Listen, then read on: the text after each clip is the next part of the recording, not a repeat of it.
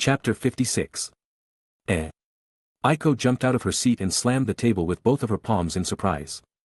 Are you absolutely certain, Yue-san? An army of 3,000 or 4,000 monsters. I have to tell the town officials immediately so the people can start evacuating. Ivan remained seated as Aiko dashed out the door along with her students and the Templar Knights. He sighed as he slumped back in his chair. You had just explained the circumstances of the situation you is facing right now. However, she left out one important detail, under the request of Ivan. Ivan, are you sure we should refrain from telling her that the dark mage might be who she's looking for? After making sure no one was around to listen, you turned to Ivan. Even Tio, who sat on the table alongside them, was curious as to why he withheld the enemy's information from an ally. I'm sure if we told her that the one stirring up all this trouble is Shimizu, she'd absolutely refuse to leave this town. She'd wait here for him just so she can talk to him. I have no idea how twisted this bastard is, but if he's willing to incite a mob of monsters to attack a town, and a dragon to kill investigators, then I will not risk the chance of Aiko potentially getting killed by him just because she let her guard down against a student. Even if she had a band of heroes with her and knights, I'm sure she'll see the situation as hopeless. She'll be evacuating with the villagers to Furin. We must stop them here, or our home will be destroyed. A force that large was not just to attack some tourist town by a lake. If Ivan had to guess, UR would just be its testing ground before taking the battle to Furin. And what stood between UR and Furin? Well, it's their home under construction. Forget the last stand that might take place at Furin. What was most important to Ivan and you was the workshop they paid a lot to have built. If these monsters ravage UR, it wouldn't be long until they reached the workshop that the builders were busy with. No matter what, he couldn't allow these monsters to live after setting foot in UR. A sentiment shared by you, and Tio, who wanted to atone for her actions. Oi, Tio. Are you sure you want to join us in this battle? I know I'm the one who poisoned you and all, but with the enemy's numbers being so high, our chances aren't quite good. If you promise to leave without any bloodshed, then I'd be willing to give you the antidote right now. As for Tio breaking her word, Ivan never doubted her vow for a second. On their walk here, he learned a lot about the dragon men from you, who admired their way of living. Such as them being a race of totally loyal and justice-seeking warriors that bring peace to the earth. While he trusted Yu's words, there was still a part of him that was a little guarded against Tio. I must refuse. I have made an oath to atone for my actions. If I can't even uphold that, then I am a disgrace to my entire race. This is why I shall join this fight no matter the outcome, and I myself have a little payback to give to that dark mage. Her eyes glinted with the familiar cruel gold as she brought up the Shimizu. It would seem falling under the control of some kid really damaged her pride as the princess of the dragon men. Seeing no further point in prying, Ivan decided to leave her alone. To him, it'd probably damage her pride even more if she fled the battlefield. It's her life anyway. If she wants to go down fighting thousands of monsters, then so be it. Ivan thought inwardly as he brought up their next steps. What was important is that absolutely no one remained in the town. So long as these people have no hope, then they'd flee without hesitation. That would leave the whole town to become the three of them playground. Without having to worry about holding back or hiding secrets, they'd be able to go all out. That's even applying to Tio, who doesn't wish to transform into a dragon in front of others. As her mission held utmost importance to secrecy, the last thing she wanted was to expose that the dragon men still lived. Especially after all of the efforts her people went through to make sure that secret was held. With that in mind, the three of them got out of their seats and went outside the inn to assist with the evacuation. It only took an hour after Aiko ran to warn the town officials that the info spread to the people. Screaming, crying, laughter.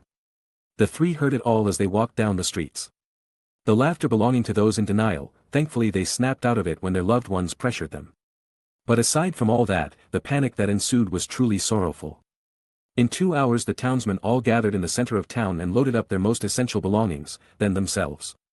Ivan and his team made the excuse that they were going to head in another direction as they split off from the caravan after dumping Will. He sighed as it was likely the builders would stop their work the moment the caravan reached them. With their speed, it should only take the caravan 4 hours to reach Ivan. By then night would fully descend and the battle would commence. Ivan and the others awaited the horde at Erdia Lake. If they were going to be battling for a long time, then he planned on utilizing the lake to cause mass destruction. He stuffed his hand into his satchel as the ring on his finger glowed green. Then, under the eyes of Tio and Yu, he pulled out a multitude of rings and accessories. Each accessory acted like a battery, full to the brim with mana for the wearer to use. He had 10 rings just in case. Each was imbued with mana crystals. Yu and Tio divided the rest equally, though it was mostly decided that Tio would get the most considering she held great area of effect capabilities as a dragon. She would need those rings and accessories as the cost of upkeep for her dragon transformation was quite high. Something about each movement costing mana, a problem she didn't need to worry about when sleeping.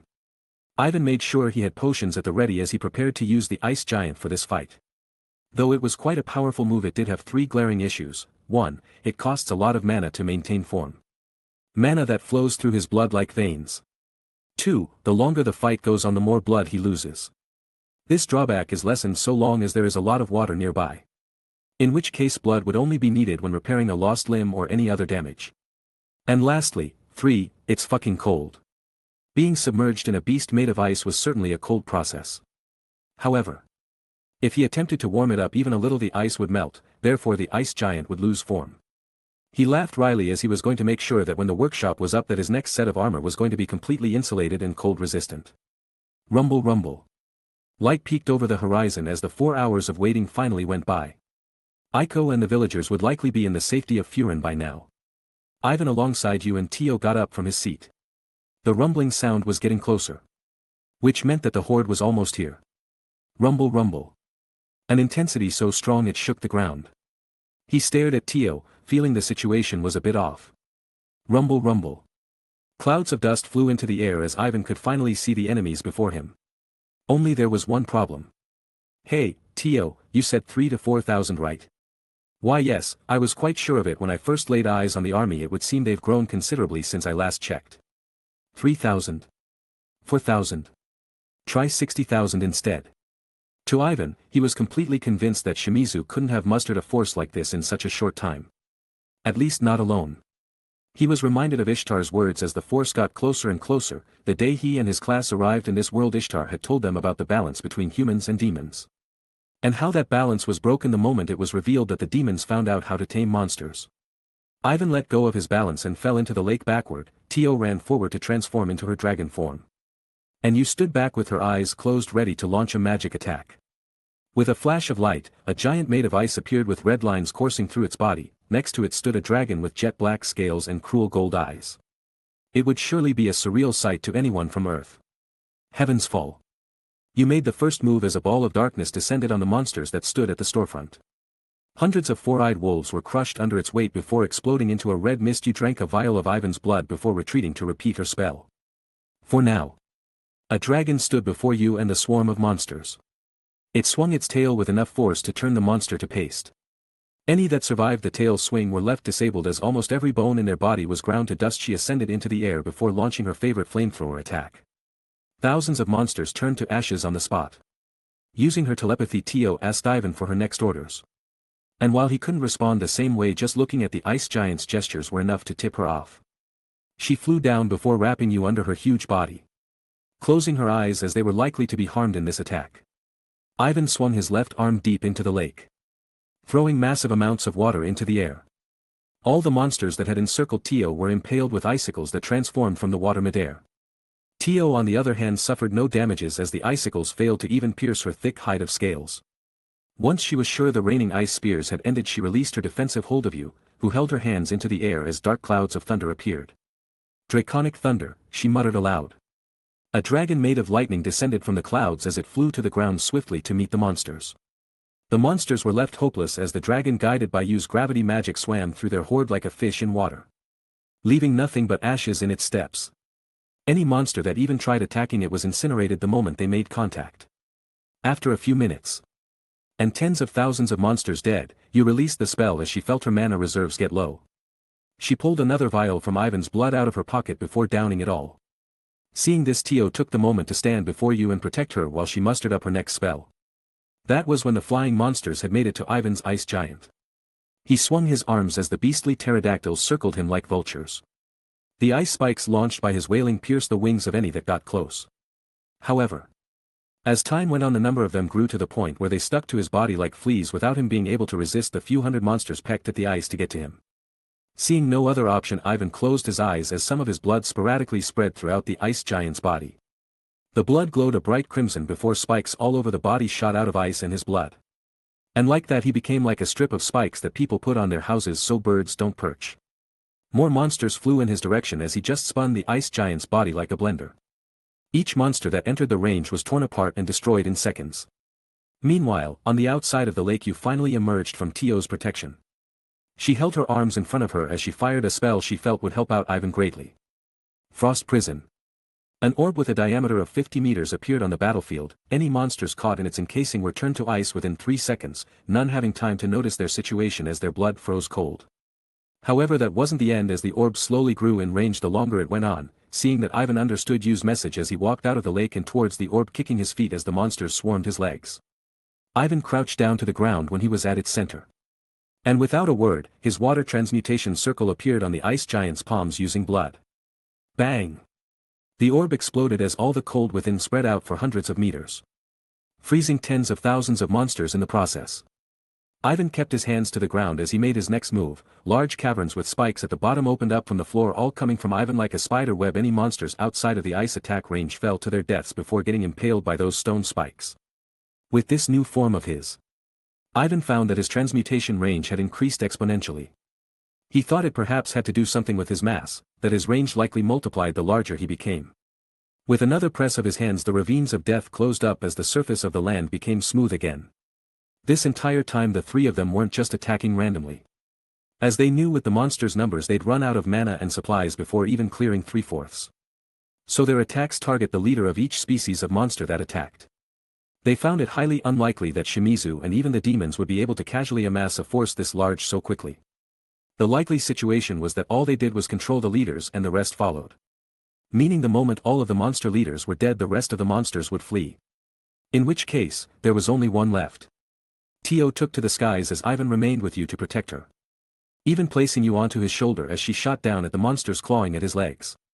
Tio spotted the last leader as she lunged down swiftly, intending to crush it under the weight of her draconic body. Splat! The monster's eyes popped out of its head briefly before it was turned into paste. Suddenly, all of the monsters on the field turned silent as they stopped attacking. Then without a sound, they all turned heel and ran toward the mountains. Among this group of fleerers was a large pterodactyl-like monster. Tio turned to it as she noticed the figure lying on its back, attempting to avoid being seen. She flapped her mana-imbued wings before taking to the sky once more. In no time at all she hovered right above the frightened pterodactyl monster. The boy on its back shivered violently as he held his arms in front of him, tears threatening to spill from his eyes as he begged for his life. However, she only glared at him silently from above, all with her cruel gold eyes. Her pupils elongated and her teeth grew sharper. Without a word, she opened her large maw as Shimizu felt the temperature rise significantly. Then, boom! Just like that, both Shimizu and the pterodactyl monster were incinerated without a trace. Ivan sighed as he dissolved his ice giant form, taking a towel from his ring as he dries himself off. How the hell am I going to explain this to Aiko-sensei? That's when he came to the conclusion he wouldn't. From the moment he found out Shimizu was the dark mage, he was worrying about what to do with him when they caught him. While they didn't know each other at all, he was sure he'd hesitate for Aiko's sake. As for why he'd hesitate and not refrain from killing him, well, it was because Shimizu had simply seen too much in this fight. Whether it be his transmutation, Yu's magic, or Tio's dragon transformation, all of that was not to be known. So in the end he felt that Tio made the right choice. He let you support his body as they walked in Tio's direction. With this their workshop was safe and Tio's responsibility was fulfilled. All that was left was to follow after the likely awakened will and report back to Furin's guild branch. They smiled under their masks as Tio ran up to them before they could meet her. Pulling a vial from his waist, Ivan presented it to Tio. Here, your duty and promise have been completed, so I shall hold up my end of the bargain and hand you the antidote. I want to thank you for fighting alongside us. These monsters dying here meant more for us than you understand. You nodded to Ivan's words. As if the monsters managed to make it to the workshop, it'd likely be destroyed in the battle. Their dream of opening a business out in the outskirts would end there until they had it rebuilt, not counting that if the monsters took over Furin then there'd be no one left to rebuild it. Tio took the vial before dropping it to the ground. Shatter. Ivan stared at the food-color dyed water before turning back to Tio, who had flashed a large grin. Oh ho ho. It would take a lot more than a serious tone to deceive this princess. We dragons are incredibly sensitive to what enters our bodies. I knew the instant I drank the poison that it wasn't real. Ivan smiled wryly as his deception had been seen through. Though he was glad she wasn't upset and instead understood his intentions to discern her credibility. Now then, as compensation for deceiving me, you shall allow me to join your team. However, it was these words that frightened him more than if she were to attack him in her dragon form. Chapter 57. Thank you 3 for retrieving Will back to us safely. you have no idea how much of a burden this has lightened on my heart. Whatever you may desire, I shall fulfill it to the extent of my ability as Guild Master of the Furin branch." After checking the condition of their workshop, Ivan, you, and Tio headed towards Furin to pick up their reward. Well, Tio tagging along despite the two's many refusals. You eventually chimed in saying that it'd be best to have someone man the workshop while they were gone. Who is someone strong enough to protect it from the greed of humanity? What better than to hire a dragon for that job? Though Ivan had his idea for staff, it'd take a while to implement it. So for now he acquiesced with Yu's request. The three stared at the man in his late 30s that stood before them with slick-back blonde hair and a discerning look in his eyes. He looked no different to a conniving fox to Ivan. The wrinkles on his face did not clash with the professional amicable smile he showed. This was the master of the Adventurers Guild branch of Furin. Ilwa Chang. The one to give them their reward. The moment the three entered the room, he opened up with that. Never did any of them explain to the receptionist that they were the ones to complete the job, and yet he already expected them.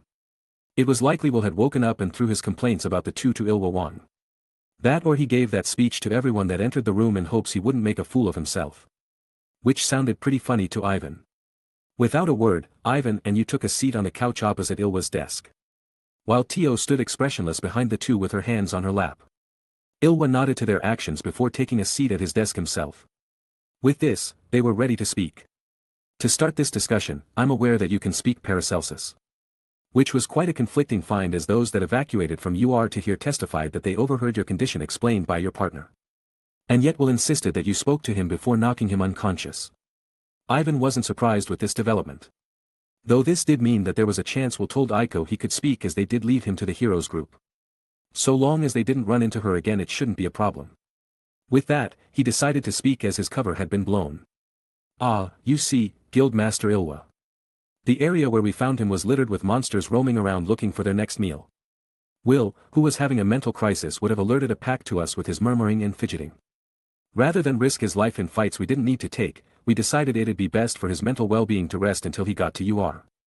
Unfortunately, one thing after another, the town of UR was evacuated from the upcoming disaster." "I see, if you say it was for his well-being, then so be it. You got him back here with no other injuries than the ones he sustained from before meeting you two, though he did say something that caught my attention, Mr. Paracelsus. Did you by chance encounter a dragon when you found him?" It was a question that turned the room silent. Not even breathing was audible to those present. Ivan's body shook as his expression was invisible due to the mask. "Ha ha ha.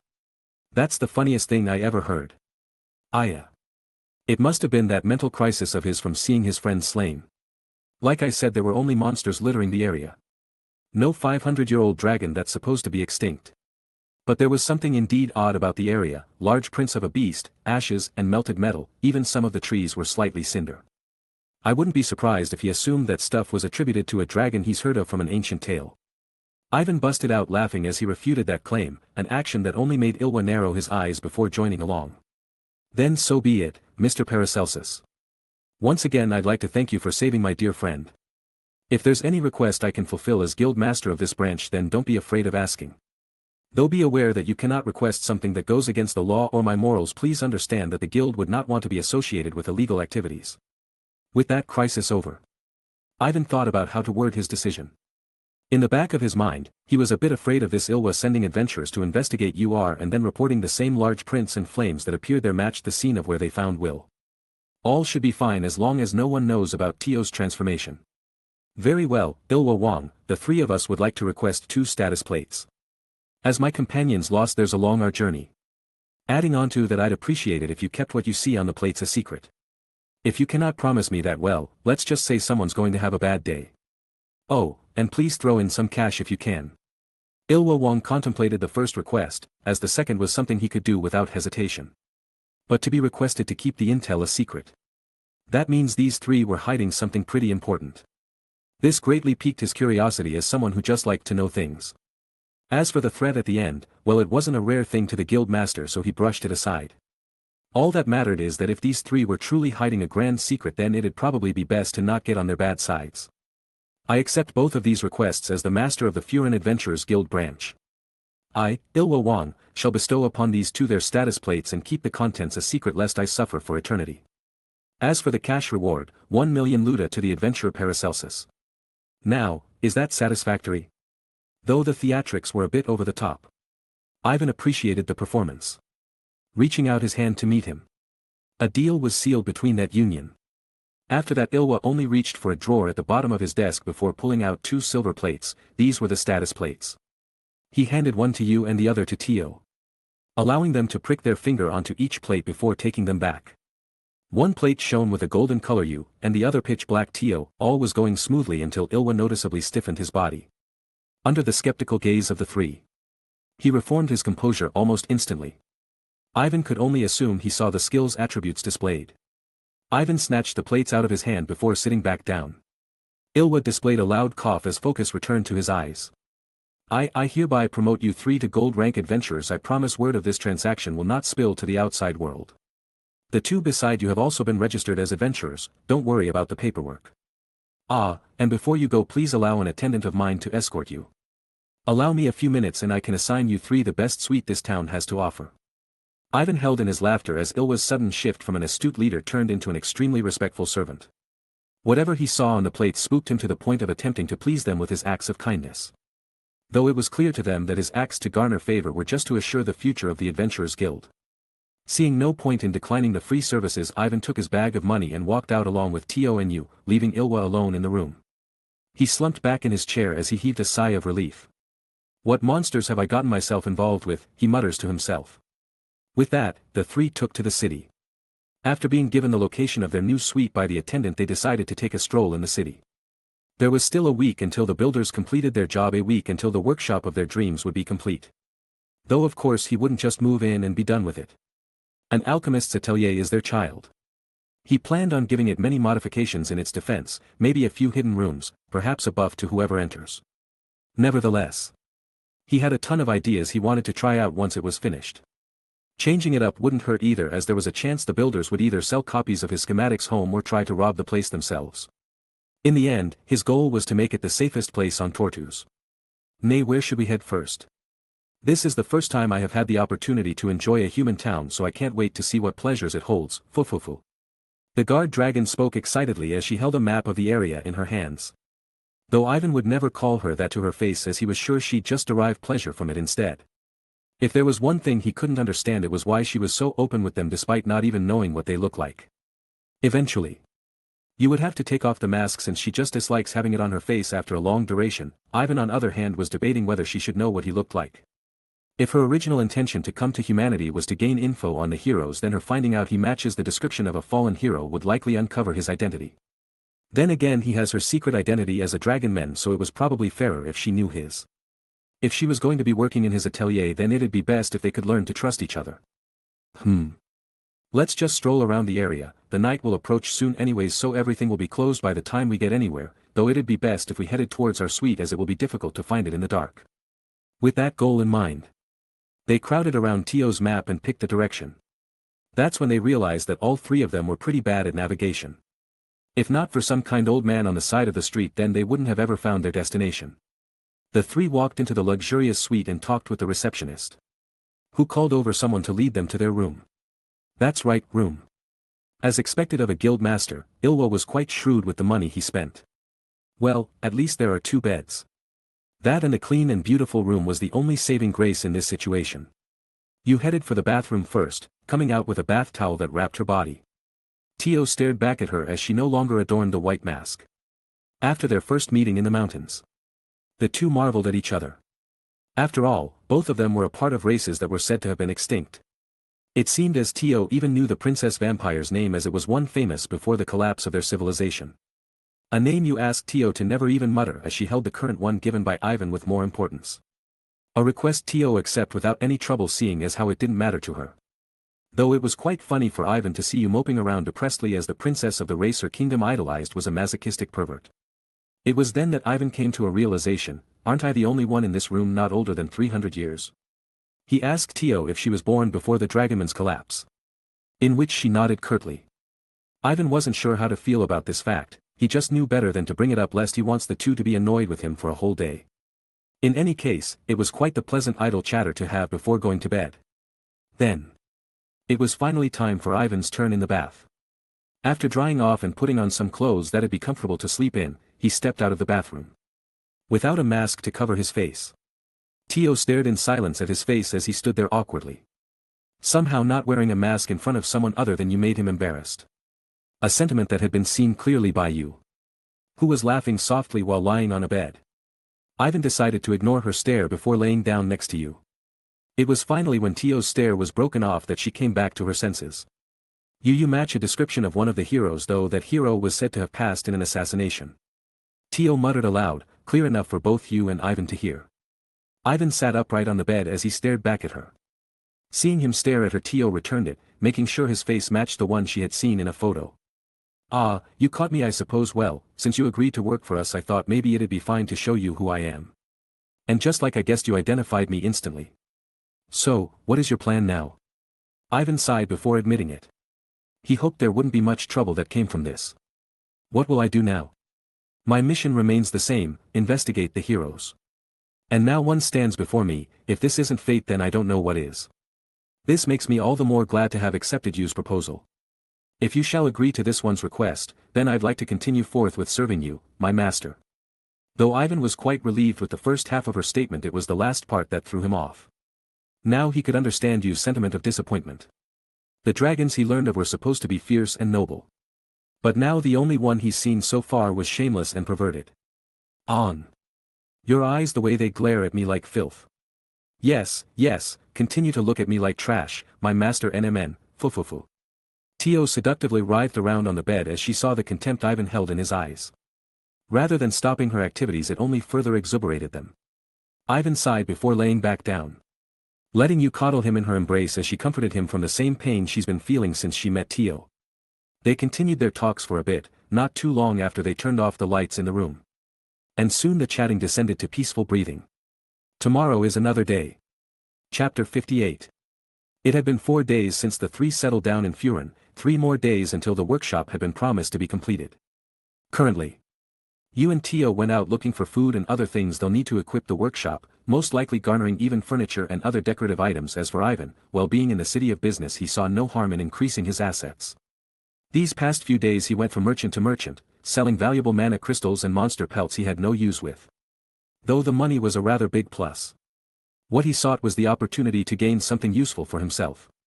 The opportunity to find something that wouldn't be found in a normal market. Whether it be rare minerals or ancient texts, the more valuable they were, the harder they were to find, which was why it was easier to steal from people you know are in possession of them. At the end of the 4th day, that opportunity finally showed itself after a few hours spent in the trader's quarter. During his leisurely walk, Ivan noticed a man clad in dark robes approach him from the opposite direction. The two were set on course for a collision. Neither making any move to avoid the other. For Ivan, it was a matter of curiosity, as the figure approaching him had many opportunities to move out of the way, and yet they seemed insistent on colliding with him. So he allowed the meeting to happen. A slight bump was all that happened. Ivan kept his hand above his satchel as he was ready to down an antidote the moment he felt the slightest invasion in his body. But none of the sorts occurred. Instead, he felt something light fall into his pocket. Whoever this figure was seemed quite adept at pickpocketing. Though not so adept at leaving stuff in other people's pockets. The figure continued the path Ivan came from, as Ivan made sure there was no pause in his steps either as he continued forth. As if this were truly the opportunity he sought, then he'd take careful steps to make sure it happened. It wasn't until he found an unoccupied alley that he finally slipped his hand into his pocket. Ivan fiddled around in his pocket before pulling out the item. A small, heavily folded sheet of paper. He carefully unfolded it before sighing as the text was too tiny to read. His ring glowed as something resembling a magnifying glass appeared in his hand. He examined the lettering before nodding. Then his right hand glowed as the paper disintegrated into unintelligible scraps. Without another word, Ivan headed towards the inn he and the other two were staying at as night was approaching. The note read as such. Art, mask, cemetery, money 1700 hours. Ivan assumed the order as the place of meeting, apparel, and condition of entry. As for the money, it was likely another word for business. Cemetery being the code word and art being some art museum. The time was rather self-explanatory, seeing as how it was too late in this day to meet at that time. He assumed it was tomorrow. His current objective was to inform Tio and you of the encounter and ask Tio to use that map knowledge of hers to point him in the direction of the art museum. For the rest of the night, he'd need to make a new mask and apparel for the event, as he didn't want to get recognized as a visitor of some illegal dealing and potentially compromise his above-ground identity as Paracelsus. Tio and you would have to stay behind as neither of them were invited guests, and them being there would only mean trouble for him. He didn't want to get kicked out before examining the value of the products being sold. Sure, he could just invade the auction and take what he wanted, but rather than stir that pot of trouble for both him and the city, it was better to do things formally for now. If there was something he wanted, then he'd have no problem stealing it from criminals. The night turned to day as the auction event soon approached. You and Tio would be standing around the area in case anything happened. Ivan stared at the mask he held in his hand before adorning it on his head. Pitch black horns sprouted from its head. Translucent but glowing red orbs replaced the spot where eye holes should have been, dark fur covered its entirety as it drooped down to form what could be called a beard. This was Ivan's behemoth-style mask, endowed with the same adjustments made to his white mask. That being, enabling the wearer to see through it entirely along with regenerative and insulation properties. The red glowing eyes were just there as decoration, something Ivan insisted on adding. As for his new mantle, they held the same properties as well, besides the whole wearer can see through it thing, other than that it was a dark gray with accented gold linings that went well with his mask. Ivan nodded at the two from afar before entering the museum. From there he was met by a beautiful attendant garbed in a professional business suit. The woman approached him with a smile before bowing. "Excuse me, sir, we do not allow masks to be worn in this facility. May I please ask you to remove the mask for your duration here?" She spoke in a rather respectful yet curt tone. Ivan could only imagine bad things would happen to those who didn't have a good reason for refusing. "Cemetery," he said softly. That's all it took for the woman's demeanor to take a complete turn. She got down on one knee as the professional smile was replaced with a stoic expression. She held her right hand over her left breast before speaking once more. "I apologize for my rudeness, esteemed guest. The auction will be starting soon. Please allow me to lead you to the hall." It was a good thing the museum was empty, as her actions and words would have surely attracted a lot of stares. Ivan followed the woman as she led him to a door in the corner of the art museum marked "Staff Only." When the two entered the room, she knocked a few times on the wall in a rhythmic pattern before something happened. The sound of locking mechanisms became clear in Ivan's ears before a hole opened up before them, revealing a staircase down into the earth. She bowed before Ivan again and asked that he travel down it. "Take the staircase down and it won't be long before you reach the hall. It will be a straight path lit by lanterns. At the end will be a grand set of wooden doors. Knock like I did before and you'll be granted entry." After those words, she left the staff room to attend back to her post in the front of the museum. Seeing no other option, Ivan took careful steps down, tracing his hand against the walls as he descended, though he seriously doubted the walls of some criminal syndicate would be nearly as powerful as the ones lining the grand labyrinths. Just like the woman said, a straight path was presented before him in no time. He transcended through it until he saw the wooden doors she spoke of earlier. It was a good thing he had memorized the knocks she made in the staff room without her asking, as he thought they would be important to remember anyways. He copied the knocks perfectly as seconds of silence descended in the hall. Not too long the sounds of mechanisms locking rang again. Except this time it seemed to be that same staircase. Ivan assumed he'd have to await these other auction guests before being allowed entry. Footsteps echoed throughout the hall as the figures approaching became clear to him.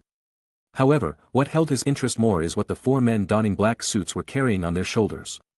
A palanquin, he muttered in his mind. What the four men were holding was a box large enough for two grown men, lined with gold and other expensive jewelry. Its white curtains were drawn as it revealed two people inside of it.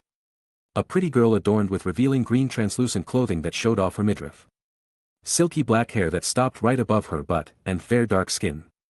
Her emerald pupils stared at him without any luster as she made arm movements to the figure sitting in front of her. The fact that she wore nothing on her feet and the sound of chains clinking as every movement she made to massage the man only proved to serve her identity. The man that sat along with her in the palanquin accepted the girl's shoulder massage without any reservations, leaking out disgusting groaning noises that were muffled by his aptly appropriate boar mask. The tusks protruded from its face, shivering ever so slightly along with the rolls of fat that made up his pale skin. This round man had neglected to wear any top to cover his upper body, only wearing silky shorts that look as though to be made of gold. Bracelets and necklaces littered his body, flashing gaudy jewels. His pig feet curled as he drowned in pleasure. Without a word, one of the men donned in black that stood in the front led the others to the door. He performed the knock sequence as the area erupted in silence. What was one man standing alone had become seven. This awkward silence continued as either party refused to make any talk with each other. Though Ivan could feel the stare that bore into the back of his head. He turned his head. Instead of locking eyes with the man in the palanquin like he thought he would, or the men clad in black, his eyes connected with the girl sitting there listlessly. For a brief second, he felt as though he saw some sort of light in her eyes, and yet even that was snuffed out almost instantaneously. The man ordered her to continue her job as she focused on the task at hand. Ivan turned back forward as their contact was broken. Seconds turned into minutes before something finally happened. Gotcha. The large double doors opened very slowly. Ivan held a hand up to his face as the light that poured out blinded him for a second. And without a moment to gauge the situation, he was shoved out of the way. The men carrying the palanquin brushed by his shoulders as they made their way to what seemed to be the VIP area. As compared to the rest of the scenery, the VIP area featured private rooms with large glass panels that divided them from the rest of the crowd as they overlooked the auction hall. He turned his eyes back to the normal seating as descending rows of comfortable red chairs were brought to his vision. Hundreds and hundreds of guests each occupying a seat. No matter where he looked, everyone in this room had adorned a mask. At least everyone that didn't seem like an attendant or slave, seeing as there were no seating arrangements that seemed needed to be followed. Ivan picked a seat close to the exit, not too far a distance from the VIP rooms. Contrary to what he thought, instead of some loud boisterous gathering of rich and snobby people, the room was completely silent, leaving only those who couldn't resist coughing or shifting in their seats. However, even these instances of noise were looked down upon as everyone else in the room sent a glare towards the offenders. The event hadn't even started and tensions were already high. Ivan reclined in his seat as he brought a thumb up to his chin. He had zero idea what would be auctioned here today or how long the event would even go on for. Hell. He only assumed he received an invitation because he's been spotted making a lot of deals with traders and vendors over these past few days, making him a fat sheep with some expendable cash. His only hopes were that there was some ore or text that would be of some value. Once the auction was over and he had to pay up for what he wanted, then that's when he'd commence his robbery. With Tio and you on standby, he'd leave this place with only profits. The lights in the auction hall dimmed as a spotlight shone on the stage at the end of the room. Red curtains reeled in as the sight of a man in a tuxedo with a black and white mask was revealed to the crowd. The man eyed the crowd for a second before bringing up what seemed to be like a microphone to his mouth. The hundreds of eager buyers perked their ears in preparation for his words. And as expected, the black boxes lining the hall vibrated as his voice reverberated throughout the room. Good evening, ladies and gentlemen of the underworld. Thank you all for attending tonight's auction, and may I assure you that it is a worthwhile one. Ha ha ha, I'm sure that today we will unveil some merchandise that will surely wow everyone in the room. In fact, my boss as the head of the Friedhof said himself that he feels pity for those who will miss tonight's opportunity, as it may be the last our community will ever see. The checkered masked man spoke energetically as he waved his arms about to enunciate every other word in hopes of garnering the crowd's favor and attention. But the Friedhof, huh? Ivan had only heard that name only once in his few days here. And the one who uttered that name accidentally even covered his own mouth as his eyes darted nervously through the streets. The man who resisted Ivan's prying questions ran away in the sea of people before disappearing completely. Coincidentally, that same man would show up in the papers as dead only 2 days later. That's when Ivan knew there was something up about that name. After inquiring with Ilwa, he found out that the name belonged to one of the few major crime syndicates in the city, a syndicate that specialized in slave trade. So this is a Friedhof auction. If I knew that beforehand, I wouldn't have even bothered showing up. Ivan sighed depressedly as he slumped further into his seat. Here he was excited to hopefully find some new resources, and now it's likely that he'll only find slaves here. With Tio joining the group along with some assistants, he was planning on making in the workshop. He had zero interest in a slave. Not to mention the moral dilemma that someone from a world like him was presented with concerning the topic. Holding on to his last embers of hope, Ivan stared at the stage listless as he hoped he was wrong about his assumptions. Unfortunately, his hopes were crushed as what he had expected went exactly as foreseen. Hours passed as slaves were hurled onto the stage like cattle while the calm audience erupted into murmuring and number-raising. And while Ivan didn't care much for the lives of others, seeing this despicable stuff in practice was quite unsettling to him. That's when the children were brought on stage. There were few instances where the Holy Church didn't prohibit slavery, and that's when it is the slavery of a criminal or beast men. These children were obviously neither. And yet that didn't stop the audience from putting a number on their lives. This little brown-haired kid is going once. Going twice. And oh, what an upset. A new contender has entered the ring. The man in the bull mask now holds ownership. Anyone willing to outbid this man? The crowd turned to stare at Ivan's raised hand. None willing to raise, as they didn't see this child worth more than Ivan was willing to pay. However, their indifference turned to frustration as Ivan went on to outbid others for the sale of other children as well. Murmuring erupted as those sitting near him distanced themselves. Ivan sweated internally as his funds dropped drastically. Consoling himself as he promised to rob this place for everything it took and some. The speaker attracted everyone's attention from Ivan as he enticed them back to the stage. As far as he was concerned, Ivan was just a wealthy guest that flaunted his wealth out of the VIP area. What Ivan did with the children after their sale was none of his concern. Please settle down everyone. We're not done yet, we still have the grand reveal to make. Now this will be the last showcase for the night before we wrap things up, a spectacle that may never be seen again in this underground market. A prize so valuable that even my boss doubted putting it on sale. He went through many lengths to procure it and keep it away from the eyes of the world. So give it up for our grandest slave. The crowd held their breath as the lights in the hall completely vanished, leaving only the spotlight directed at the stage. Sounds of whirring and mechanisms locking permeated the air as the floor of the stage separated.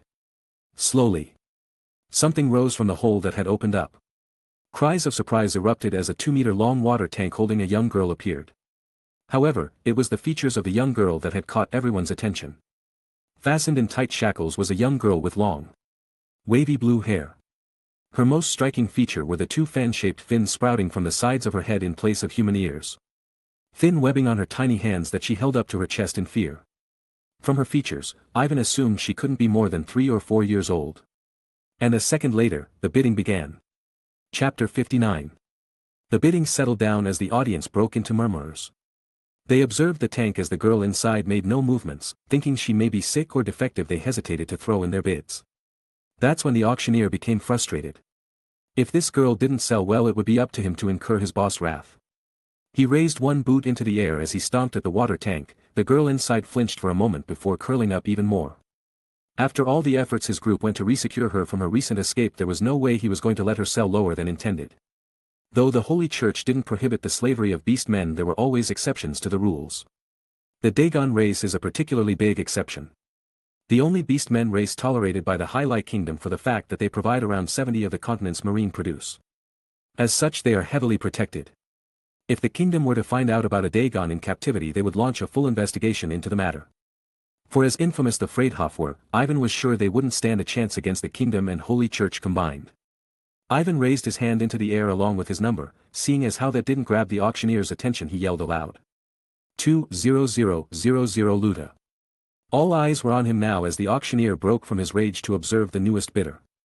Seeing that it was the man in the bull-like mask, he nodded firmly as he readjusted his suit after the wrinkles he gave it. The auctioneer picked up his microphone from the floor and he held it up to his mouth. What an upset. It would seem that 2 million has entered the table. Is anyone willing to contest? Going once, going twice, and... As before, the auctioneer held his sentences for long to allow any hesitators one more chance to jump in. And it was one man that took that opportunity as the crowd erupted into gasps. Ivan turned his head to the VIP area, where the auctioneer had pointed to after the number had been raised. That's when the boar finally acknowledged his presence. That same pig man he met at the entrance stared down at him arrogantly as he held a chicken drum in his left hand and his number in the right. Ivan lifted his hand again as the bid raised, much to the auctioneer's delight. The boar man, noticing the challenge, raised the bid even further.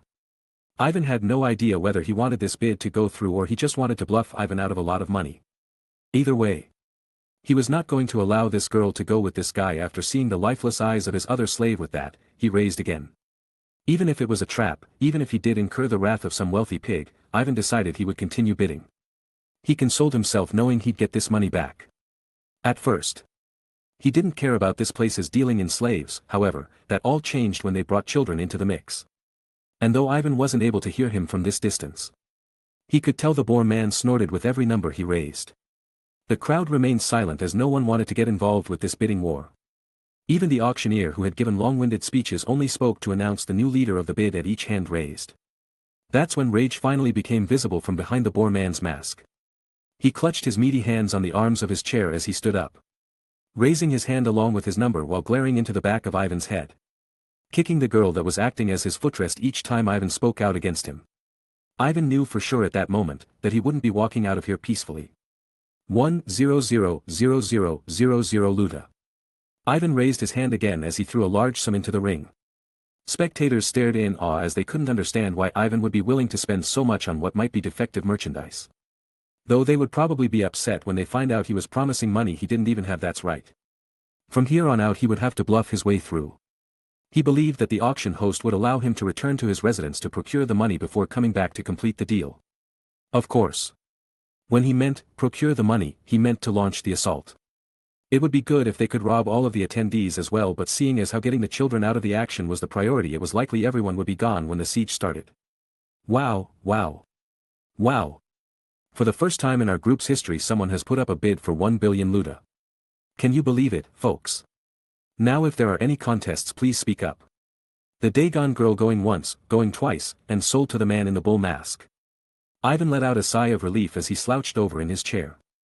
It was a good thing his mask had a self-cleaning function as it would have been drenched in sweat by now. Cheers erupted in the hall as he stood up to bow. Not forgetting to direct one even to the boar man. Laughing aloud as the boar man snapped his number card in half over his knee in rage. Without another word, Ivan walked up to the stage and followed the checkered mask auctioneer as he led him to the back rooms. And as he expected the man brought him to a meeting room where they divulged a bunch of information. Leaving Ivan to answer a multitude of questions. For instance, his residence, his real name. And several other matters that pertain to the documentation of ownership for the slaves and a vow of silence. Simply read, they'd rob and kill him if he rats them out. The matter of residence he simply marked the high-end hotel seeing as how he was sure they had spotted him entering it if they really scouted out attendees for the auction.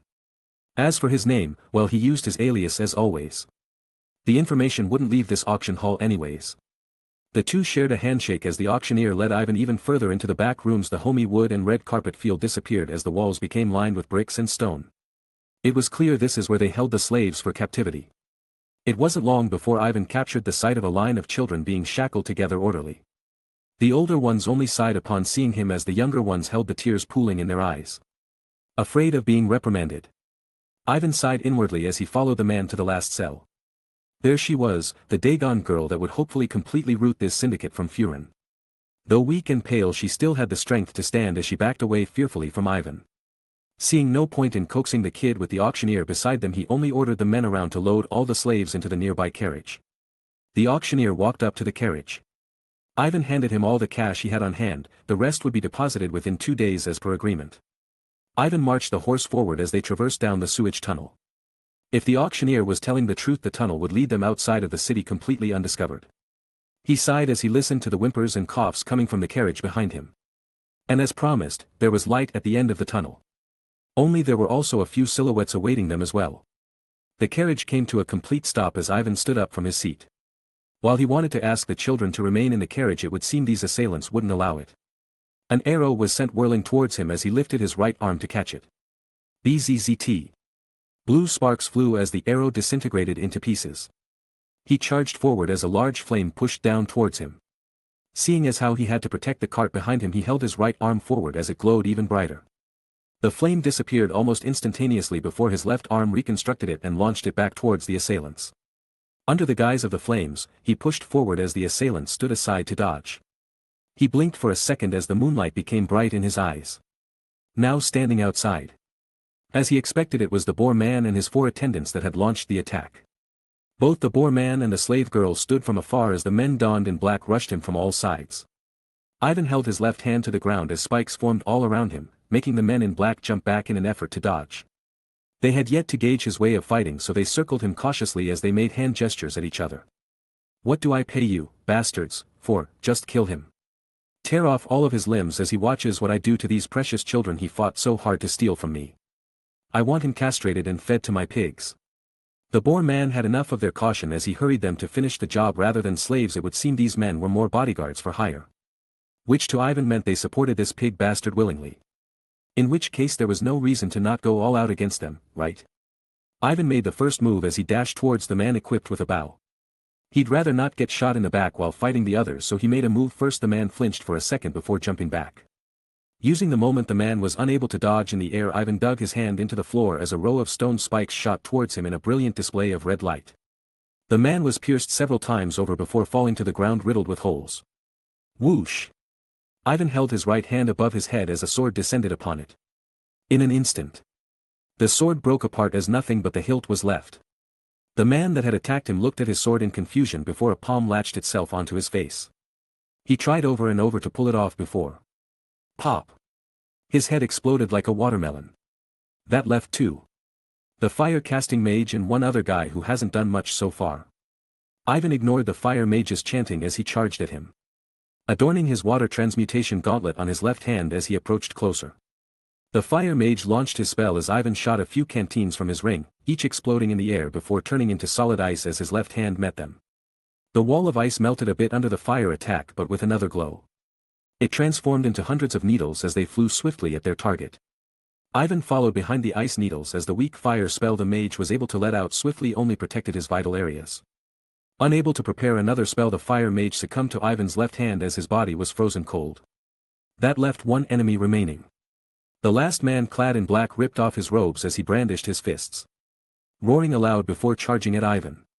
And in a second Ivan met that guy's fist with his right hand right before his arm exploded into a red mist. The man died without even realizing his pain as the flying blood froze in the air and tore at the man's heart.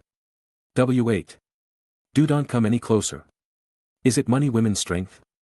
I can give you all of it. What do you say you let me live? I'll even give you this girl right here as a sign of good faith. I swear it. The boar man shamelessly begged for his life as he threw the slave girl in front of him. Her eyes remained lifeless as she was presented before Ivan. He only stared at her for a few seconds before approaching the boar man even closer, however stalling his steps as the boar man grinned evilly. Do it now. Ari. The tan-skinned girl who was previously motionless lunged forward as a knife was revealed behind her back.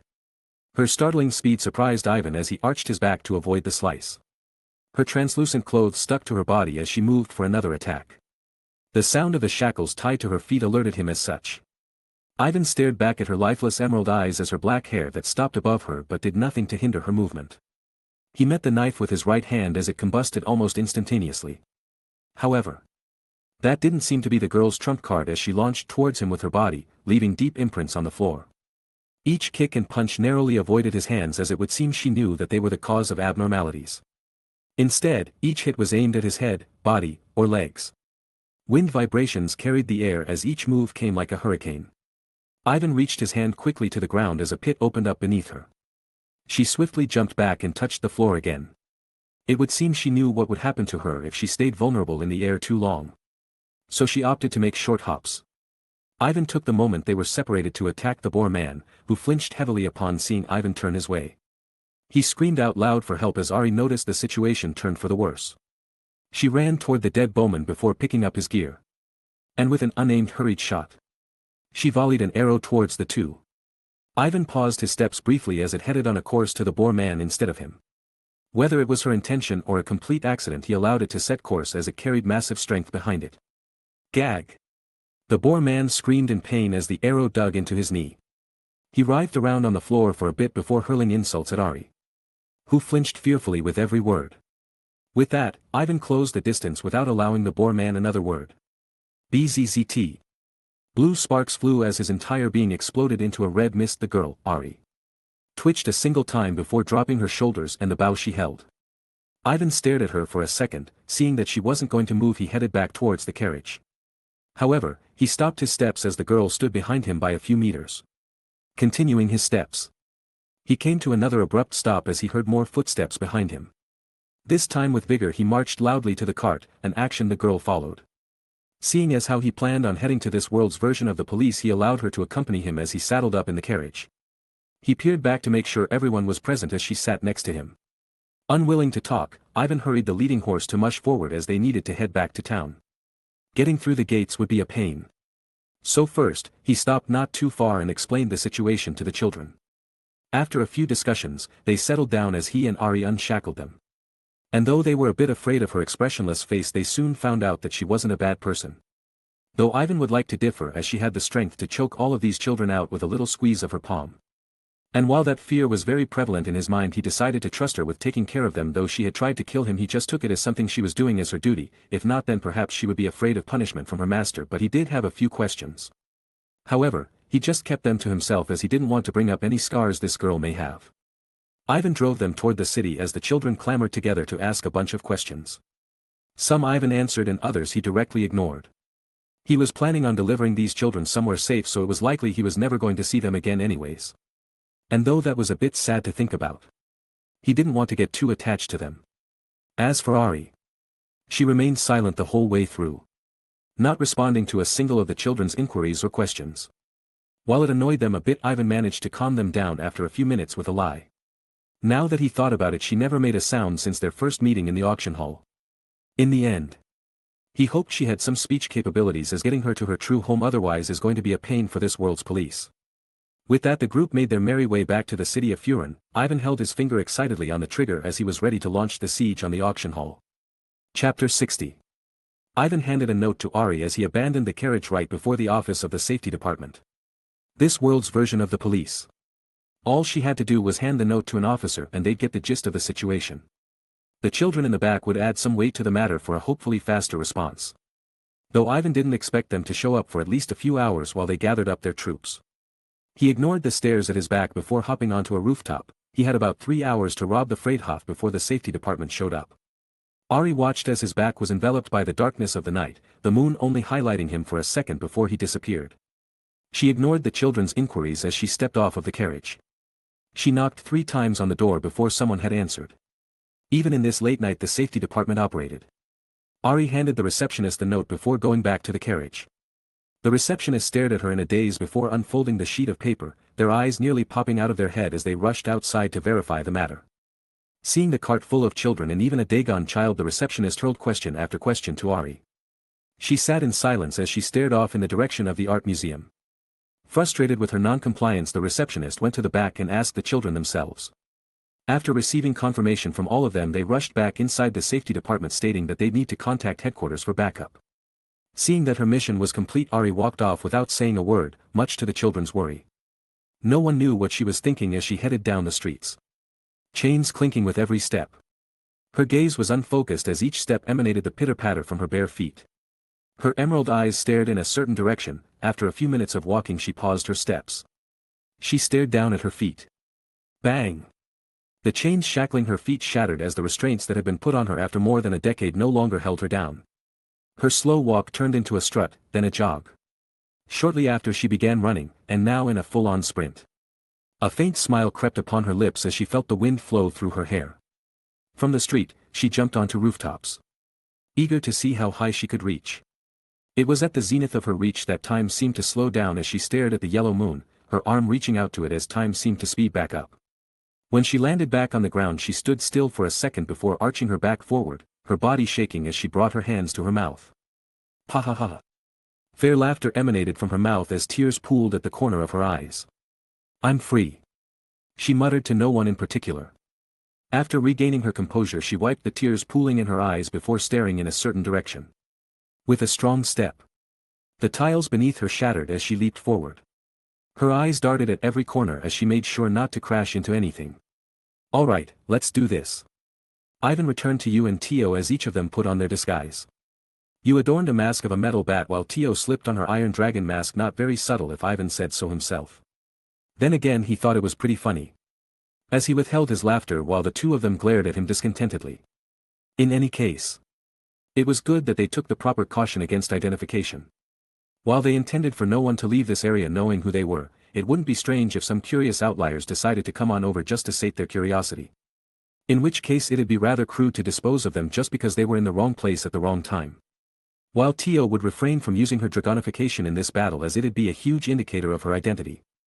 She did reassure the two of her skills in her human form. Boasting her proficiency in fire and wind-related spells. Quite the good combination of affinities if Ivan had to say. Her dragonification probably would have got in the way underground anyway, so he didn't care much for this development. It had been well over an hour since the auction had been completed. Those who remained were either staff or loiterers here to do some behind-the-scene deals. The museum had been closed for the day, but that didn't stop the three from breaking open the door as they waltzed in.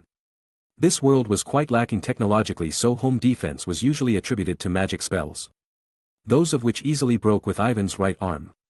Minutes went by and they reached the staff room hiding the secret staircase. Each nodded toward each other as they approved to enter the enemy territory. Rather than performing the knock sequence and alerting the doorkeeper.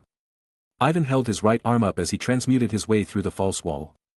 The three only fell shortly before landing in the dark stairs, in which Tio held up a finger as the area became brightly illuminated. The three followed the path as they watched out for any traps. From there it only took a couple of minutes before they reached the large wooden doors. Seeing his opportunity to shine again, Ivan walked forward as his right arm glowed blue. He ignored the two's murmuring as he descended the steps down to the stage. Tio and you hurriedly followed after him as he stepped on stage and entered the back room. In the first room. Ivan held the doorknob for a moment before taking time to think, deciding it would be the best course of action he allowed Tio to enter first as flames enveloped the room. Those caught in it were allowed no time to scream in pain as they disintegrated into ashes. This process would continue for the next couple of rooms as Ivan remembered which room his signed documents were held. It was that room that Ivan ordered Tio to not incinerate. Yeah. He planned on destroying his documents, but seeing as how it withheld the documentation of others who have bought and traded slaves, it would be of great use to the safety department in capturing those who actively participated in the trade. Ivan knocked on the door as he waited for someone to answer. The man who answered was the same person who had been the host for today's auction. Still adorning his black and white checkered mask, he curiously opened the door before a palm came hurtling toward him. His muffled screams were nearly inaudible as the arm that had grabbed him sparked blue. In seconds his resistance ended as his body dangled lifelessly in the air. A thud resounded in the three's ears as he fell to the ground. You walked up to the body before incinerating it with her fire magic, leaving no traces behind of how he died. Ivan sighed at this scene before running over to the wall of cabinets that took up half of the room. Shifting through each one before noting that they were in alphabetical order, it didn't take long for him to find his name as he pulled out his folder of signed documents. He handed it over to Tio while she took care of the rest. For now, their first objective had been completed. Well, technically second. Then again, saving the children was not really on their agenda in the first place. Ivan's eyes crept around the room as he looked for someplace that might be good for safekeeping the money. He looked behind paintings, under rugs, behind cabinets, and found nothing. Which led the three to believe that the stash was probably someplace in the sewers along with where they held the slaves. With that in mind, they descended into the sewers as Ivan brushed his hand against the dirty bricks that lined up the walls. He paused his steps as he focused on a particular space close to the cells. With his transmutation, it was easy to feel what was easier to transmute just by touch, and this area specifically was by a large margin more difficult to transmute than the rest of the sewer. His left arm sparked as the wall molded to form a hole large enough for a person to climb through. And there it was, sacks of loot full to the brim, gold bars stacked neatly in the corner. Expensive paintings and jewelry arrogantly on display. Without another word, Ivan walked forward as his ring glowed brightly. In seconds everything that was in the room disappeared. The three grinned happily as they made sure not to leave a scrap behind. As Ivan had promised, he had managed to take back what was his and then some. In any case, the stuff they found would be useful in upcoming operations Ivan planned for. Money is a very valuable asset in any world. The gold bars would instead go to the manufacturing of his guards, so that was settled. As for the jewelry and paintings, well, they'd probably be used as decoration for the workshop. With that matter settled, the three followed the sewer out as they didn't want to happen upon anyone should they traverse the path they took to get down here. All in all, it was a very successful stealth mission where all of their objectives went completed. The masks were not even needed as most of the criminals of Freydhof weren't able to get a look at their faces before being incinerated to ash. As far as they were concerned, the rest would be up to the safety department to take down Freydhof. If they were smart, they shouldn't have any trouble in recruiting the Holy Church and Kingdom to join them in their incursion. From there it wouldn't be difficult to use some of the documents left behind to link the criminal activities here with the group and provide a reason to hit their main base as well as sub-bases. The moonlight at the end of the tunnel became visible as the three rushed out. They breathed in the fresh air as they lamented their choice of taking the sewers. Sure, it would help with their clean getaway, but after 20 minutes of walking it was getting to their heads. Ivan began stretching his arms before he noticed an extra presence along with them, only this presence was not trying at all to sneak upon them. Instead, she stood in the open with her arms to her side as she stared back at him. It seemed she predicted he'd use this exit to flee from the scene.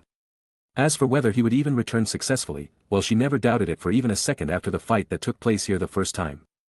Though she didn't recognize the figures beside him, she kneeled on her right knee as she bowed her head forward. The bull-like mask was a little intimidating to her, but the face she recognized. Under the scrutinizing gaze of you, Ivan stepped forward. Though he could guess her intentions, he still had to ask. Ari held her breath as she heard him approach. Her toes curled as her heart started beating with anticipation. Ari, right? Ivan started with her name. He had no idea if that was her true name, so it was better to see if she approved of it. When she responded with a nod, Ivan continued with his line of questioning. Would you like to accompany us? She nodded frantically as if to make sure Ivan understood her intentions. Can you speak? She shook her head softly. Has it always been this way? Afraid his question might poke a sensitive spot, Ivan spoke hesitantly. Once again, she shook her head somberly, insinuating that she had lost her speech capabilities in her time of captivity. Ivan sighed as he got up from his crouched position, hesitantly reaching his hand out to her head as he mulled over his thoughts. She shook upon contact and remembered what happened to those who were touched by his palm, but after a few seconds of nothing, she relaxed as she enjoyed the contact. It wouldn't be difficult for Ivan to create something that would repair or emulate her speaking capabilities. Perhaps an amulet or choker enchanted with creation magic or a potion mixed from some rather rare herbs.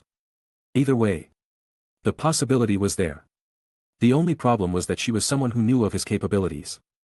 Between killing her here and now or taking her in to keep an eye on her, he decided the latter would be more appropriate. If she seemed trustworthy, then he wouldn't mind helping her out with her situation.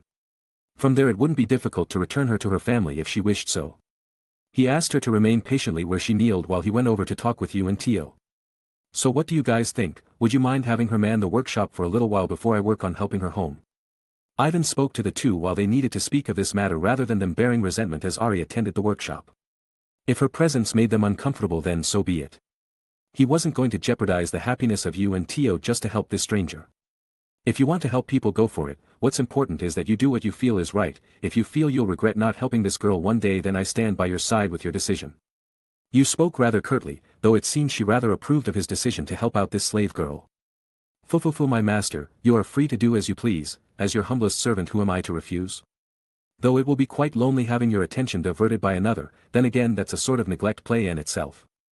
Once again, while Ivan didn't get where the whole master and servant play was coming from, he understood that she didn't have any qualms with the situation so long as he remembers her. With that settled, the three approached Ari as a sword materialized in Ivan's hand. He laughed a little at her flinching before tapping the sword on each of her shoulders.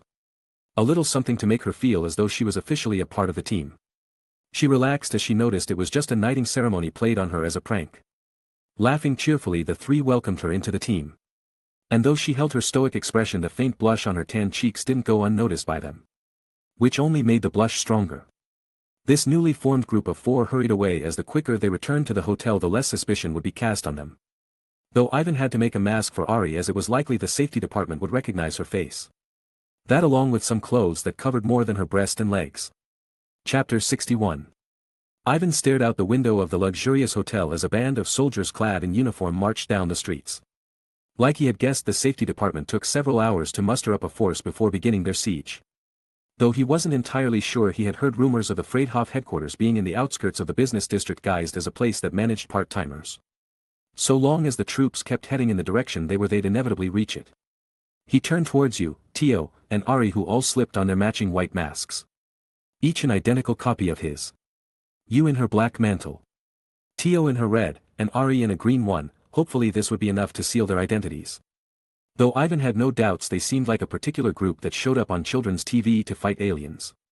He shivered for a bit before leading the three to the lobby of the hotel, signing them out as they made their way to the streets. The option of sneaking outside the city existed, however Ivan knew it'd be a bit naive of him to assume that the entries and exits wouldn't be heavily guarded to stop escapees of the Freydhof. That's assuming they weren't under total lockdown and already closed. Climbing the walls was another existing option. Though he was sure his group would seem very suspicious if they mysteriously left during an excursion on one of the largest crime groups in Furin. The same went for the sewer tunnels that connected to the art museum. That was the first place he asked them to raid in his notes, so he was sure there were already guards waiting. So currently the best option for them was to wait. As long as they didn't recognize Ari as the one who delivered the children, they shouldn't be stopped for anything. Ivan gave a side eye to the adventurers that joined the march. It would seem the Adventurers Guild had gotten involved as well. Not strange considering it is their city after all. He was sure Ilwa wouldn't just sit by, as this was a great opportunity for the guild to earn rep as a participant of the destruction of a major slave trading ring. With that in mind, the four strolled leisurely down the streets of Furin. While most traders and merchants hid in fear of getting involved in the battle, there were still those who stood out to seek profit. Though their wares were pretty meh, it was likely they stood out as a means of necessity and not bravery. Since they had time to kill, he saw this as a good opportunity to get to know Ari. Well, as best as he could without the other party being able to speak. In which case he only had the option of asking some yes or no questions. Even having her write down answers didn't seem to work, as she seemed to have not received any education at all. Something her previous master made sure of, as to not allow her to ask for help. Ivan noted her outstanding physical abilities, and while she had no status plate, he could only discern her physical parameters were off the charts. The odds she possessed a combat-based job were quite high. Surprising, as people who had combat-based jobs were considered the rarest of the rare. This sparked his curiosity. Who is she? Where did she come from? Why did she obey the words of a man she could kill in a single kick? In any case, these were all questions he'd have to wait to ask until he felt she was trustworthy enough to know his group's secrets. He threw an apple toward her as he paid for it with his other hand. She grabbed it timely without a flinch, tilting her mask up as she made motions to eat it. This moved them onto a different topic, that being what gear should she be equipped with. He imagined she wouldn't like anything that restricted her movements, seeing as she was a brawler type. Though her translucent dancer clothes wouldn't work, as that just left her with far too many openings. What seemed the most important to her was that her midriff was exposed, that she absolutely wouldn't bend. She agreed pretty easily to protection for her arms, chest, and legs, so at least that was covered. While the importance of her midriff being exposed was still a question to him, he didn't pry any further and moved on to other gear. And to say the relief he felt when she agreed to boots and gauntlets was grand would be an understatement. Having her bare feet step on sharp objects was his greatest concern, as he winced just thinking about it. And well, the gauntlets were just something he already thought of making previous to meeting her, so this just acted as more fuel to his fire. It didn't seem she had a problem with the mask or mantle, so that was good. Ivan eagerly treaded down the streets as he couldn't help but show his excitement. He thought of the many possibilities as he realized it's been quite a while since he last went all out in the process of creation. The last time really being the time they spent in Oscar's lair. Thinking about that, he was quite ashamed to call himself an alchemist. A concern rested as she comforted him. After these travels and experiences, he had that eager fire in his heart he held his first days being summoned here. Quite an odd feeling to him, as it made him nostalgic, though that was only less than a year ago. Though he was sure the others would be quite annoyed with him the moment he started locking himself up in the workshop. Then again, he was technically their boss. You sighed as Tio threw her a questioning gaze, remarking that Tio had yet to see the full Ivan. An answer that made her shake with excitement. Much to the disgust of Ivan and regret of you. Ari on the other hand watched this exchange silently, no one knowing what was going on in her head, as the mask only exacerbated the problem. Ivan took out a leather book and custom-made pen as he started scribbling things down. You nudging or pushing him the moment he was about to walk into someone or something. Ari copied these actions as she joined in on the mini-game of making sure he didn't cause an accident in his distraction. With Tio either intimidating or talking down those that had been offended by his carelessness. More mana capacity accessories, clothing with more attributes, weapons imbued with magical properties, a vehicle, the soul of a mana crystal. While the muttering was of no surprise to you, it was the last bit that had particularly caught her attention. It was those words that made her stare in concern at Ivan as she remembered their first fight. Worried there might be a replay of that situation, she shook Ivan out of his stupor. If he really did rebel again, she wasn't sure if she could stop him with the arm tattoos and that ice giant he could make now. She had no doubts he could obliterate her if he went all out. If anything, Ivan was now the perfect mage killer. It was this change in attitude that attracted the attention of Tio and Ari, who had been playing around until now. Ivan woke up from his brainstorming to a concerned you and nervous Tio and Ari. Looking back at the last thing he wrote, he realized that the idea of it may have triggered you a bit after what had happened. The soul, or really consciousness, of a powerful monster's mana crystal. It was something he played around with before his death. An experiment that sort of backfired on him after the soul corrupted him in his time of weakness. He brushed Yu's Hia with his hand as he looked down at her. Though they couldn't lock eyes as the masks covered their faces, he was sure his intent got across. That's when he decided to speak a little to rest her uneasiness. Don't worry, Yu, this time things will be a little different. Since then I've come up with a little idea I want to test out, and compared to last time I'll be in a lot less danger, as the soul won't be something I will be holding on to.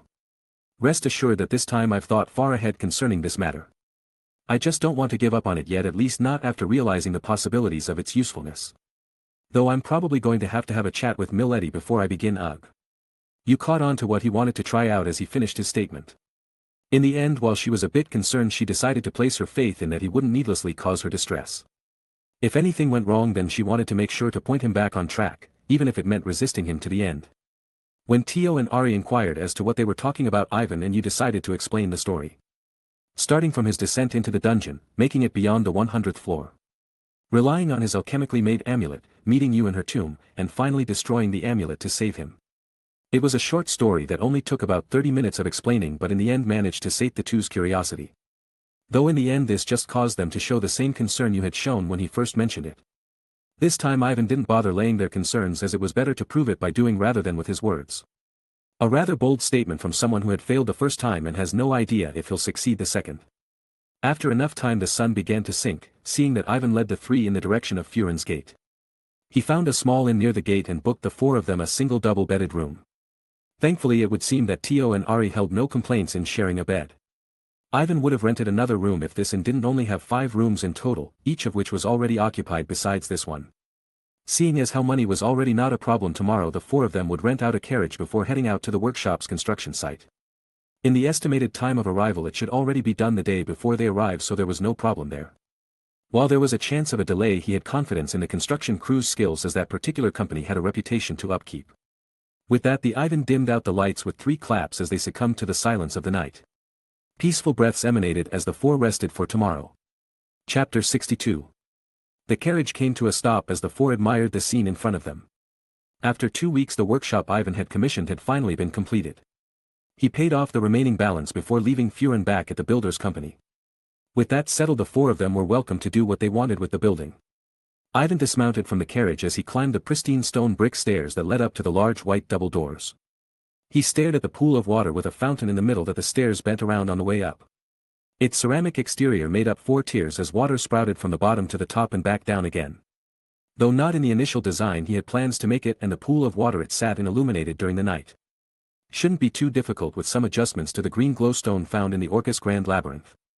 With that in mind, Ivan continued up as he slid his arms on the smooth white guard walls that hugged the outer rims of the stairs.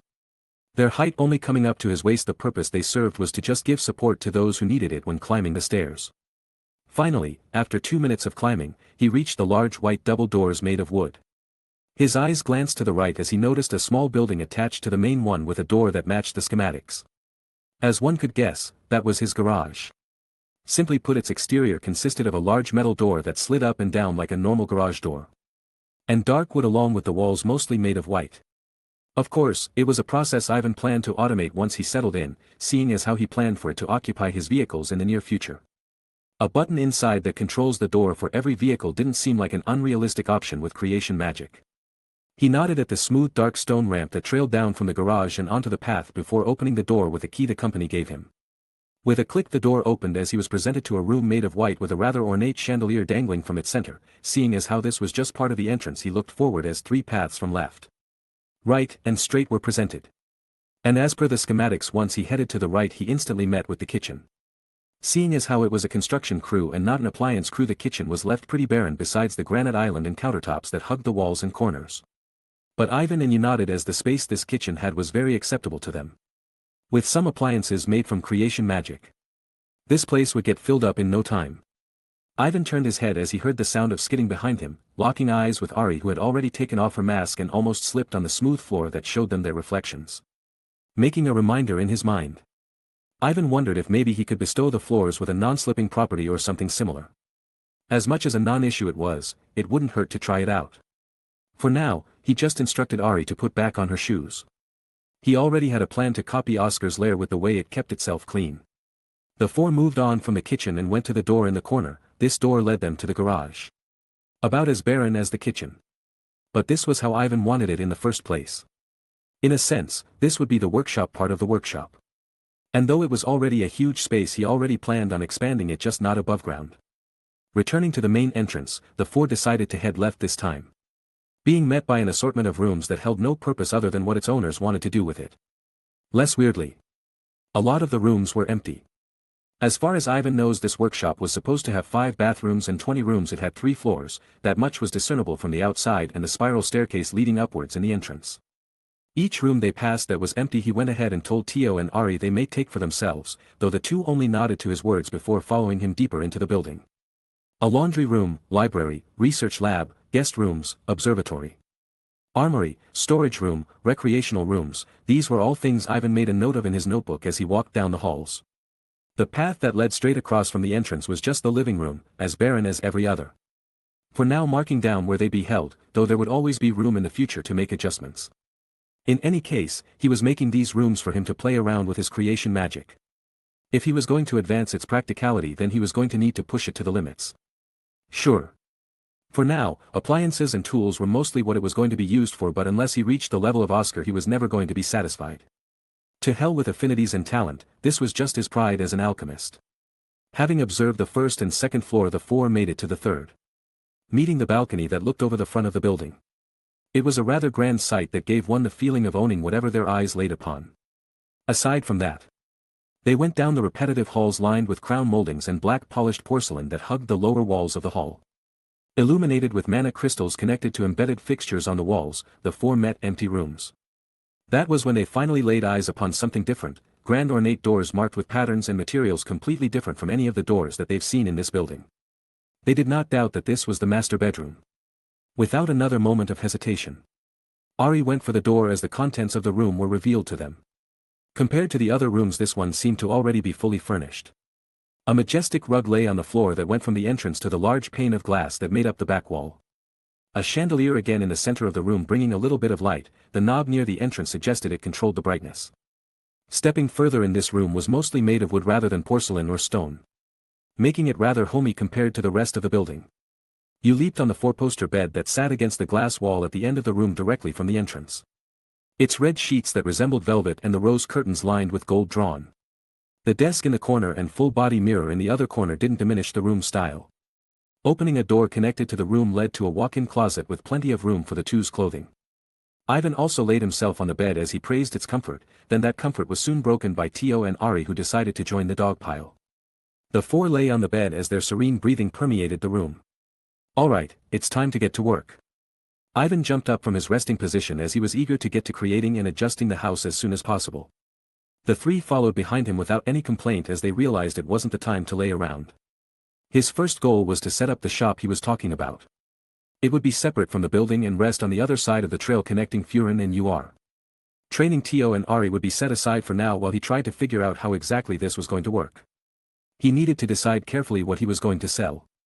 Preferably it had to be something grand enough to earn a lot of buyers but not so attractive that it drew the attention of every major power in Tortus. Some of the elixirs he made for the kingdom would have to go out the window as it'd be a pain to refute if they recognized them. Which was why it'd probably be better to sell tools. Though that had its problems, and that being they are likely to be identified as artifacts, leading to a much worse situation than if the Holy Church and Kingdom recognized his craft. He talked it over with you, Tio, and Ari as they each brought up and supported different ideas. You supported the potioneer route while Tio and Ari seemed more inclined to the wannabe blacksmith. In the end, Ivan decided he would do both. If people were going to come over and cause a ruckus in his business, then he was going to deal with them no matter who they were. What were they going to do if he refuted all their claims anyways? Ivan started drawing up schematics for the shop, though he would up the defense of the workshop before daring to open the store. It might have been a bad idea to open it up right across from his workshop, but he wasn't going to open it far away if he was confident in his craft. His current goal for the workshop would be that it could sustain major damage from someone on the scale of Tio. Or more accurately, that it could resist the strength of the Dragonmen Princess. What he meant by resisting is precisely that. He wanted the workshop to also possess self-defense capabilities. Going back on track, he brought the three to the front of the workshop as they looked over at the plot of land for their store. If it was going to be so close to the workshop, then it was going to need to at least match aesthetically. Rather than being an eyesore, it needed to seem like an extension of the property. Something that would catch the eyes of any merchant or civilian who traveled down this path, not that the workshop already didn't. The ring on Ivan's finger glowed as a mountain of materials appeared in front of him. This was going to be a rather lengthy process with a lot of trial and error, but in the end, it felt like something he needed to make. At least it'll be easier to imbue the building with the properties he wants, different from the workshop that he couldn't trust himself forming, in danger of it collapsing and not looking as good as it would. First was the matter of shape and size. This store of theirs was going to need to be 2 stories, or else it would look odd across from the workshop, with large panes of glass making up the walls that would attract passers-by with its contents. The register would be directly across from the entrance, as it had a staircase leading to the next floor on either side of it. And of course behind the register a back room for employees to have some privacy, equipped with a fridge and some appliances. In any case, this employee room and register would sit in the middle of the establishment surrounded by the products, making it easy for anyone to find, as it would be the first thing they see. Shelves, hangers, racks. If Ivan was going to sell both elixirs and tools, then he was going to need a lot of displays. But why stop there? Clothing, accessories, appliances, all of these things would make a fortune. The black wooden floor was imbued with a property that made it comfortable standing on even after long durations, devices in the corners that refreshed the customers as it eliminated both foul odors and blew out pleasant breezes. In a sense, Ivan had made this world's first air conditioner. He made sure it wouldn't be too cold, as that would only make customers uncomfortable. And to wrap the first floor up, male and female bathrooms that had about 5 stalls in each. This was mostly to attract customers that'd enter to solely use the bathroom after their long journey, but then get captivated by what they find inside the establishment. Now on to the second floor, similar to the first floor. It'd have a bunch of displays for merchandise and other products. Just minus the bathroom and register with the staff room. This floor would just solely hold wares. Ivan settled for that as he made reminders to set up the same air system the first floor had. That left the final touches. Ivan didn't believe that no one would resist the temptation of slipping something in their pockets and walking away. This is why he made plans for security cameras. A whole system within and outside the property that would be observable from within the staff room. Meaning that for now, this place would be perfectly manned with 2 employees. Tio and Ari. One who watches the security cams for any potential suspects and the other that takes care of the business aspect. The display for the cameras would simply be a large monitor connected to machinery made with creation magic that would always show the camera feed. Each camera is a stone imbued with a vision property directed at the monitor, the only necessity being replacing the mana crystal that acted as a battery every few months. That left the outside. Which was rather simple, as all that needed to be done was imbue the glass panes with reinforcement magic just up to a degree that'd make it difficult for even Tio to break. The same goes for the walls and doors. Ivan was rather proud of the design for the automatic doors, as it was just purely for the aesthetic. A little something to wow the customers that have never seen the tech. Finished with the design, Ivan brought Tio and Ari to begin with construction as you took the ring from him to withdraw the things she and Tio bought in Furin for decorating and stocking the house. With that settled, they all got to work in the next step of their lives, and as arduous as it was, they were sure to be proud of the finished product. Making it all feel worth it in the end. It had been 2 days since the 3 got to work on the store. As Ivan had expected, the devices for it was rather easy to make, and most of their troubles amounted to having no construction experience. But after hours and hours of trial and error, they finally got it done. Celebrating after it successfully stood without a scratch after Tio swung her dragon arm at it. The 3 walked in as they were met by the refreshing breeze the air system hit them with, something Ivan was sure to replicate in the workshop. The light did not bring any discomfort to their eyes, as it bled a pleasant orange-yellow light that made them comfortable. An aspect Ivan worked hard to replicate, as it was important to him that the customers didn't feel any anxiety when entering the shop. Though a bit difficult when he wanted it to rest between the line of being dark enough to relax people but not too dark that no one can properly observe the products. As for the back room, it had a comfortable couch that nearly brought people to sleep combined with the air system. A rather advanced fridge sat in the corner, as it had a touch screen Ivan worked hard on. All so that it could dispense ice. Across from the couch was a large TV screen mounted to the wall, but rather than movies or shows, what was displayed on it was every corner of the shop as well as some of the outside areas. Tio, Ari, and Ivan went up the escalators as they now stood on the second floor. They were a bit of an overkill just to go up a couple of feet, but Ivan insisted on not skimping out. They observed the polished and glass displays before heading back down. There wasn't much to see on this floor, especially when none of the products have even been made yet. Ivan wanted this to be a place that didn't discriminate against any of the races. Meaning as long as one had money they'll take it. Whether it be humans, beast men, or even demons, he didn't care so long as they followed the rules of the store. A sentiment Tio and Ari nodded to, as they had no room to complain. The 3 left the building and went back over to the workshop. Ivan was excited to show you the store. He entered the home as his nose was instantly hit by a pleasant fragrance. Following it to the kitchen, he was greeted by Yu, who adorned a rather pretty white apron with frills at the bottom. She brought a ladle full of soup up to his mouth as she stood on her tiptoes. He pretended to aim his mouth to the ladle before diverting to her lips. Stunned, she received a kiss as she almost dropped the ladle out of her hand. Ivan chuckled as the tip of her ears glowed a bright red. And though she was quite bashful, she allowed him to taste the soup in the end. Since playing around with his creation magic, Ivan made quite a few things to improve the quality of cooking. Some of which aided even a vampire princess who was rather poor at the craft into making delectable meals like this. In any case, it was something he didn't think much about as the 4 gathered around the kitchen table to enjoy the meal. Laughter, glee, happiness. All of it appeared to him as he watched their faces. His eyes locked with Yu's as she remembered the promise he made to her when they first met. What he had promised that day was something she fought to see, a life where they can be happy. And now she had friends and family, both of which she attributed to him. So to thank him for all that, she pledged in her heart to protect this happiness he gave her. She flashed him the most moving smile he had ever seen, as if to thank him for existing. One in which carved itself into Ivan's heart, one forever he would cherish. Chapter 63. Clang. Clang. Clank. Sparks flew as metal collided with metal. Ivan lifted his gauntlet-covered hands to receive Ari's high kick. The spikes that adorned the soles of her steel boots stuck to the gauntlets for a second before the hands grabbed it and pulled her forward. Her gaze was solid as a fist came hurtling toward her. The wind this strike carried behind it was strong enough to send her long black hair in disarray. She threw her unoccupied foot forward as the spikes on its soles pushed against Ivan's chest plate. The strength of her kick pushed Ivan back as she freed her restrained foot. Back at square one. Ivan charged forward as she took one step back.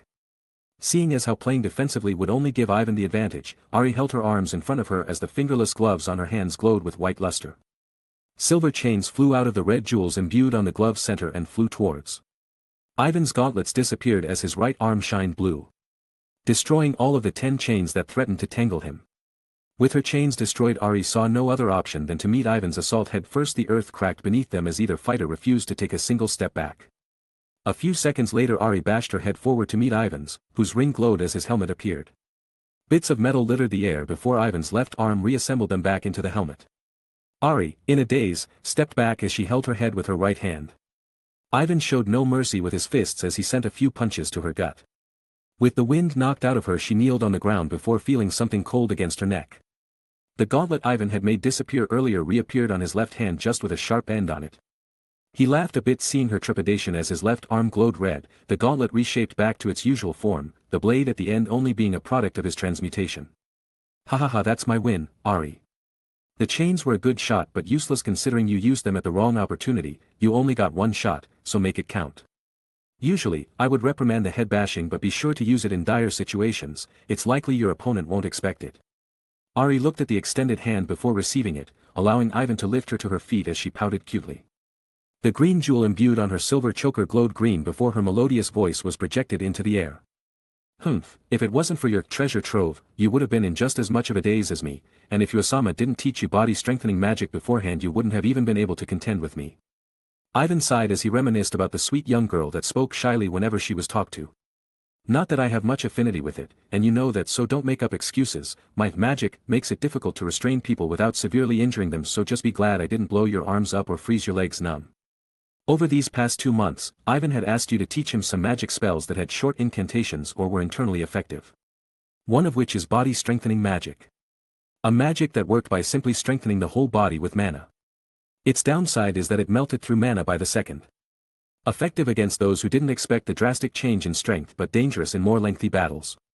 In other words, it was better against one foe or you risk losing so much mana that you can't defend yourself from others. Ivan handed over a leaf to Ari, who took it and without hesitation inserted it in her mouth. It stuck out a bit as she sucked on it before letting out a comfortable sigh. Ivan did the same as he relaxed a bit. These were little things he came up with within the lab that eased tension in the body and brought energy just by sucking on them. Not as effective as stamina potions but suitable for everyday use. Cheap enough too. The two took the elevator out of the training room that was built under the garage. Powered by gravity magic, the lift ascended with ease. The garage floor opening up as they popped out. They took a step forward as the scene reset itself, the garage floor returning to normal as if there were no changes. Ivan's ring glowed as the garage door opened smoothly. The two staring at the outside scene with serene expressions. Drones littered the air with cameras facing down, all monitored by a droid in a secret room whose job was to make sure there were no trespassers on the property. As if that weren't enough, the mansion was protected by a barrier designed by Ivan, who had drawn 4 magic circles on each corner. The red circles shimmering with complicated formations and engravings implemented from some of Oscar's books in the library. All Ivan would have to do is touch one of them and a barrier strong enough to stand against Tio's onslaught would appear. Though for how long it would stand would be according to how many mana crystals he had stored.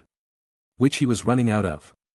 Especially after making a few droids powered by the crystals after some talks with Milady.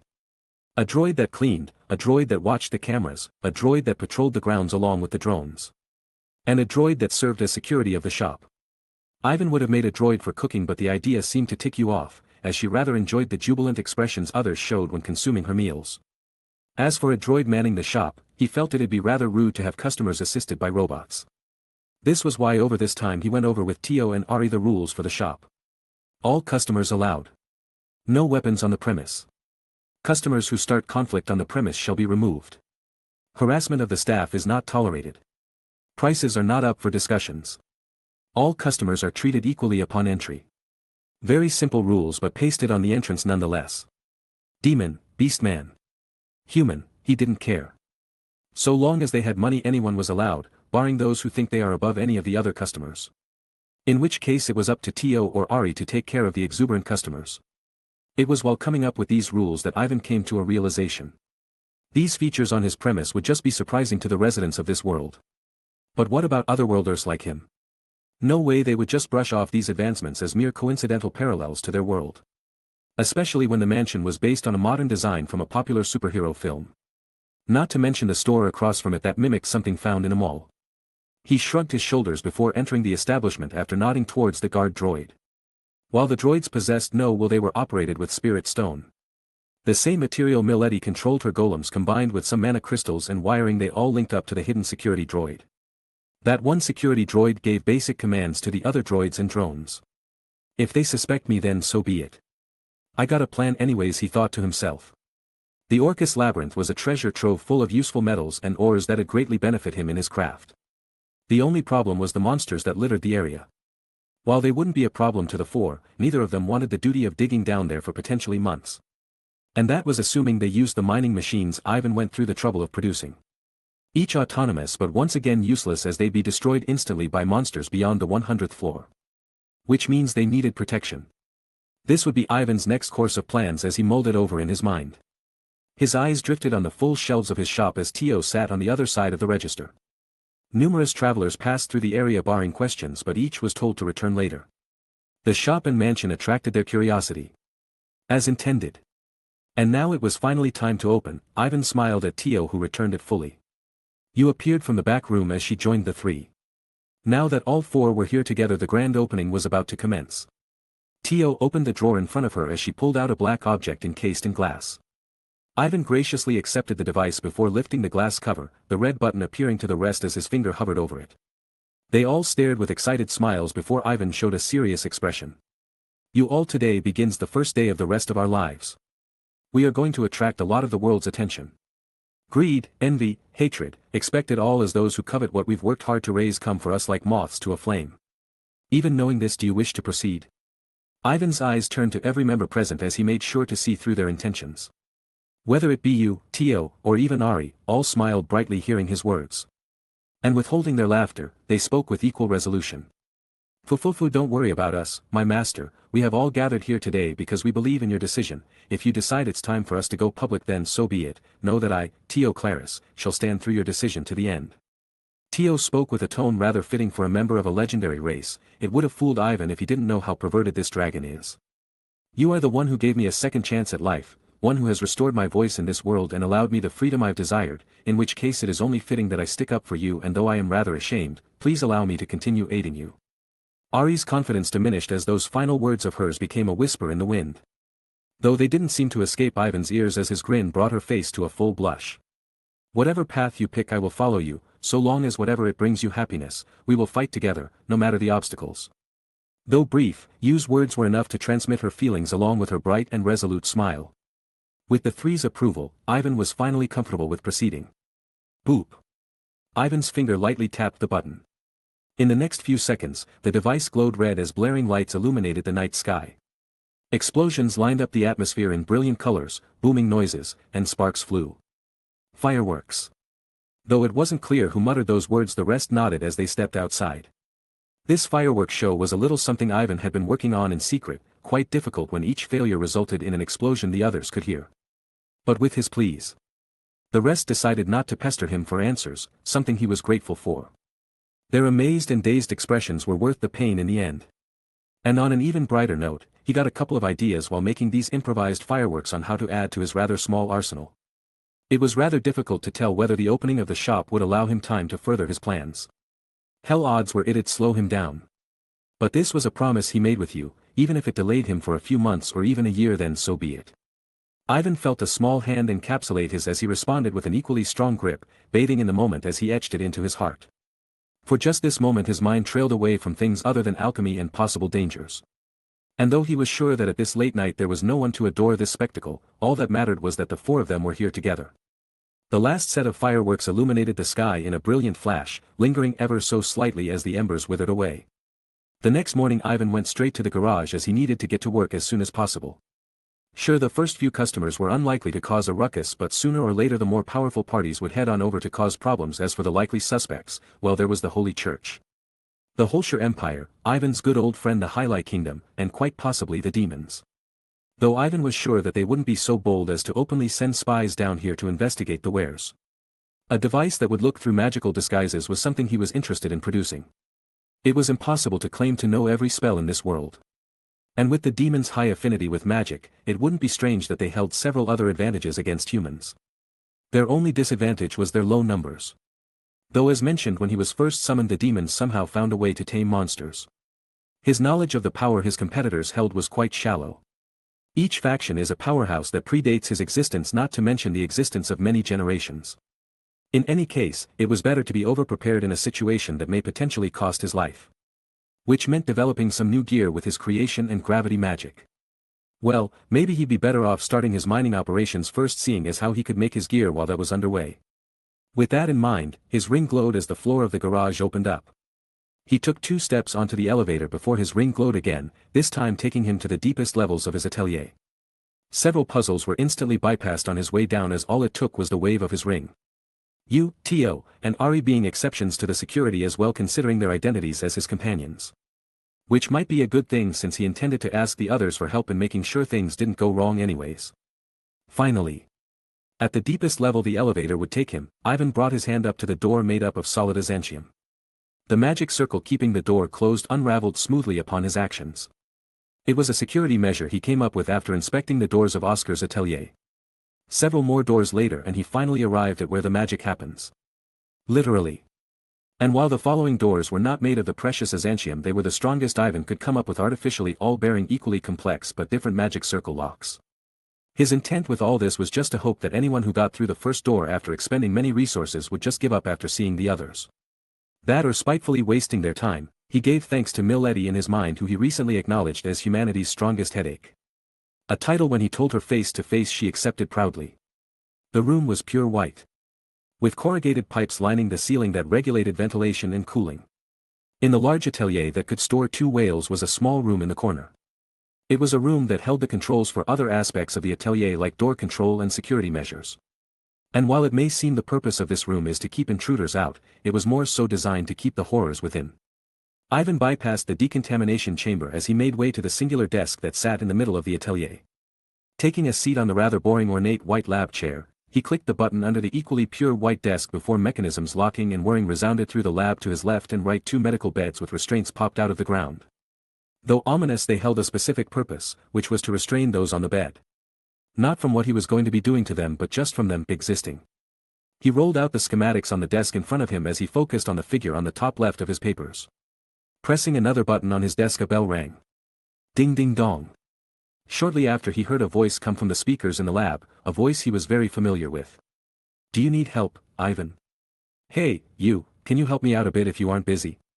I want to begin on the projects I was talking to you about. Ivan didn't bother asking Tio or Ari to help as well, considering their priority jobs right now were to deal with the customers coming from and going to Furin. Those greedy merchants would do anything in their power to gain an advantage over someone. Odds were a couple were already on their way from the shop to report back to their fellow merchants of this establishment that opened up in the middle of nowhere. Ivan heard a loud hissing noise as the door to the atelier finally opened up after 10 minutes, and in came Yu, who for the past few days was laying around the house with nothing to do. She was rather disinclined to deal with the customers that showed up at the shop, so with no other things to do she sat on standby for Ivan to call on her. Now, it was finally time to begin work on the homunculi. Chapter 64. You stood on standby as Ivan withdrew a plethora of materials from treasure trove.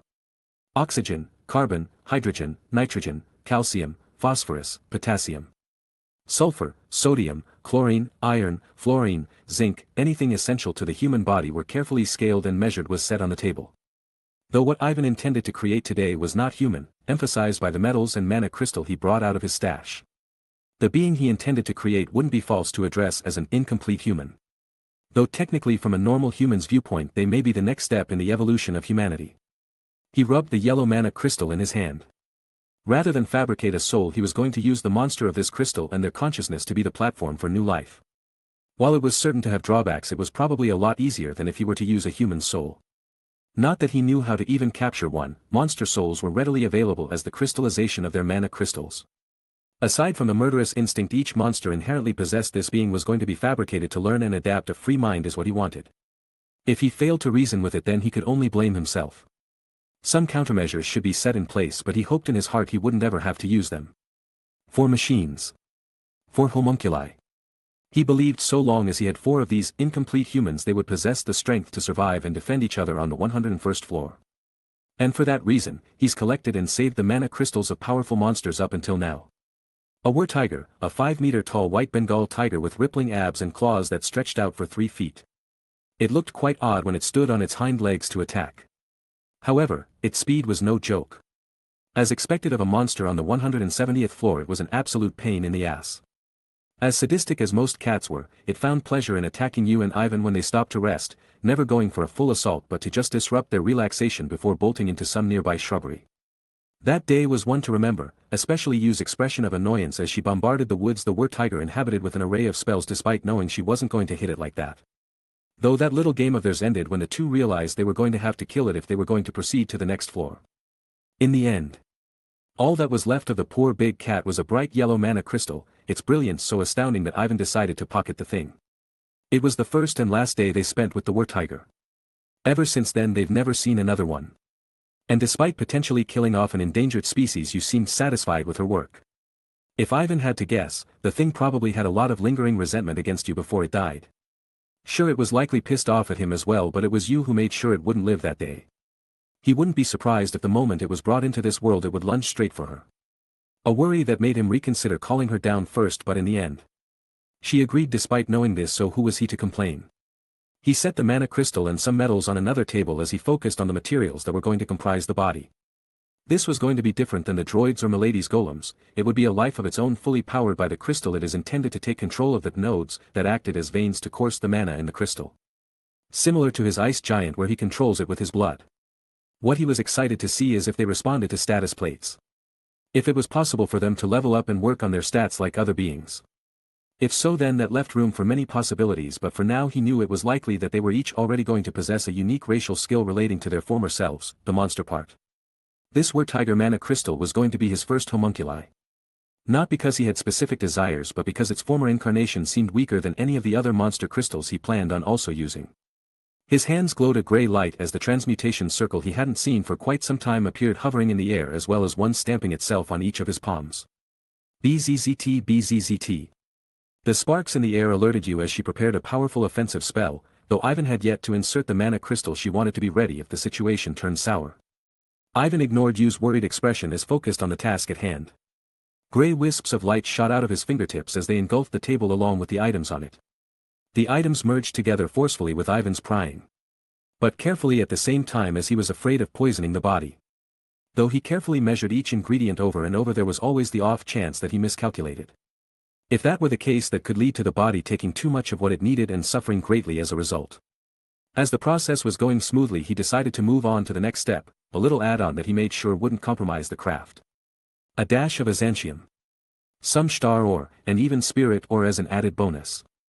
This would enhance the strength of the body if he was wrong about it being able to attune with a status plate. If that were the case, then he could only work up to its strength with artifacts and other materials as a compromise.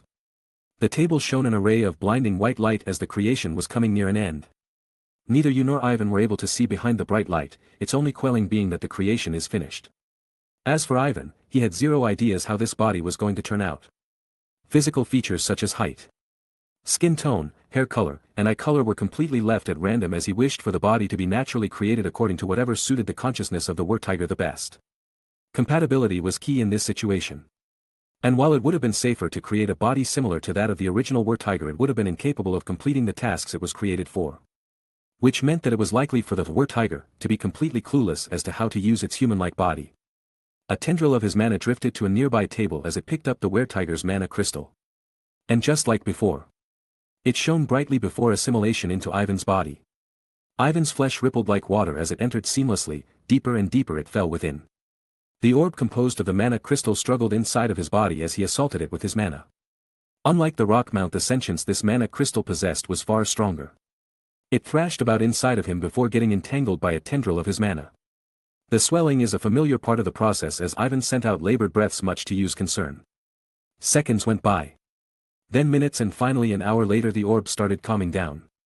He let out a sigh of relief as he slouched over in his chair, instantly perking up a second later as he remembered what he was doing. The orb of golden light pushed itself out of his chest. Resting half submerged. Not wanting another repeat of what happened last time, Ivan reached for it with both of his hands, locking them firmly on it as he braced for the next step. Yu approached him with the greatest healing spell she could muster, not being much considering she never concerned herself with healing spells because of her immortality. So as an added precaution she uncorked the potion Ivan had left out sitting on one of the desks. Ready Yu? 1 2 3. And with all of his strength Ivan's face scrunched up as he pulled on the orb in his chest. A tearing noise resounded through the room as his face turned red. His mouth creaked open before he repressed the scream he was eager to let out. The orb struggled back as it attempted to swim back in him. And then tear. Blood squirted everywhere. Even on the body he was forming. Something he wasn't concerned about as its creation process was already practically finished. He held the golden orb in his hands as Yu moved in and cast her healing spell as well as dousing the affected area with the healing potion. Ignoring his yelps as she hurried to fix up the hole in his chest, Ivan held the manifestation of his hard work tenderly, reluctantly letting go as his tendrils of mana took the golden orb toward the body table. The white light enshrouding it all lessened as the orb joined the process, turning the white light into golden light. Though his face was devoid of most color after his recent injury, he still stared forward excitedly as he waited for a change in the situation. Yu, not so excited, stood next to him this time with an offensive spell at the ready. It wasn't that she wasn't proud of his recent venture but more so that protecting him from this potential threat in his weakened state was her current priority. One of the rings on her fingers shone with yellow light as a shield projected of mana shot out of it and stood before the two, its transparency not at all hindering their vision. Ivan nodded gratefully to her before turning back to the scene. Pit-pity. The two listened to the sound of pittering bare feet slap against the cold floor as the light from the spectacle lessened. A lean silhouette appearing behind the light was made obvious to the two. The sound got louder as it inched closer to them. Rather than any of a person's physical features, the two were astounded as the first thing to enter from the light was neither a hand nor foot, but a white tail. As thick as a normal tiger's tail, only white with black patches prettily adorned with a nice pattern with the tip ending in black. It waved warily with strong motions before its master finally appeared from the light. A naked girl with slightly tanned skin entered their view. Her bust was not as impressive as Tio or Shay but existent nonetheless. An internal remark that somehow elicited a kick toward Ivan's leg. Her pupils are as sharp as daggers. Very reminiscent of a cat's. The gold iris they possessed complemented finely. Her long fluffy white hair trailed into black as it made its way to her waist, which along with her black bangs made a nice contrast, and to top it all off, two cat-like ears sat atop her head. Ivan got to admire her beauty for only a second before they locked eyes. The anger in hers all too visible for him to see, they trailed to you before that anger intensified tenfold. Just as expected. She charged at the two swiftly. In the blink of an eye, she appeared right in front of their shield, her fingernails elongating into sharp black claws. Shit. Ivan muttered as the darkness of her claws made him come to quite the terrifying conclusion. In an instant the claws scratched at the shield of mana and sliced it up like butter. As he guessed, the azantium he imbued in her body served to strengthen her claws. Azantium claws that cut through anything. An even more terrifying prospect was that they could only be destroyed by azantium or the magical flames of a dragonman as tested from Tio. A canteen of water appeared in his hands before he and you were enveloped by steam. The Tiger homunculus only appeared dazed for a second before her eyes started glowing a cruel gold.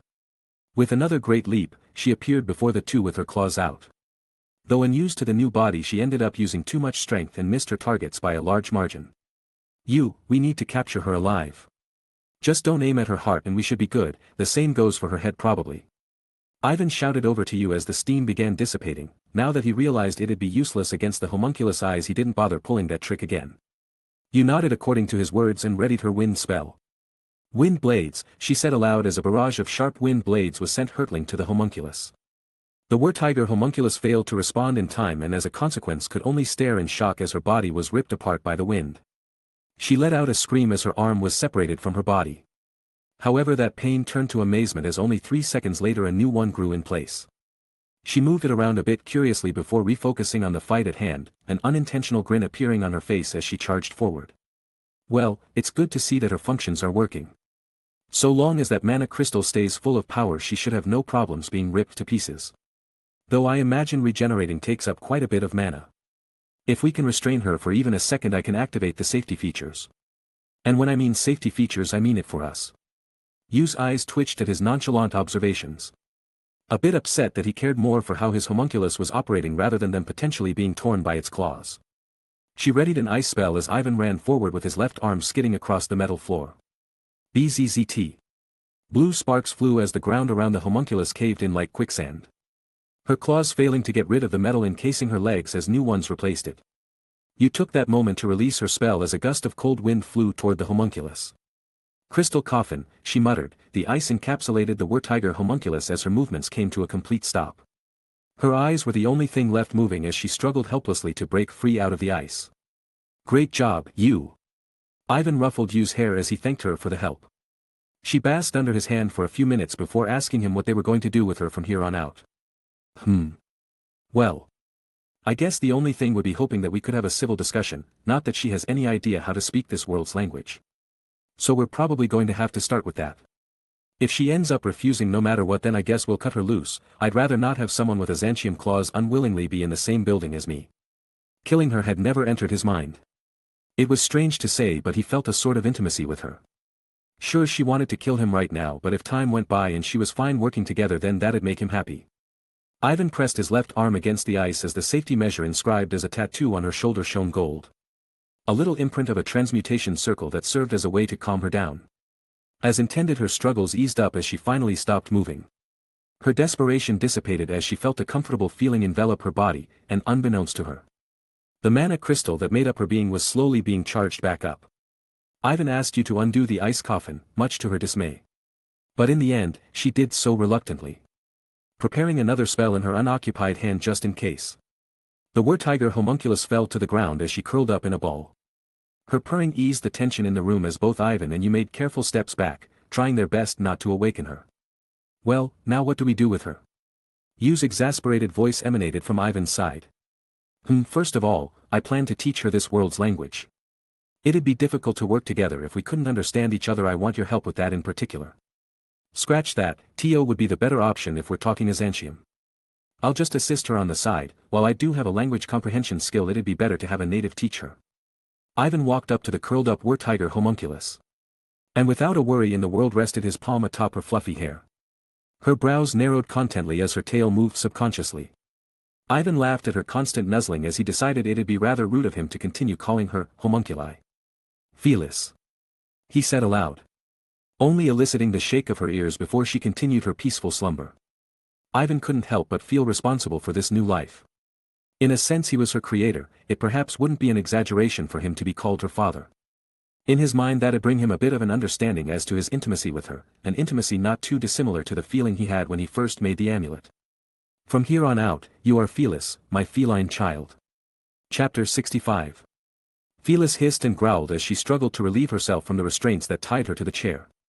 Currently, she was in a room with both Ivan and Tio, who he had called over to help teach her. This was a room he added with the intent purpose of educating the homunculi. A room modeled after a lecture hall. Though the tens of seats were quite excessive considering he was only going to have enough resources to make 4 homunculi. Then again, the homunculi were dangerous, so it was better to focus on them one by one.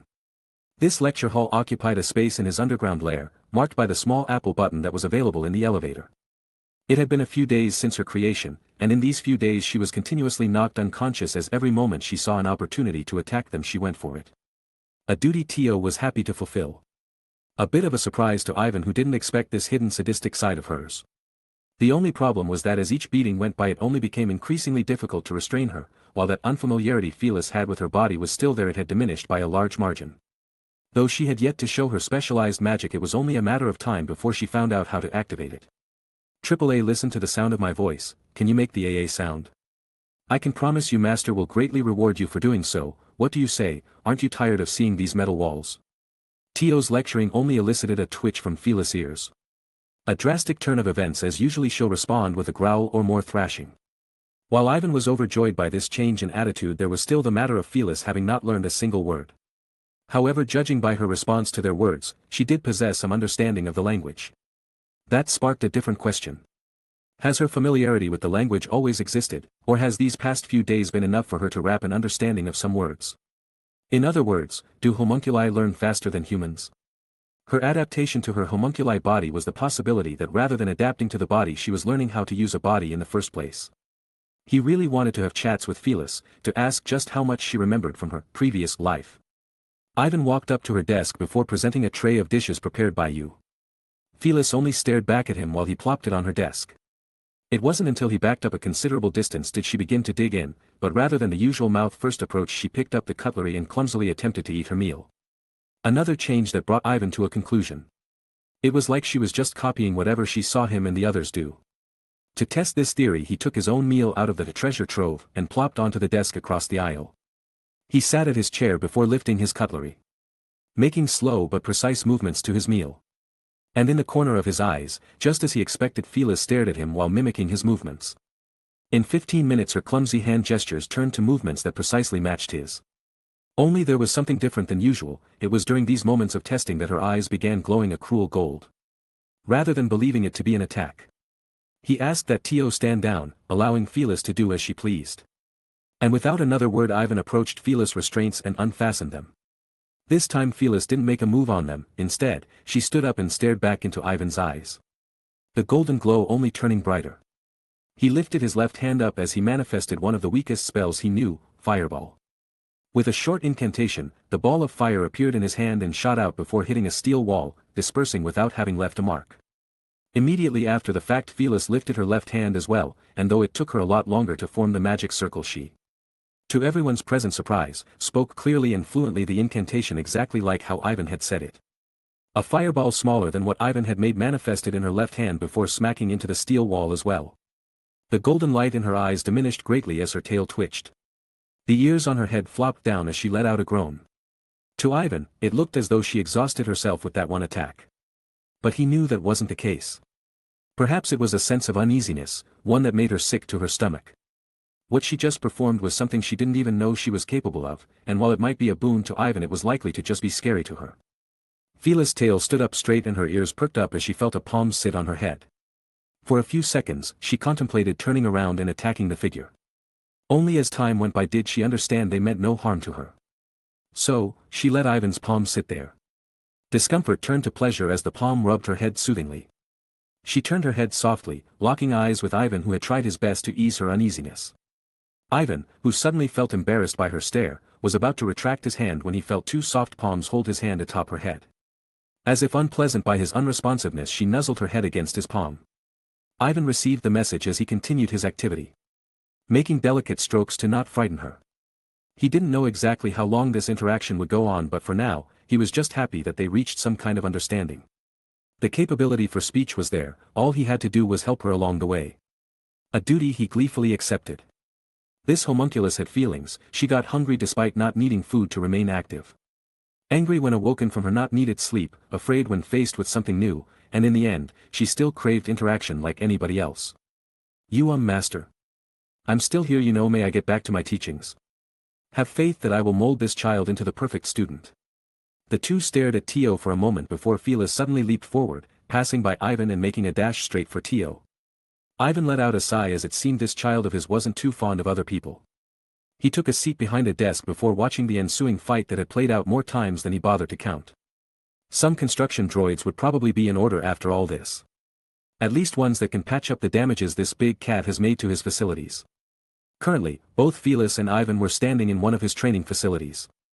And despite it being underground, the vibrant green grass and deep blue sky followed by the pleasant fresh breeze would lead others to assume this was on some prairie. The sun in the sky indicated that they were out in the open. But in the end, it was just a copy of the sun Oscar had in his lair. The two stood not too far from an artificial lake Ivan had molded. All of this formed the habitat that Phyllis found comfort in. And while he understood her desire for the outside world, he wanted to make sure she was completely prepared for when that time came. Here it was possible to adjust the time of day, cloud activity, the weather, and environmental sounds. It was all a bit over the top, but to Ivan, it was worth it in the end if Phyllis enjoyed it. Ivan made some stretches as Phyllis copied them perfectly, her eyes glowing all the way. Right now their activity was to gauge just how far the extent of her copying abilities went. She was able to mimic a basic spell, but what about other things? Combat techniques being the focus of today. Her learning speed astounded him.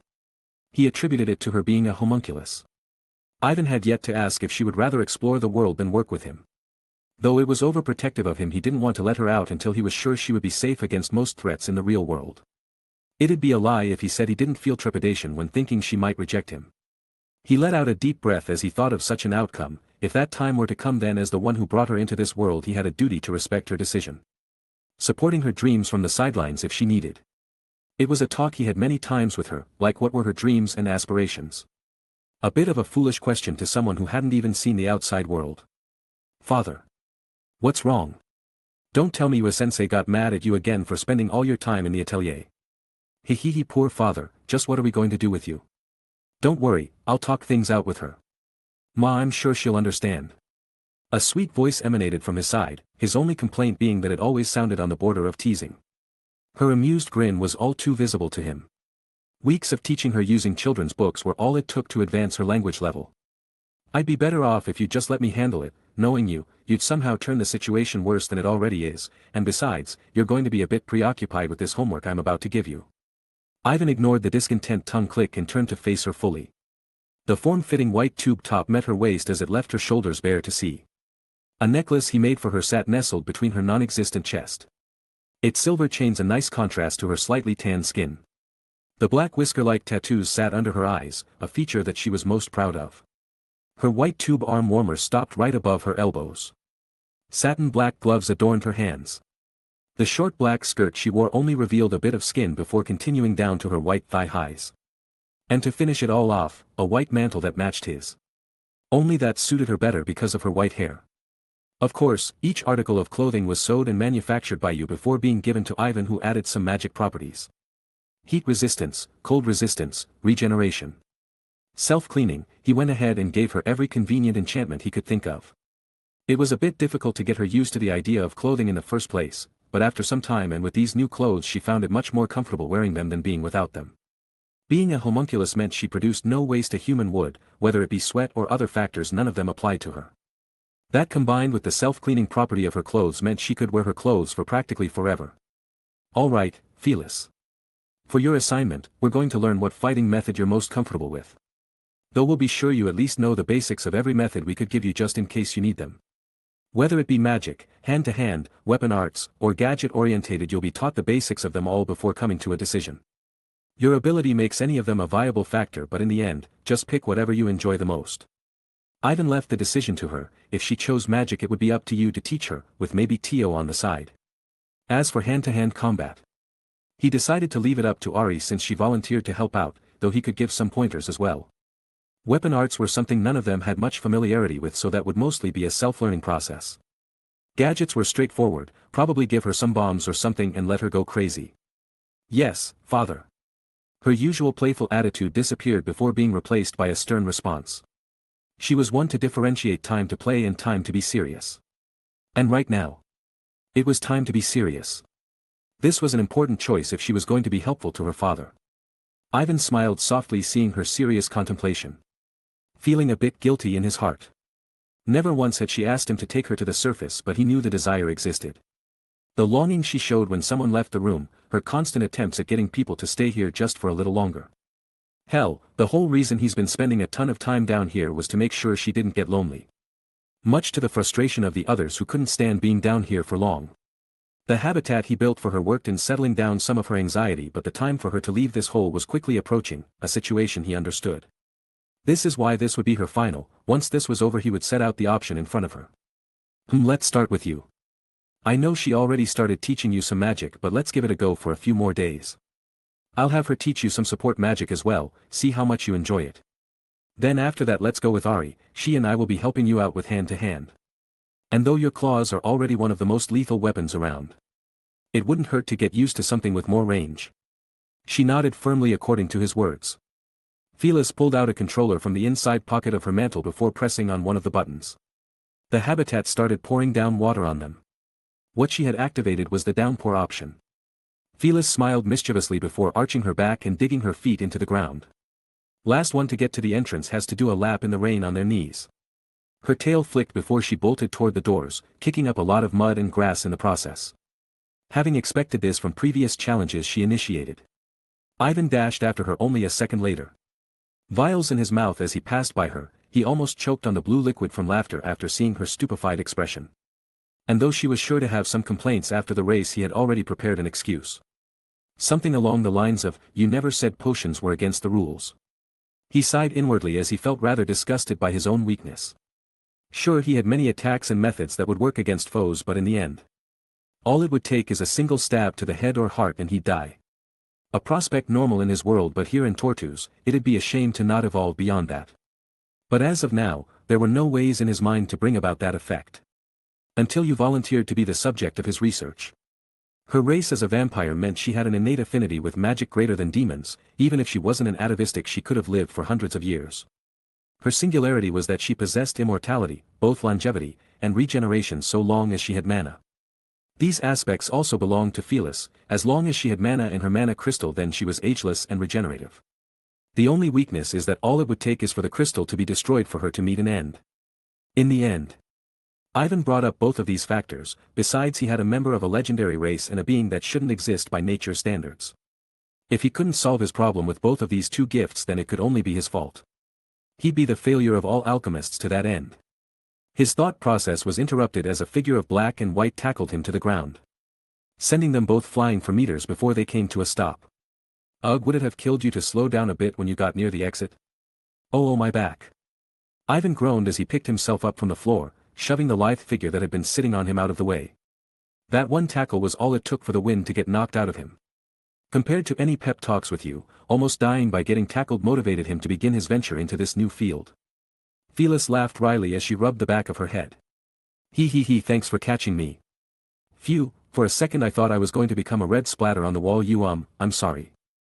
I'm glad I could become your savior. I know. How about I ask you to up the intensity of the training?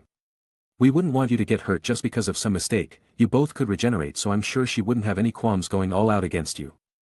With a smile that didn't quite reach his eyes, Ivan approached Felis. Felis got up from her position and ran in the opposite direction, her tail between her legs as Ivan followed behind like a vengeful ghost. Chapter 66. Ivan prayed inwardly for the young Felis as she took on a barrage of use attacks. Though she adapted quickly, her learning speed with magic seemed to have the same restriction as any other person. That affinity dictated both casting speed and potency of the spell, whether it be fire, ice, wind, water, or electricity. Her affinity with each of them amounted to below average. However, magics that enhanced herself seemed to be reliable, like the ever-so-staple body-strengthening magic this family of theirs decided to abuse. Nonetheless, you impaled the poor girl with spell after spell just to make sure she copied them deep into her mind. 2 days later and Felis swore to have them all memorized and at her disposal. Even the ones she was inherently unskilled with. Ivan didn't know if she meant her words sincerely or was just lying to avoid more pain, but for now, he would just let her off the hook. Magic didn't seem to be her strong suit anyway. Body-strengthening magic would be the only useful one for her to know, as that magic makes physical training a breeze. All she would have to do is stand there with it at full blast while getting pelted with attacks, and she should grow steadily. A prospect that when made clear to her elicited more than just a whine. Tio hadn't participated in the magic training as she and Ari were busy with the influx of new customers. As expected, those merchants in Furin spread the info of a magic shop like wildfire. Which meant that he would have to be the one teaching Felis hand-to-hand combat. Ivan dropped the mantle to his feet as the two stood in her habitat once more. An action she copied despite knowing she'd be more vulnerable without it. Hey, father. You're not allowed to use the water tattoos, you know. Felis yelled from across the field as she was worried about the marks that looked like eyes with lines cutting through them combined with curves that make contact with the borders. The external circle bearing text unintelligible to her. An exact copy of this tattoo stained each of his palms, and as interesting as they looked, Felis knew better from first-hand experience how lethal they were when activated. Indeed, these were Ivan's water transmutation circles. Swapping the gauntlets on and off to use the water transmutation was starting to become a pain to Ivan. So after long deliberation, he asked you to help copy the marks on his gauntlets onto his palms. Toggling between tattoos was a bit difficult at first, but so long as he controlled which tattoo the mana traveled through, it became possible to decide between transmutations. I know, have some faith in me, kid. It's not much of hand-to-hand training if I freeze your arms off within first contact. I'll go ahead and say the same thing about my other transmutation tattoos. For now, these two will be all I need to beat the daylight out of you. Oh yeah, and don't think you could use your Azantium claws during this as well. Unlike you, I can't regenerate. TCH. Her tongue clicking was audible to Ivan, despite their long distance. If Ivan had any complaints about his new tattoos, it was that he became even more identifiable. Not that his other tattoos weren't eye-catching already. He held his left enclosed fist close to his face as his right fist was held at the same height but a farther distance from him. His feet spread apart widely as he arched his knees forward. Ivan by no means was a martial artist.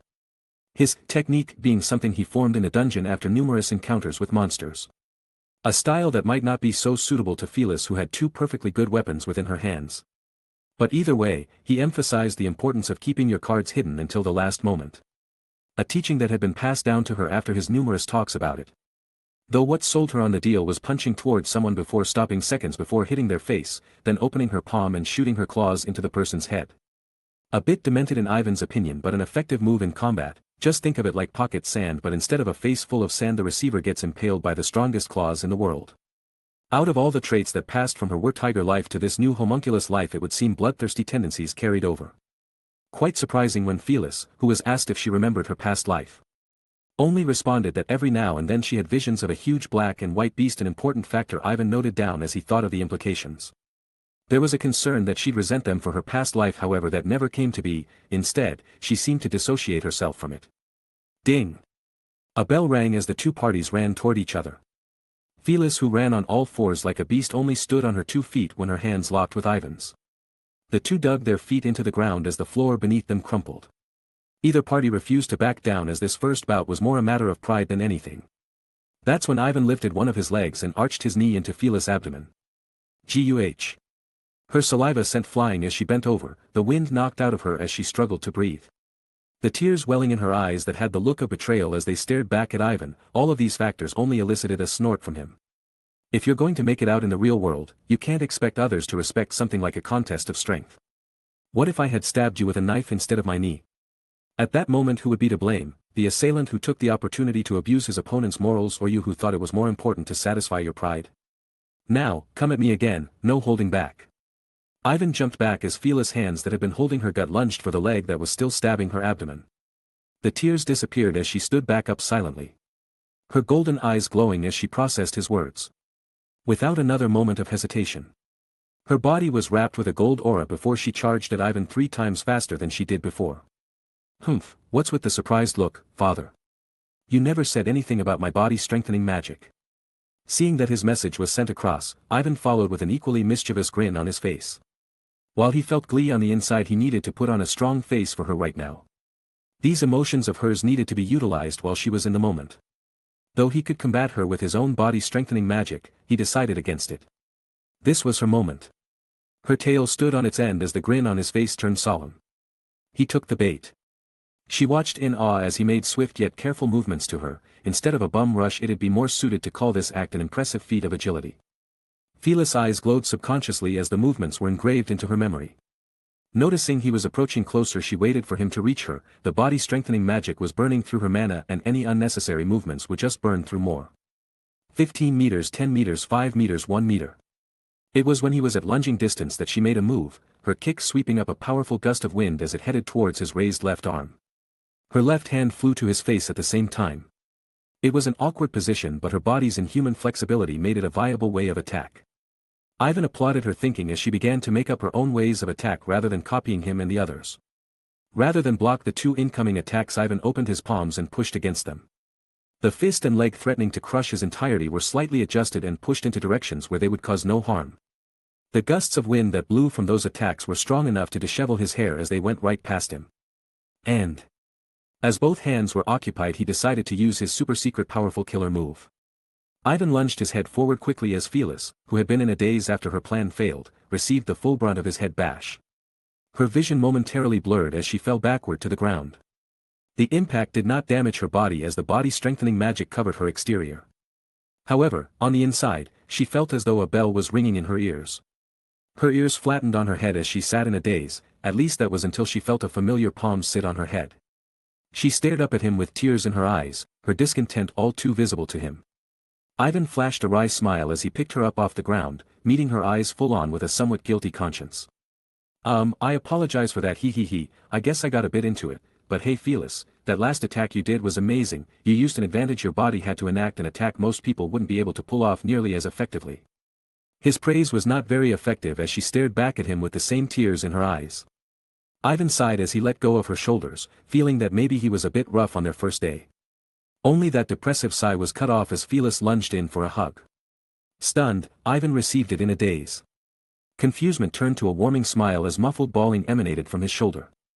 He brushed her hair with his palm as she relaxed the tension she had, her tail perking up a bit in response. This scene ensued for minutes as he did nothing to stop her emotional outburst. Only deciding that it would be his responsibility to be with her till the end. If what she sought now was his comfort, then who was he to refuse her? After 15 minutes the bawling stooped as Phyllis lifted her face from Ivan's shoulder. Wiping her tears with her arm warmers, Phyllis sat in Ivan's embrace for a moment before tapping his shoulder to let her go. It was when they stood face to face that a silence took hold of the area, and then... slap! Phyllis' cheeks only reddened for a few seconds as her regeneration took care of the minor injury. Ivan stared at her with an inquisitive gaze as she kept her palms to her face. Wondering why she had slapped herself. She only closed her eyes in response and blew a lot of air out of her mouth. After that her eyes snapped open before revealing the usual cheeky grin to Ivan. Her lean figure arching forward so that her face would be right beneath Ivan's, she let out a cute smug laugh before stating her intentions. "All right, I'm ready. It's time for round 2, humph. And don't think you're gonna get away so easily with your dirty tactics. Hi, I'll beat you this time for sure. And you better agree you aren't going to tell anyone about what happened, alright? If you do I'll have Tio-sensei harass you for a week straight." Her smile inspired confidence, even though she was a bit embarrassed by her ending statement. The faint blush on her cheeks was barely visible. In any case, Ivan was happy with this transformation in attitude, so deciding it would be rude of him to trample her resolution, he matched her smile with his own. The ears on Phyllis' head popped up energetically as her tail did a small dance, the vigor in her heart reigniting as she vowed to earn her father's praise. With that settled, the two returned to their spots on the battlefield, doing a small bow before assuming their fighting position. And with a ringing bell, round 2 had begun. Tio sighed as she eyed the line of customers that waited out on the paved road. Stretching far with carriages and folk who wanted to buy the wares being sold. Numerous times Ivan had to lock himself in his atelier for hours at a time just to restock the store. Dealing with some of the merchants or nobles that acted deviously was the easier part. Anyone that asked too many questions about the artifacts or the lecherous bastards that tried to steal, both her and Ari were instantaneously dealt with by either being booted and banned from the shop or beaten to a pulp before being dragged outside by the security droid. There had only been a single instance where they were met by customers too important to ignore, Templars of the Holy Church. Though they claimed to only be in the shop to purchase wares. Their shifty eyes and muttering to each other suggested otherwise. They only purchased a few things before leaving the shop, probably to take to their superiors to learn their secrets. Once they found out what they sold were artifacts, it was likely the shop would be met by a large platoon of Templars and Holy Church officials who have come to commandeer their wares in the name of a hit to fight against the demons. She already saw the situation play out in her mind. The Holy Church asks for their stuff free of charge, Ivan refuses. The Holy Church brands him and the rest of the group as heretics, and a fight would likely break out. It had been a week since those Templar knights left to report to their superiors. Odds were an army was headed to their shop right now. Tio sat in the security room as she observed the outside cameras, looking out into the horizon for the guests they anticipated. She sighed as it would be 100 times easier for her to just change into her dragon form and fly around outside to look for them. Only for obvious reasons she wouldn't do that. The Holy Church was a part of the Dragonman's extinction. If they found out she existed they'd probably look everywhere for other remnants, meaning her people. Beep beep. A beeping noise resounded from the speakers next to the security screen as the cameras automatically focused in a certain direction. Large mana traces detected red on the screen as the drones flew closer to the source. Tio leaned forward on the couch as the source of the abnormality became clearer. Mana detection mode deactivating as the large mass of red heat turned into a clear vision of a caravan. Only as she expected, the caravan was led by a lone carriage arrogantly waving a flag from above. Its white and gold exterior drawing her attention as she noticed the figures sitting inside. What flag was being waved was that of the Holy Church, and though not nearly an army as large as she was expecting, there were 6 carriages in total. In each carriage, she recognized the faces of those sitting within. The heroes from another world. She muttered. It would seem that every hero that was documented, besides Ivan and one other figure, had come out here to their shop. Each carriage was surrounded by a gaggle of Templar knights. She left the security room as she ignored Ari's questioning gaze. Tio stood in front of the register before sliding her hand underneath the desk. She lifted the glass case and pressed down on the red button. A beeping noise coming out of the thing before the area was engulfed in silence. The customers watched on in confusion as Tio and Ari stood there. Seconds later a voice emanated from the speaker underneath the desk. Hey, I ran to the broadcasting device the moment you hit the emergency button, what's the problem? Demons? Holshire Empire? Maybe aliens? I wouldn't say that aliens would be a far-stretched guess. I mean, if you think about aliens you could say that I am one, considering the whole other world thing, so what I mean to say are the heroes here. Yes, though a bit confused with Ivan's line of thinking, she decided to give him the details anyways. One missing. Well, it could be that one of them has died. But I don't know, those damn news carriers keep refusing to deliver to us because we don't have a registered postal office. Even when I offered thousands of luta they refused to even drop one single newspaper as they passed by to get to UR. I don't know whether to praise their loyalty to the rules or laugh at them for dropping the opportunity to earn a few thousand luta just for a single paper. Oh yes, the matter at hand, ugh, give me a few minutes and I'll be suited up. I gotta talk with Phyllis first as well. You should see the progress she's been making, and though a bit dangerous we've been training hand to hand with her claws out now. Ivan's voice disconnected from the line as Tio sat in silence. She sighed before heading back to the security room. Laughing at her own anxiety for worrying about the world's mightiest heroes showing up at their establishment. She dialed you, who answered with the house phone.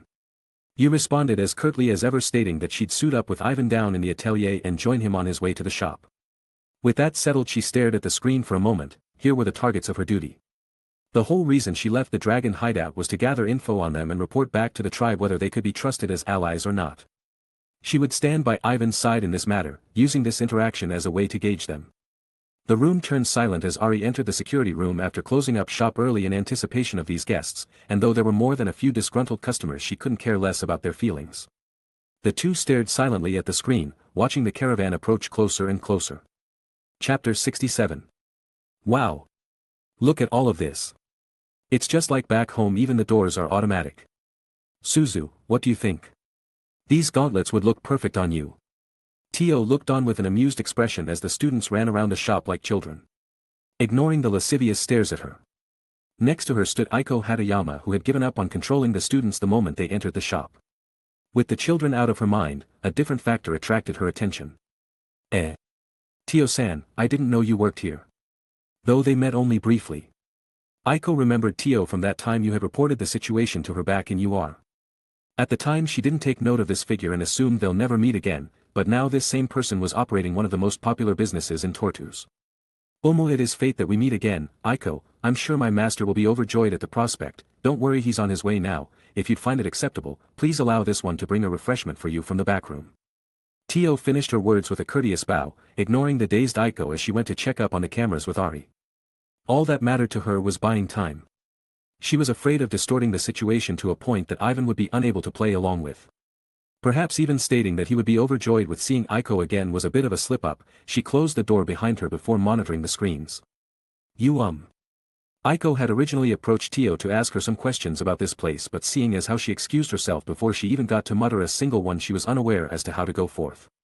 The only tidbits of information she had were that the owner was a mysterious person who always wore a mask. That aspect combined with Tio being a staff member brought up a certain figure she dismissed in UR. The same figure that had refused to speak to her with the excuse of having received a scarring wound that he claimed to have no desire to fix. However, it was that same figure that both Will Kudeta and Ilwa Wang claimed to have spoken with. The former telling of how the figure forcefully knocked him unconscious after asking some questions during their carriage ride to Furin. And if there was one thing she wanted to do after meeting him again was to reprimand him for lying and demand to know why he lied. Her line of thought broke up as her students regrouped around her near the register. A few of them carrying wares and other products. Aiko-chan sensei, you should get a look at all this stuff. There are things from back home that I didn't think I'd ever see again. I gotta thank the owner for bringing some comfort back in my life. It was one of her students, Suzu Taniguchi, that excitedly yelled praises of the store while telling of that pesky nickname they had for her that she wished would just disappear. Suzu-chan, put some of those things back before the owner yells at you for being greedy. It'd be quite embarrassing if the first impression he got of us were some kids that would get excited over things like this. The one who spoke this time was Kaori Shirasaki, with a pensive Hajime at her side. From the moment they saw the shop and mansion from over the horizon, he'd been showing this expression, much to Kaori's worry. Especially after he said dozens of times to her inquiry that it's nothing to worry about. Hey, everyone, let's show how respectful we are today. We're here after all under the behest of the church to see if this owner would like to ally with us to beat the demons. Though I'm sure that as soon as we tell him he would be aiding humanity he'll accept. All of these things would help just fine. Oh, and remember to grab some things for the dungeon. This goes for those of you coming with us to the 90th floor. The last one to speak was Cookie Amanagawa, resident hero of the Holy Church. With that settled, the class calmed down as they awaited the presence of this owner. A little disgruntled as it had been 20 minutes and he had yet to show himself. Oi, when is this guy going to show up? Even though we came all the way out here. TCH, you'd think he'd hurry on over after hearing about us coming. Aiko had tried her best to calm the impatience of the class, but as one disgruntled classmate turned to 5, then 10. And 15, things had evolved from her control. Soon almost the entire class with the exception of one group had resorted to badmouthing the owner. An activity that ticked off both Tio and Ari, who had heard their complaints from the other side of the door. They were about to step out to teach the class some manners when... Ding dong. The automatic doors to the shop opened up as a melodious tune played from the speakers. A little song that notified the person behind the register that a potential customer had entered. Only the person that entered this time was not a customer, but the owner. The loud murmuring of the class quieted down as they looked at the figure that had entered the shop, another figure beside him on each side. Some students curled their toes and gulped as they felt a lump in their throat when they locked eyes with the owner. Well, locking eyes wouldn't be appropriate as the white smooth mask that adorned his face was just a blank slate. And yet despite that, they could feel his lingering stare target their body as he gazed back at the class. His white mantle was drawn with a white hood that covered the rest of his features. His hands the only thing poking out from beneath with the rest of his body. They stared at the tattoos staining each palm, then the belt holding up his black pants. And finally the charcoal leather boots he wore on his feet.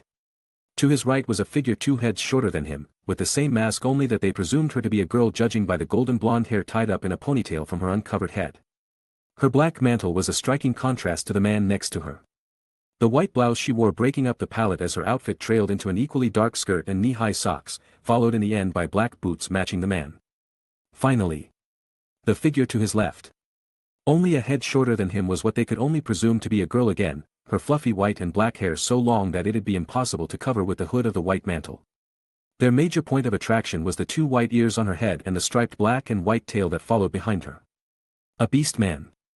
One of the students muttered. Rather than having the mantle tightly wrapped around her like the man. Or open only at the front like the short girl, she adorned the mantle loosely hanging from her shoulders. Revealing her tan shoulders and black and a white tube top that trailed down into a short black skirt. Her white arm warmers and black satin gloves visible to all. White thigh highs again, then small black shoes. She looked around the shop equally as curious as the students were before when they first entered. Promptly making Ivan pick her up at the scruff of her mantle before she wandered off during this meeting. And though they couldn't see her face through the same white mask the other 2 adorned, they could hear her tongue clicking as she folded her arms to her chest. The shop isn't going to go anywhere. You'll have all the time to look around and explore this world once this meeting is done. For now, just observe from the side and I'll be done with my work soon. Then, there's something very important I'd like to ask you.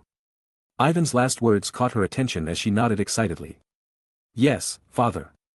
The students and Aiko only watched this interaction with awkwardness as they felt their presence had been ignored. Now that that matter has been settled, I'd like to apologize for my lateness. I had a bit of trouble with my daughter here, so I hope you'll excuse my rudeness. Humph. Welcome to Hohenheim's dream. Ivan coughed out loud before striking a pose. His voice sounding a bit staticky and robotic but energetic to the students nonetheless. His mantle flapped as the tattoos adorning his whole arms were revealed to the students, along with the jet-black painted chest plate that protected his chest. Well, it looks like I have quite the esteemed guests. Could I interest you in some healing salves, O heroes of young? How about some trinkets that make it so you lose less mana when casting spells? Bulmo. I'm sure it could be of use to those of you that are healers. Oh, and if it ain't a face I recognize, Aiko-sama. Welcome. His eccentric attitude was a bit off-putting to the students who were expecting a solemn shopkeeper. It was when Aiko heard her name called that she responded. Why you, I knew you were lying about something back then. Paracelsus von Hohenheim, answer yourself. Her accusatory finger pointed at him while the students murmured to each other. They had heard of this figure only briefly from her, once on the carriage ride to Furin from UR, and another as they gathered up for this trip. A lie you say, oh my, to be the target of such accusatory eyes. But you must believe me, goddess of fertility. At the time I did indeed find it a struggle to speak. While the reasons weren't the same as my partner described, I did not act so as a slight to you. Surely you must have heard about how UR was saved by a miracle. It was that same day that I found my voice mysteriously. Oh, it must be as the townsfolk say. That day was surely a miracle by God. Ivan did the best not to throw up as he uttered those last words.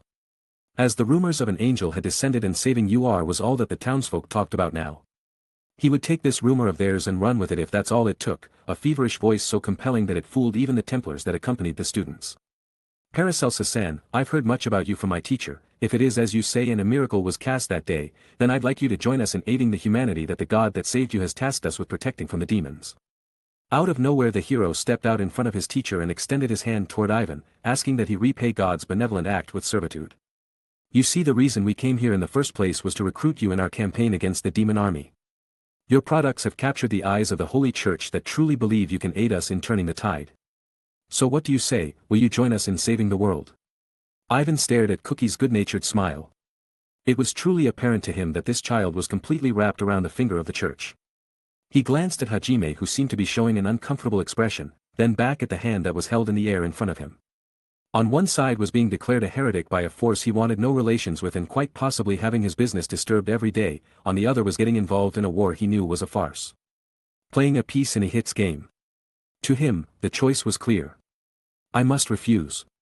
It was an answer that shocked quite a few members of the class. They have never had to approach and make allies themselves. Any greedy merchants refusing to give their services were usually bullied behind the scenes into agreeing by the Holy Church. Considering all that, this was the first time they received rejection since being summoned as heroes. Are you saying that you do not wish to aid humanity? A disgruntled and anxious voice emanated from Cookie's mouth. I'm saying that I would rather sit back and enjoy my relaxing life with my family. I'm just a shop owner and you're expecting me to readily agree to help out in a war I want no part in. Surely you don't plan on forcing me to be a part of your little brigade, do you? As a member of the human race, you are already involved in this war against the demons. Refusing to help us would be the same as allowing the demons to continue their atrocities across the world. Atrocities? Do you want to talk about atrocities? Am I really to lay my life on the line believing in a group of pubescent teens to save the world? Tell me. When the time comes, if the time comes, are you certain you have the resolve to lob off the head of the demon lord? Because as I see you now, you have no hope fighting against the true enemy of the world. And if that's the case, why would I join the losing side when I could assure the safety of my family? Tell me now. Hero. It was a statement that brought silence to the room. A part of the students wanted to yell out at Ivan for calling them weak after everything they've done to get this far. Another part worrying that once the war truly began if they had the resolve to take another life. Even Cookie swallowed his own words, however, that did nothing to quell how insulted he felt at the moment. He took a few steps back before resting his hand on the sword adorned at his waist. The steel of it emanating a loud metal slashing noise as he pulled it from its sheath. The rest of the class opened their eyes as wide as saucers as he held it in his hand and pointed it in Ivan's direction. Paracelsus. If those words are truly how you feel, then allow me to demonstrate my strength as the one who bears the hope of humanity. I ask that we duel. Surely, you wouldn't have any complaints after seeing me in action. It was a declaration that garnered the admiration of some of his classmates. Those that were already enamored by him or those that were sucking up to him considering he was the hero. Even the Templar knights that had accompanied them did nothing against this provocation as they allowed the hero to do as he pleased. In fact, if it weren't Cookie threatening the shop owner, it would have been them the moment everyone turned their backs, so this was simply a load off their backs. No longer concerned about the trudge back to this shop in the middle of nowhere, they leaned against the display stands as they awaited the ensuing slaughter. Once the alliance was sealed, they were under explicit orders to capture the owner and bring him back to headquarters discreetly, not even allowing the students to notice. Oya, are you truly asking me, a shopkeeper, to battle someone honed by the Holy Church to be their weapon? Humph, I'd laugh if it weren't so damn pathetic. Ah, what the hell, I'll laugh anyway, ha ha ha. Ivan's little act was enough to quell the anger of Phyllis, whose claws were just about appearing out of her gloves, and you, who was muttering something about torture techniques. Don't play coy with me. You wouldn't open a shop out here without the police if you didn't have some sort of protection. Maybe you have some hidden guards surrounding the building right now, or perhaps that golem outside is your security. Well, have at it, send me your strongest fighter. Aiko, who knew that Ivan was a particularly strong adventurer, tried to stop Cookie's aggravations, only getting silence in response. Ivan hummed to himself, seeing this hero ignore their teacher. I'd say you don't really deserve to fight our best fighter. But my daughter here seems eager for the challenge. You see, we just started training her in combat not too long ago, and she's been looking for something or someone to gauge her strength.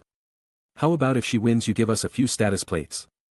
I'm sure with your identity it wouldn't be much of a hassle. Cookie ground his teeth seeing that he was still being underestimated, feeling insulted by this man's nonchalant attitude. Ha! I'm not going to fight someone that has just started training. Are you crazy? How despicable do you have to be to throw your daughter in front of you just to save yourself? I'm tired of these games, now answer me honestly.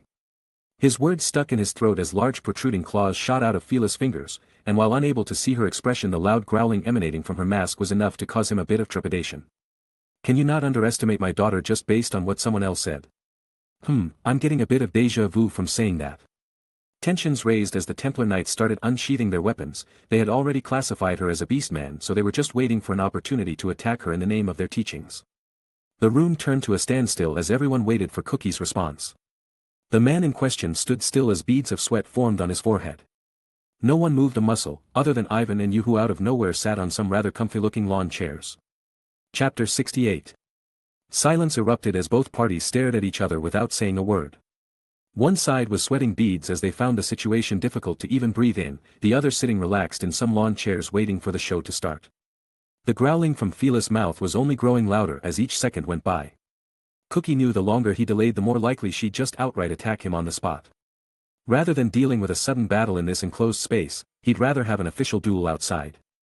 I apologize, miss. My words were not meant to offend you, they were instead directed at your father, who does not wish to fight to himself. However, if it were just that, I wouldn't be so appalled. Instead, he forced you against me without asking for your decision. So please stand away. I do not wish to harm you. His soft-spoken words and distraught expression did nothing to quell the animosity. While a normal girl would have swooned there for his sincere words, the only thing on Phyllis' mind was to tear him into bits and pieces. Did he just say we forced her to fight? For the first time since entering the shop, you spoke to Ivan beside her. Well, he more or less said that I was the one forcing her hand. It doesn't look that way to me though, considering she's foaming at the mouth for the chance of slaughtering him. In any case, this will be the first proper time she went toe-to-toe with someone. Though it would have been much more bountiful if the opponent held the intent to kill. I guess she'll have to make do fighting the hero instead. Their nonchalant conversation fell upon the ears of everyone in the room. This only incited Cookie's desire to make proof of himself. All right. Seeing as how you still stand here, I assume you want to go ahead with this, then let us go outside. Templars, sheath your weapons. I want a fair duel against her. No one is to interfere or get in the way, no matter the result. And miss, let us not wreck your father's shop in this duel, let's take it outside. Phyllis looked back at Ivan before seeing him return a nod. Seeing that he approved of this situation, she left the shop first, considering she was the closest to the door. Both Ivan and you followed after, dragging along their lawn chairs, then Cookie, who had been holding his unsheathed sword this entire time. And finally the Templar Knights and the rest of the students that had been in a daze. Ivan wasn't afraid that their battle would damage the land. In any case, it would only take a few days of repair from the droids to settle it back to normal. Now that all parties stood outside in an empty field, the battle was ready to commence. Right now what Ivan wanted was a gauge of the student's strength. And who better to gauge the strength of than the legendary hero of the party? This would give him a good insight as to how far they've progressed since his death. Were they now reliable tools in the ensuing war against the demons, or just still students with big sticks? It would seem the latter was more apparent. As Cookie seemed to underestimate Phyllis the whole way through. Not even taking a proper stance as he stood there arrogantly with his sword. Phyllis on the other hand had her knees bent to perfect 90 degrees angles, her back arched forward as her claws stood fully extended. A wide stance she adopted after their days of training down below. What he really wanted was to see her parameters displayed on a status plate. And while he could just go over to Furin and ask Ilwa Wong for a couple, he would rather not be indebted to the sly man. There were some perfectly good messengers standing right before him anyways, it'd be a waste to miss the opportunity. Probably also a power move once Ilwa heard that the legendary heroes were there as Ivan's delivery service. Ivan got out of his lawn chair and stood evenly placed between the two fighters. Pulling a strange black device from his pocket, he held it up to his mouth. Ladies and gentlemen. It is an honor to welcome you all to Phyllis' first exhibition match. Mushy's grown up so fast in this short amount of time she's been with us. Just 2 weeks ago I could remember her barely being able to hold a stance without breaking it, but that aside, the conditions are clear. No one is to step in unless the battle has already been decided. Which means only breaking up the fight when someone is about to die or be injured excessively. The prize? Well. We at Hohenheim's Dream shall assist the heroes in their quest to slaughter the demon race should we lose. Should the hero lose, he and his party shall garner us at least 4 status plates along with 5 million luta. Are these terms acceptable to both parties? The voice from the black boxes latched to the side of the shop was broadcasted clearly to those outside, some tech he stole from the auction hall back in Furin. Both fighters nodded their heads according to his words. Cookie not even questioning the random 5 million luta condition. Much to his party's distress. Likely, he didn't think much of it because he knew it would be the church's money and not his. As for Ivan, he just saw the opportunity to gain some extra funds too good to miss upon. With that settled, the moment you hear the fireworks go off you are welcome to begin, no restrictions on magic, skills, and items. You hit the button. Boop. Ear-piercing whistles emanate through the air as the trail of smoke the fireworks left behind flew into the air. Cookie and his group stared at the fireworks, awaiting their beautiful explosion. Phyllis on the other hand did nothing to remind her opponent of their ensuing battle, arching her back even more as she waited for the bang. And then, bang! Cookie's group let out cries of joy and wonder as the fireworks bright enough to illuminate the day sky shone with enough brilliance to darken the world above. Their color and patterns were so intense it put everyone in a daze for a moment. Even Cookie who had sighed in disbelief. Rumble. Crack. However, his attention was turned back to in front of him as the ground shook and broke apart. A blur steadily approaching him before he could even muster up a defense. Cookie let out a whine as he felt all the air within him disappear. His hands reaching for the knee dug deep into his chest, too late to change what had happened. Gah! He flew for several meters before coming to a stop. Cookie got back up almost immediately, patting his chest as he stared at the imprint that melded into the armor the kingdom had given him. Never once did he have to take in the armor for repairs, as it had been declared as the strongest armor artifact the kingdom had. Though it had succeeded in its purpose of enhancing his defense capabilities, it now stood with a dent. Cookie hurriedly held up his holy sword as the black metallic claws swooped down on him from above, sparks arousing as the two stood in a stalemate. Limit break. His body illuminated with a bright light as the ground beneath him broke apart. With not much effort he was able to knock Phyllis out of the way with just a swing. She stuck the landing before maintaining her distance, rightfully so, as with limit break Cookie's physical capabilities had been multiplied 3 times over. The downside is that perpetual use would gratefully fatigue his body. While not knowing the specifics of the skill he shouted out, she knew that such power could not be cast from nothing. Similar to her father's teaching, something must have been sacrificed to create this phenomenon, something other than mana. She came to a conclusion after noticing the bulging veins that threatened to pop out of his skin. Seeing as all she would have to do is wait for her opponent to wear himself out, she stood defensively, grinning beneath her mask as she thought of the scene in which he just randomly fell over from exhaustion. TCH. After having his intentions seen through, Cookie decided to take an offensive approach. He charged in with his sword slung over his shoulder. His lips moved as he silently muttered words to himself, suggesting that he was going to use a spell or a skill. Supersonic step.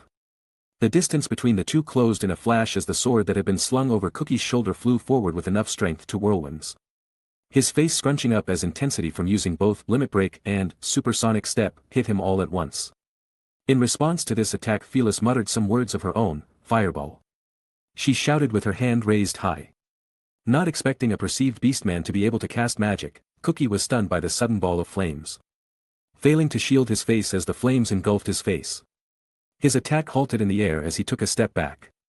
Once he took a step back, one could notice that he escaped unscathed, only his face being a bit redder and the tips of his hair frizzled. The same however could not be said for his eyes that had been opened during the attack. Off. And as she was taught, Phyllis made use of this situation to pierce her enemy's ribcage with her claws. The sound of metal tearing emanating from Cookie's chest plate as blood flew in the air. Unfortunately for Phyllis, the legendary armor had received most of her attack, only allowing bits of metal to come flying as one of her claws was able to pierce. The audience gasped in concern as the battle had taken a development they never expected. The hero of the class everyone admired had his blood drawn from some no-name beastman. They unsheathed their weapons and inched closer to the battle. Ivan only watched this scene from the corner of his eye as he pressed on the remote he held in his hand. A barrier manifested, dividing the audience and the fighters. It wasn't one particularly made up for this situation.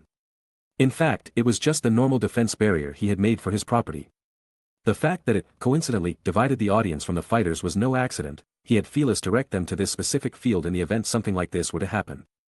Both he and the audience were sitting right before the barrier's maximum range, just as impenetrable. It was from the outside. The same could be said for the inside. The class yelled out helplessly as their attacks against the barrier only resulted in it jiggling like gelatin. They stared at the scene of Felis drawing more blood before turning over to Ivan, who was still sitting in his chair. What are you doing? He's going to die. You have to let us out there to help him, or at least stop the beast man or something. This is against the agreement, Paracelsus. You don't intend on going against your words, do you? Ivan remained silent against their threats. The class approached him steadily before two figures blocked their way. I apologize, children, but any steps closer to master and I'll take it as a personal threat, fufufu. Against the agreement, you say? As Ivan-sama had stated, no one is to interfere until the match has been decided. If anything, he's just reinforcing the rules, so why don't you just take a step out, and have some faith in your hero, In front of Tio and Nari. The class felt a certain trepidation. An instinct in their body telling them not to pursue any further. They grit their teeth in frustration. Even the Templar Knights chose to step back, as any threats would likely only worsen the situation. If Felis was truly only combat training recently, then how strong were these four in front of them? This was a question that rang in their minds as they watched the battle continue. Clang. Bang. Crash. Sparks, explosions, earth-shattering. Every movement of these two caused some sort of damage to the terrain. Heavenrend. The white beams of light that had been shot at Felis were each shattered like glass in the air the moment they came in contact with her claws. And what's worse of all? Felis began muttering to herself, the glow in her eyes dazzling but covered by the mask. Heavenrend. She yelled out. The white beams of light were a lot less in number than Cookie's casting of it, but plentiful nonetheless. His armor tanked most of the light magic as he took out whatever he could with his sword. Each and every magic he had cast had been shot back at him, a result that made him bewildered. This convinced him that if he had any hopes of beating her, it had to be by sword or hand. Anything else would just result in a losing battle. Haze Pierce. Cookie dodged and weaved in between Felis' attacks. Once he got close enough, he plunged with his sword in 3 quick moves. All in succession. A grin formed on his face as he had finally caused some damage to her. However, that grin had vanished the moment her revealing clothing had shown that each of his attacks disappeared on her body almost instantaneously. He looked up before noticing she had been staring back at him. And though unable to see her expression, he had no doubt she was holding a grin as stupid as he was moments ago. The rage in his heart was unable to be transmitted as her claws dug into his armpits, focusing the joints of the armor where it was at its weakest. Cookie was unable to let out a scream as his head was bludgeoned with a force greater than a truck. His body flying back before hitting the ground. His vision blurry as he tried desperately to push himself off the ground, the strain from limit break catching up to him before he lay back down helplessly. The class stood silent as the fight grew to a conclusion. Felis looked at her fallen foe for only a few seconds before making her way to the edge of the barrier. Her humming was loud enough for the class to hear, and as expected it pissed every one of them off. With the exceptions of a few. Though of course, they wouldn't dare speak out against it in fear of receiving the same treatment as did Cookie. Felis' tail wagged rhythmically before she stood in front of Ivan. Her head bowing down slightly as to present the top of her hair. With a sigh he rested his palm on her head, gently brushing her hair back and forth. The barrier to the outside disappeared before the class rushed onto the field. Kaori and Hajime were in the front as she was their best healer and he wanted to inspect the wounds out of curiosity. In any case, the match had been decided. Ivan left Felis with you and the rest before strolling on over to Cookie's body. Not minding the stares and unbridled hostility of the class as he walked by them, even Aiko held a suspicious look to him as he went by her. Without a word he pulled out a vial from beneath his mantle, lodging it into Cookie's mouth much to the fear of the others who thought he was poisoning him. What did you do? Get away, you bastard. What guys, look. Cookie's color is returning. The motions of the class stopped as they turned over to look at Cookie, who had started coughing a fit. It was a simple potion of his that would heal him just enough to the point where he'd definitely live. But still, be sustaining injuries. Ivan didn't want him to get up screaming about a rematch or something after all. Ivan stood there silently for a moment before opening his mouth to speak to the class. I can respect that you choose to use your power to aid those in need. It is a respectable quality most in this world don't possess, however even so it is not up to you to force that ideal upon someone else. Just as you wish to lay your life for the sake of others, I only wish to lay my life for my family. Though not too different, there are differences, just remember, we are not the same. Leaving these words behind, Ivan turned to leave the scene. Only to be stopped by a tug at his mantle. Please, Paracelsus-san, may I have a word with you? The one to reach out to him was Hajime Nagumo, much to his classmates' surprise. Ivan looked into his eyes before smirking to himself, laughing inwardly at how much the kid had changed. If you're going to ask about the shop, do not fear. I will not forbid the entry of any of you just because of this scuffle. No matter who it is, we welcome all to do business, so long as they don't break the rules. And of course, I expect you to fulfill the agreements made today. Whether it be the hero or you guys who take up the issue of payment, it doesn't matter to me, just get it done. That's not it. I would like to speak to you regarding a very important matter, privately of course. The look and tone Hajime took were definitely suspicious to the class. Very well, come to the shop with me then, we can have a word in the staff room. Ivan and his group were followed by Hajime as the class and the Templar Knights stood back in a daze. Their emotions broke as the coughing from Cookie redirected their attention. No one would know of the meeting between the two, leaving those to question what exactly happened. Chapter 69. You're Ivan, aren't you? The moment he heard the doors lock clasped together, Hajime immediately let out the question he's been holding inside his mind. Now that it was just him and who he believed to be Ivan left together alone in this room, he wasn't hesitant to let out what he was thinking. He lifted his finger and pointed it toward Ivan. For a moment this very exaggerated action almost made Ivan burst out laughing. But for now, he wanted to see under what basis his cover was blown. Who Ivan, you say? The name does sound a bit familiar to me. Ivan, now that you mention it, I believe he is, excuse me, was one of the heroes that were summoned along with you all, but didn't he die in some fire back at the kingdom a while ago? Why would you assume me, the owner of this fine establishment, to be the dead hero you speak of? Hajime's confidence never faltered during this interaction, in fact, it grew after listening to Ivan speak more and more. Whether it be his mannerisms, the way he spoke, his body language, they all reminded him of his only friend. You're right, that day my only friend died. Thought to have been murdered by a classmate of ours. Though of course that fact had been hidden, as the Highlight Kingdom would have been under intense ridicule for failing to control their heroes. What was odd is that since then I and the exploration group have come across something quite odd in the dungeon. Something resembling what that friend of mine made, when he and I agreed to work together. Hajime wandered over to a corner of the staff room, leaning on the table complimented with beverages and refreshments. He picked one up before reading the label on it, pausing his story only momentarily. The markings of that place, too artificial and clean to have been natural. I have serious doubts that a crew went down to the floor right before the Bay Mothas to make a resting room. When I matched the safe room and the hidden cove my friend made with each other, I found similar etchings in the ground. His finger went pointed right at Ivan again, this time his voice serious as he announced his next lines. My friend's body at the time was charred to the point where he was unrecognizable. At the time we all assumed it had been him because only he and the killer were there at the scene. We had captured the killer, so that left the body completely unrecognizable. Sure, there were teeth and nails along with some identifiable fingerprints, but this world does not have the technology to investigate that far.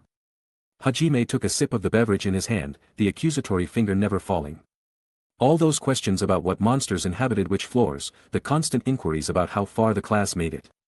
You asked me for detailed mappings of each floor. I'm certain that my friend had faked his death at the time and chose to escape in the dungeon. For what reason? Well, I'm certain that he and I share the same line of thought. The Holy Church is as suspicious as can be. We're not getting the whole story. Silence erupted, and the only sound permeating the room was that of Hajime taking sips out of whatever had been left on the table. Ivan's body started trembling, his expression invisible as he still adorned his mask. However, Hajime felt no fear at the prospect, only looking on patiently as he was sure this friend of his was. Ha ha ha ha. Well, I was certain I'd get found out sooner or later. The fact that it had been you just makes it all the easier. If all this modern stuff didn't ring bells in people's heads, I would have been very concerned. The mask that covered Ivan's face slid off. The voice changer deactivating as the voice Hajime had remembered emanated the room. It took everything in Hajime's power to hold himself from punching this guy in front of him that held the smuggest of grins. But rather than basking in that annoyance, he let out a sigh as the worry he had in his heart had been rested. Hajime walked forward to meet Ivan head-on, the two giving each other a strong hug to rejoice in their reunion. Ha ha ha. It's good to see you again. I heard from our loudmouth classmates that you had been joining in on the dungeon crawling even though the others had given up despite being stronger than you. This hug definitely proves that strength. Your stats must be in the 30s now. Shut up, you bastard. After all the grief you've given me and the other two, the last thing I want to hear is your shitty words. Oh, that reminds me, where is Claire?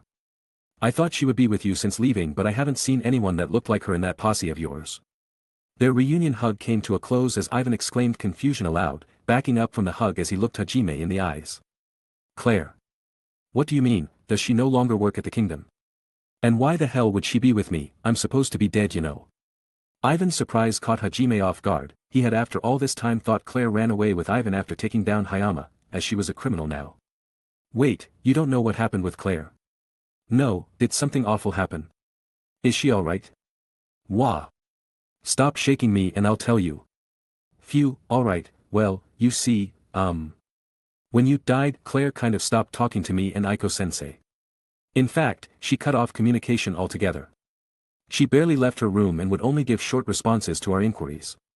Then one day, Hayama was killed, and Claire coincidentally vanished that day. So, everyone just assumed that she had been the one to do it. With good reason too, after all, we all kind of thought you guys were a thing. Hajime gave the gists of it to Ivan. The only problem was what was he going to do with that information now? As far as Ivan knew, Claire regarded the Highlight Kingdom as her home. Never did she mention something convenient like I want to go here one day, or if I end up murdering someone I'm going to go over here so come find me. While he was touched at the prospect of someone going to such lengths for him, he couldn't help but feel some responsibility. The whole reason he had left without telling her was so that she could pursue her dream. He hoped the less she knew the less danger she would be in. But now it would seem his intentions had backfired, his actions to have her pursue her dreams wholeheartedly resulted in her abandoning them anyways. And now she was who knows where. While there was a chance she managed to get away and live peacefully, that other chance that she was found and captured also existed. Ivan pulled a large map out of his ring before laying it flat on the table, not minding Hajime's stare at having something appear out of thin air. Someone with her talents could make a living if she tried hard enough. The likely locations she was taking refuge at were Furin, the coastal city of Arizon. And finally the Holshire Empire. The first and final option being extremely likely, as her combat prowess and maid skills would sustain her, that is if she chose to continue that identity. I want to thank you for bringing me this info, Hajime. I had no idea the situation turned to this. I guess I only got myself to blame, huh? I'll bring up the matter later to my group so we can come up with a plan. But before that, let me tell you what we discovered at the bottom of the dungeon. You could say my departure from the Holy Church's clutches was the right move after hearing this. For who knows how many times this made it, Ivan spoke once more of the projection of Oscar down in the abyss. Whether it be that there are 200 floors to the dungeon, or of the liberators, and finally of the cool stuff, he found Ivan told him all of it. He ignored Haim's gasps and murmuring along the way.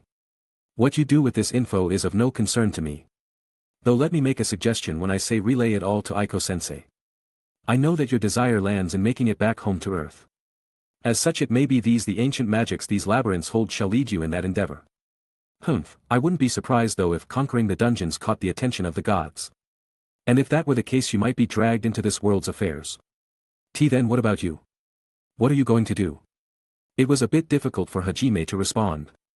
Especially after hearing about gods and rebels and this world being a giant chessboard created as amusement. Sure, all he's cared about since showing up in this world was getting back home, but now knowing all this he didn't know what to make of it all. I'm perfectly at home in this world. Sure, I miss my mother quite a bit, in which case I might give it a go at these dungeons just to see her every now and then, but for now. I want to take advantage of these things we don't have back in our old world. I have family that I could trust, friends that are counting on me, right now they are my priority. The mad games of gods could wait a bit. Ivan thought back on his journey so far, meeting you in the dungeon, making it to the end, running into Shay and her people. Somehow becoming members of their family along the way. Though Milady was a bit unfriendly. She was an interesting person to talk to. As for Tio and Ari, they had become inseparable members of his family as well. The same could be said for the newest member, Phyllis, who Ivan has regarded as his daughter. Hajime opened his mouth to speak. In the end closing it as he decided not to say a word. Asking Ivan to clear out the dungeons and return him and his classmates home would be the pinnacle of what Ivan detested.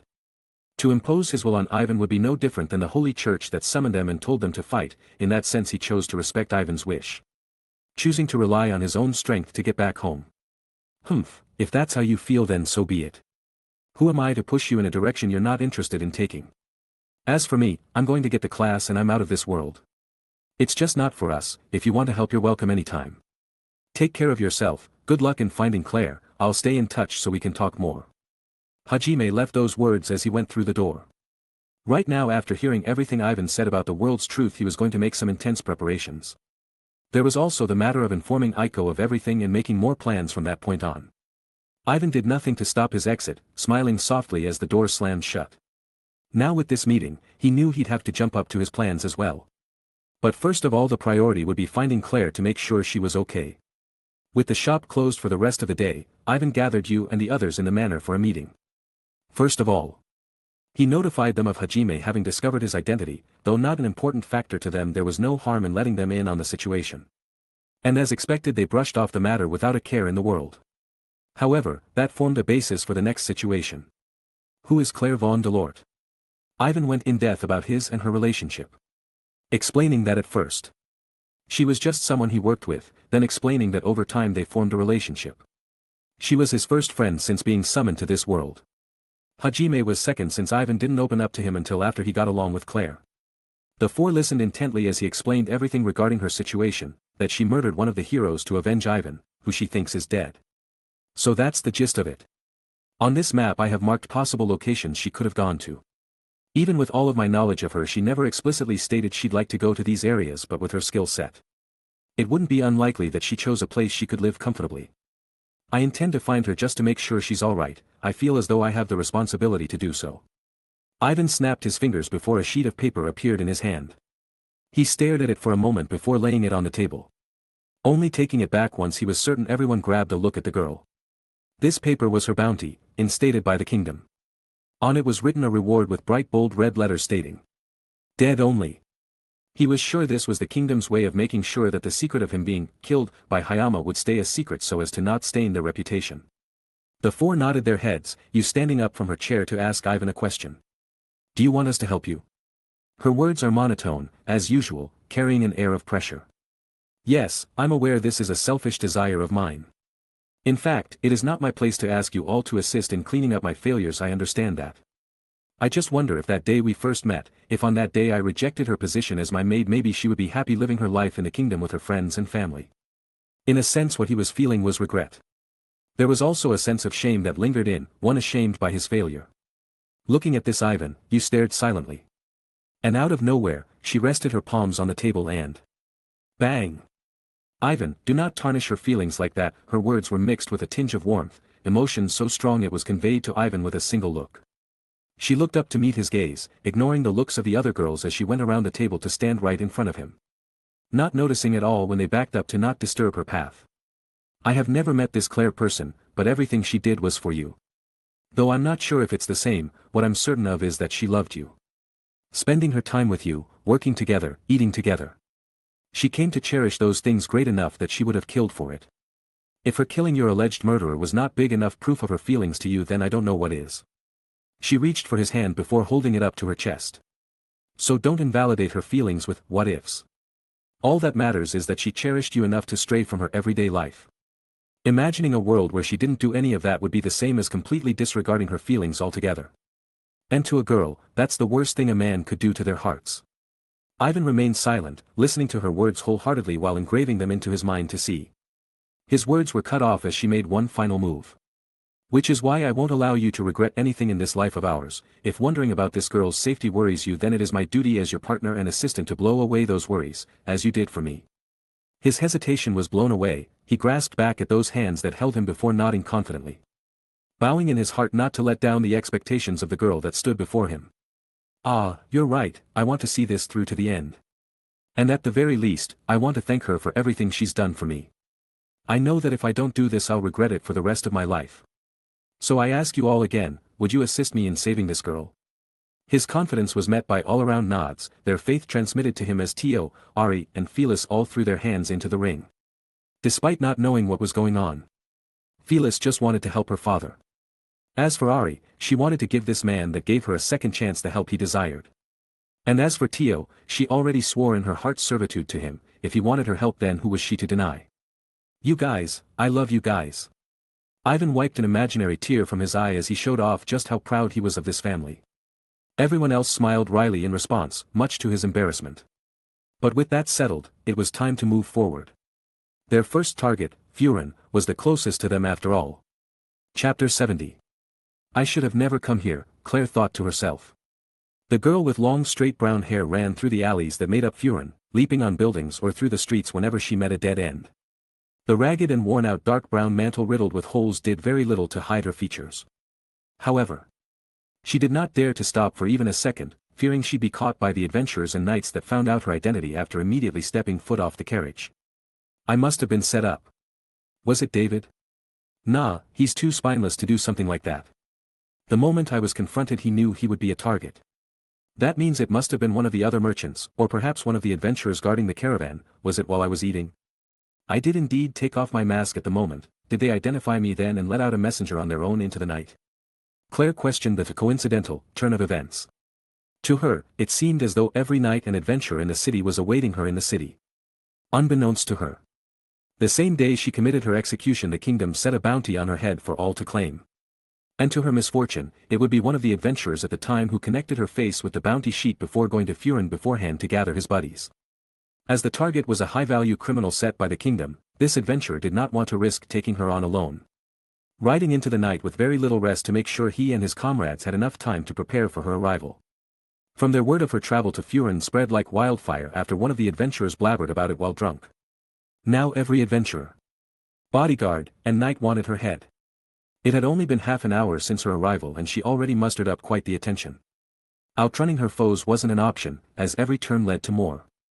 There was also the matter of her stamina. She couldn't run forever. Mana-wise it was taking everything in her to defend herself from the onslaught of mostly fire and wind spells. At this rate, she knew she would end up getting caught and killed. Whoosh! Ding! She bisected an arrow with one of the daggers Ivan had gifted her. Its body splitting apart and going around her instead of ahead. However, that moment she stopped to deflect the incoming arrow she left her back wide open for a fireball. Grgh. Claire gritted her teeth in pain before running away again. Taking labored breaths before diving into a dark alley. She shakily dug her hands into her satchel before pulling out a red vial. She uncorked it and downed it in almost an instant. Letting out a sigh of relief as she leaned her back against the wall and closed her eyes. There she is. But even that peace only lasted for a few seconds. A mob of adventurers swarmed the alley. Seeing this Claire didn't panic, instead. She skillfully climbed on anything protruding from the walls of the alley before appearing once more on some buildings. The chase was on again. Claire let out another sigh, this time filled with sorrow. Her stash of Ivan's potions were running low. By then the only thing she would have to remember him by was the glasses he gave her and the daggers. A weird concern for someone who was likely going to die today, something she understood. Clang!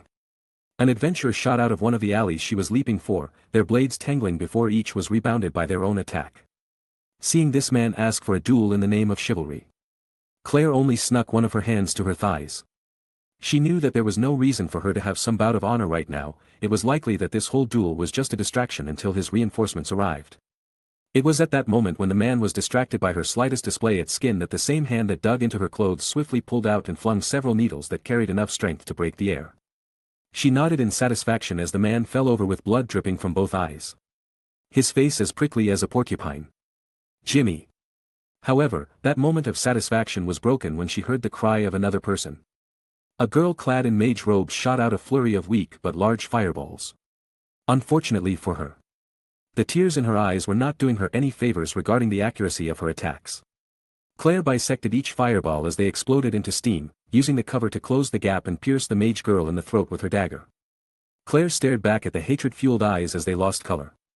Mourning for this girl in her own way as she delicately laid down her body. She traced the ring on the girl's finger before matching it up to the man's, sighing as she heard the clamor of other enemies make their way. We found her. TCH. It looks like she murdered even more people. What we're doing here today is perhaps a service to the world. Burn the heretic. Burn. If she was going to escape this situation, then running around aimlessly in hopes of losing her pursuers wasn't going to work. She picked up the mage girl's corpse and hung it over her shoulder. Ignoring the yells of her pursuers as she ran off as fast as she could while carrying a body. This time she wasn't fired at with a volley of spells. As it would seem that the adventurers had reservations about potentially harming the corpse of the mage girl. Though those same concerns didn't apply to the fervent believers of the church and those who desperately wanted the reward. But in the end the number of magic attacks flung at her reduced by a significant amount, a result she was happy to take advantage of. All she needed to do now was create enough distance to allow her the time she needed to change into the mage's robes. Even if it was for a few minutes, what she wanted the second most at the moment was just some time to rest her body. Boom! The tiles beneath her feet exploded as she was sent flying, the body on her shoulder flying in a different direction before becoming mangled as it hit the floor. Grh. Claire grunted aloud as she pulled herself up, supporting her against a wall as she let out labored breaths. Gee. How do you like the taste of my artillery? Well, was it a blast? Gahaha. A bald old man with a scruffy white beard peered over the building. She was leaning against a bough in his hand as he notched an arrow, the only eye-catching thing being that at the very end of the arrow was a large cylinder accompanied by a fuse. The old man brought a lit match to the fuse, its flame tracing upwards before making it to the cylinder. Claire had a very foreboding sense in her body as the arrow was aimed toward her, the onlooking audience of civilians and merchants looking on curiously, not realizing their impending demise. "Everyone! Get up!" Boom! Her words were cut off as the exploding arrow hit the ground at her feet. She failed to bisect the arrow before the impact, her body still damaged from the last impact. Claire's vision hazed as she felt for a moment she lost consciousness. However, it was when she broke out of that daze she remembered the situation she was in. Concern filled her face as she trudged through the surrounding rubble. Is anyone alive? Please, answer me.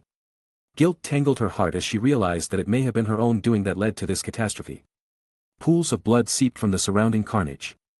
Not a sound to be heard as the ashes in the air distorted her vision.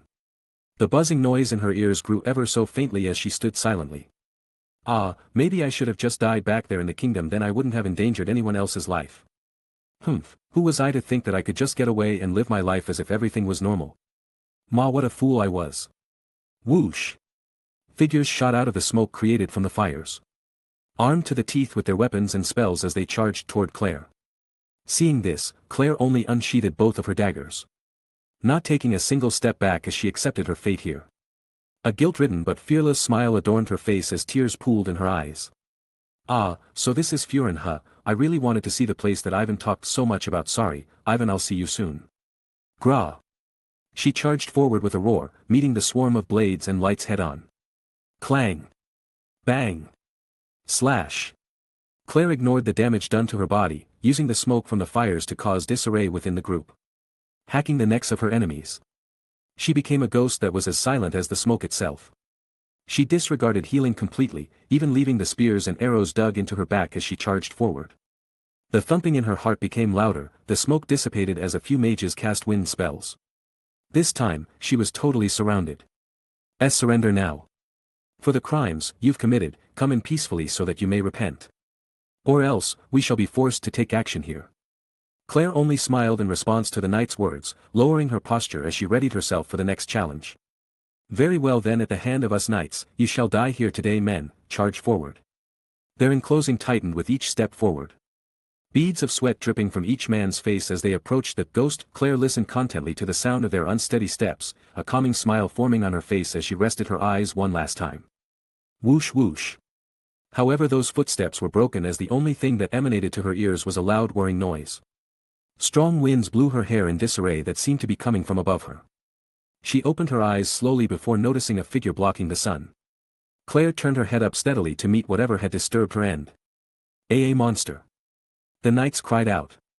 A large metallic beast-like contraption hovered in the air, its body the size of a house.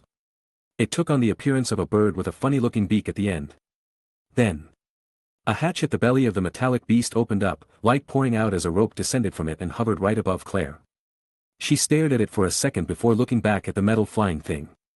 Right when she was about to decline the thing's offer in favor of dying here with her sins, she heard a familiar voice permeate from the thing. Just get in, Claire. The stares of these people are making me uncomfortable. Or are you perhaps into that sort of thing? Sorry if that's the case. But on the bright side, I have a companion you might share similar interests with. Don't worry, I can assure you she is a bona fide pervert. Claire looked at the thing with a stupefied expression. Oh, how she longed to hear that voice, and here it was again. His tone was the same, his way of talking. It was almost as if she were hit with a wave of nostalgia just from listening to it. So are you just going to stand there? As much as I'm willing to fight these guys if they're troubling you, I'd like to get my tools ready beforehand. I'm probably never going to be able to use this thing outside again, unless I'm looking for trouble, I guess. Claire snapped out of her daze when she realized that everything that happened in the past 2 minutes was real. She hurriedly grabbed onto the rope while ignoring the yelps of the knights, shimmering up it quickly as she raced to really confirm what was inside. Fire. The mages that had their concentration broken from this development woke up and hurled the spells they had been holding in, barraging the climbing Claire with fireballs and other ranged attacks. However, to their dismay, their attacks bounced back at them as a bubble-like force field enveloped both Claire and the airship. It was when she entered the airship that Claire put her guard back up. Instead of the face she was expecting, she was met with 3 unfamiliar women. A short blonde girl, A black-haired girl in a kimono, and a tanned girl with green eyes. Each surrounding her with a vigilant expression. That was when she heard footsteps emulate from behind a metal door that she assumed led to the head of the machine. Tap tap. The beating in her heart grew with every step. She didn't even notice the blonde girl sigh as the three of them dropped their vigilance. The large metal door whirred out steam before opening up. An effect more so made by Ivan just for dramatic situations like this. Two figures came out of the steam, a beastman girl with white long hair and some black bits. A black and white tail with animal ears sitting atop her head. She sat on the man's back with her arms tangled around his neck. Now the man is what she focused her attention on, a white mask covering his features and a white mantle hiding everything else. Despite not being able to see through his disguise as anything other than a weirdo, she took a step closer as the thumping of her heart grew stronger. Ivan. She muttered softly. Her voice was so delicate it would have been impossible to hear if anyone in the room had been talking. The three girls looked at each other before heading to the door Ivan came from. You forcefully pulling Felis off of Ivan's back. Now that the two were left alone in the loading dock, an awkward silence permeated throughout the room. Hey, it's been a while the voice changer was not activated as Ivan spoke words that would usually make a situation like this even more awkward. Yes, it's truly been a while, Ivan. Claire spoke those words as she approached him, resting her palms on his mask before gently skiing it off of his face. His dirty blonde hair. His deep blue eyes, the only difference being the little scuffle of blonde hair that stood from his chin. Other than that, he was exactly the same as back then. She wrapped him in a strong hug, a hug that threatened to break his body. But despite that, Ivan only gently brushed her hair. Listening to her sobbing as her shoulders shook. Once again, his mantle had become the comfort to someone's tears. The area became silent again as the two just embraced each other without a word, and then, the doors opened again to their surprise. Hey, father. When are sorry for disturbing you. Did she say, father? I suppose I have a lot to tell you, That was Claire's only response after having been told of his fake death, a journey. Games of the gods, Ivan's business, and his meeting with the class which led to him looking for her. Ivan could only sigh to himself as the list of stuff he had to explain when meeting someone again had grown exponentially. To put it simply, I am an ex-hero, dungeon capturer, businessman, and probably now heretic of the Holy Church. Ivan's light way of putting things only alleviated some of her thoughts, but right now all that mattered was that he made up for the hell that he put her through since his death. At least that's what he inferred after staring into her gleaming maroon eyes. Make me a part of your team, there it was. Honestly, how can that even begin as my apology to you? Your everyday life has been destroyed, your friends and family probably resent you, the Holy Church and Kingdom want you dead, and to make up for it all you just want to join my team. No, of course not. I'm merely fulfilling my duties as your maid and assistant. As my master it is my job to make sure you don't do anything stupid again, so to make sure of that I'm going to be keeping an eye on you forever. Forever. Ivan sweated a bit hearing that last bit. So what I'm asking of you is to allow me to resume my duties as your maid. Claire reached for her satchel before pulling out an ornate and pristine case that was about as thick as her arm and made of wood. She pulled an object out of the case before stuffing it back in her satchel, then she opened the object and put it on the bridge of her nose. Propping it up slightly as she readjusted it to perfectly sit. Claire Vaughn Delord at your service, master. I was the maid assigned to you by the king of the Highlight Kingdom, however now I am your exclusive maid. I am looking forward to working with you. Ivan smiled softly as he looked at the glasses that sat on her pretty nose, in perfect condition just like the day they met. Chapter 71. The winged metallic beast, seeing as how its identity was already compromised. Ivan spent a few days remodeling it. Claire at his side was adorned with a newly enhanced maid outfit and her glasses, ready to hand him whichever tools he needed. It was often during this time that she and you fought over who would be making the meals for the day, but that was a scuffle better left to them. But seeing as how his construction was more of a magical process, she just ended up dabbing him every now and then with a towel to rid the beads of sweat. It has been 3 days since Ivan met with the class and subsequently reunited with Claire. She had assimilated into the group rather peacefully. With Felis being happy at having another person to dote on her and Ari having someone to look up to as a teacher. That's right, in this short time Claire took a liking to Ari. Deciding to take her in as her student to teach her the way of the maid. She muttered something about having enough faith, but that was a conversation Ivan pretended to ignore. As for TONU, the former respected Claire because of her having the longest relationship with Ivan, a prospect that irked you quite a bit. Which ended up leading to this one-sided rivalry. On a bright note, Felis had accepted his mining proposal. Agreeing to work in the dungeon as the guardian of the excavation machines. And thus Ivan officially dubbed her the guardian of floors 101 to 125. A small ceremony took place that day accompanied by grand foods and a fireworks show. After asking as to why she chose to work rather than explore the world, her answer was rather simple. She remarked that there would be no point in a journey if he and the others weren't by her side. An answer that led Ivan to shed a single tear, moved by the pure emotions of his daughter. That night he pledged to protect her happiness, much to her embarrassment. But speaking of embarrassing things, neither the hero party nor Templar Knights returned ever since that first encounter. Here he was expecting some sort of declaration of war or letter full of threats, but none of that came. A bit disappointing, but a matter he didn't trudge further on considering he didn't care too much. What do you think, Claire? Should it look like a dragon? Maybe a dragonfly, or how about a phoenix? Actually, scratch the dragon plan altogether. I know Tio would be happy with it, but who knows how much panic it would cause if people were to see a robot dragon flying around. Though the projects were a lot more grand compared to when she worked with him in the past. For Claire everything was relatively the same. She just bounced his thoughts back and forth hoping to make sense, which is when he ends up coming up with an interpretation completely different from what was being said but works nonetheless. I don't see the problem with a dragon ship, not that I know what a phoenix is, and a dragonfly seems like it wouldn't have much regarding capacity. I'm sure with Tio-san's permission a dragon ship would work just fine. Her response put Ivan into deep thought. In the end, it would be best to ask for Tio's opinion before he potentially incited another dragon hunt. Well, I'll go ahead and ask her when she and the others return from shopping. Alright, Felis. Let's go, it's about time I show you the plans of the mining operation. Ivan got up from his seat position using Claire, who had stuck her arm out to pull him. Felis, who was just sleeping not too far away, perked her ears up before stretching. Grumbling before getting up from the floor herself. The three headed deeper into Ivan's atelier, taking the elevator once more to reach a new level. When the doors opened to reveal what this new floor held, the three stood and stared at the four large objects sitting in the middle of the room. Whoa! What is that thing? Father, is it a toaster like the ones in the kitchen but just bigger? It does have that shape. Ivan's face only twitched for half a second listening to the misconception, shaking his head as the longer he looked at them the more he was feeling she was right. The giant machines stood at 7 meters tall, their square box shape clean without any grooves. If not for the small wheels at the bottom, one would have thought they were just large metal boxes. The funny thing about the wheels though was that the machines were designed to not use them at all. Instead, they were intended to be propelled using spirit stone and gravity magic similar to the airship. So basically the wheels would only be useful in case of emergencies. Enchanted with strengthening properties that significantly reduced its weight. And just basic ones that kept it clean, these chrome boxes resembling ice resurfacers were mining machines that served the purpose of destroying anything they could find in the dungeon.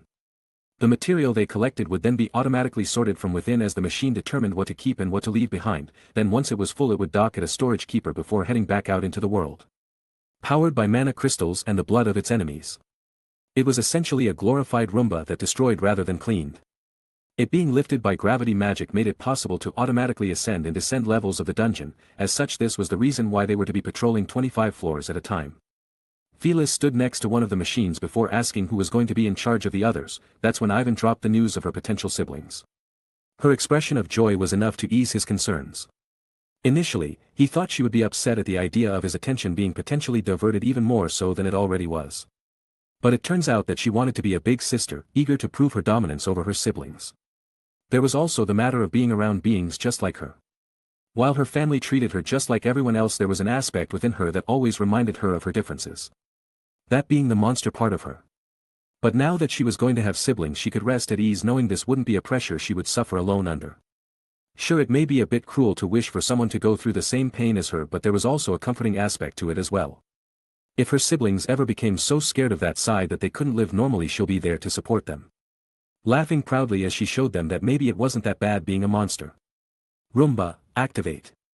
Ivan projected his voice as the chrome box that sat on the floor slowly floated up by a few inches. Blue light shining underneath it as it beeped a few times. Ivan nodded in satisfaction seeing this procedure, giving it a few orders before turning it back off. All he would have to do now is set up the storage depots on the 101st floor and mark the path for the machine to take. Then, boom. A passive source of metals and resources to play around with and make new things. Though there was the problem that the floors of the true dungeon were about to become a barren desert. Making it obsolete as a test set by Oscar to see who was worthy of his ancient magic. But hey, it was better to monopolize such a powerful magic anyways. Wouldn't want it getting in the wrong hands after all. Ivan wiped the grin off his face as he felt Claire and Phyllis looking at him, their looks becoming a source of his embarrassment. He activated Treasure Trove before one of the machines vanished from the room. The rest left behind, as the prospect of activating all four on the 101st floor would indeed quicken the process. However, ruled out on the basis that it'd be impossible for Phyllis to protect them all if they traveled from floor to floor. Ivan knew this lazy daughter of his would just lay down on the machine anyways until her ears or nose picked up the scent of a monster, which was why he particularly made the top of them soft with rugs. A gesture she was sure to praise him for. Of course, this mining job wouldn't be a 247 activity, not that Phyllis needed sleep, food, or water. As with her mana crystal. All she would need is mana, but even with such an advantage, working her all day every day would only result in her losing her mind. And so they made a schedule, 8 hours a day minus the weekends.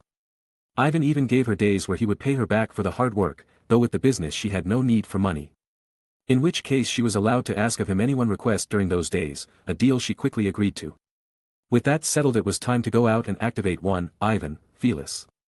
And Claire went back in the elevator before selecting to go in the garage. Rather than using the entrance of the dungeon to descend to the 101st floor, they were just going to use the transportation circle Oscar had set in the Risen Gorge that led to his lair. It was closer to them after all, not that it made any difference considering their way of transportation. They sat in the airship before the garage ceiling opened up. Ivan latched a tether with a ring connected to his wrist as he pulled up on the stick. He had already spoken to the others about the plan to start the operation today, so they wouldn't be surprised by their disappearance. The ship floated in the air for a moment as they marked the path they were going to take to the gorge. Preferably they would take one that isn't right above some village or city unless they wanted to cause a panic. It was then that they finally set course for their destination. The estimated time of arrival would be about 3 hours, so they had time to kill. Phyllis spent that time napping while Claire stood by Ivan's side the entire duration, chatting idly about small things like plans for dinner and their next course of action. In any case, this was a good opportunity to get both Claire and Phyllis the creation magic from Oscar's magic circle. There was a low chance either of them had much affinity with it, but it wouldn't hurt to try. Speaking of affinities. While the Holy Church Templars or any of the students not showing up meant they could relax, there was still the matter of payment regarding Phyllis and Cookie's duel. Ivan had faith that the self-righteous hero would keep his word, however, to go this long without even a single word back was quite suspicious. He relayed these concerns to Claire, who responded with the possibility that they just might be on a long expedition in the dungeon. A very plausible scenario. As Hajime had told him before that the group was approaching the 90s. According to his own experience, it was these last floors of the trial dungeon that took the longest. It was just a shame that he'd have to wait on them to complete their side of the deal. He was very interested in documenting Phyllis' development.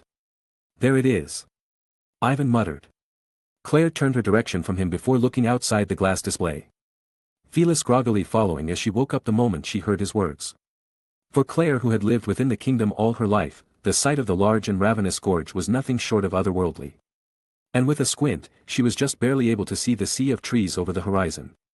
The impact was felt even larger by Phyllis, who had never even imagined sights as these existed. At least not from the comprehension of her life in the underground. The airship came to a halt as it slowly descended toward the ground. It was a bit difficult to find a flat surface to land on, but in the end, they found a site not too far from where Ivan remembered the magic circle to be hidden. Ivan walked up to an inconspicuous rock formation before flipping over a nearby stone, grinning to himself as he noticed the pattern transmuted into the earth. A little something he engraved to remind himself of the location. Under the two's stare, he held a ring up to the stone wall. A magic circle appeared in the air before the wall started shifting. Seconds later the three were presented to a dark tunnel with not even the smallest amount of light. Ivan laughed aloud as he felt Phyllis' tail entangle his waist. And in another moment a lantern appeared in his hand. The darkness swept away as the light poured into the hall. Seeing that, the three looked at each other before nodding, taking a step in as they trudged forth to find the magic circle. Here it is, just as I remember it. After tens of minutes of walking and the deactivation of numerous traps, they had finally arrived at the circle. The only casualty was Phyllis, who ran on ahead because she was getting bored. Which promptly resulted in her getting cut in half by a giant saw blade. Since then she didn't dare take a single step in front of Ivan. On another note, it was pretty fun for Ivan to see Claire's horrified expression at the dismembered Phyllis. At least that created a topic of discussion. That being Phyllis' origins. It was a fascinating topic to Claire, but not so much to Phyllis, who didn't want to hear about her developmental days. Something about, "that was so long ago, father," or "please don't tell embarrassing stories about my childhood without my consent." Ivan dusted off the debris from the magic circle, patting his hand on it as he directed the other two into staying close to him so that they'll all fit. A flash of light later and they all awoke to this scene of Eden. Or at least that's what Ivan called it. The two girls gasped in amazement while running around this scene that mimicked the world above. Phyllis was less so, as her bedroom was basically an imitation of this, just more orientated on nature rather than survival. That's when he gave them their little tour, showing them all the cool places he and you found while detailing to them of the events that took place on their journey. It was great to have a visual aspect to the story, as it was easier to paint a picture in the girls' minds. After that little playtime was over, the three became serious as they ascended to floor 199. Thorough Ivan was just acting along with the others. With his improvements, this starter dungeon was nothing but a resource hub to him. He led the two closer and closer to the 101st floor, allowing them to fight those monsters on the way there and only stepping in when they needed help. It was a fun learning experience for the two. Especially Phyllis, who had been dying for combat experience, not literally yet. Their ascent was rather peaceful. It'd take a few hours to get to the floor they wanted, but this was regarded as a bonding trip at the end rather than a business one. And with the appliances that Ivan always carried in his ring. Food wasn't a problem either, of course. His ring had water as well. If the scene of these three frolicking around were to be seen by the class of heroes, he was sure most of them would attack him on the spot for playing around in an area they faced, with each step possibly being their last. But in the end, why the hell would he care about their opinion? We made it. Their trip amounted to about 12 hours. Certainly, a record was broken that day. The three got to work on building the storage depot. And by building, it was just clearing out space for Ivan to plop it down in. The large factory-looking thing stood tall with an imposing air, the lights on it flickering as it made beeping and whirring noises. All that was left was to set down the Roomba and clear out the monsters of the 101st floor, that way there wouldn't be any potential harm done to the storage depot while Phyllis was following the machine. Alright, let's get to work. Ivan was not in a rush to return home. In fact, he planned on staying the night here with Phyllis before heading back. He had created a rather hefty communication device so the two could contact each other from great distances, that being from the depths of the dungeon to the manor back home. So for this night, Ivan and Claire joined the hunt. That day the poor residents of the 101st floor had no idea what hit them. They were just minding their own business before three monsters showed up and wiped them from the floor. It was certainly a tragedy that once Ivan stopped and thought about how he felt bad for the little fellas. At least before reminding himself that it was these same monsters that tried to kill him on sight back then. Chapter 72. It's kind of cute. No one knew who muttered those words. But all three of them nodded in agreement. The large chrome box obliterated everything in its way, the crudely drawn smiley face a product of Phyllis' boredom. The rubble created in its wake disappeared as soon as the Roomba went over it. Ivan smiled, seeing it all work as intended, clapping his hands as he warmly watched the scene along with the other two. The machine traveled for hours before beeping and returning to the storage depot, docking itself as it glowed red. After a few minutes, it flashed green before it undocked itself and set out to continue its adventures. Ivan tapped on the touch screen connected to the storage depot, nodding as each material the machine collected displayed a number above their respective thumbnail. All the unsaved material was stored in a different area ready to be repurposed or disposed of. Claire busted out the celebratory snacks as the three of them sat on a picnic blanket set out by Ivan. Today was the day Ivan and Claire would return home. Much to Phyllis' dismay. Though in the end, she accepted the responsibility she agreed to prior. Waving goodbye to them while forcing Ivan to promise to call her at least twice during her shifts. Ivan smiled wryly, wondering why she was making a big deal about the process when he was going to be back in 8 hours to pick her up. But in any case, he was proud of his daughter for taking on this responsibility seriously. Ignoring Claire, who sighed as she thought these two were both exaggerating. "Alight, Claire, it's time we get home. You wouldn't want you to beat you to the kitchen, would you?" Claire's eyes glinted with a serious light according to those words, subtly requesting for Ivan to fly faster by suggesting she left the stove in the lab on. A funny excuse to Ivan, who had made sure the appliances were incapable of backfiring even after long durations. If it had been a normal stove there wouldn't be any point in hurrying, as it had already been a day and most likely most of his stuff would have been destroyed. But not refuting her at all, Ivan pressed down on the joystick. He didn't want to spend the whole day flying anyways. He made a note to himself during that flight to install a self-flying feature that would at least work from the manor to the dungeon entrance. At least that way Phyllis would be able to get home even if he was busy. Of course, on the basis that the airship wasn't already going to be used for something else. Which got Ivan thinking about the costs of building Phyllis an airship of her own that would only serve to take her to work and back home. Not very implausible so long as he kept the dimensions small.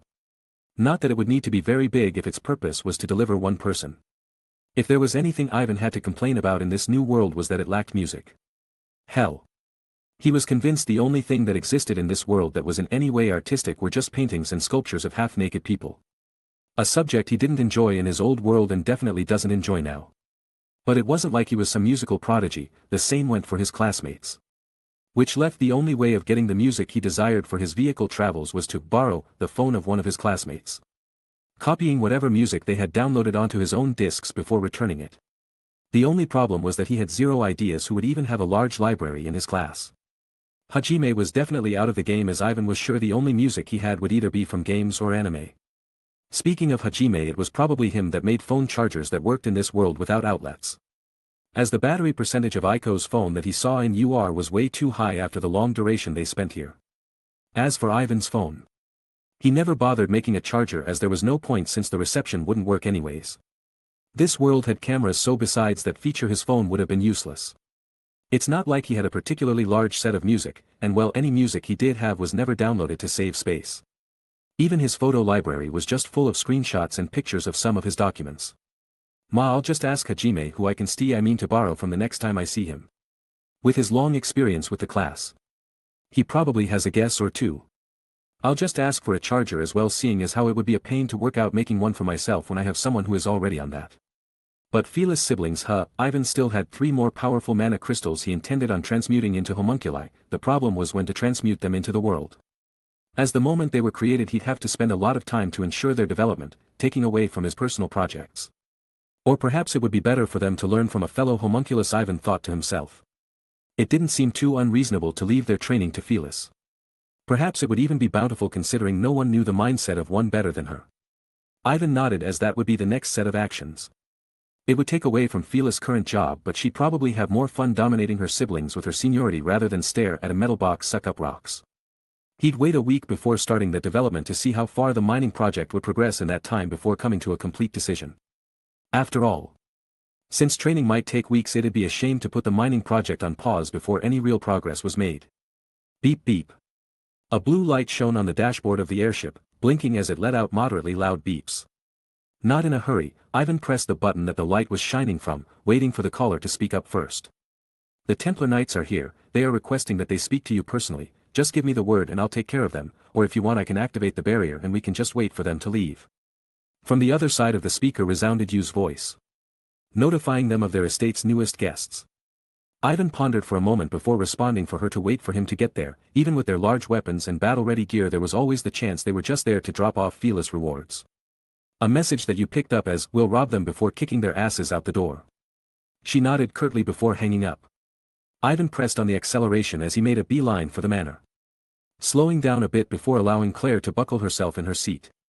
The platoon of Templar Knights stood outside the shop banging on the glass, their faces scrunched up as they had felt disrespected by the lack of hospitality. You watched them all from the inside of the shop with a disgusted expression on her face, Tio and Ari by her side showing wry expressions. The moment after her call with Ivan, she immediately slammed the door in their faces before telling them to wait for the owner's arrival, not offering a single refreshment or allowing them to rest inside, as she didn't want to have any interactions with them at all. However, even their jabs at the shop with their weapons only resulted in getting blown back by their attacks. You, having activated the shop's personal barrier, smiled seeing their useless tactics. It was such a sadistic look that it made even Ari shiver in fear, while Tio shivered in the corner for a whole other reason. As part of the shop's defense mechanism, the glass became one way, meaning none of the Templars were able to see in while you and the other two looked at them through the glass. With that, you had taken off her mask and mantle while relaxing until Ivan showed up, moving to the staff room as she watched the Ants Templar Knights through the security cameras. Their threats became nothing to her ears. All that mattered to her was that she spotted neither sacks full of money nor the status plates that had been rightfully won by Felis. A detail that pretty much confirmed what she thought their intentions were by coming here. She pressed a button on the remote control before the audio outside transmitted through the room speakers. By order of the Holy Church, we have come to confiscate all of your belongings for failing to comply with our requests. Allow us entry into the premises or we will be forced to use lethal force. You snickered to herself hearing those words, reminding herself to ask Ivan that she be the one to clean them up once they acted maliciously. Cold intent seeped from her body as her posture had somehow become more intimidating despite having not made a single movement. Whether it be the hand cupping her cheek, Her right leg crossed over her left as they barely reached the floor, or the grin she adorned on her face, all of it amassed to intense pressure. Fufufu. The faint laughter escaping from her lips sent the hairs on Ari's neck straight up. While Ari did feel resentful against those who came to disturb their peace, she didn't think much of them other than the feeling of needing to dispose of them. But what she felt from this was more than that. What she felt was a desire to erase. This is the home Ivan and I had promised to create and protect. I will not allow it to be sullied by some heathens who think they could do whatever they want. Ari, Tio, understand that what I mean by no mercy is to strike fear in your opponent's hearts. That is only one of two ways in making sure they never cross your line again. What is the other way? Ari felt as though she already knew the answer but decided to ask anyway. That is complete and utter annihilation. Their conversation came to an end as the clamoring outside turned to complete silence. Seeing nothing on the cameras, the three left the staff room before heading out the secret back door. They looked up and smiled, seeing the familiar metal bird clearing out of the way as it descended to land. The hatch beneath it opened up as a ramp unfolded to make a path, the light pouring out making it difficult to see the inside of the ship. We're home. Ivan jumped out of the smoke as he rushed on over to the shop, ignoring the Templar Knights that had circled around the back out of curiosity. They gasped in awe at the giant machine after making sure it wasn't going to attack them or anything. What is that thing? It descended from the skies like an angel. Ah, it must be a creation of our Lord HIATUS. The Templar Knight that spoke these words immediately clasped his hands together as he began praying. But to think that man came out of this divine artifact. You there? Who gave you the right to use this artifact? The Templar Knights readied their weapons before approaching Ivan. It would seem that Ivan finally noticed their presence. That intent was conveyed to the Templar Knights after hearing his surprised yelp. This only further soured their moods. First, they were made to wait at least an hour outside after a long horse ride here. Ignored despite carrying the words of their superiors, and now disrespected. Oh, you're talking to me? Ivan pointed to himself before rubbing the back of his head bashfully. His expression was invisible as the mask covered his features, however from his tone of voice the Templar Knights can indeed affirm he was making a fool of them. My name is Paracelsus von Hohenheim, owner of this fine establishment. I've been waiting for you guys for a long time, you know. I was beginning to think the hero kid was going back on his word after suffering a humiliating defeat to my daughter. But, now that you're here we can finally complete the transaction, so how about you leave the money and plates on the floor and we can go back to having a neutral relationship. His bow at his opening statement was not at all sincere, making demands despite being surrounded by an army, the mocking tone of his voice, all of it made their blood boil. Defeated the hero? Don't kid yourself. No way the chosen hero would be defeated by a damned beastman. Besides, did you think you get what you want by making a mockery of us? I state again. By order of the Holy Church you and your companions shall forfeit all of your belongings to us for failing to comply with our requests.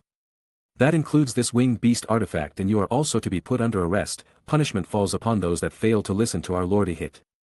Ivan matched his gaze with the man that appeared to be the head honcho, the pure white armor and red cape making him a real eye-catcher. Sorry, but I must refuse. Our agreement with the hero was that the matter would be dropped if our side won. What you're doing here is a complete violation of that condition. Aren't you afraid of facing punishment for failing to adhere to the words of the chosen hero? If I'm to be sacrificed for this greater good, then so be it. Whatever it takes to meet the words of our Lord HIATUS I will fulfill, even if that means meeting an end at my punishment. Besides, your attempts to scare me won't work. The hero and his group are in the depths of the dungeon as we speak. No one will find out about this. Don't be sorry, kid, when we drag you through the dirt dangling from our horses after watching your loved ones crucified as heretics. Men, charge. The Templar general's words ended with a fierce yell. The soldiers roared as they dashed to the group of 5 with brandished weapons. Having heard nothing about Ivan's capabilities from the Templars that had shown up with the students, they directly ignored him, writing him off as just some shop owner. He was a target marked for capturing alive, so only those carrying restraints headed for him. You're up. Ivan left those words as he backed away with Tio, Ari, and Claire. Their short little reunion had been enough for you to transmit her intentions before getting disturbed by the Templars. Yes. A sadistic glint flashed in her eyes as she held her arms in front of her. Her hair slightly swayed as the mana she collected created wind strong enough to affect her surroundings. The winds became cold air as snowflakes started sprouting in the air. Another second later a blue light shone from her hands. With her setup having been complete, she stared fearlessly at the charging Templars before coldly muttering. Frost Prison. The spell exploded outward from her hands and engulfed the field in front of her in a giant crystal orb. Its 50-meter diameter stopping any foe from moving before anyone that had been left in an unbalanced position fell over and shattered into a million pieces. Like that, over 75% of the Templar Knights that had shown up today were frozen to death. The rest remained being bowmen and mages that stood far away, along with the general that had initially planned to watch the show from afar. Ivan sighed as he thanked you from within his heart for not using Thunderlord's judgment.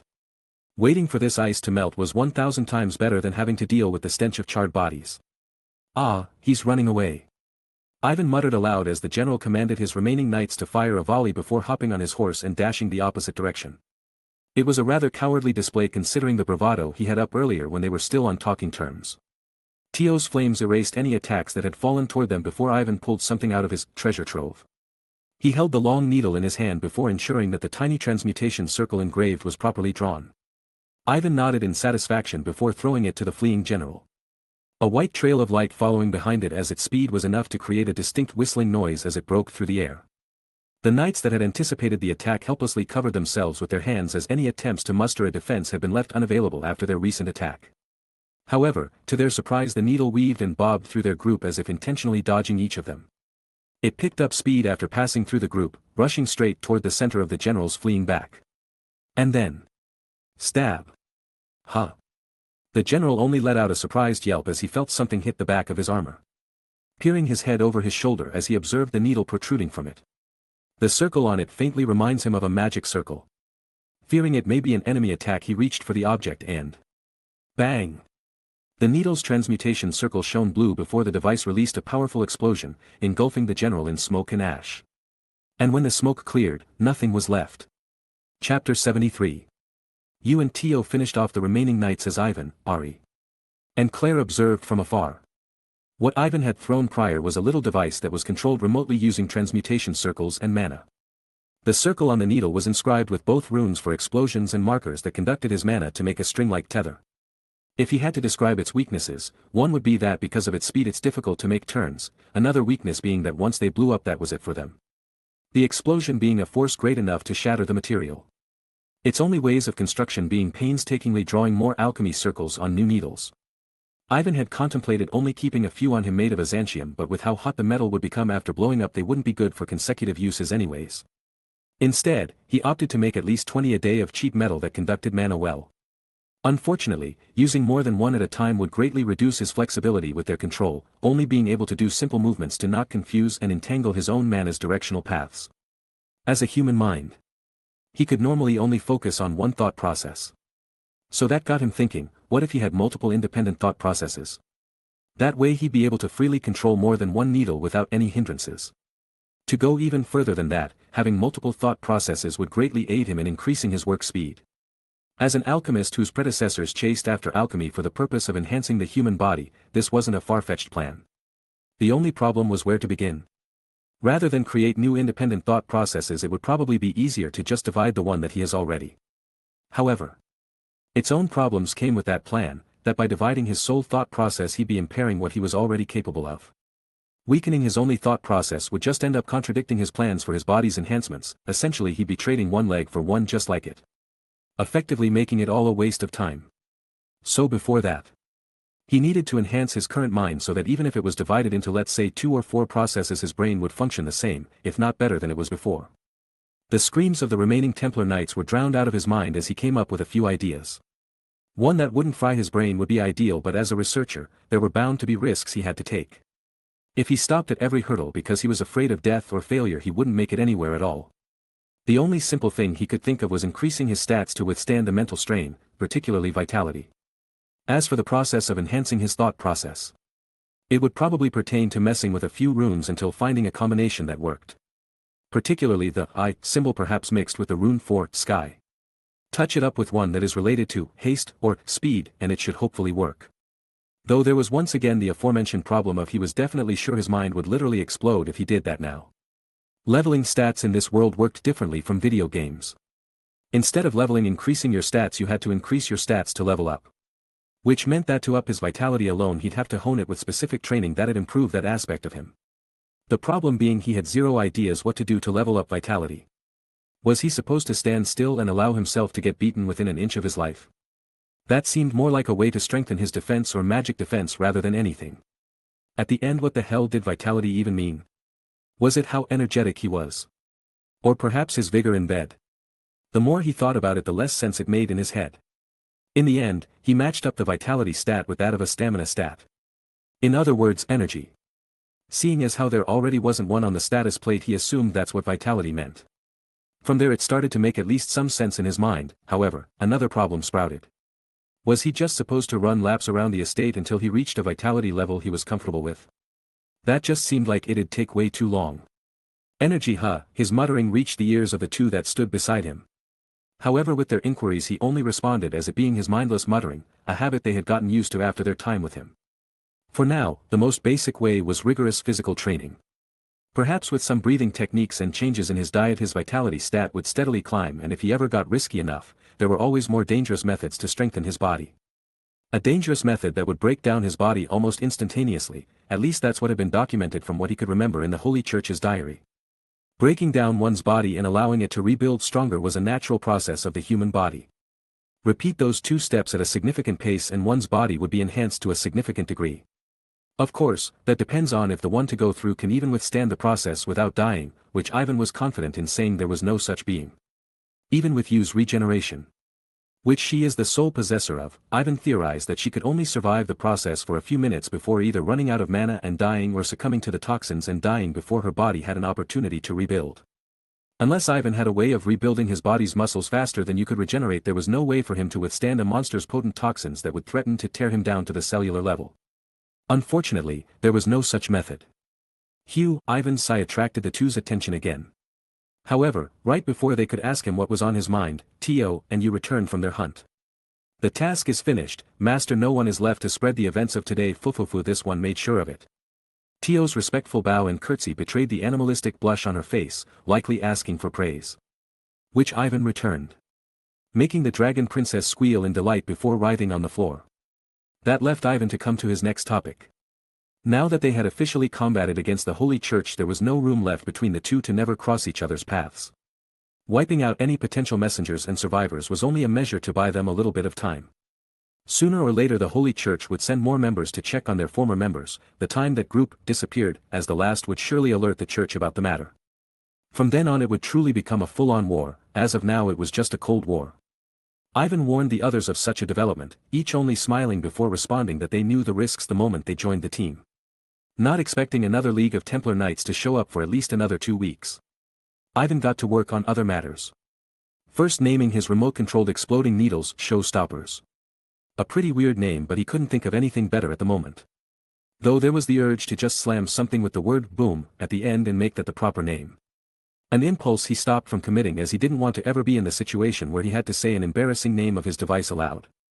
That exact situation came to fruition a day later when Ari just couldn't get the way it moved through crowds out of her mind. That was when she asked to know the name of it. Days passed as the improvements in his stats grew just as slow as he was expecting. He had no idea how high he wanted his vitality stat before messing with the mind enhancing, so to be safe his goal landed in the 10,000. A far target for someone whose vitality stat sat at 5,000. But at the rate going it'd take about 10 years before getting to where he wanted. A realization that made him sigh, as by that time he would probably have no use for the enhancement. It wasn't until over a week later after the Templar Annihilation event that the situation changed. Beep beep beep. Ivan picked up the phone-like device before holding it up to his ear. Hello, Father. You there? You see. I found this really cool thing here on the 101st floor, well more like Rumba-kun found it. You see, I was resty on guard duty. And then Rumba-kun started beeping like crazy. So I woke you. I stood on high alert as I peered over the edge, then, boom. A crystal far prettier than I've ever seen. It shone this pretty blue light and then. There was this beautiful liquid pooling under it. So I kinda drank it.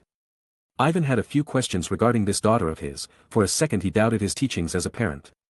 Did I not teach her to put random stuff in her mouth? Ivan's disappointment was broken by Phyllis' energetic voice, who desperately tried to win back his respect by telling him of her recent findings. Wait a minute, Father. Before you get mad. Let me tell you about what I found. Puhu. You're never going to expect it. Ready? That shiny liquid you see was more than just shiny and pretty. It made me feel super good when I drank it too. It was as if that pool of mana you said I had grown several times larger. Ivan listened to her words with great interest, a frown adorning his face as what he heard her speak of sounded more akin to some magical elixir.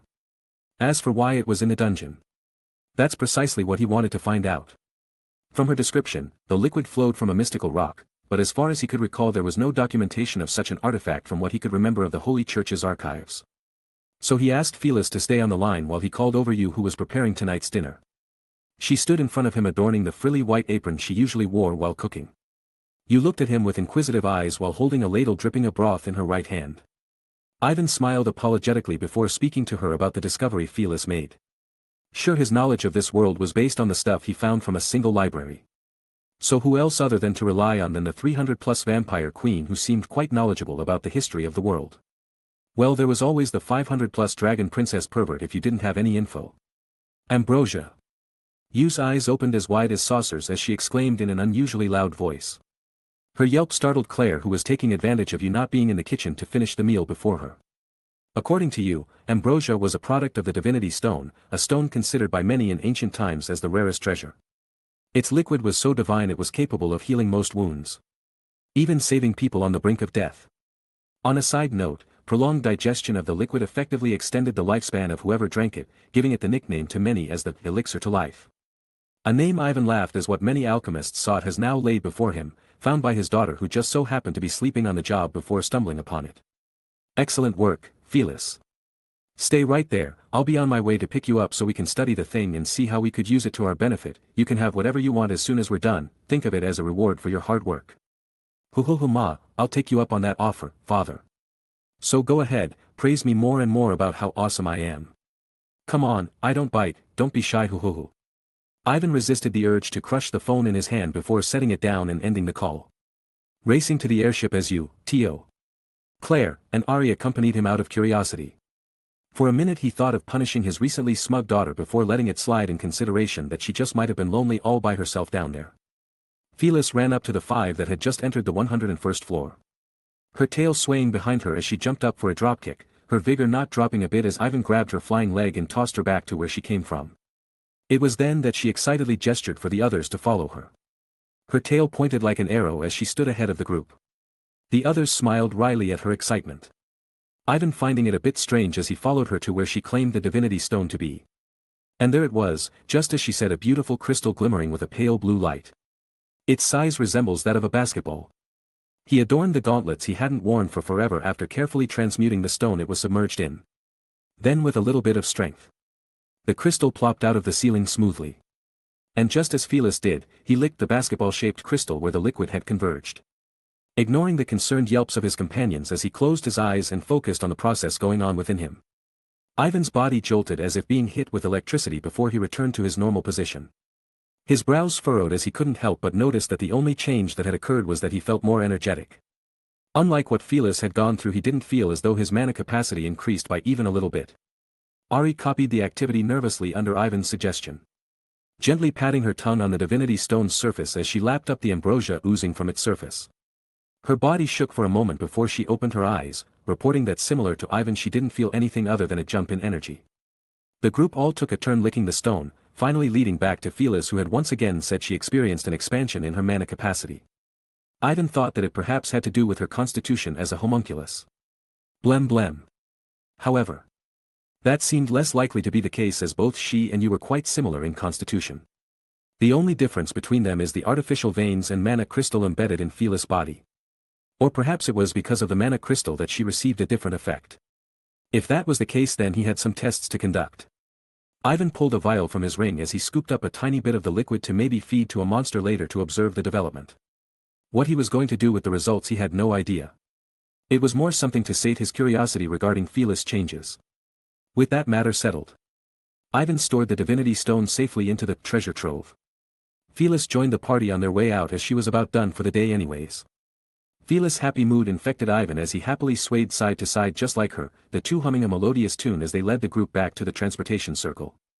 If the divinity stone was as powerful of a treasure as you had described earlier, then he was sure it'd be a valuable asset to his vitality training regimen, subsequently bringing him closer to his goal of enhancing his thought process.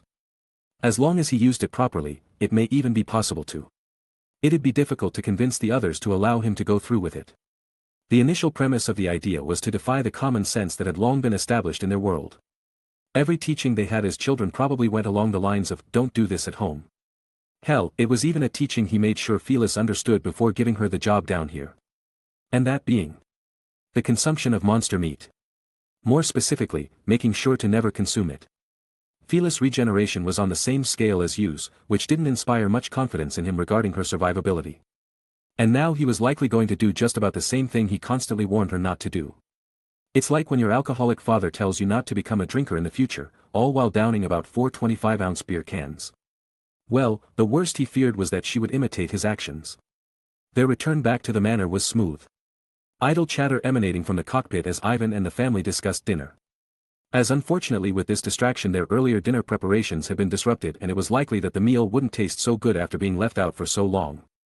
An apology from Claire who joined the group on their excursion while forgetting to store the food in the fridge. Chapter 74. Ivan laid the stone on his desk as he observed it while cupping his chin with his left hand. Supporting the weight of the floating arm with his right hand. Standing in a daze while looking at the brilliance of its pale blue light. It had been a day since Phila's discovery of the stone and at this time she had already gone for work. Ari and Tio were operating the shop as usual while you lounged about in the living room, leaving Claire to stand beside him and assist him with whatever he needed. On his way to drop off Phyllis, he had conducted some tests on a monster in the gorge. Draining it of its stamina before giving it a drop of the ambrosia. No noticeable changes were detected besides it regaining its vigor. Then again this test was a little improper considering even if its mana pool did increase it wouldn't be able to use it as the anti-magic properties of the gorge would forbid it. He decided to conduct the test again when he picked up Phyllis, this time on a monster within the dungeon. But right now he needed to decide what he'd do from here. Ivan couldn't think of any other way than the process he mentioned. Even the tiniest bit of monster meat was lethal to the human body. Taking it in small doses wouldn't work all too well.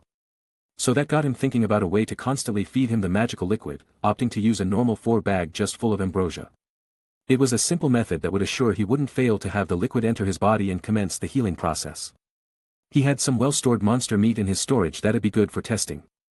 Initially put there to concoct some fatal poison that he was confident would succeed in its job. Ivan wasn't aware of how the strength or biology of the creatures affected the potency of the toxins their meat was made of, so he decided to make a safe bet and use the monster meat of some weak beast he found on the 101st floor while clearing it with Claire and Phyllis. Ivan's treasure trove flashed a bright green as a wolf-like carcass appeared on the other table beside him. The beast was covered in a white coat of fur with the exception of its black in-fur legs. Red veins coursed through its outer body that trailed into the white long pair of tails that hung from its backside. This was the twin-tailed wolf. Foes whose special magic was to enwrap itself in electricity and shoot it towards enemies should it wish. For a second Ivan contemplated that testing the process on himself first might be a bit of a leap. There was always the option of running over to UR or Furin and taking a criminal or two that no one would care about. Forcing them to digest the monster meat then ambrosia. There was only so far a researcher could go without human testing. He wiped away that thought from his head before chopping off a chunk of the beast's belly. Storing the rest of it back into his storage. Ivan preferred not to be seen as some lunatic monster by his family, so locking up some poor guy and force-feeding him poisonous meat probably wouldn't look good on his image.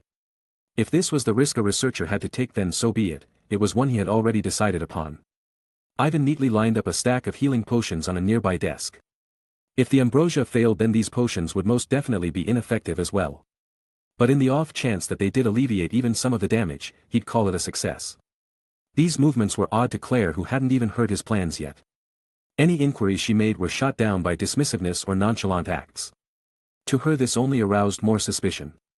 Whatever it was that he was hiding, Ivan seemed intent on waiting until everyone was gathered before explaining. A desire she respected as she stopped any further questions. Ivan sighed loudly looking at all the pieces to his puzzle sitting on display. He had the monster meat, the ambrosia. The emergency potions, all he needed to do now was tell the others of his plan and hope the matter wouldn't get further exacerbated. There was a slight lump in his throat, but he called for Claire to make sure that everyone was in the dining room for dinner while he went and picked up Phyllis. A request she bowed to as she left the atelier. It wasn't that Ivan feared death. Hell, he went through event after event anticipating it with every corner he turned. But it would be a lie if he said he didn't feel any trepidation at getting obliterated down to the cellular level. To die of a miscalculation would just be an embarrassing feat that he'd rather not enter the pool of reincarnation out of shame. He stored the chunk of meat back into his storage ring before making his way to the elevator. Pressing on the garage button. The large ceiling doors opened again as an airship materialized out of thin air. A spectacle sure to attract the stares of people no matter the world. Ivan climbed into the airship before tethering himself to the control panel, allowing it to take as much mana as it needed to complete the trip. The machine started levitating as the controls became accessible to him. Without a moment of hesitation, he pulled up on the control stick before heading his way to the gorge. Traveling at a moderate pace as the option to just pull a drive-by on a nearby town and steal an inmate kept entering his mind. However, those concerns were laid to rest as Ivan landed right before where the transportation circle was located, entering the large tunnel before getting wrapped by a bright light. And like always, Phyllis stood at the other side awaiting his return, only this time a frown adorned her face. Humph, you're later than usual. Were you and your sensei spending time together again? Just because I ain't home don't mean I don't exist, HM. What's with that look on your face? Are you feeling unwell, father? Phyllis' playful act turned to concern as she noticed a distinct lack of color in her father's face. She rested her palm on his forehead against his constant insistence that he was in perfect condition. Which means it's a psychological issue, huh? She came up to her own conclusion as a pensive look showed on her face. It was this look that brightened up Ivan's mood a bit, though there was a part of him that felt guilty over making her concerned for his well-being. I'm fine. I just got a little bit lost in my research and ended up skipping out on dinner and lunch. Ha ha ha, ugh. Claire was quite upset that her fresh meals had been left on my desks to spoil. I just need some energy, yup, that's all I need. Not a single word erased the emotion on her face. A factor that made Ivan lose the vigor in his voice.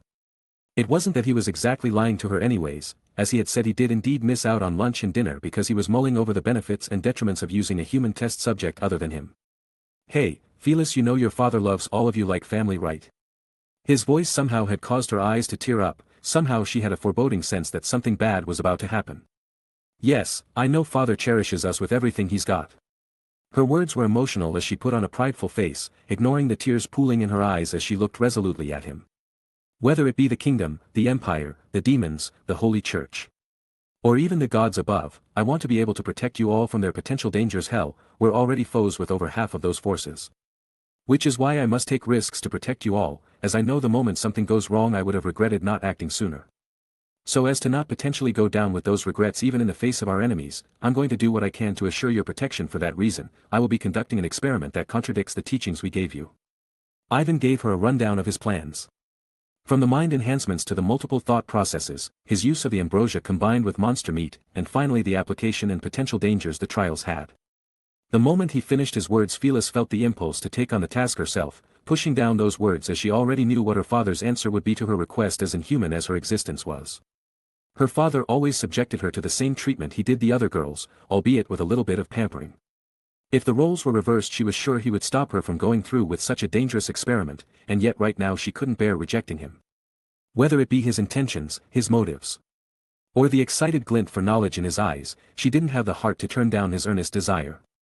A feat she was sure would immediately compel him to stop his acts, and all she needed to say was no. On one side she wanted to drop kick him for his brashness, another side wanted to smother him with love for the kindness he's shown to them. In the end, she released a loud sigh before holding her head in her left palm. Alright, you can do it, but I want to be there when it happens. Though she doubted she'd be able to help in any way at all if things went wrong, she still insisted on being at the scene. Perhaps her unique constitution would be of some use to him, or at least that's what she thought. I'll make sure of it. Ivan nodded with a smile on his face, accepting Phyllis' extended hand as the two walked over to the transportation circle. All that was left was to convince the others, and with Phyllis' help, he was sure it wouldn't be too much of a delicate process. The girls surrounded Ivan as he sat in the steel armchair naked, all with concerned looks in their eyes as they made sure for what seemed like the 20th time that the 4-bag full of ambrosia was properly connected to him. As for why he was naked, he had Claire on the side with a notebook in hand, ready to document the changes to his physical body on the outside. It'd be a bit difficult to do that if his body was covered with clothes. You stood on the side with healing potions uncorked and ready to be inserted into his mouth. Tio stood vigilant as she was there to make sure that regardless of whether the situation was a success or failure that some kind of frenzy takes hold of his body. How she was going to deal with the situation was to beat him according to the behavior he showed. Ari and Phyllis stood on either side of the steel armchair ready to hold him back should he break out of the cuffs that held down his feet and hands. Each person held a key to each of the cuffs other than Claire, whose sole duty was to take notes. Ivan eyed the slab of meat sitting on the table. staring intently at the divinity stone next to it hovering over a collector for the ambrosia. With everything ready and set to go, all that was left was for Tio to pick up the peat and feed it to him. From there it was up to him to restrain himself under the destruction it would cause. His status plate and storage ring sat next to the divinity stone, prepared to immediately check and note down the results. Ivan's eyes glazed over as he smiled brightly to the 5 that showed concerned expressions, choosing not to leave behind any final words as he felt that would just scare them into regretting their decision. Alright, let's get this show on the road. We still have dinner after this, so we can't afford to wait around all day. Oh yeah, and sorry Claire if I'm not able to finish the meal, the monster meat is probably going to fill me up, hahaha. It was a bravado that succeeded in alleviating the mood a little bit, the rest smiling along as Tio carried the monster meat in her hands. Ivan stared into the camera-like device that sat on a nearby table. Test 1, the twin-tailed wolf. I can't help thinking of something cute whenever I say its name aloud. Abilities, special magic that allows the user to generate electricity around its body and fire it at its enemies. In my opinion, the weakest monster on the 101st floor, however. It does make up for that weakness with numbers. As it is unlikely to find one not accompanied by a pack of its members, now commencing the test, previous stats are marked in the journal. With formalities finished, Ivan sent a nod towards Tio, who with shaky but confident hands inserted the meat into his mouth. He chewed on it for a bit before swallowing it whole. For a second nothing happened, everyone in the room looked at each other before confirming that what he ingested was indeed the meat of a monster. That's when a change finally started to take place. Gah! Ivan's back arched forward with a violent speed, his head creaking upwards as he let out a blood-curdling scream. Even his toes curled up in pain as he gripped the armrests to the point of contorting the metal. Having been snapped out of her daze, you quickly turned the dial at the bottom of the 4 stand. Nodding as the translucent liquid flowed through the tubes and into Ivan's veins. Claire quickly inscribed the contortions of his body, making note of the bulging veins and slight change in the pigment of his hair. Ari and Felis held him down with all of their strength as it felt as though he was about to rip the chair out of the ground. And they weren't quite certain, but they were sure his body grew several times bulkier even down there. Sweat dripped down Ivan's body as he let out labored breaths, his vision blurry as the pain he felt slightly subsided, at least that was until it attacked again. Aghar. That process repeated over and over. His bones becoming stronger with each step of destruction and creation. For what had felt like 3 hours of constant pain had been 15 minutes. But in that time his hair went from blonde to platinum blonde. His azure blue eyes changed into a deep red that matched Yu's. The body he was accustomed to grew several times larger, bulging muscles forming that would have threatened to rip apart his old clothes if he had not gone to go through with this naked. The room turned silent as the others observed his changes with interest. Even down there. As far as Ivan was concerned, being alive right now was enough to call the experiment a success. He thanked everyone for their hard work before receiving the status plate Claire had given him. Ivan Koryai, age, 18. Male level, 50. Job, Alchemist. Strength, 1800. Vitality, 200. Defense, 200. Agility, 1800. Magic, 300. Magic defense, 1800. Skills, language comprehension, mixing, plant appraisal, transmutation, increased mixing speed, increased transmutation speed, forager, cat's eye, encyclopedia, auto-harvesting, fast learner, fast reader, herbalist, wakeful, increased mana recovery, mana manipulation, iron stomach, lightning field. 3 new skills had popped up, and it would seem my stats increased by quite a bit. With this I can get to the vitality I need in a short amount of time. Ivan jumped out of the chair after being uncuffed. Adorning the mantle that barely fit over him to cover his privates while he tested activating the lightning field, stepping away from the others before he accidentally shocked them or something. Red electricity coursed around his body. Different from the electricity produced by his transmutation, Ivan could feel a strong heat coming off. He lifted his hand and aimed at a steel wall built for testing attacks, mustering up the electricity to shoot from his palm. However, that resulted in failure. Likely he had to familiarize himself with the ability before he could use it on the level the twin-tailed wolves could do, such as being able to toss the electricity as a projectile. For now, it was just entertaining enough to shoot lighting out of his fingers, even with their short range, into the air while shouting something about unlimited power like a certain emperor. Mana manipulation was about what he already guessed. Considering you had the same skill. It was a bit useless to him who relied on his transmutation circles to do all the work, but a good skill to have nonetheless. It would certainly catch his foes off guard. The rest of the group smiled wryly seeing him run around while electricity wrapped his body. The bright red veins coursing on his skin as each time he cast the ability they glowed brightly. And just like they had guessed, he immediately came back to them with a multitude of other monster meats. Come on you guys. The day is still young, we have many more tests to conduct. I think I could get to 10,000 so long as we keep the monster meat coming. His eagerness rubbed off on the rest of them that had forgotten it was about time for dinner. The night was a little more peaceful after the first tests. As thanks to the iron stomach skill, Ivan didn't have the urge to scream. Only shaking when he tasted the meat of a strong monster. Each monster he consumed was documented and recorded using the camera-like device, as it would seem ingesting the same monster more than once only brought minimal effects. The group went deep into the night, not caring about anything else as they stuffed Ivan with monster meat. His joyous laughter resounded as he activated each new skill he got. Chapter 75. Ivan Koryai, age, 18. Male level. Job, Alchemist.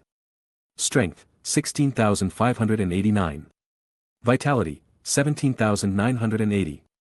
Defense, 17,452. Agility, 16,992. Magic, 18,897. Magic defense, 15,570.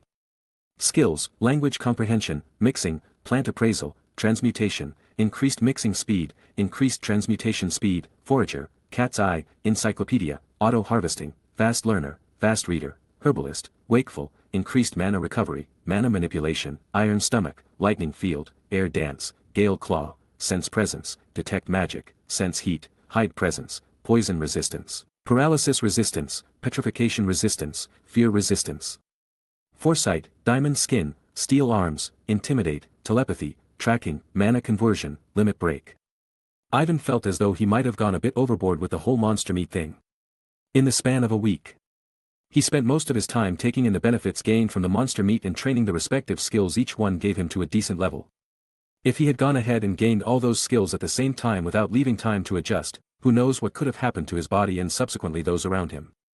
He was sure there were likely many derivative skills that could be tapped in just from training some of the skills even further, but for now, he'd leave that for later. All that mattered right now was adjusting to his strength. There was no point in this explosive strength if he couldn't even use it properly. So for that reason, he didn't dare take a step out of the atelier until he was ready. Many visitors came and went during that time. Mainly just those who were leaving him a meal or just checking in to make sure he didn't explode or anything.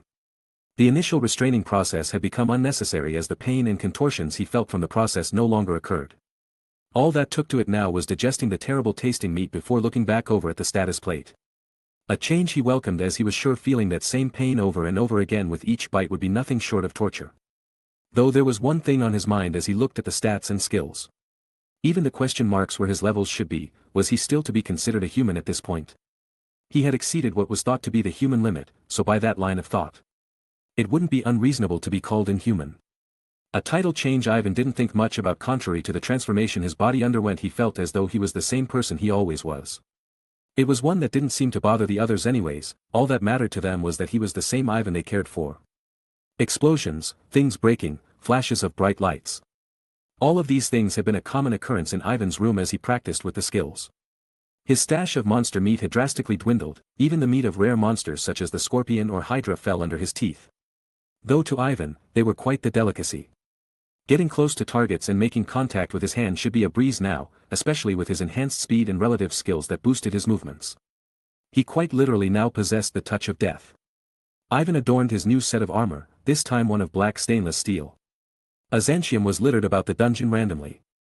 Sometimes Phyllis found it on the 123rd floor, or sometimes she'd even find it on the 101st floor. This got Ivan excited about upping the effectiveness of the mining operation. His Azantium collection had dropped to very low after this new set of armor. This Azantium armor gave off a wicked feeling. As form-fitting as the metal was to the shape of his body, there were also trails of the materials that went out the back as sharp blades that primarily poked from his back and behind his legs. If Ivan were ever in the situation where he needed to carry someone on his back, a little bit of transmutation would be all it took for the blades of Azantium to disappear. It was a full suit that covered him from head to toe, leaving no gaps left open. The black metal wrapped his body as even the helmet that resembled a dragon head left no room for openings. The blades on the head trailed off into what seemed like horns that went behind his head. It was a set painstakingly crafted and enchanted with numerous properties, as was his other apparel.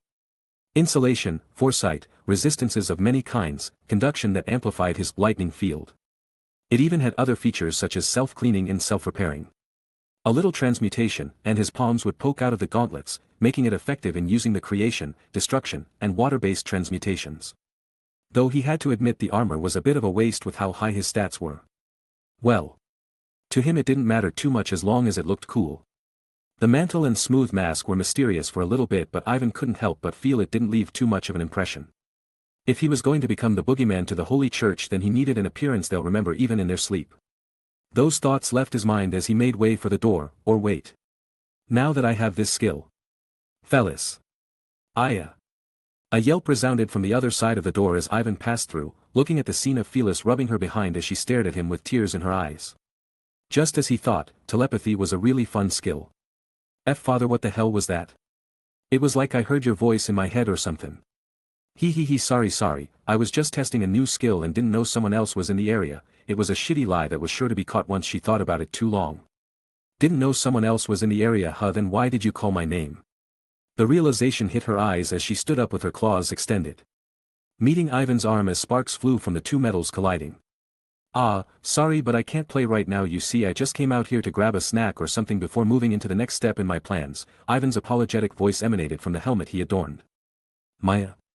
The next step, What was it again? Oh yeah, the goth acceleration. Phyllis' tail formed a comically large question mark as she pressed her right index finger to her chin. Ivan could already imagine the cartoony light bulb appearing above her head as she came to a conclusion.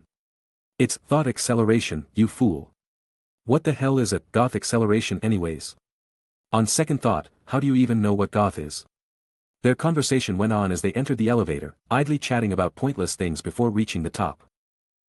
So father, are you almost done with everything? I'm almost done completely clearing floor 1 to 13, but honestly, things are getting kinda boring down there. Phyllis' discontent was made clear to Ivan. Even with some days off and what she considered to be great pay, the fact was that sitting underground on a metal box for hours at a time was starting to drive her insane. Yup, in fact, give me 2 days and I'll be at the stage where I want to be, then we can play as much as you want. In fact, we could visit Furin and take a trip to the aquarium if you want. Ivan gave a nod to Claire and Yu as he entered the kitchen. The aquarium. Sounds exciting. Hey father. What is it, Phyllis? I'm right here. What's an aquarium? After having finished his meal, Ivan sat once more in the atelier. His eyes closed as he contemplated the next course of action. What he wanted was to speed up his thought process to a point where even if it were split into several parts, all of them would function as normal. He thought back to his first plan. Inscribing runes into an alchemical circle that held the purpose of transforming his mind into a greater one. Though there were conditions to this process, just like the runes inscribed in his tattoos for his arms to do the process of creation and destruction, he needed to have a firm understanding of the runes he would use to impose thought acceleration. With scratch paper he drew design after design. Sometimes his circle would be too big, or even too small to work. Some circles had so many patterns and runes that they would only end up slowing down his mind. These runes needed to have an activation sequence that didn't require any of his will, working similar to that of a real mind. And just like a real mind, one doesn't have to invoke any will to think of something. If he had to pause every now and then to activate his brain, then that would be as good as allowing his foes to attack him while reloading a gun. Brains produce electricity. Electricity could be converted to energy, and energy to mana using mana conversion. Effectively creating a perpetual loop that would keep thought acceleration powered forever. Now that he had an activation sequence and an idea, all that was left was the circle formation. As aforementioned, it needed to be just the right size to not take longer than the energy sent by the brain, but packed with the right runes to create the process. So once again he fiddled with runes he could only remember from his world. Their meanings were the only ones he knew. And that's when it all finally clicked together. Ivan looked at the transmutation the size of his palm before letting out a sigh of relief. Though this was only a diagram, he tried multiple times to form it and the real world and found a majority of success. Never once having the formation collapse on itself. To him, that was a good point to start with. Which meant that all that was left is now the application of the transmutation circle. Tattoos, magical elixirs. Foods. Ivan had followed the path of improving oneself that was sought by alchemists, only being short of true immortality.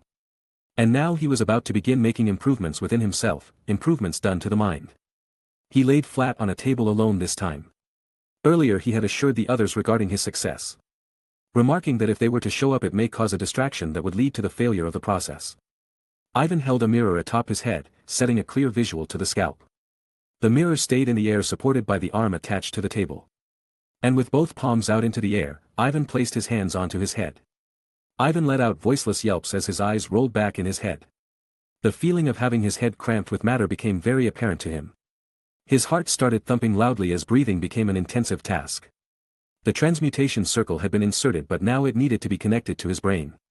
The movements his arms made after only caused further sharp pain. But eager to finish the process, he went through with it anyways. A sigh escaped his lips as the swelling started to calm down. Ivan carefully pulled his hands to his sides as he rested for a moment to catch his breath. If he had to describe how he felt after going through that, then he'd say he didn't feel much of a difference. Despite the operation being an apparent success, everything appeared to be the same as it was before. So what was he going to do now that he had this ability? Well, of course the first thing would be testing it. But what to test it on? He thought to himself before coming up with several math equations and giving himself the rule that he'd have to show work. That way, even if he knew the answer, it'd be difficult to cheat as he didn't remember the equation process. So with a pen in his left hand and a notepad in his right, he got to work. Looking up in surprise as his pen fluidly traveled across the pages without missing a single beat, even when he looked back down after being distracted with that thought, he continued from where he left off without the slightest delay. For a second he felt he got an understanding of the ability already. He threw aside the notepad and pen as he paced around the room. Now with this ability, coming up with an idea for the separation of multiple thought processes became a breeze. All he had to do was simply create rooms to divide up his current process. Using partitions constructed of alchemic runes shouldn't be too much trouble to implement. Though if there were any shortcomings regarding this plan, then it would be that the ability was seeming to have a different outcome than what he thought. Rather than these rooms each possessing a thought process capable of focusing on something different entirely, it seemed with the way things were the partitioning of rooms would only allow separate thought processes that work together to come to the same goal. For example, that math equation from earlier could have been solved in numerous ways. If he had 4 mental partitions and each partition had a maximum of 64 thought processes, then he'd have 256 thought processes working to solve the equation.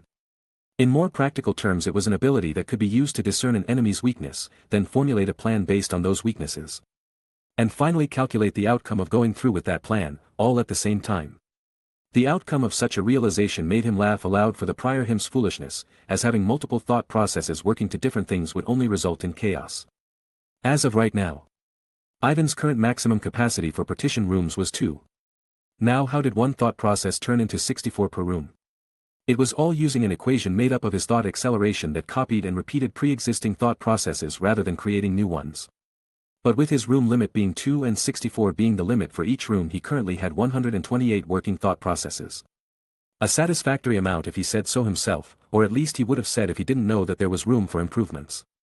In theory, it was possible to create more partitions, which meant copying more thought processes to fill these partitioned rooms. How much was the limit for partitioned rooms? He had 0 ideas. But the idea of having, let's say, 448 thought processes all working together to solve a problem sounded really cool to him. Ivan had 0 ideas how he was going to explain this to the others without sounding like a madman, but he was going to try anyway. With his 128 thought processes, he thought about what he was going to have for dinner as he left the room again. He was certain that he was now one of this world's deadliest beings. A bit of a presumptuous statement, he knew, considering he had no idea how much the god's strength scaled to that of the world's. If he met gods capable of slicing concepts or breaking reality, then maybe he wouldn't stand a chance. That was a possibility after all. Who knows how much strength they had? They certainly had armies and the manipulation to be fitting of the gods. At least from what he could tell about the liberators meeting their ends before being able to even make it up to Asgard, the home of the gods. The last thing he needed to obtain was the ancient magics, and his arsenal would be completed. 2 were currently under his belt. 5 more left to go. With Mileti, the locations of the other labyrinths were known. It was probably time to create the other homunculi so they could work while the expedition was underway. Ivan took the elevator back up to the manor. Tomorrow Phyllis would be back in the mines. When she returned, he decided that'd be when he dropped the future plans on them. It seemed that you was itching for a battle anyways. All of this nothing has made her quite bored for the past few weeks. He was sure she'd have some fun in the dungeons. Though regarding the 7 most dangerous places on the planet as fun ways to spend time was probably something the people of this earth never thought of. Hey people, I'm about done for the day. Is dinner ready? Ivan slid into the kitchen greeting everyone as he went by. Smiling at Phyllis, who had tried to trip him with her tail. I see that the master chefs are back at it again, Ivan said while observing the 2 figures that ran back and forth in the kitchen. Ever since Claire became part of the team, you has been working hard to improve the quality of her cooking. Something he verbally thanked her for, much to the former's confusion. In the end, their little rivalry didn't cause much harm to anyone. In fact, Ivan and the others were overjoyed at having more opportunities to eat great food. That day went by as normally, the family sitting together while enjoying a meal. Chapter 76. Ivan stood with his hands to his side. A contemplative expression on his face as to where he stood now was just on the fields beside the shop. It was the middle of the night, so he didn't have to worry about the onlookers that made up the customers, and for once he decided that it'd be a good idea to get some fresh air. Having left the lab and manor, he now stood outside with no idea as to what to do. He was still waiting for Phyllis to make considerable progress in the mines before dropping the education of the sisters on her. That was pretty much all that halted his plans. Ivan knew that his group was currently as ready as they could be to face the next dungeon. It was only a matter of time. As for who'd be on the team for the next dungeon, considering someone needed to be around the shop to man it and activate the barrier if needed. Ari and Claire undertook that position, exclaiming that as the weakest of the group they were afraid of holding them back. Though it did bring a smile to Ivan's face as he remembered the two telling him to just wait and see until they become warriors capable of fighting beside him. So for now the expedition group would be Tio, Yu, and himself. The mini airship he made explicitly for Phyllis to travel between work and home had already been completed, built in with a self-piloting function. All she would need to do is press a single button. A feat surprisingly difficult to get her to do, as each time the console flashed with an assortment of colors she went ahead and pressed every button. It was at that moment that Ivan patted himself on the back for not installing a self-destruct feature. On a side note, the submarine-shaped airship had an option to toggle manual controls, an option that Ivan made sure to engrave into Phyllis' mind as "do not press until absolutely necessary." After the airship nearly crashed from her first swipe at all the buttons, she became a lot more understanding. Ari will take care of the shop with Claire's help on the side. Claire's job was making sure Ari and Phyllis didn't starve to death, and as for Phyllis, her responsibility was to train the new homunculus and finish the floors she was assigned to. Which reminded Ivan of the more gimmicky floors. Those with just pits of sand sludge that made it difficult to trudge through. Those would probably have to be manually dealt with, not that the Roomba couldn't just float over it all. It was just who knows how many precious materials laid under the sand and mud. Ivan knew Phyllis might make a fuss of the deal, but he made a reminder to himself to stay down there and help her with those floors. Oh, and he wasn't just standing around while thinking of all this. Considering there were derivative skills for the regular skills, he trained every day in hopes of unlocking as many as he could. As long as there was still room to be made in improving himself, then he went for it. Monster meat had stopped becoming as beneficial after he ran out of meat he hadn't tried before. His fist sent a gust of wind with each jab, kicks create tiny whirlwinds of the earth and sand around him. A lot of the skills he had gotten were for hand-to-hand combat, such as Lightning Field, Steel Arms, Gale Claw, and Limit Break. Lightning Field was good for cladding himself in electricity, a useful move when dealing with opponents you don't want touching you. As for Steel Arms, it was just simply the reinforcement of strength and power to punches, elbows, and pretty much anything that revolved around using his arms. It was a decent move for someone like him who only needed his fists. Gale Claw was another simple skill, however, its power was undeniable. With its pressurized wind blades, it was able to nearly cut through everything. Ivan's goal with it was to be able to launch the claw as a projectile similar to the monster that possessed it. With his inhuman body, he decided the best thing would be training them all at once. A man donned in black armor punched his electrically enwrapped fist into the abyss, as it seemed that everything around the fist, including the air, distorted to make way. The only ability Ivan didn't use was Limit Break, as the skill scaled with the user. Even if its 3 times power enhancement was enticing, it was an emergency-only skill by his standards because of the intense strain it put on the user. His mind raced as he worked towards improving all of these skills with the goal of strengthening his arsenal. Any method to immediately improve the efficiency of his training became apparent to him almost instantaneously, as proven by the real-time improvements he made to his stance, posture, and technique. It was a bit of a robotic procedure that creeped out Phyllis, an emotion he sympathized with. Though it did sting a bit when she muttered "creepy" while he was training. All his thought processes worked together to reach that goal, calculating different techniques and methods using either mathematical equations or his knowledge of fighting. Though his abyss style was unpredictable and caught foes off guard, anyone that had any real skill could see that he was just bashing with his brute strength, hoping to catch his enemy off guard and destroy them with his tattooed arms. For that reason, he sought refinement. Ideally, if he could hone a style that put finishing off the enemy as quickly as possible as the primary function, then that'd be acceptable to him. As if his battles did ensue for long, his enemies would know better than allow themselves to come in contact with his palms. That was something he could not afford to let happen. He had already gone through great lengths to make sure no one knew his abilities, eliminating dozens of lives of those who had found out just to make sure they didn't spread the information. Though in the end, he knew it'd be inevitable that he'd one day meet a foe that could see through his deception. In which case he'd bust out the water-based transmutation if he didn't already start with that. The only way Ivan could think of exposing his creation and destruction is if he destroyed a barrier or spell right in front of someone using his bare palms. The glowing tattoos and sparks tangling his arms would surely be an indicator of that. Ivan held a metal ball in his right palm, staring at it before it dissolved into a liquid with the spark of his right arm. Before it began to burn him, he threw the liquid as swiftly as he could. The water transmutation circle glowing as the iron-melted liquid flew from his hands. He watched solemnly as the flying liquid became a rain of 100 tiny needles, stabbing a nearby tree.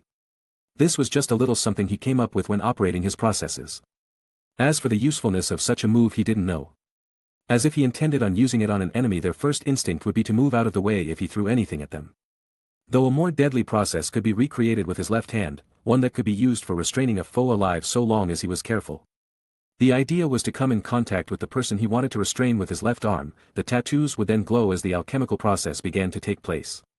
From there it seemed plausible to him that he'd be able to use the iron in said person's body to give form to sharp objects, needles, razors, blades. So long as he didn't overdo it, then it was possible to restrain the enemy.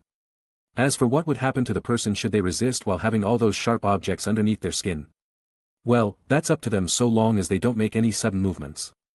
It was this ability that once again seemed to serve no purpose, as his left arm could contort a person's body to render them incapable to raise their hands or take a single step. But for torturing, then it seemed very eligible. Iron sand, though making weapons out of blood and water were cool and all, their durability was nothing to be proud of. And with the abundance of iron sand that could be found in the world, it'd be better to just use that instead to form stronger weapons. Ivan held his left hand against the earth. Grains of iron sand started linking together to form a line. Sparks flew from the ground as a sword formed sticking into the ground. He pulled the blade out of the ground before swinging it a few times. If that's all it took to make a decent sword, then he was going to produce a lot of them for enchanting and selling in his store. The sword dissolved back into sand as it entered his right palm. He repeated the process, this time creating a wall of iron to protect his front side. The sand wove fluidly under his palm, taking the shape of several objects before returning to the ground. The range seems to be the downfall of the ability. 10 meters. As for how useful it would be in combat, well, they were better than stone barricades. A 32-foot whip of iron sand seemed quite deadly as well, especially when the sand was spun fast to create a chainsaw-like effect. With air dance upping his speed and steel arms strengthening his fists, he truly achieved the touch of death. Close the range. Create barriers of iron sand to defend him from projectiles, and blow up the target in the palm of his hand. That seemed to be the play to him. The derivative skill aerodynamic would be useful in changing his trajectory suddenly by bouncing on the air-compressed plates created. Essentially, he had become the world's deadliest pinball. Ivan let out a breath as finally, after hours of abusing his physical skills, the strain of it all was starting to reach him. His labored breaths exhausted steam from his mouth as the cold air brushed against his face. With all of the resistances he had and ambrosia, he digested he had no way of getting sick. How the insulated armor would tank everything before it even got to him anyway. He laughed aloud at how funny he found the sudden change. Just months ago he was peacefully reading his research books while browsing the internet, waiting for his mother to call him down for dinner. And now here he was talking about torturing and murdering his enemies, fighting gods, and attaining a strength greater than shaking the air with simple blows of his feet or fists. Ivan wondered what his mother's reaction would be to all that. Would she even still accept him as her son, he wondered. This was why he didn't even feel like returning. His mother missing her son should be enough for him to return. He didn't even think that sentiment applied when the circumstances changed so much. Did a mother love her child because they are her child? Or because they are them? He didn't know. Sometimes he thought things would be better if he wasn't there to burden her. She was still young. She had a life of her own that she didn't get to fulfill because of her duties. It was a shit way to repay her for everything she did, that he knew. And if not the soul selfishness of the feelings he felt, then what was it? Would he still love his mother if she left for a year and came back as a warrior that told tales of her many conquests and grueling battles? Would her disposition have not changed in light of those events? And at that point, was she still the same person? It was a lot of ifs and buts that certainly did seem selfish to come to a conclusion based on his personal feelings. Which is why, while there was trepidation, there was also a bit of excitement in him to see if he could even adjust back to such a life. Attaining all the ancient magic could lead him back home, that he knew. But his intent was that they only existed as an assurance of his strength. If he ever felt the desire to return home, then having them on hand would be useful. Ivan walked back to the manor, flashing his eye to the scanner that barred entry to the gate. He observed the drones that had been circling the sky non-stop in night vision mode, nodding in satisfaction as he made sure that they were well stocked with mana to continue their activities. He looked up in the sky as Felis' airship descended into a separate docking area from the garage. Her arrival marked that dinner was soon. Ivan put aside the thoughts that littered his mind as he pressed his eye again to another scanner at the front door, smiling as the lock turned green and the door opened to let him in. Once in the entrance, he turned to his right to face the coat hanger, pressing the hidden button that had been put on the bottom of one of its legs. The wall behind the coat hanger opened up to reveal a different room that did not match the usual aesthetic of the house. Chrome walls made up the room, pipes and valves adorning the walls, as at the end of the room sat a desk of the same shiny steel. 14 display monitors hung on the wall above the desk, narrowly hovering over the keyboard that was laid out. In front of it was a normal office chair with wheels. However, it was the figure in the chair that Ivan came to see today. "Hey Talos, are we doing well here today? No suspicious figures or anything of the sort? I know Labori had to deal with some rather exuberant customers today, so I was just making sure they hadn't come back or anything for revenge." Ivan spoke to the 12-foot bronze robot that was in charge of the security. Felis had insisted on giving them all names after hearing about Ivan and the others going around calling them droids. As for who was Labori, that was the droid that stood in front of the shop and dealt with security. Equipped with a taser baton and advanced handcuffs that drained the wearer of mana, he was a good guard against adventurers and unruly merchants. Nobles were not even worth mentioning, as one punch would be all it took for it to kill them. Beep boop CWHNUOH. Ivan nodded as he pretended to understand every word this guy was giving him. Judging by the tone of the beeps, he just assumed that everything was taken care of. He walked up to the bronze giant before opening a hatch he had installed in its ankle. He closed the hatch before leaving a dozen mana crystals Felis had brought on the table. "Well, here's your food for the day, thanks for the hard work as always, and if you ever need any help you can talk to me or Felis. Oh, and here's Labori's pay as well, and this time please do not eat it." Ivan threw an extra sack full of mana crystals as he reprimanded the giant for his earlier acts. According to Ari, the droid Labori had just randomly fallen over during work. It was at that time that she had to fight off any of the customers that tried to kidnap it. Talos beeped before storing the mana crystals in its stomach compartment. As for whether or not it understood his message, he didn't know. Rather than a consciousness, it was just a basic AI program that ran these droids. Nothing too complex, as their tasks were to simply take care of unwanted guests and report anything suspicious. If he had to gauge their strength, then Talos was the weakest despite his large size. Its size was after all just a byproduct of Ivan trying to stuff as many parts into it so it could smoothly operate as the head of security. Aside from a self-destruction feature, it had no offensive capabilities except maybe its heavy body. As for Labori, its strength rested in using the tools it had been given, along with the nimble and lithe body it had that prioritized weaving between attacks and bending to reach openings. Aside from that, it was a glass cannon that could be dealt with using a few fireballs. Ivan left the room as he hit a button on the way out, mechanisms locking as the false wall set itself back in place. If Talos had to, he could press the same button and leave the room. That was just in case he had to report something when someone wasn't near a communication device or he had something that needed specifying. At first, its appearance creeped the others out besides Felis and Tio, but after getting used to it they could only see Talos as a friendly giant. Not long after, he became a pet rather than an automaton, which was quite an interesting development to Ivan, who had observed the whole process from afar as entertainment. Unfortunately, Labori didn't receive the same treatment, another development that made Ivan feel bad for the little guy. Ivan greeted the others that had gathered around the table, taking a seat at its head as you declared her rightful place on his lap. Much to Felis' displeasure, it seemed Claire had won the privilege of cooking today's meal. At least that's what he assumed when he saw her walk out of the kitchen skillfully with 4 plates in each arm, even one that sat comically on her head. Both he and Felis were great eaters, so she always made sure to make a lot of food for them. "Alright, let's dig in, folks." Ivan's resounding cry affected the mood of everyone else. They all lifted a fork before plunging it into their meals, smiling brightly before digging in. Chapter 77. It was a day like any other. Claire was dutifully attending Ivan in his work. He was testing some recipes in the kitchen to get an edge over her rival. Felis was working in the mines, and Tio was assisting Ari in running the store. The sun shone brilliantly, only a few clouds in the sky. It had been a while since the last rain poured, but it seemed as though another one wouldn't occur for quite some time. Ivan rested his hands on the table in front of him as Claire stood on the side with a notebook and pen in hand. Thin tendrils of translucent mana extended from his fingertips as the alchemical circles inscribed into the needles laying on the table glowed a bright blue. He carefully picked up each one with his hands before holding them each between his fingers. which made a total of 6 needles, 3 in each hand. He stood up from his chair as he crossed them over his chest. His eyes closed as the tendrils of mana became thinner and the light of the alchemical circles became brighter. And within a second his eyes snapped open as he flung his hands from his chest, the needles sent flying as his open fingers released them from his grasp. For a second they flew unsteady, shaking from the rear before straightening out. The trail of blue they left streaking the air, their whistling becoming more distant as they were sent soaring far. Each needle followed a different trajectory, one zigzagged.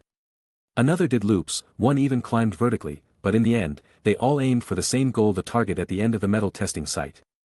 Perfectly, they all hit a vital at the same time. The eyes, neck, heart, and brain of the target posted were each pierced by the needles. They sat there for a moment before the alchemical circles on them started glowing a blinding blue light, and then bang! Ivan smiled in satisfaction as the needles served their intended purpose, dropping a few new ones on his table before conducting more tests. Each needle was controlled by a simple thought process. That being, pierce the target right in front of me. And as per the rule of the ability, he found out when he obtained each thought process worked toward that one goal, just each going a different way to reach it. Which is why these needles he held now were a bit different, the curvatures in them having been painstakingly transmuted to allow a greater force of penetration. They glimmered under the artificial light a silver color as bright as the moon. The alchemical circles on them were however a little bit different. As combined with the runes for explosion and control was another circle, this time written in Japanese. These were Ivan's creation of enhanced needles, manufactured with the tracking, sense heat, and foresight properties. And to finish it all off, the goal created by his thought process to pierce the target in front of him. A basic command that made up the circle with Japanese in it. Ivan stared intently at a new target poster that had appeared out of nowhere, taking a deep breath before closing his eyes. The circles grew brighter with each pump of mana, and then he suddenly turned around and threw the needles. They flew forward for a few meters before coming to a complete stop. As if time had frozen. Then they slowly turned to face him, resuming their speed as if it hadn't been stopped before. Ivan stood still as the needles breezed past him, curving around his body to reach their target. Boom!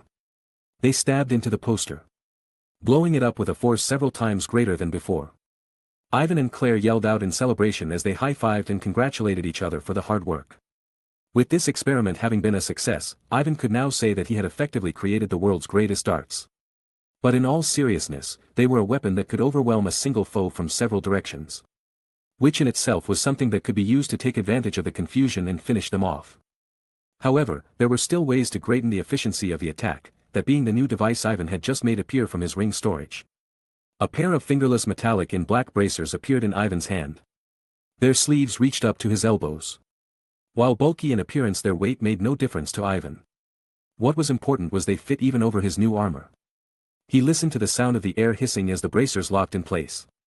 A second later, as if he willed it into his mind, a compartment on the bracers opened up, revealing slots that looked as though they could perfectly fit the new needles. He loaded up each bracer to its maximum capacity, being 30.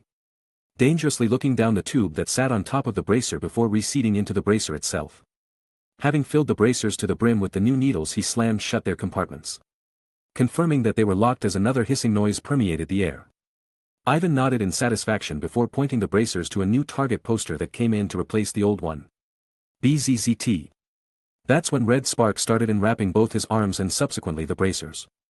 Leaving no room for fear, Ivan continued with the test. He filled the bracers with mana as the red electricity grew stronger, and finally, thunk. Ivan's arms remained perfectly still as the needles shot out of the holes on top of the bulky bracers in a blur. The whistling noise was only audible for half a second before the sound of the needles hitting their target resounded. And as predictable from the last few tests, they blew up and incinerated everything within its range. No matter the speed, they were still able to pause trajectory as if freezing time. Then changing the position to pursue their target from another direction. Just as intended. This is great. Ivan voiced out his true emotions as he watched the blast from the distance, felicitating a nod from Claire as she admired the scene next to him. They repeated the process a few more times while making sure they noted everything down. Fire rate per second, time for an explosion to happen, time to reload bracers, were important factors that would contribute to their final evaluation of the device. However, even when they were done conducting tests for the device, they still weren't done for the day. Ivan didn't forget to make things for his companions either. He totally didn't at all. Sure, you had the spear of mana, but it was not a weapon or tool befitting her mage style. He had asked her personally what she thought would be useful before she remarked by stating that she always wanted a cool staff that would enhance her magic capabilities while minimizing the output mana required. The simplest way for Ivan to complete this request would be to just make a staff that would passively absorb the mana of the user a bit at a time without hurting them. Then making it automatically release that stored up mana whenever the caster used a spell. He decided to go ahead with that, except making a few adjustments. Such as instead of the passive absorption of the user he instead made it so holding it up to magic would absorb the mana from that instead.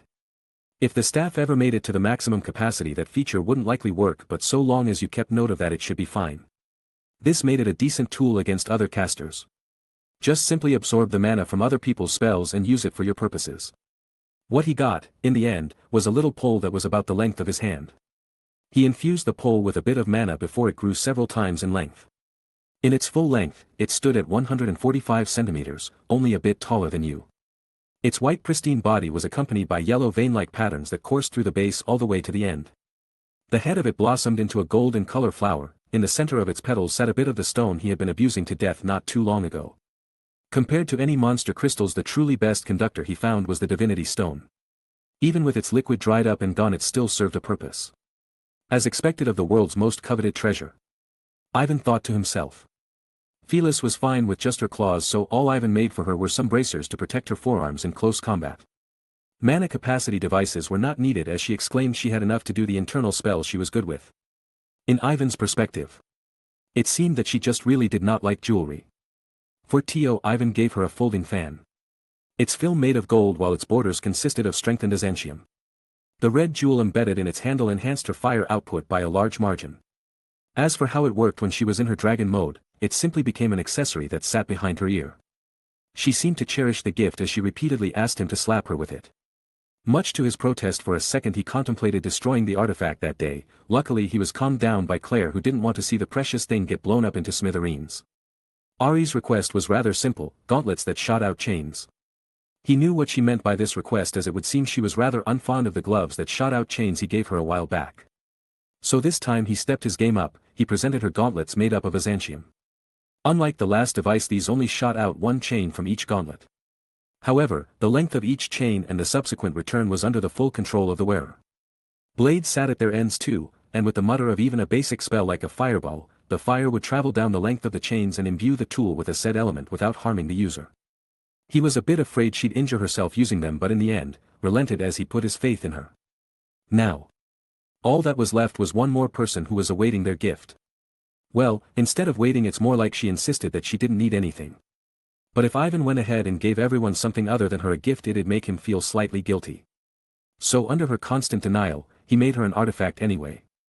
Or it'd be more proper to say he made two. Ivan held each blade in hand, humming to himself as he messed around to see if they were the proper weight. Each swing with the twin blades left behind a fissure in the air, their imbued mana crystals glimmering white. Speaking simply. What he had made her were twin wind blades. Each cut created a vacuum after effect that would tear whatever stood in its place. It was a very dangerous weapon to those who didn't know what they were doing but Ivan had enough faith that Claire would be extremely careful. You slash at someone as the hit misses because they dodge, as you pull back your blade your enemy goes back to their former position thinking it's safe. Then bang. The wind fissure opens up and tears right where you last slashed, effectively slitting the throat of the person who stood before. It cost a lot of mana to activate the special ability but they were something he was proud of. The blades had gold hilts and black steel that created its body. It was at this point that Ivan's azantium reserve had become very low. But not wanting to skimp out, he went all in anyway. Claire observed from the sidelines as Ivan explained the properties of the twin blades. A glimmer of excitement in her eyes as she looked at him perform a series of movements. Once he was done with his presentation, Ivan handed them off to her. An action that prompted her to ask for another set of sheaths as well. More sheaths. Just remove the old blades and set the new ones in, those daggers are messed up because of your escapade in Furin aren't they? I want to keep the old ones with me. They're proof of my journey to this point how can I toss them aside? And besides, you're the one who gave them to me so how could you be so nonchalant in telling me to get rid of them? Oh, so that's what it is about huh? The smug grin on Ivan's face made Claire want to test out the new blades right now. Her desperate attempts to hide the blush on her face only made the embarrassment all the more apparent. With his question having been sated Ivan agreed to her proposition. Promising a new pair of sheaths when they were done for the day. She nodded in a hurry before running away to test them out at a safe distance. She took in a deep breath as the embedded crystal glowed white, then without another moment's hesitation she slashed at the air. Silence ensued for a second, then another. And finally a third whoosh. The space she had slashed had exploded with a suction force that threatened to tear her apart. She held her ground for a second before the force disappeared and the space returned to normal. As grand as the weapon sounded, it was in the end just wind pressurized to the point that it distorted the air. She jumped up and down at the success, wrapping Ivan in a sudden hug along with her celebrations.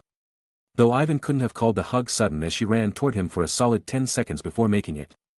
Their joyous ceremony came to an end as they realized that dinner was approaching. Claire had given up the position for today in favor of helping out Ivan in his research. They watched the monitor as it displayed Felis' ship docking in the facility of their yard. Ivan pushed a button on his desk as droids entered the room equipped with cleaning gear and bright yellow neon. They went up to the rubble that was the target practice area before beginning work on repairs. It was a bit entertaining for Ivan to watch as they went about their business, but he realized that now was not the time to be stuck in a daze. He was excited to see Felis' reaction regarding the new gear, and of course, he needed to give it to her as well. Ivan left the room with Claire at his side, speed walking to the elevator as she pressed the button behind him. Ding! Ivan's speed walking turned to a jog as it seemed Claire wanted to challenge his prowess. Even with her respectfully walking with her hands on her lap, there was something intimidating with the speed she walked at. She ensued with her jog as she noticed that Ivan was way ahead of her. Their rushing to the dining table to get there on time had become a race between the two. But of course, with Ivan's stats, it was already inevitable to see who would have won. I win. Ivan's cheer caught the attention of the others who were already seated. Even Felis was there despite having just landed. Claire followed behind him with an expressionless face, as if pretending to have zero ideas what he was talking about. However, if one looked further they could note the beads of sweat that barely appeared on her forehead. It was an aspect no one had noticed as their attention had been focused on Ivan the whole time. The awkwardness was not something he could handle, as each attempt at explaining his actions was met with suspicion. The next day things went as usual. Only this time Ivan didn't bother with doing any work today. In a sense. He felt the need to take a rest day or his mind would collapse on him. It was a time spent with you on the couch as they idly chatted about pointless things. In fact, everything had been quite peaceful that day up until a certain point. That point was that he would soon receive a phone call. Beep beep beep. The ringing of the communication device reached the ears of the two as Ivan lazily got up from laying on the couch, apologizing to you as he moved her body off of him. Hello, Felis. What's up, did you make another discovery down there? Father, you see, I found something. Yeah, this scene that I found might interest you. Alright, just promise me you won't get mad at me. Her voice was uncharacteristically low, a point of interest that made his concern fly through the roof. What's wrong? Are you alright? Don't worry, I'll be there soon. Just it's not that. You see, sigh. I was bored and traveled higher than the 101st floor. That's why I said not to get mad at me, cause even though you told me not to leave Rumba-kun alone, I went ahead and did it. I'm sorry. Felis' distraught voice emanated from the other side. Ivan stared a minute at the communication device before letting out a sigh. For a second he thought she was in danger or something, but thankfully she was just feeling a little guilty. It's fine, you're welcome to do what you want with your life. I assume you left the Roomba because you were certain of its safety. To be honest, I don't blame you for wanting to seek some excitement in your life. So don't worry about it, though the next time I would like a heads up. Yes. Thank you, Father. Oh, yeah, the scene I found. Well, it was like this. I was going up a few floors to look for the stuff you said there was like in your stories. That's when I made it to the entrance of the 91st floor. I heard some crash and bangs, so I went up the stairs and looked to see what was going on at the 90th floor when I saw the same group of people that showed at our place not too long ago. You know, there was that guy I beat and nope, I can't remember anyone else, but they were fighting this demon-looking lady. At least that's what she looked like from the stuff Tio-sensei has been teaching me. Hui, demon you say? Ivan held his hand against his chin as he contemplated the next set of actions. If the class was there, then odds were Hajime was too. And this was also the opportunity to see a member of this race everyone has been afraid of. It'd be good to get a gauge on their strength. And if they sent this demon lady alone, then that meant she was probably pretty important to take on the heroes. Sit tight, I'll be right there. For now, don't interact with the battle and watch from afar. Ivan hung up the device as he explained the situation to you, who quickly equipped herself before joining him in the airship. Tio, who heard of their expedition, joined them as well, Ari and Claire opting to take care of the store. Alright, let's go see what these demons are made of. Chapter 78. NGH, you kids, think only about how you're going to survive. Do whatever it takes to stay alive. I'm sorry, for dragging you all into our war. The more time I spent with you all, the more I came to regret relying on you to solve our problems, so please, live to make it home, don't worry about us, from the start. This was our fight to fight. Contrary to his instructions, Felis had awaited the three at the transportation circle back in Oscar's lair. Which ended up not being an entirely bad thing, as this gave her time to explain the abilities of the monsters she's seen in this scuffle. Apart from some monsters, Ivan had seen already in the dungeon or the Battle of UR, there were only a few that stood out. A giant turtle thing that absorbed spells. Horsemen hybrids that could turn their mana into kinetic force, chimeras that could go invisible and even bestow invisibility to those that were in contact with it, and finally black cats with tentacles. These were the only things that stood out to him. At least aside from the young woman with fiery red hair and pointed ears. Ivan would have assumed her to be an elf if not for her swarthy red skin. This was the demon Felis had told him about. And according to her, the strength this demon had wasn't much. Apart from a sword that could be manipulated as sand and a spell that petrified anything it touched, her only real advantage was these monsters with powerful abilities. It was when Ivan arrived on the scene that he was met with a rather peculiar sight. Captain Meld laid bravely on the ground, bruised and beaten but with a smile all the same. His hands held up a pendant as he sneered at the demon woman that sat atop her mount without an ounce of worry. The class that surrounded him didn't seem to be in a great position either. Even the chosen hero, Cookie, lay on the ground helplessly. But right now that wasn't of Ivan's concern. What did concern him, however, was the amount of light radiating from the pendant as he laughed aloud. Just when Ivan thought he was about to witness some heroic sacrifice, the light that had amassed faded and flew from Meld's hands before entering the turtle's shell. At that moment, he wished he had a camera with him just to document their faces. Captain Meld could only sit in a daze as a dagger made of sand went hurtling towards his direction. Unable to dodge, he closed his eyes to accept the fate he felt he deserved for forcing his will upon these children. However, that fate never came, no matter how long he kept his eyes closed. Ding! Sparks flew in the air as the sand dagger collided with something metallic, distorting its original path before burying itself into the nearby ground. Oi, oh well. If this ain't the most pathetic sight I've seen in a while. God's chosen hero was reduced to a mat as he lay on the floor while his mentor was nearly killed. And you seriously challenged my position to not put my faith into you all? Tisk, TSK, one demon was all it took to bring you to this state. As a member of the human race. I'm quite ashamed. Those words came from afar as everyone still conscious turned to meet the figure, instead greeted by four. The three more lithe figures surrounded the speaker with white masks adorning their faces, their mantles each a different color. As for the speaker himself, he seemed to have a helmet equipped to resemble a dragon, the other parts of his outfit matching the pitch black that didn't show even a bit of light. He had his hand raised forward, his right hand to his waist, but even without even being able to see his face they could all hear the arrogant tone he took with them. The class concern for the mysterious guest turned to displeasure as each word stabbed their already wounded egos. Who might you be? Actually, forget I asked that, you're not one of the targets, so you can go ahead and die, rethink acting as a hero in your next life. The demon lady's words came to an end as with the snap of her fingers the two black cats darted at him with startling speed. I came down here to meet a demon for the first time, and this is the kind of greeting I get. And here I was hoping we could get a chance to get to know each other, maybe exchange international secrets over a cup of coffee, well, no matter I suppose. The words of this mysterious figure managed to tick the demon lady off. Her instructions became more aggressive as she ordered the cats to capture him alive and make an example of him to the class. A fair technique that would likely be successful in gaining their servitude. However, there was only one slight stimulation to that plan. That being the scenario where Ivan was never caught. And unfortunately for the demon lady, that's precisely what the situation came to be. Ivan grinned under his mask watching the two black cats approach him. He was planning on dealing with them first because of their long-reaching tentacles with great speed, so this was just a blessing in disguise. He lifted both of his fists again before a distinct thumping noise emanated from the bracers. The cats that had been on the defensive came to a complete stop seeing the 7 projectiles flying their way.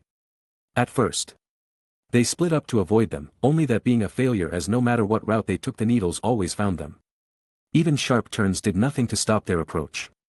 In their confusion, Ivan stepped forward. Standing directly in the path of a black cat that was too busy looking back at the chasing needle to see the obstacle in front of it. By the time it noticed the shadow looking over at the ground beneath it caved in like quicksand. Any attempts to struggle out only quickened its descent into the ground until nothing but its head was left. That's when the needle that had been hot on its trail finally caught up to the thing. Stab. Bang. The black cat was only able to let out one last meow before getting engulfed in soot and fire. Ivan, who had already walked unhurriedly to the next cat. never turning back once, having complete confidence in its extermination. That left the second cat that had witnessed its colleague's fate. It let out an angered cry before meeting Ivan head-on. In which case he did nothing to avoid the collision, his hands to his side as he stared at the needle approaching as well. Grah! Its cute appearance hampered the blood-curdling scream. Ivan had blocked the cat beast's claws with his left bracer, leaving it to stun in the air before having its face met with Ivan's left palm. The class could only stare in shock as the creatures that stood no chance again were eviscerated like nothing. The second cat's death was particularly gruesome as its guts and blood exploded everywhere. But what was odd with that is despite being closest to the explosion of gore, Ivan's armor didn't have a single stain of blood. It was an odd observation that caught the attention of the students that weren't preoccupied with the other monsters. HIATUS, one of you attack that guest. The rest of you detain the class, I'll deal with the human knight myself. The demon lady felt slight trepidation at how easily the cat monsters were dealt with. This is why she was forcing a situation that had weakened the guest before she swooped in. A situation that'd make the guest panic as he raced to beat his goes before the people he came to protect died. The problem with that plan was that he wasn't alone. Tio, protect the heroes, you're in charge of protecting that wounded knight, as for Felis, go crazy. The three nodded to his words as they all assumed their positions. Tio dragged the bodies of students incapable of moving away from the battlefield while countering any monsters that tried to interrupt her. You brought a few health and mana potions to the still confused Meld. And Felis. Well, the blood all over her face along with the dangerously happy humming probably revealed her situation. Even the invisible chimeras were targets of the group's attacks as the needles imbued with heat-seeking and tracking showed no mercy. The vibrations in the air were an all too obvious indicator that invisible foes were around them. The demon lady could only watch unstunned as the army she was given was destroyed in a matter of minutes. All her arrogance leaving the window as she glanced towards the floor's exit. The sand dagger became a shield to protect her backside as she ran away from the scene. Her joy turned to fear as she locked eyes with the beast man that carried blood all around her mouth. It seemed that she had been trapped with nowhere left to run. O great golden-eyed drake, slumbering deep beneath the earth, lord of all creation, your curse pierces through even the blackest darkness. Bring forth an everlasting seal of darkness, from which nothing escapes. Fear, despair, anguish, swallow it all and leave an emptiness in your wake. All will fall before your stern visage. Destroy your enemies and return them to the earth-dark jail. The long incantation left from the demon lady was followed by a large cloud of thick mist. She smiled victoriously as she waltzed to the exit of the current floor. Her eyes becoming saucers as the beast man that she thought would have been frozen by her statue-making mist now stood before her without the slightest hint of damage. Felis bared her teeth before approaching the demon lady slowly. Tio, who had seen her duty as pretty much complete, launched a major fire attack at the woman. For a moment it seemed as though the raging infernos would reach her, at least before the turtle appeared and sucked up all power behind the spell. That brought up Ivan's next course of action. The turtle had been harmless throughout this whole fight. Sure, its existence was dangerous to every mage, but Ivan was sure it was just a result of it existing and not a deliberate choice. And that's precisely why he was going to take it home, his left hand pressed against the turtle's shell as a gaping hole appeared in its side. The mana that had been stored came oozing out like a leaky pipe. What Ivan had done was simply mold the turtle's shell to not being capable of absorbing mana anymore. Just like that, every monster the class nearly died facing vanished in less than 10 minutes. They stood in a daze while Ivan and his compatriots surrounded the demon lady from every direction. TCH, to think I would get outdone by some unknown brat. So, what do you intend to do now? Just so you know, I don't intend on giving a fool like you any of our information. Just go ahead and get it over with. The demon lady resigned to her fate as she sat down on the floor. With the dagger made of sand being the only thing left in her arsenal, she decided it would be best to accept death as a warrior. She closed her eyes awaiting the fate that would fall upon her, opening up her amulet with the picture of her fiancé on it as she prayed to him goodbye. But after seconds turned to minutes that end never came, her eyes snapped open only to realize that something had now been cuffed to her hands. She felt all the mana in her body drain as she slumped over in an attempt to alleviate her exhaustion. Another few minutes passed before her body became so numb she was incapable of moving, then, she fell asleep. With a potential informant in his hands, Ivan cheerfully celebrated, followed by Felis who just wanted to copy the fun he was having. The class stared at the scene as they listened to the clamoring of Ivan's group. Chapter 79. Yo, it's been a while. I don't think I forgot that you guys owe me something. To think you would all rather die than give Felis the reward she rightfully earned. I thought you, heroes, would have more honor than that. Ivan spoke cheerfully to the group of students that had yet to move from their spot. Their eyes fogged as they finally processed the words he had spoken. Why, you're that guy from the magic shop. Aside from his demeanor, the cloaked figures next to him were something they vividly remembered. Especially when they gave the class a run for their money during Felis and Cookie's battle. That guy, humph. I thought I was painfully clear as to what my name was, but so be it. Hold your thanks, I'm just repaying a debt to someone that had given me some important info. And in the end I'm walking out of here with a valuable informant, so I'd call this a win-win for both our parties. Now if you excuse me. Adventure awaits. The man donned in black steel turned around with the demon lady hung over his shoulder, his cape obscuring most of their figures as he walked deeper into the dungeon rather than back to the entrance. Wait. I would like you to aid us in returning to the surface. You see, my team and I are devoid of most of our mana after that encounter with the lady. There are also other matters I would like to talk to you regarding her detainment. If you guide us, then I can immediately hand over your payment the moment we reach the surface. Ivan turned to meet the bruised hero. Even after being healed by their party's healer, his condition was still not up to par. But what did that matter to Ivan? As far as he was concerned, he had already saved their lives, at least that's what he thought before hearing the part about payment. While Felis was skilled, it'd do some good to her progression if she knew what to hone and what to ignore. That was the value Ivan held to the status plates. Even with the method to create artifacts, he was unable to reproduce something that made the plates, something that existed under the church's supervision. He didn't bother answering the hero, instead turning away to face Hajime. His eyes glimmered a bit looking at the device he held in his hands. A traditional lever-action Winchester is the first thing he thought. Apart from it being completely made of metals found in the dungeon. It was a perfect recreation of the thing. Ivan walked up to Hajime, not saying a word as he left his palms into the air. Hajime only smiled wryly in response, placing the rifle in his hands without a moment's hesitation. Ivan marveled at its design. While simple, he was sure it was an effective weapon down here against the unsuspecting monsters. The only problem was power, as even with the magical adjustments Hajime had done by a blacksmith, it was no greater than intermediate magic. Even loading it was a pain that may as well have been equated with casting. There was also the matter of powering the weapon, as the magic circles stuck several parts to the construction made it painfully clear that starting it up was not an instant process. Sure, it was an ineffective and impractical weapon when compared to magic. But if someone with average stats could wield it like Hajime, then Ivan was sure it was ready for public use.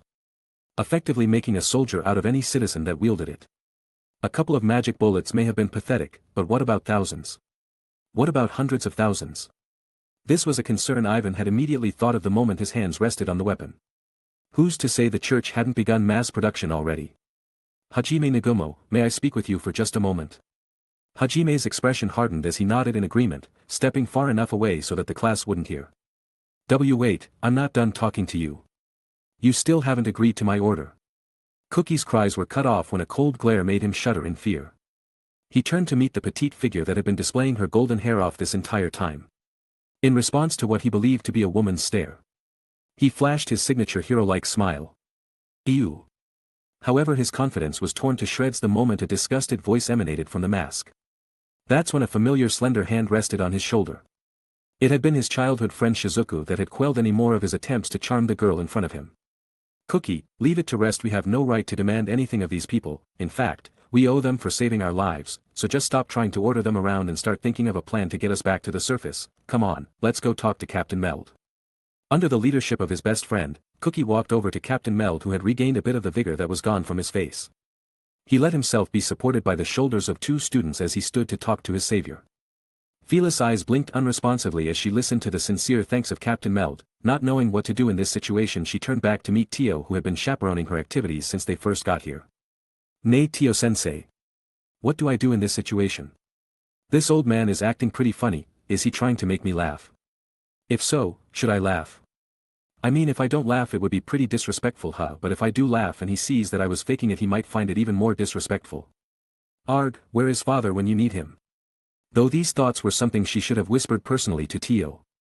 Yet she spoke them aloud with the man in question right in front of her. An action that made him grin warmly as he saw that these saviors of his were not all too different from the children that he had been mentoring for these past few months. Even if the girl he was thanking looked like a beast man with her tail and ears, he still bowed his head to show his gratefulness. Fufufu, I believe a simple, "You're welcome," shall suffice. I'm sure the master will praise you for your hard work today. Ah. He may even praise me as well. What shall I do, what shall I do? Just thinking of his admonishing eyes as he listens to my request. Fufufu. Ignoring the squirming of her teacher that she was already used to, Felis turned back to face Captain Meld and the others that had fearfully taken a step away from Tio. Humph. Then it must be as my sensei says, remember the day that I, Felis Koroops, I almost let that slip there. Ehehe. Father would have surely punished me for that ahem, I am Felis of the Hohenheim Foundation. Heed thine words and revel knowing that I accept thee words of gratitude. Her exaggerated voice and pose left the class in a daze. If Ivan was here he would have questioned when exactly his business became a foundation, but unfortunately, he was busy with other duties. The good thing for him was that you subbed out the perverted dragon as she had finally decided to join the group while Ivan was occupied. What is a foundation? You muttered. So the church nor kingdom haven't shown too much interest in the devices you're making? Are you certain? We could have a war approaching sooner than we think if that were the case. Ivan laid his concern to Hajime. As he understood it, the church and kingdom would likely launch a full assault with the demons should they adopt this modern technology. The demons had turned the tide with monster taming, now it might be humanity's turn to fight back. Well. Again, considering that the summoning of the heroes was supposed to be their bite back. They've only shown minor interests. However, even with my explanations and diagrams, even the kingdom's greatest synergists and blacksmiths are incapable of recreating it. Deciding it would be impossible for me to mass-produce them alone, they dropped the matter. At least that's what it seemed like when they compared the weapon to that of any intermediate spells. I see, then they are greater fools than I believed. Humph, with this settled I believe we are now equal. Oh yeah, Claire sends her regards. I'll be leading you all back to the surface using the normal method, if I brought you all deeper. Who knows what ways you'd get yourselves killed. Hajime smiled hearing that Claire had been okay. However, it was that relieved smile that turned to teasing as he described the nature of Ivan's words. What do you mean we're settled? Come on Ivan, ain't we friends? You don't have to say stuff like that. I got your back and you got mine. Simplest is best after all. Even with Hajime's kind words, Ivan didn't feel relieved at all. Instead, his annoyance only grew looking at the cartoonishly smug smile. Sorry kid, you're on your own. I'd love to give you some overpowered stuff, but unless you want to fully become a puppet of the Holy Church I highly advise against it. They'll just take all the gear I gave you anyways. Though do not fear, I will remember your words. The next time we face some world-ending enemies I'll be sure to bring you with us.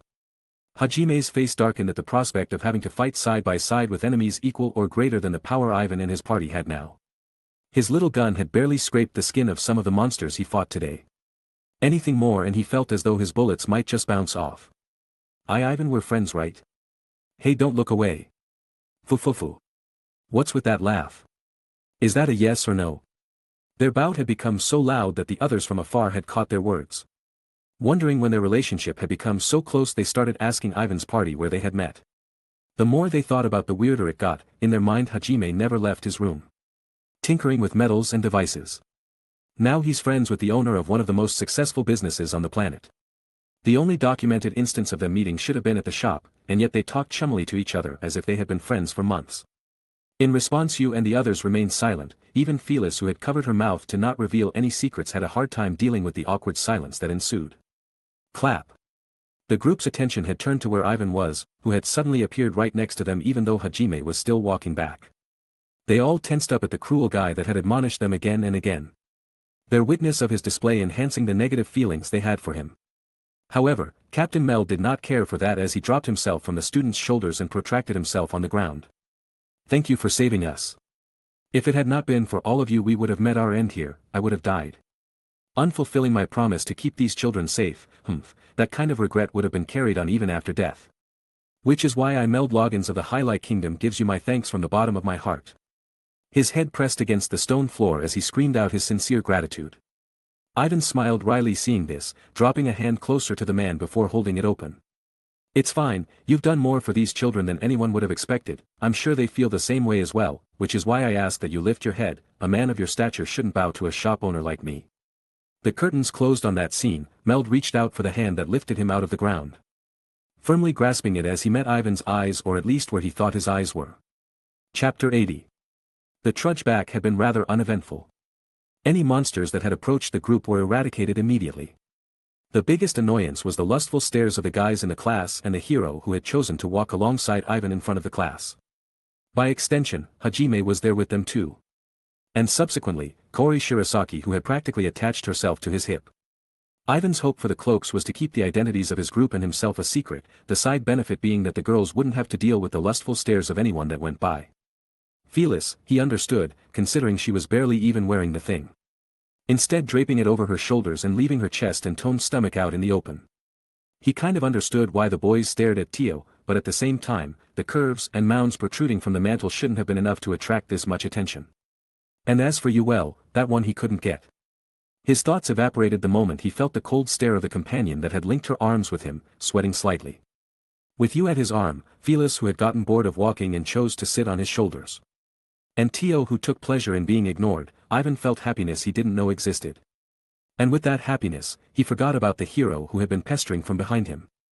Hajime smiled wryly from the corner while chatting with Cory. We want you to join us. Think of the lives we could save. The futures that could be restored. As a member of humanity, we should all strive to eliminate the demons and take back the life that had been stolen. So you have to join us. Use your strength for good, I'll even make sure the kingdom gives you the greatest gear we could offer. So what do you say? Do you want to join our team? Once again Cookie extended the olive branch. His signature smile radiating as he extended his hand to Ivan. Ivan only stared at the hand for a second before turning his stare back in front of him. The last thing he wanted to do was join an alliance with this hero that had yet to do any saving. On a side note, he had been dragging the unconscious demon lady with a rope tied to his left wrist. It was a crude way of transportation that made all the boys offer to carry her instead, but met with cold stares from the girls in the class. They put an end to their lascivious plan. Before restraining her, Ivan had cleaned her pockets. The sand dagger was a decent blade with unique properties, but other than that he found a few basic potions and a locket with the picture of a man inside. Unfortunately, he couldn't find any documents or other things that would give him information but what was better than the person himself. And in the end, if she didn't have any useful information she would still have good use as a bargaining chip. The search for poison or toxin in her body had been much more gross but successful in the end, having found 2 different poisons in her mouth. At first, Cookie had begged for the custody of the demon lady, exclaiming that as a hero it was his duty to turn her in. It would have been a pathetic excuse for taking credit if Ivan didn't know that this guy was serious. But in the end, when Cookie saw his attempts fall on deaf ears, he went on to the next best thing. If he managed to convince Ivan to join them, then they'd have unlimited access to powerful artifacts and strong members if they included his team. Subsequently, if Ivan worked for the heroes, Cookie would have the power to order him around as the leader of the heroes. If Ivan had known about that last thought he would have laughed aloud. Hey, for Paracelsus-san, if you don't mind, what do you plan on doing now? If I'm not mistaken, your business has been going well, and with this dungeon being cleared you seem quite unoccupied, so I'm just curious as to what you're going to do now.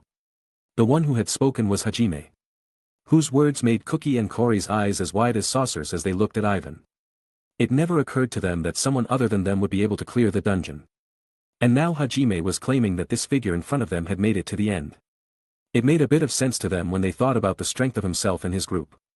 What I'm going to do, huh? Well, it's as you say, my business will run just fine without me, and so far my team and I have cleared 2 dungeons. So our current objective should be the 3rd dungeon. I wonder what kind of secrets we'll find there.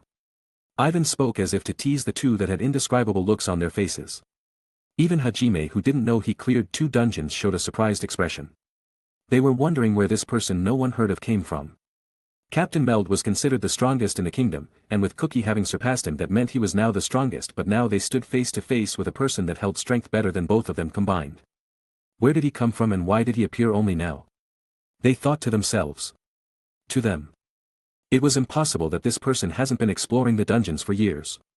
It hadn't even occurred to them that someone had cleared 2 dungeons in the time it took for them to clear half of one, not that they knew they were only halfways. YUV cleared 2 dungeons? Impossible. Meld-san said that the dungeons had never been cleared in centuries. Cookie's confidence wavered under the information, refusing to believe that someone had surpassed the goals he was meant to reach. Impossible? Who decided that? Why should you know who clears the dungeon? Are we meant to report the status to you people each time we clear one? If I remember correctly, it had never been stated that the dungeons were the exclusive property of the kingdom and holy church.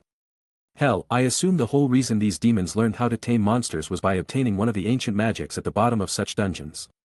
And I can assure you, if it had been this lady who obtained the ancient magic, you all would have been dead before I got there. While Ivan had been able to ignore the boys' requests and demands, the diminishment of his and Yu's hard work was not something he was going to tolerate.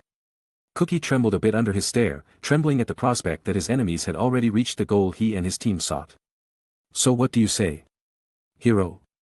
Knowing all this, will you sit back and cower away in the bosom of the kingdom that had breastfed you so far? The very same kingdom that had gassed you up into believing that you, and only you, were the sole savior this world needed. Take a look at this locket here, do you see this man? Here, take a closer look. Ivan threw the locket at the paled Cookie, who stared at the picture of the man in the frame before holding his mouth closed to repress the lunch that had nearly spilled out. What's wrong? This was just something I found on the body of the woman you were about to kill. Or what, did you think they were just beasts in human form? If so, then are you sure you can really trust the Holy Church and its teachings? Their judgment to declare you savior? I suppose it hadn't occurred to you to even think of why these two parties are fighting, despite possessing the same emotional capabilities and the capacity to dream. Even if you are the hero to the people of humanity, just remember you are no better than the monsters you declare as evil in the eyes of the demons with your mindless and prejudiced actions. Can you really say you are different from these monsters? Cookie's breathing turned erratic, his face pale as he grasped the locket in his hand to the point where the glass nearly shattered. Concerned classmates caught up to him as they showed their concern. Antagonistic glares turned toward Ivan as he continued walking. Apart from Hajime and Kaori who had heard the conversation, as well as Captain Meld whose senses allowed him to listen even far away, they had all assumed he had done something to harm Cookie. However, those negative thoughts were pushed away the moment Cookie laid their concerns. Exclaiming that he was alright and no one was to blame other than himself. Then without another word he caught up to Ivan, this time with a serious expression and none of the pestering he had done before. Captain Meld watched from afar, his eyes glimmering as he contemplated the words Ivan had said. Though they may have been blasphemous to the teachings he had vowed to, he still saw it imperative to see the other side. And for a second he agreed with Ivan's words, while he didn't know exactly what the church had been teaching them he knew it'd be false to say that the demons were heartless creatures. In fact, the only reason they were having a feud besides things like resources was because of their differing ideological beliefs. The demons who saw no race greater than their own and the Holy Church whose beliefs were prevalent in almost every human that saw everything other than the human race as evil. Both claimed to be doing the work of their God. The human God praised as the one true God and the demon God hailed as the Lord of the world. Ihit versus Alva. He knew that if he was going to turn them into the greatest heroes they could be, then he needed to teach them things other than fighting. Already he was feeling the regret of not teaching the children to kill, as the lack of such resolve would have likely led to their deaths. And now he felt it his duty to teach them not to look at this battle between humans and demons as something black and white, as, we kill them because they're demons or, they kill humans because they're humans. As for the statement of Ivan and his party having cleared 2 dungeons, he had no choice but to believe them. The strength they had was enough proof to him. And if his guess about the demons having obtained ancient magic from the Age of Gods were true, then that spelled trouble for the human race. Though he had no idea what strength these magics held, he had no doubt they were capable of turning the tides of war. He made a mental reminder to ask this shopkeeper if he may know what magics were given to those who cleared the same 2 dungeons. Captain Meld was suspicious of the close relationship between Ivan and Hajime, but in the end decided it'd be rude of him to pry into it. There was always a slight chance that they just became close friends in only a few encounters. Such a thing was not uncommon for even knights that fought alongside each other while synchronized despite having met that day. The group continued their venture back to the surface. Everyone aside from Ivan's group tired out almost immediately, their cries for breaks and timeouts annoying him as he didn't want to be down here when there were other things that required his attention. Chapter 81. Oya, this is quite the welcoming. What do I owe you, man, the pleasure of visiting me for? Ivan looked at the army of knights that stood outside of the dungeon. Their swords were drawn, staffs up, and arrows notched. If he didn't know any better, then he'd assumed they were here to kill him. Demon. Though it seemed the situation became quite delicate when the first impression the knights had of his armor was that of a demon. Sure, wearing all black and the spikes were quite brooding, but to jump to him being a demon was a bit of a stretch. The murmuring of that one soldier spread throughout the knights as the rest followed suit, whispering to each other and taking a step back. According to the hero that made it back to the surface to call for help, Kusukindu, the demon led a party of monsters that were capable of overwhelming the hero's party. Not for a second did they believe they stood a chance. In fact, this army held no intention to enter the dungeon and save the heroes. Their original duty was to guard the entrance for anything that pursued and stop them from entering the city. For this cause, they were ready to lay their lives down. And so, they straightened their backs, casters began mumbling, and archers pulled back on their bowstrings. Then, stop. They are not our enemies. The one to have stopped this assault was Cookie Amanagawa. He stood in front of Ivan and his party with his arms spread out wide. His eye-catching gold and white armor made the army of knights pause their actions, then they dropped their assault for now as they recognized him to be the hero. Hero, you're alive. Oh. We all assumed you and your party had met a terrible end at the hands of some wretched demon. Thank Lord Ihit that hadn't been the case. However, Who might be those folk who accompany you? If I'm not mistaken, one of them is a beastman. The head of the army let out a yelp of relief at the hero and his party's return. With this, he didn't have to worry about being punished for not fulfilling his duty. Since they reappeared from the depths, then he could only assume the demon had been dealt with. A huge relief for him, as he was no longer stressed about a monster potentially running out to the surface and killing them all. However, now that tensions were laid to rest, he couldn't help but notice the white-haired beastman that accompanied his return, not to mention the cloaked figures and the man adorning dragon-like armor. He clenched the sword in his hand as he stared at her, Felis in response only whistling as she stood closer to Ivan's back. These are our saviors. If not for them, then it would have been truly as you said, we would have met our demise at a demon's hands. And for that, I ask that you lay down your weapons. We have detained the demon and slain her powerful monsters, there are no further threats. The army's leader only stared back at Cookie's unwavering eyes. He let out a sigh before motioning for his army to rest using a hand signal. Tensions calmed down as the class was happy there wouldn't be another massacre here. Ivan only let out an amused hum, his finger leaving the bracer that hid under his mantle. For a moment he was ready for all-out war after hearing that the man had a problem with Felis' existence. If not for Cookie, then at least one more life would have been lost today. He stared once more at the town. Its familiar sights bringing him a slight tinge of nostalgia. This is where it all began, he thought to himself. Ivan led his group down the stairs, ignoring the guards that stood in his way as he brushed by.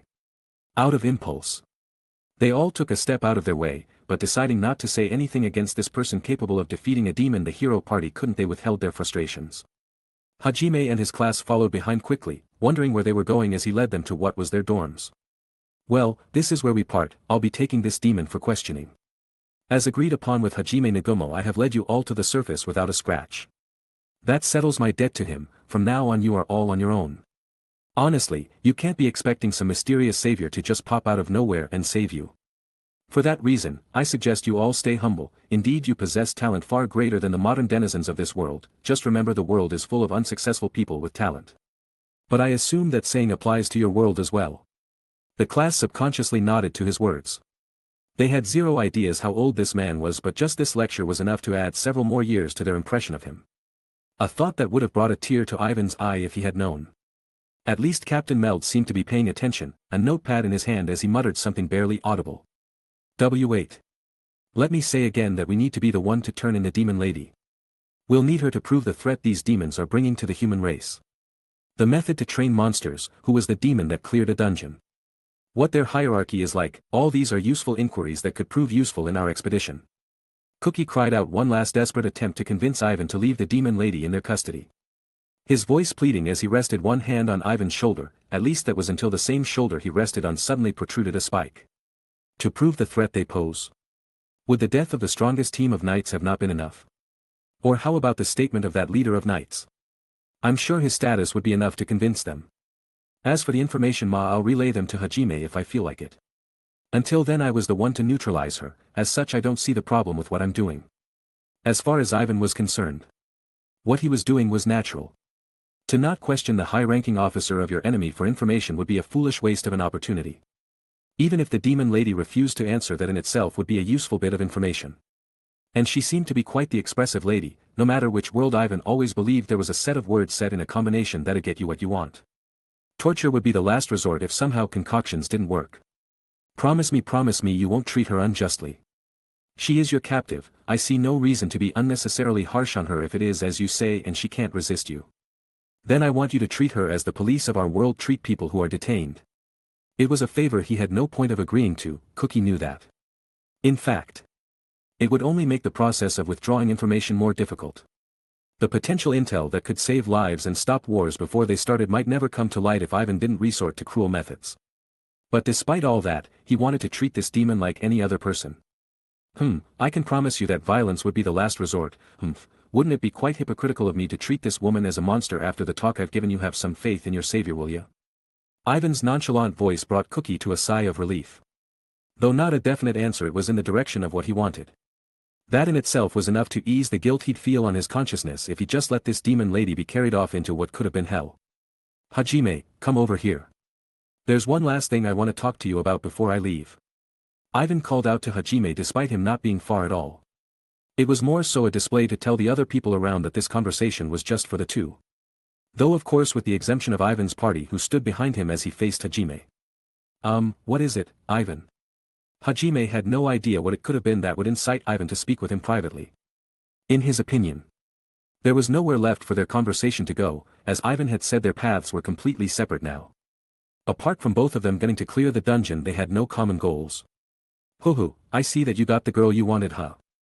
Unexpectedly he just called him over to gossip.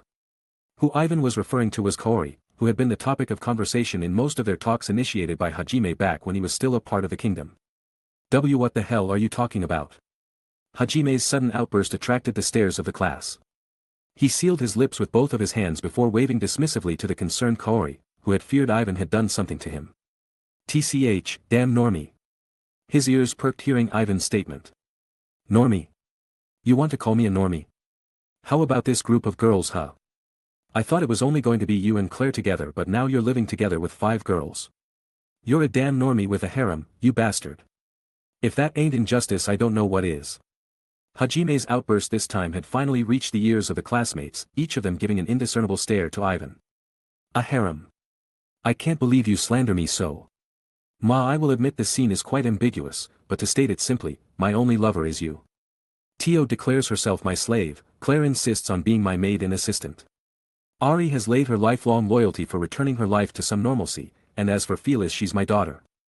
Ivan's words were momentarily interrupted as a thick tail landed on his face. Phyllis, who had been on his shoulders, smiled mischievously, her faint laughter emanating from the mask.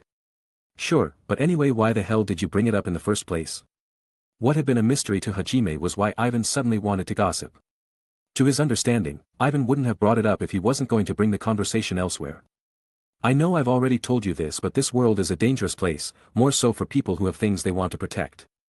The game the class thinks they're playing doesn't even compare to the game of the gods. The way they are now, they'll surely collapse before making it a foot in the door. Hajime remained silent. But in his heart, he believed what Ivan had said. Today only reaffirmed those feelings. The demons were coming at them using monsters they couldn't contend with, and they hadn't even cleared a single dungeon. If Ivan was not here to save them, their story would have ended here. Which is why I'm giving you this. Ivan held something enclosed in his fist, bumping his hand against Hajime's, signaling him to open it.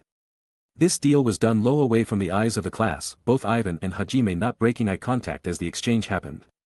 Once it was done, Hajime fumbled with whatever Ivan gave him in his hand a bit. Whoa, you better not play around with that thing if you don't want to lose your hand. Hajime hurriedly stopped playing with it and slid it in his pocket, his questioning glare making Ivan snicker beneath his mask.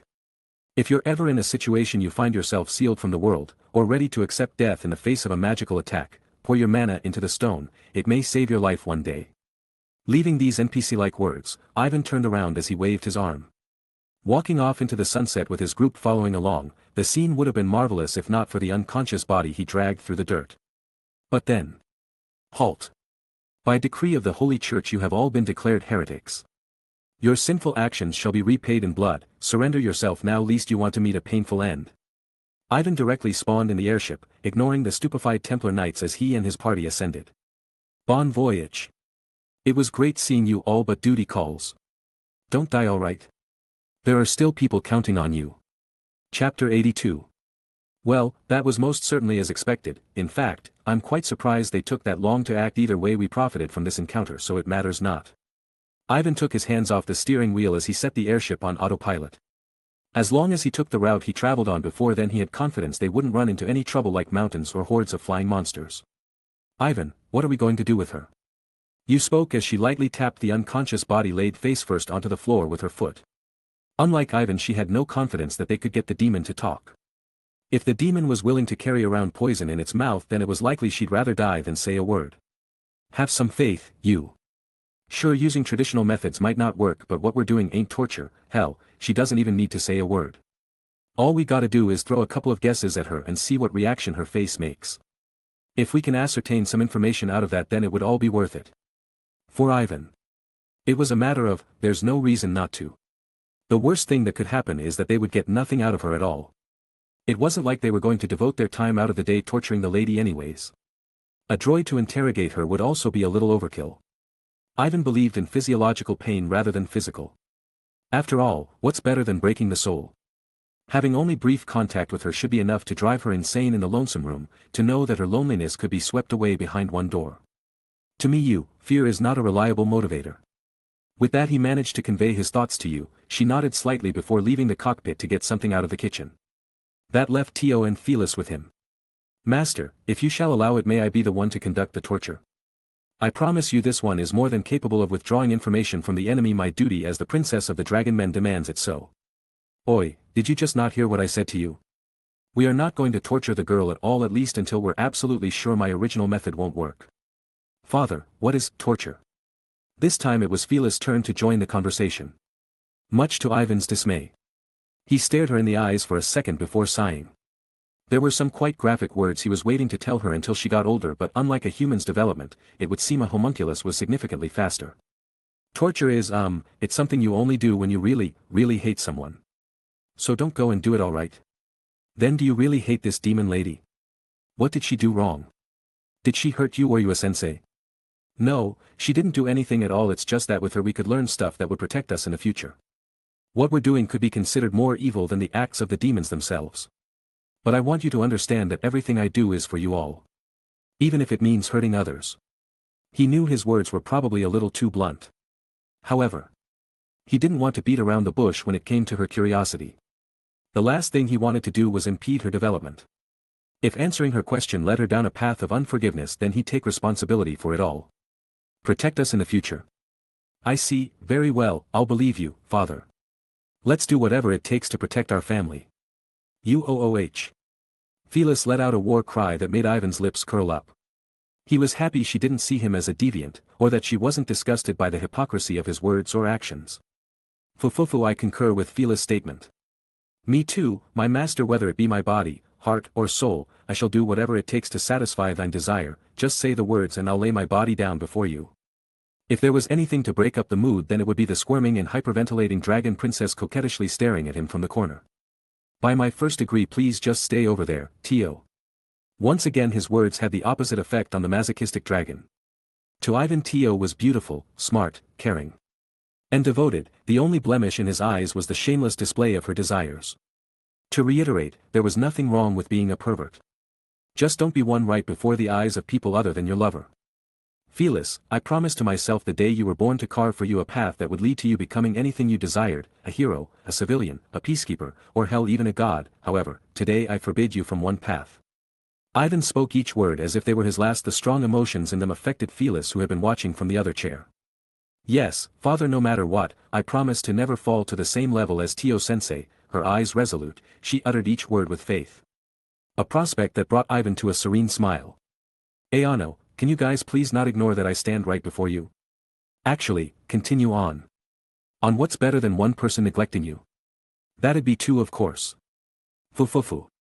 Their one mistake was allowing this conversation to happen right in front of the subject itself. That's when you, who had been in the kitchen the whole time, finally returned. What are you guys doing? Her usual stoic voice extra vibrant. We're home.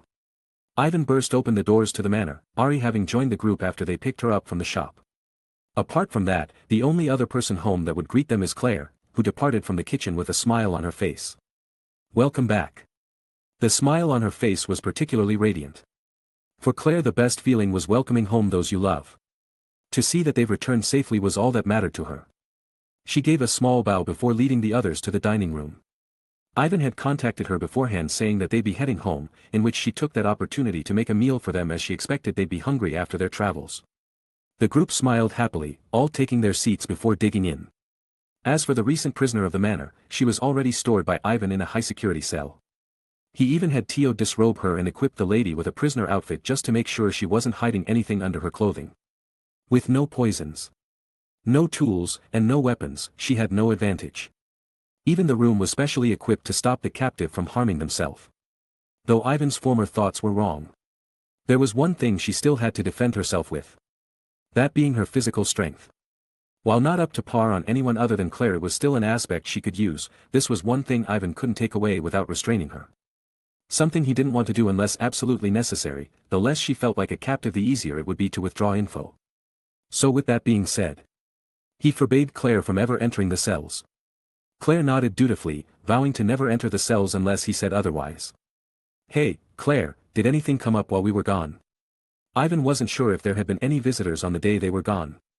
It wouldn't surprise him if the Holy Church stopped by to visit, considering he was already declared a heretic by the time he rescued the hero party. At least the hero party and Meld himself didn't see him as a criminal. That meant between the time he left and by the time he returned, somewhere in that span was when he was declared a heretic. There were some Templar knights that came over to take you down, but they gave up the moment they realized they couldn't break through the barrier. Aside from that, as you guessed, we lost a few customers after we were criminalized. More than people fearing us, it would seem more likely that they're afraid dealing with us would earn the ire of the Holy Church. Nothing major though. I'm sure those same customers that fled will come back in disguises. Ivan nodded softly, listening to her report. Everything had been going the way he expected. All that was left was for him to make a move himself. It had changed the dynamic, but it was better than letting everything stagnate.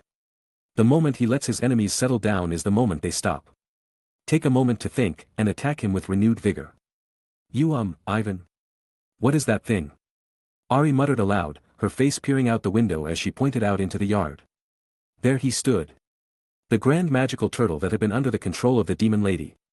It was a pain to stuff it into the airship after picking it up from Oscar's lair, where Ivan had Tio lead it while he and the others led the hero party to the surface.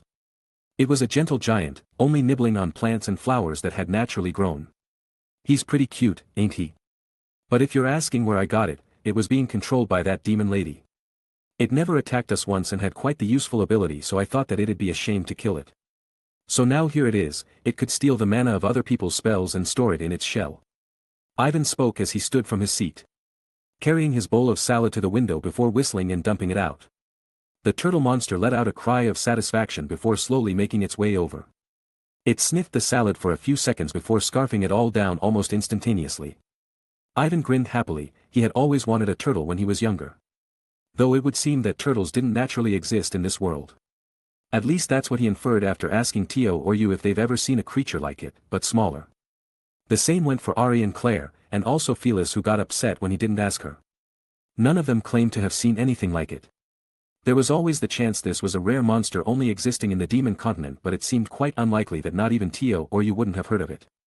The same went for some of the monsters they saw being controlled by the demon lady. The black cats, the chimeras, and the horsemen. No one could vouch that they existed before that encounter. That led him to come to an uncertain conclusion: the monsters were likely created and not found. Whatever ancient magic the demons got their hands on, it was capable of making organic beings. What a useful magic, Ivan thought to himself. It only lit his fire to explore the dungeons even further. When he finished his meal and everyone went back to doing their own thing, Ivan went down to the atelier. A plethora of documents appeared in his hands as he laid them out on the table. The diagrams of another human body, one just like Phyllis.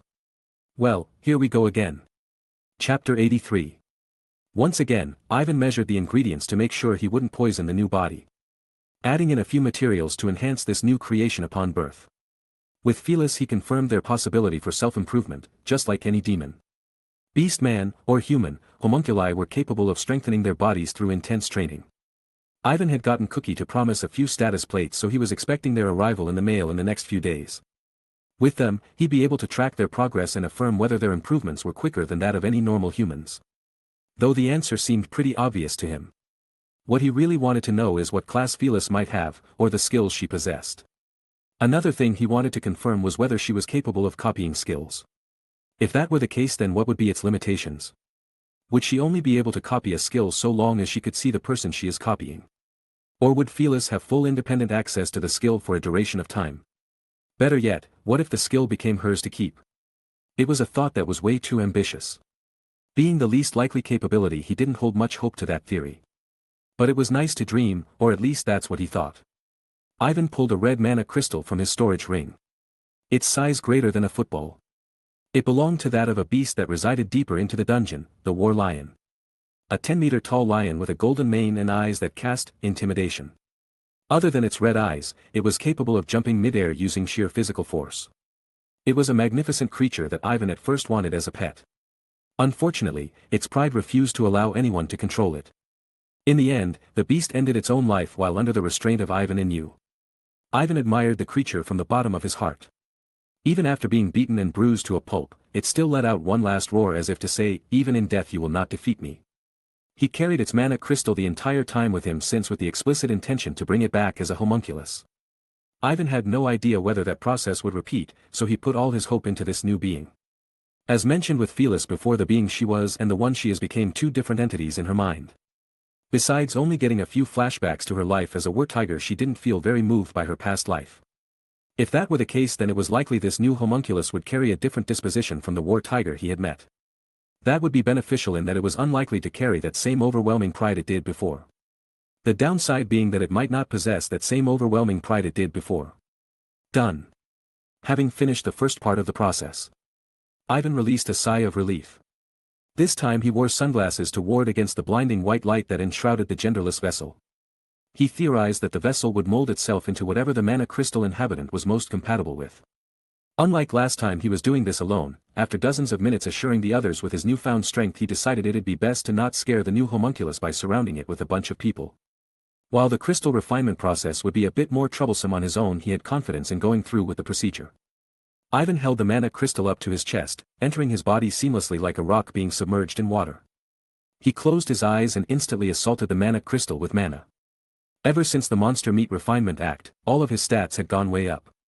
That included the capacity of mana he held. He needed complete submission, so without hesitation, he went full force against the consciousness. Unlike with the War Tiger, this time refinement was almost instantaneous. Ivan felt a little bad for the War Tiger's consciousness. Before pushing the orb to his chest, he put his palms on the half-submerged crystal before pulling it out with an excessive amount of force. Not grunting or flinching as the blood poured from his chest. That's not to say it didn't hurt, it's just that this time the pain was nowhere near the pain he felt when digesting the monster meat. Instead of a football-shaped mana crystal crudely formed, the mana crystal had become a smooth orb of crimson red. A thick fog brewed from within, making the bright core enshrouded and cloudy. Ivan held the orb tenderly, fumbling it hand to hand before gently resting it on a nearby table.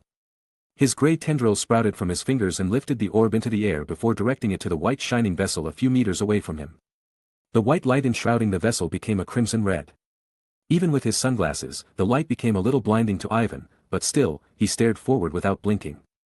His mind raced as he bent his knees and arched forward, his arms in front of him as he prepared to restrain the new member. Pipieti. The figure's silhouette became visible, the large mounds on their chest becoming a distracting sight. Once again the figure had a tail that exited the fog before the owner. Unlike Felis, it possessed a tail golden in color. The figure, which Ivan assumed to be a female, was more built compared to Felis' lithe and small figure. Even with the great distance between the two, Ivan could tell she stood at only a few inches shorter than him, putting her at 182 centimeters. Like Felis, this woman appeared without any clothing, revealing her curvaceous body to his eyes. However, Ivan's focus was more directed to the golden lion ears that sat atop her head, followed by her golden wild hair that went down to her back. It gave a feeling of majesty. Her yellow eyes stared daggers into him, yet she showed no signs of emotion on her face. She slowly turned to look at her hands, clenching and unclenching as Ivan assumed she was familiarizing herself with the body. Her tail curled around her waist like a belt, and her slender human hands started sprouting tufts of golden hair. Slowly but surely her hands turned into that of a lion's. Claws adorned her newfound hands as she retracted and shot them back out again. Ivan's eyes trailed down to her rippling abs. Her body seemed as though it held explosive power, but not in a grotesque way. Instead, it seemed as though she had all her strength compacted to fit her frame, which made her look like she didn't possess a single ounce of fat. She turned her eyes back to Ivan, her paws presented toward him as she bent her knees. Ivan refocused as he furrowed his brows in preparation for her assault. And then, the ground beneath her cracked. Bang! Ivan lifted his bracer to meet the claws, sparks flew as the sound of metal hitting metal resounded throughout the room. Neither party refused to take a step back. Ivan staring into her emotionless face as the force behind her attack grew with each passing second. But then, the tail that had been wrapped around her waist swung open to collide with Ivan's abdomen. The momentum pushed him a few inches before the homunculus used that half a second to launch a flurry of attacks. Rather than making her submit, what Ivan intended to do with this confrontation was gauge her abilities. He didn't know if it was because the mana crystal she was born from came from a stronger monster, but she adapted to her body much quicker than Felis. The force between each attack grew with every swipe. Ivan only deflected them with his bracers before sending an attack back every now and then to push his way out of the corner she was forcing him into. If it had been a normal human, that first lunge would have been enough to crush the bones of whoever tried to guard themselves against it. As time went on, not only her power but her speed grew as well. The speed at which she was improving was starting to seem suspicious to Ivan. While the monster she originated from was stronger than Felis were tiger and resided on another floor, the disparity between the two should not have been this large with just that. It seemed more to him that something was up rather than her just adapting to the body very quickly. Ivan's eyes glimmered as he pulled out a basic steel shield from the storage ring. Each punch and scratch either bisected the thing or left prints embedded into the metal. Her biceps grew by a minuscule amount with each hit. At least that's what Ivan determined under his observation. The proverbial light bulb shone from that point. He dropped the shield and grabbed the arm that went flying towards it. He pulled her towards him and locked her in a hug before she had time to react from the shift in balance. But rather than a comforting hug, what he intended to do may as well be considered crude. He locked his fingers together after wrapping his hands around her waist and flipping her away from him. Ivan's gauntlets tanked the scratches and punches she let out as a sign of resistance, his grip increasing as he threatened to crush her beneath his hold. Seconds turned to minutes, then minutes to an hour. And finally, after an hour and a half, the resistance grew weak. It's not that she ever stopped her resistance, it's just that her punches and scratches carried significantly less strength as compared to earlier in the fight. Ivan wasn't completely sure, but he pinned the unusual talent she displayed in physical prowess. And the acceleration at which she grew strength to be the byproduct of her specialized magic. Her magic likely being related to momentum, or at least the more she punched the stronger the force there will be on the next punch. And like all things, there seemed to be a limitation. After a duration of time the strength she accumulated disappeared. Which meant the magic was likely to be time-based. After an hour and a half her strikes became weaker. While he wanted to see the rest of the limitations, there were more pressing matters at hand. The attacks she's letting out within his arms were nothing to him, but nonetheless capable of shattering rocks. As long as her mana crystal held juice, then she wouldn't be out of energy anytime soon. Another thought sprouted in his mind. If she gained strength with each successive strike, then why now when she beat the bracers wrapped around her waist did she still lose strength? Beforehand all she had struck was his bracers. There was that gut shot with her tail, but that was only once. He concluded that another limitation might be that she needed to always be on the move to keep up the momentum. Ivan let go of one hand and swiftly pressed it against the nape of her neck. The sun-shaped tattoo shone a gold light before her movements became weak. This was the safety measure he left on her in case she went on a rampage. Ivan was not exactly keen on having a Frankenstein situation on his hands. "Canis," he muttered. Her ears twitched as he called out her name. Ivan sighed before laying her body gently on the ground. Now that it was all over, he needed to call Felis to meet her new sister. An interaction he was a bit interested in seeing. Chapter 84. Hua. Felis' aptly swift afterimages surrounded Canis as she exclaimed out in wonder. Canis on the other hand just remained still as she ignored the figure dashing about her, her face as expressionless as it had been since she was born. Ivan had tried to get her into less revealing clothing, but alas, it seemed that just like Felis, Canis preferred clothing that didn't restrict her movements. She wore a black tube top that only covered her abundant breasts with detachable beige sleeves that adorned her arms. Other than that, she wore baggy pants that shared the same color as her sleeves along with a matching scarf and brown boots. Now that he thought about it, the Halia were rather shameless in their clothing as well. Thinking back on Verbergen, the beast men that lived there were mostly composed of scantily clothed animal folk. He wrote down that exhibitionism accompanied those with animal-like features in his little notebook while making sure that no one saw him, a serious expression adorning his face all the while.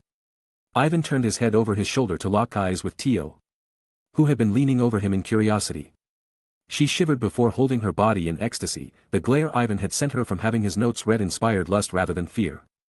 Sighing, Ivan added another line to his notes. Those with animal-like features, including reptilians, also seem to possess an abnormal sense of pervertedness. While it may have been a bit rude to generalize an entire species over his disgust of his companion, he felt like it wasn't necessarily a negative thing to point out. Thousands of kilometers away, a rabbit girl subconsciously twitched her ears before looking off into the distance. Was there a problem with my report, Shay-sama? Shay turned her head to look at this speaking figure, her face cold before closing her eyes and sighing. She put her hand against her furrowed brows before waving her free hand dismissively. No, continue on with your report. I just couldn't help but feel that someone was speaking ill of me, but in any case Paracelsus shall be returning soon, right? Huh. You I suppose. The figure was a new member to the Halia force. A recruit whose first duty was to monitor and report what's been happening at the borders of the Sea of Trees. This was the first time ever that they saw their leader show an expression other than disappointment or seriousness. Instead, what adorned her face was a faint smile accompanying ravenous excitement. They had only heard of Ivan from stories. It wouldn't be an exaggeration to say he was a living god among the Halia. Worshipped both inside and outside the clan as a deity. So while this figure knew of his existence, they had no idea whether he'd be returning or not. In trepidation they answered hesitantly what they believed would please the head chieftain. The day he returns to conquer our dungeon is soon upon us. In preparation of that we must train as hard as we can so we can be of use to him when the time comes. It is our duty to ensure this dungeon is protected until that day. Shay stood up from her throne as the coat she adorned of monster fur hung loose from her shoulders, the two-handed great hammer in her other hand firmly placed on the ground. Yes, ma'am. Rather than hesitation the recruit this time spoke with confidence. As to not let the Halia down, as to thank them for taking them in, they would put their best foot forward and do what needed to be done for the sake of the clan. Achoo! Ivan brushed his nose after a sudden sneeze escaped his person. Are you sick? You rested her palm on Ivan's chest as she looked up at him with concern. Ivan on the other hand just laughed aloud as he picked her up and brought her to one of the training rooms underground. Me? Sick? Humph, it'd be a disgrace to all of my resistances if I ended up catching some common cold. Ma, I'm sure it was just someone talking of me. As for whether they were good or bad words, fu, I'd like to see if they'd say the same things in front of me. You smiled brightly as she nodded as if to agree with his words. If she were to discover anyone talking ill of him then she'd obliterate the person long before Ivan could discover it happened. He rubbed her head fondly before opening the door to the training room. Immediately the two were hit by a gust of wind as you quickly set up a barrier to block the dirt and sand kicked their way. Bang! Bang! Bang! Fists collided as two blurs tore the earth beneath them with each step. To prove her seniority to her little sister Phyllis challenged Canis to a duel. The expressionless lioness only remained silent as she was dragged to the training grounds. Ivan only smiled at their interaction before going to fetch you so they could watch this battle together, which leads us to now. Bang bang! While Phyllis had been around longer than Canis, let us not forget that Canis was forged from the soul of a stronger monster. That accompanied with her momentum-based strength made her a force not to be reckoned with. To make it an even fight Phyllis allowed Canis to get warmed up before she got serious. The rules were quite simple, in fact there was only one rule, no claws allowed. Tails were an exception. While Ivan would rather have these siblings not literally tear each other apart, he left it up to them to create boundaries. There was always a bit of fear in him that they wouldn't hesitate to try to kill each other because of their faux immortality. That was mostly the reason he decided to watch over their match well, that and it seemed to make for some good entertainment. Canis' hands transformed into that of a lion's. Muscles all over her body bulked up as she ran up to Phyllis without an ounce of emotion on her face. Her eyes glistened with a cruel gold and her tail wrapped tightly around her waist. The ground beneath her exploded with each pounce. Phyllis on the other hand grinned mischievously. Her feline eyes squinted with excitement. Their blue color shining as a grin adorned her face. Two little fangs protruded from her mouth. But rather than charging in like Canis, she stood still defensively, her arms to her waist while her left leg stood before her right. In a matter of seconds, they collided. Bang! The two exchanged blow to blow, Phyllis nonchalantly deflecting each strike before jabbing a few times in retaliation. Canis struck each move with intent. Her serious expression never fading. Seeing that straightforward blows weren't going to get her anywhere, she unleashed the same move that had caught Ivan off guard. Canis' tail flung forward like a spring as it unwrapped itself from her waist. Panic traced Phyllis' face right before it came into contact with her abdomen. However, a millisecond before she got hit, a grin formed from her lips. It was only a millisecond and yet even Canis had caught it.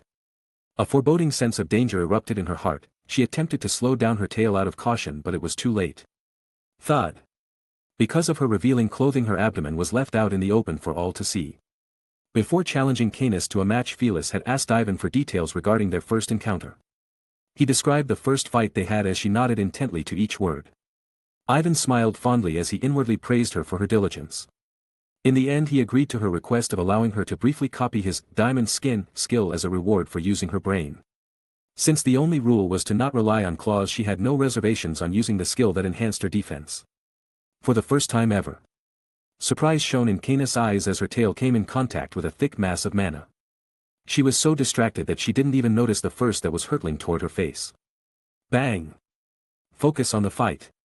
Your enemy will resort to underhanded tricks in a life or death fight. Don't blame me for deceiving you, blame yourself for not asking more questions. Phyllis' words ignited a small fire in Canis' heart. Though the emotions that brewed were not motivation nor enlightenment. Instead, for the first time ever, she got pissed off. Her brows were slightly furrowed, but that was enough for Ivan to infer that. An amused smile hung from his lips as his quiet laughter slightly frightened you. A gold light enshrouded her body as she lunged toward Phyllis with a strength twice as strong as before. Though expending the energy in her mana crystal meant she would take longer to heal and the inevitability of shortening the fight due to low energy reserves. What she wanted to do right now was wipe the smirk on Felis' face. Bang bang. This time Felis couldn't afford to be nonchalant, her back arched back subconsciously as the flurry of jabs from Canis was starting to put strain on her stance. As good as her copy skill was, it only worked with one skill or magic at a time. Another prerequisite being that she sees the thing she wants to copy right in front of her. Neither you nor Ivan were going to do anything, and the only skill in front of her was Canis' momentum-based one. However, it would seem that she was incapable of copying even that. She relied on the diamond skin skill to hold her own, unlike Canis she was not suited for hand-to-hand combat. Felis had been taught by Ivan but that was more so focused on the use of her claws, which she couldn't use right now. Felis attempted to copy Canis' use of her tail, instead lunging it out toward her eye rather than her abdomen. Unfortunately for her, she severely underestimated the speed of Canis, a palm firmly grasping the end of her tail before it was yanked on strongly. Felis winced in pain before she felt the floor beneath her disappear. The moment she reopened her eyes she found herself meters up in the air. It would have been easy for her to land safely, however Canis knew better than to allow her opponent to reorientate themselves. Before Felis could readjust the small speck that was Canis suddenly became large in her eyes. In the distance she spotted the earth beneath them explode and leave behind a crater. A fist dove right through her stomach, leaving behind a trail of blood in the air. Bang! A flare followed them into the air, signaling the end of the fight. This was Ivan's one condition, a lethal blow would be considered the decision-maker. Canis wins. Chapter 85. Wawa Wawa. Felis held an ice pack to her head as Ivan comforted her from the side. Though the act itself was meaningless as her abdomen had been impaled and not her head in any way. In fact, because of her regenerative abilities and abundance of energy, she recovered in almost no time. Still, she liked to emphasize that despite having not a single scratch on her, the pain was a real feeling. However, what had truly amazed Ivan was her not admonishing Canis at all for the fact not that he intended to either. Splah. The ice pack hitting the floor made for an uncomfortable sound, but in the end, it succeeded in grabbing the attention of Canis, who had been blankly staring off into space. Hey, little sis, firstly, I would like to apologize. Felis' back created a perfect 90-degree angle, recreating the scene she saw when Ivan had to end up apologizing to Ari for the turtle having eaten the garden she had painstakingly made. She knew this gesture would have no meaning to this being who was less than a week old, however, she felt it needed to be said anyways. It was totally uncool of me to do what I did during the fight. This is why I want to apologize. I want to apologize for breaking your trust in what you believed to be a fair battle. I should have respected your feelings more. No, I should have respected you more.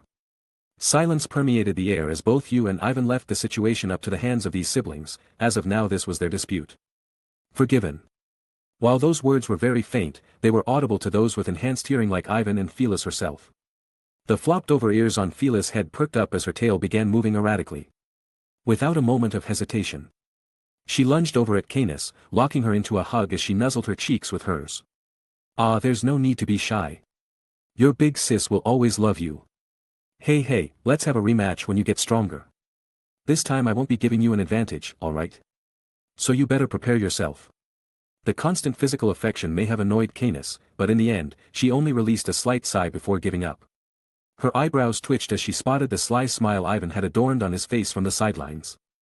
To Ivan, this was a positive experience, and from what he could tell Canis learned to open up a little. Her sigh seemed like an example of that as the Canis before never showed anything other than stoicism. Well, what do you say, you? This is quite the moving bond between two sisters, right? I can almost forget Felis getting a fist impaled straight through her body. As always you wasn't quite elegant with her wording. And now that Ivan thought about it too, of course their relationship wouldn't be normal, they were two beings that should have been impossible to exist. Then again that was probably a good thing too, as their reconciliation might have not been so smooth otherwise. Ivan clapped his hands as he attracted the attention of the other sister who had been busy cuddling this whole time. Alright, now that we're done here, how about we head upstairs to eat the dinner our resident maid has made for us? With a hop and a skip, Ivan left the room. Followed by an exasperated you who had hoped he would take his time. Step. The lady with swarthy red skin and fiery red hair lifted her head from her knees as she stared through the glass wall that stood in front of her. As dark as it was in this basement, she knew on the other side was a staircase that led to the outside world. How many days has it been since she woke up here? Was it a week? Was it several weeks? Hell. It could have been a month for all she knew. Time and time again the only thing that changed in this scenery of hers would be the appearance of that man who had come down here to scorn her from time to time. His voice was sweet. His actions undiscerning. If not for the mask he wore on his face she would have guessed him to be some boy who had wandered down here by sheer accident. There was nothing remnant about the man who had utterly destroyed her and what she believed to be an unbeatable force. "Good evening, Katlia. It's been a while since we last talked. Today it's a beautiful day outside. That turtle you gave me finally understood that it shouldn't eat anything from my partner's garden. Phew, a good thing too, she was starting to threaten me about turning it into soup." The locket Katlia had been carrying around had unexpectedly exposed her identity. As the words inscribed into it were her and her lover's names. As an otherworlder, Ivan had been gifted the skill to understand other languages with ease, so discerning names on a locket was no hassle for him. It was a gamble to determine whose name was whose, but after insulting both of them it seemed the name, Mikhail, elicited the most negative emotions. "It's been so fun watching my daughter's development." "Oh no, not the one you saw down in the dungeon, I'm talking about a new one. She's surprisingly strong, you know. She even managed to turn the tide against my eldest daughter." Sure, the eldest was going easy on her, but the feat was impressive nonetheless. "Ma, I'm sure that even if she went up against you and that unbeatable team of yours she'd come out on top without breaking a sweat." "Oh yeah, that lover of yours, what was his name again? Was it Mitchell, Michael, Miquela, or was it Mikhail?" she voiced out with a bit of agitation in her voice. That sounds about right. When did you say he'd come and kill us all again?" "You see, while my daughters have significant strength they need a push to get headed in the right direction. That guy of yours sounds like just the right road bump for them to go up against. Of course. I'd like to take care of him myself, but they deserve the chance to have fun as well, right?" For the first time since this meeting, Katlia lifted her head to lock eyes with Ivan. Whether it be the walls, ceiling, or floor, no matter how much she wailed on them they showed no signs of falling. The same went for the pane of glass that separated the two. But despite all that, what she wanted to do the most right now was beat the smug attitude out of that voice. "Now that I finally got your attention, let us begin." A wooden chair appeared out of thin air. Ivan faced it away from Katlia's cell before straddling it to face her. He put his left arm on the backrest before resting his chin on his knuckles.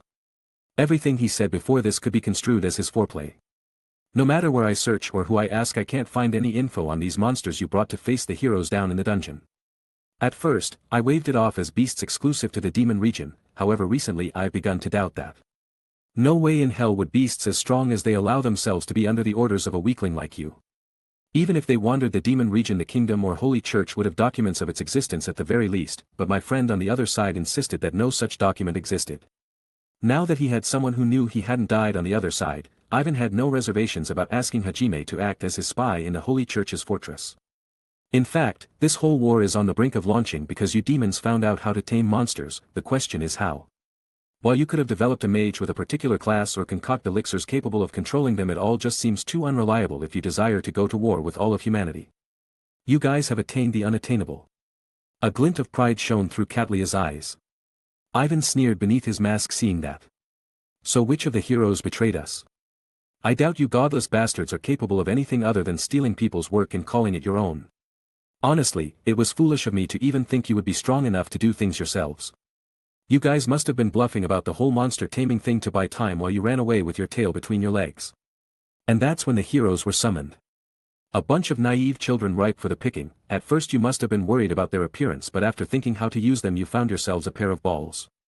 The accusation caused Katlia's face to scrunch up, her eyes that were once full of pride now shined with fury. The man in front of her was insulting the sacrifices of the many comrades and brethren that laid their life on the line for their country. Insulting her lover, claiming him to be a coward. And finally, the greatest crime in her eyes was him discrediting the work of their grand commander, Fried Bagua. How dare you? You mongrel. What the hell do you know of our struggles? You dare call us cowards, the strongest race. It was all of our work that made us the strongest. If not for the efforts of Commander Fried we wouldn't have that right. He's the only person to have conquered a dungeon, so don't forget it. There, that was the confession Ivan needed. Their target was someone capable of conquering dungeons. However, something else to infer was that this Fried was the only person to attain ancient magic. The question was, why didn't Fried lead his fellow demons to conquer the dungeon? The likely answer was that he did, but in the end, it was a dungeon that emphasized the strength of a person. As an example, it would be easy for Ivan to lead his group. or any group for that matter, to the bottom of Milady's dungeon. Ignoring that Milady had the privilege to decide who obtained her magic, anyone that Ivan would have led to the end would be likely to learn it. But the dungeon that Fried conquered didn't allow that in any capacity. It was likely the team he led into it was wiped out to the point that only he, the sole conqueror, remained. The only sensible thing for this Fried to do now if he truly wished for the salvation of his race was to find a dungeon that would be suitable for his people to conquer. Ivan stood up from the chair before it disappeared out of thin air. Then he turned his back, ignoring the screams of the demon girl who had attempted to retract her statements. Clank. Darkness settled back into the room as the metal door that separated the cells from the surface slammed shut and locked. The only thing left on Ivan's mind was to stop this Fried before he could conquer another dungeon. Chapter 86. Fried of the Demon Army. Holds the position of commander, but let us allege that because of his attainment of ancient magic he ranks higher, he is our target. According to our little friend downstairs. This guy is the only person to have attained ancient magic at least besides us. I theorize that there have been attempts to have other members of the demon force learn ancient magic, but every expedition has ended with failure, most likely because of the dungeon's condition for completion. The others gathered around the table nodded as they listened to Ivan's debriefing. Canis appeared to be the only one not paying attention.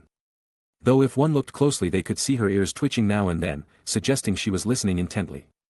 His ability is likely one to create or manipulate monsters. During combat it might be useless, but who knows how many beasts this guy has made with who knows how many unique abilities. Take him down and you take the demons down with him. I can't speak for how strong the demon lord is, but I believe our priority is to eliminate this threat before his army of monsters grows any larger. Let us not forget, if it weren't for us, just a few of his monsters would have been all it took to kill the legendary heroes who were summoned with stats greater than 90% of humanity. Sensei. Phyllis raised her hand excitedly, her voice so loud it caused Canis' perked ears to flop over in annoyance. What is it, student? And who was Ivan not to go along with this little student-teacher play? I know you want us to kill this guy and all, but how are we gonna find him? She tilted her head while asking the question the rest of them were thinking about. Excellent question, remind me to give you a gold sticker later. While we have no idea how much this guy values his people, he seems very beloved by them. Almost to the point where they consider him the salvation of their holy mission. Let us suppose he is selfless enough to lead them through a dungeon so that they could have an army of ancient magic users. To not repeat what might have happened during their first expedition, it is likely he is searching for a team-safe dungeon. There's a possibility he knows the location of all the labyrinths, just like how we know it from Oscar's lair. He might have learned it from whatever dungeon he cleared. You took the opportunity to chime in, a pensive look on her face as she held a finger up to her chin. Indeed, Cadlia likely had another mission down in the Orcus labyrinth other than eliminating the heroes. There's a strong possibility she was down there to determine whether it'd be possible to guide fellow demons to obtain its magic.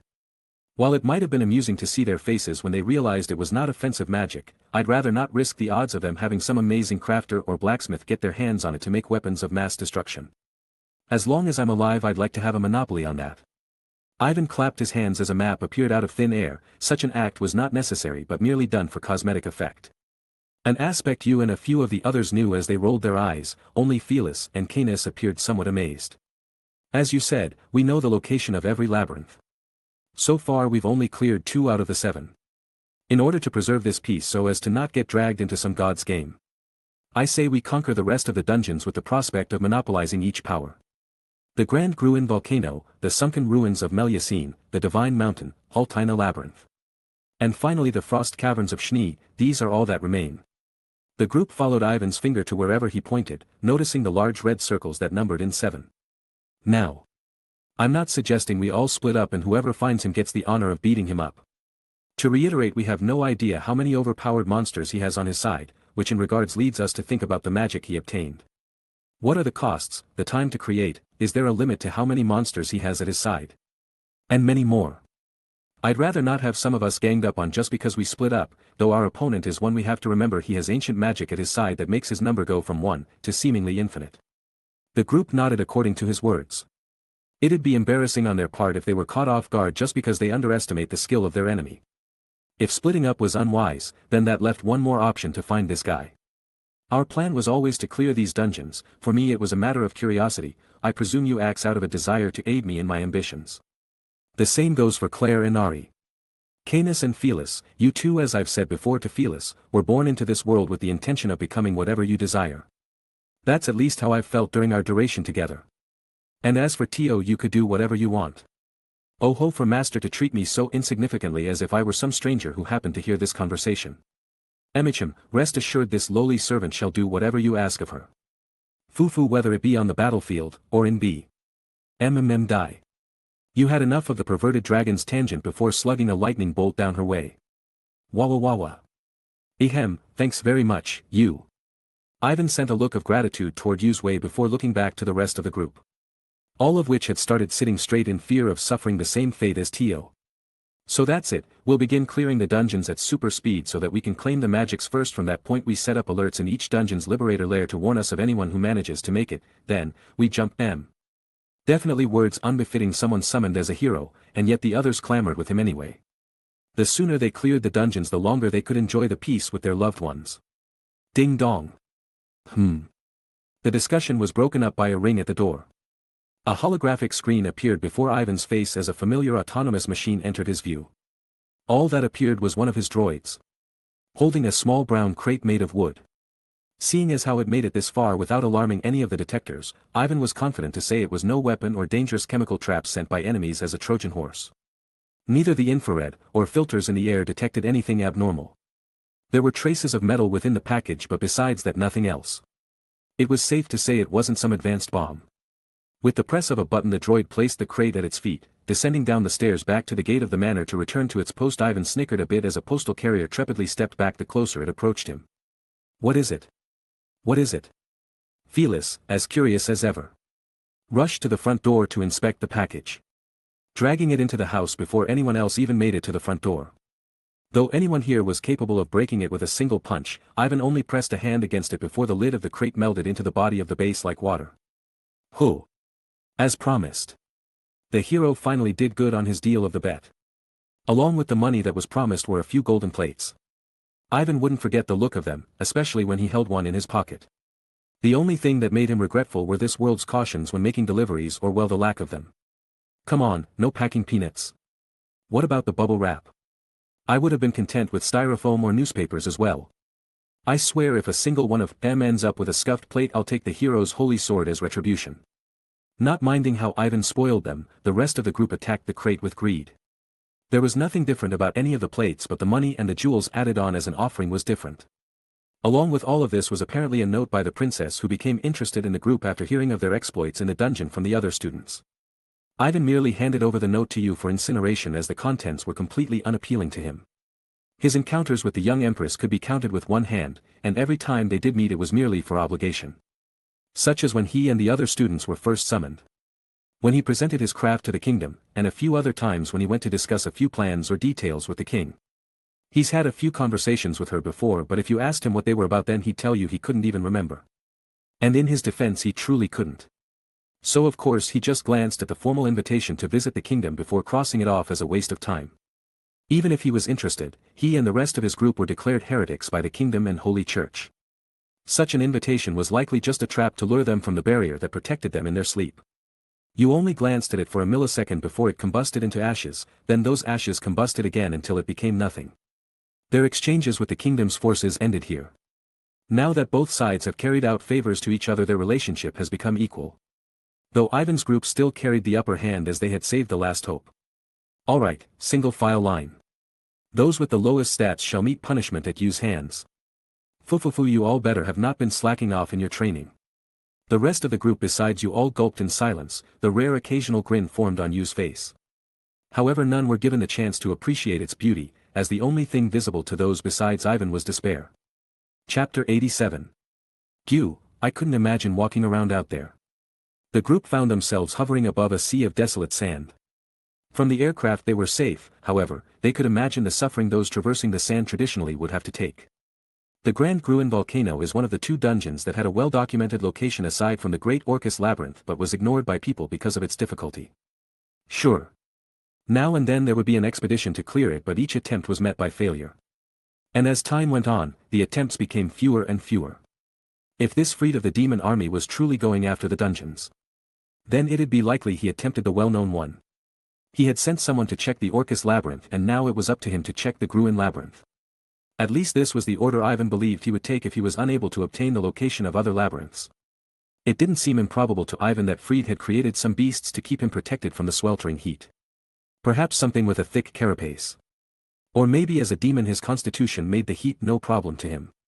This Ivan was unsure of, as he never tested the physique of a demon to see how it differed from a human. Such a test would mean testing the limits a demon could withstand. There was always Katlia, however. Ivan would like to restrain from torturing those he didn't have anything against unless necessary. Like Fried, for example, the asshole has been creating trouble for Ivan since the raid on UR. If everything about him matched up with the information Katlia gave, Ivan decided he'd have to have a chat with him before deciding if he'd be a good test subject. There it is, there it is. Along the horizon was a wall of sand. Swirling tornadoes of gravel and grit. According to documents and the testimonies of those in the nearby area, this phenomena surrounded the Gruen labyrinth. Behind the storm would reveal itself to be the challenge challengers sought. Hold on tight. Ivan lowered the aircraft closer to the ground without decreasing its speed. With the press of a button, tires shot out of its bottom and started skidding against the sand. The wings retracted as the aircraft turned. APC hurled itself into the wall of sand. Bang bang. The group was met with only slight tribulation. The sound of stone and gravel hitting the metal sheets that made up their walls echoed throughout the vehicle. Each member carried neither fear nor nervousness as they put all their faith into this object Ivan had created. Flying through a tornado was a horrible idea, so he thought that it was about time he made modifications to his favorite mode of transportation. Ivan stood up from the pill driver's seat, after pressing a single button on the console. The steering wheel leveled itself out before locking in place. He crossed his arms as he faced the group that was firmly strapped in their chairs. Remember the mission, folks. Our goal is to take down the being intending to clear the dungeon before us to further the war between demons and humanity. Now, I don't give a damn about that, but there's a good chance the demons would win. At least that's what I inferred after seeing only a few monsters demolish humanity's last hope, the hero party. With humanity either eradicated or enslaved, all that would be left is us. I doubt that'd take kindly to their plans. That, and we'd be losing a lot of customers. Don't look at me like that. Think about it. This war was equal before because the demons have a severely low population when compared to humanity. Sure, they have monsters now, but monsters aren't going to buy stuff from us. If we want to keep our peace and money, we need things to stay the way they are. You nodded as the rest of the group still kept their expression of speechlessness, all apart from Felis and Canis, who didn't care about the war anyway. Oh, we're here. Ivan's voice was followed by a loud bang. The vehicle shook a bit before it came to a complete stop. It was likely it decided to stop acceleration after running into something it deemed impossible to go through. In Ivan's mind, the only thing it could be was the volcano at the center of the storm. Paish. The large hydraulic door at the back of the APC opened up as Ivan and the others slid on the masks they had been holding. It was the same blank masks as always, but it was their feature that made it vital in this operation. Whew. Immediately they were met by a magnificent sight. The volcano was as awe-inspiring as the ones found in movies. Its vastness seemingly pierced the sky with magma-like veins coursing through its body. In the air were trails of magma and lava that emulated rivers that crossed the sky. This was the Grand Gruen volcano, which has only been ascended to the 7th floor at the maximum. Or at least that's what was documented. Normally the heat would immediately deter anyone that stood at the base of the volcano. But this is where the heat-insulating mantles and masks that Ivan made came into play. The heat the dungeon was known for was barely noticeable by the group of unexpected visitors. This is not as bad as I thought it was going to be. Of course, it ain't. You fool. Father especially made this gear for us so we wouldn't get hit by the heat. Felis sent a slap to the back of Canis' head before yelling out excitedly. Unlike Canis, she was excited to explore this site she's never seen before. The heat being taken away would only mean she would have an easier time taking in all the sights. Even with her eyes covered up by the mask, the annoyance radiating from Canis could be felt by all nearby. Her tail slammed into the unsuspecting Felis, who had left herself unguarded. Guh. She exaggeratedly dropped to her knees before holding her hands to her stomach, curled up in a ball as she groaned out loudly. Focus, you two. That bastard could be here for all we know, watching us from afar, looking for the best opportunity to strike. The one to reprimand the two was Claire, who had been tense this entire trip. As a resident of this world who was studious in its history, the significance ancient magic had to her was grand. Now that she was going against someone that held that magic, she couldn't help but feel some sort of trepidation. Way. However, the seriousness on her face was replaced by tears in her eyes as a palm smacked the back of her head. She turned her head while rubbing the place of impact with care, ready to reprimand whoever it was that struck her. Calm down, Claire. I wouldn't have brought you here if I wasn't confident in your skill. I know I'm the one that kind of hyped this guy up, but in the end, we gain nothing by fearing him. Vigilance is important, but being so vigilant that you're unable to properly communicate with your team is a detriment. So smile, if that bastard is truly watching us from afar, let us show him that we have nothing to fear, show him that Claire Von Delort is the one who should be feared. Feeling the warmth of the palm on her head, Claire closed her eyes. The beating of her heart quieted down as she released breaths from her mouth. Her eyes snapped open with renewed courage, the blades Ivan made for her were withdrawn from their respective sheaths and held out into the air. Olmo, you're right, I'll show him that as you're made my confidence to fight for you shall never waver, you hear that, you bastard? If you want to kill my master you're gonna have to deal with me first. Ivan smiled wryly, retracting his palm before taking his place in front of the group again, this time with a maid at his side who took each step forward with pride. How energetic, Yu's despondent voice brought back Ivan's attention, however, her energy returned as he began treating her with the affection he's been holding back. Hey. Rather than floors. It'd be more suitable to say the dungeon was made up of tunnels. Ones that either ascended or descended through the volcano. The group's trip wasn't entirely peaceful, as here and there the structure was covered in volcanic traps to either scald or melt anyone that got stuck in them. Pitfalls, rolling boulders of magma. Pressure plates to activate flamethrowers, there was an elaborate assortment of defenses made to protect the lair. Ivan could only pity the designer of this place, whose inventions had gone unseen as a result of no one having ever made it halfway through the dungeon. He sang praises of its artificer, all while cursing them within the same breath. Ivan could only hope that the ancient magic at the end of this dungeon was valuable enough to make it for all the trouble. Moo. What the hell is that? A cow? No, it'd be more aptly to call it a bull. A bull made of magma charged the group down a narrow corridor, its flaming horns threatening to crash and burn them left a trail in its wake. Glacial sheet, underuse utterance, a wave of ice needles flew through the air before attacking the rushing beast, however, they were only able to keep the form for a few meters before melting and subsequently turning into steam. It seemed that if she was going to be casting ice magic then it'd need to be of a considerable proportion or else it'd melt almost instantaneously.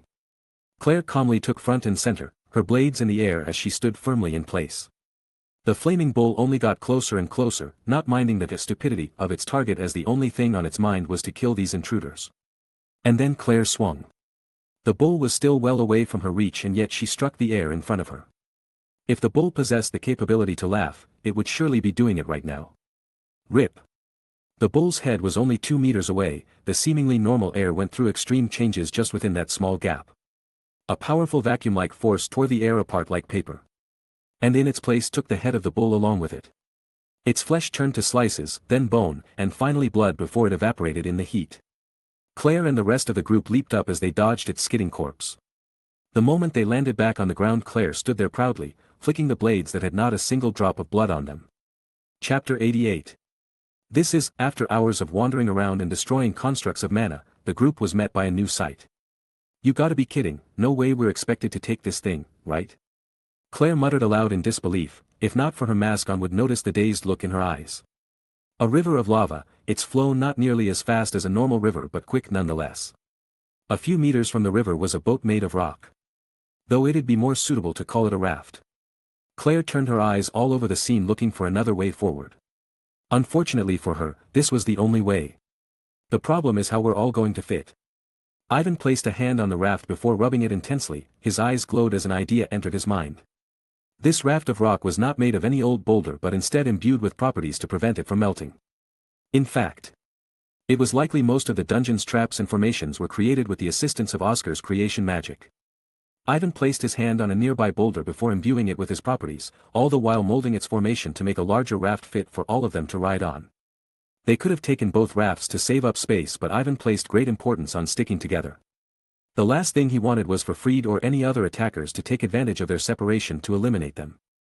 There was always the chance that taking 2 rafts would end up in them getting lost from each other anyways.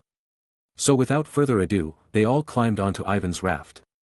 You stood still with one arm up, casting a gravity spell to lessen the load they impacted. With a push of Ivan's leg, they drifted into the river of lava and down a tunnel. Ho! This is like an amusement park ride. Ivan marveled at the spectacles of waterfalls made of lava, the tall cliffs and monuments. And the occasional sights of animal life. Which consisted of weird-looking frogs, goats that looked like stone, and the familiar magma ox that encompassed the area. No doubt he and his group looked like a group of tourists. All they were missing were annoyingly flashy cameras and Hawaiian floral shirts. Scree! Scree! Scree!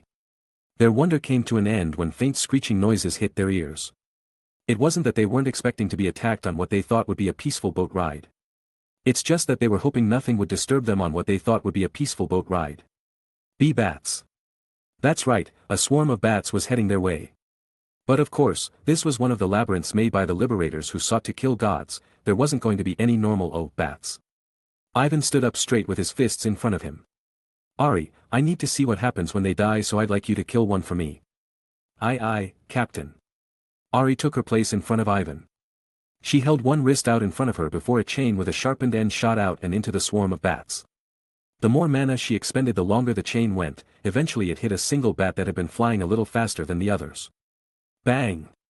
The pointed end pierced it violently and the following chain wrapped its corpse. With a strong tug the chains enclosed the subject and crushed it. And as Ivan had expected, the bat exploded into flames the moment it died. Alright, thanks a bunch. Without another moment of hesitation, Ivan decided it was best not to allow the swarm of hundreds of exploding monsters to get anywhere near the raft. Bang bang! As intended, the explosive needles shot out of his gauntlets and whizzed around in the air like heat-seeking missiles. Any attempts to dodge the attacks were met with a recalculated strike as the needles followed without mercy. It only took 10 needles before the explosion of a few magma bats led to a chain reaction of explosions and death. The debris of rock and lava was blocked by Tio, who amassed a barrier to protect the group. Totally as intended. The explosion created a force strong enough to bring a total collapse of the tunnel they used to enter this area. While Ivan was a little apologetic, he wasn't all too worried. If need be, all he had to do was manually shift the obstacles out of the way or destroy them using his alchemy. Peace descended on the rafters once again. They continued down the river without any troubles whatsoever. It would seem the designer of the dungeon had intended the biggest hassle to be those magma bats that exploded upon death and occasionally shot fireballs. It doesn't look like there's an end. The raft started declining rapidly as the hill they crescented over led them down into the depths of the dungeon. But seeing as how there was nowhere else to evacuate to, everyone just braced for impact in hopes they'd still be alive by the time they made it to where they needed to be. Splash! After 2 minutes straight of just sliding down, the raft came to an abrupt stop. Ivan and his crew all held each other just to make sure they wouldn't be sent flying at that exact moment. Are we there yet? Phyllis voiced out her concern as the place they found themselves in was completely dark and devoid of light. Ivan, being the one that could see no difference in the dark than in the light, took a gaze around. Yup, we should be fine, at least as far as I could see. We're in the SA. His words were cut off as the raft abruptly fell once again, this time with no buildup. A waterfall. It'd be more accurate to call it a magma fall, I suppose. Rather than another slope, they were met with an immediate fall. You straightened herself out as she held her palms to the fastly approaching sea of lava. Whoosh! With a flick of her palm, an updraft was created to slow their descent. The raft leveled out before Ivan and the rest of them each landed on it harshly. Though Ivan and Tio were the first ones to hit the ground because of their weight, the others used them as cushions. Thank God for my armor. Well, for Tio. Ivan looked over at his flattened dragon companion.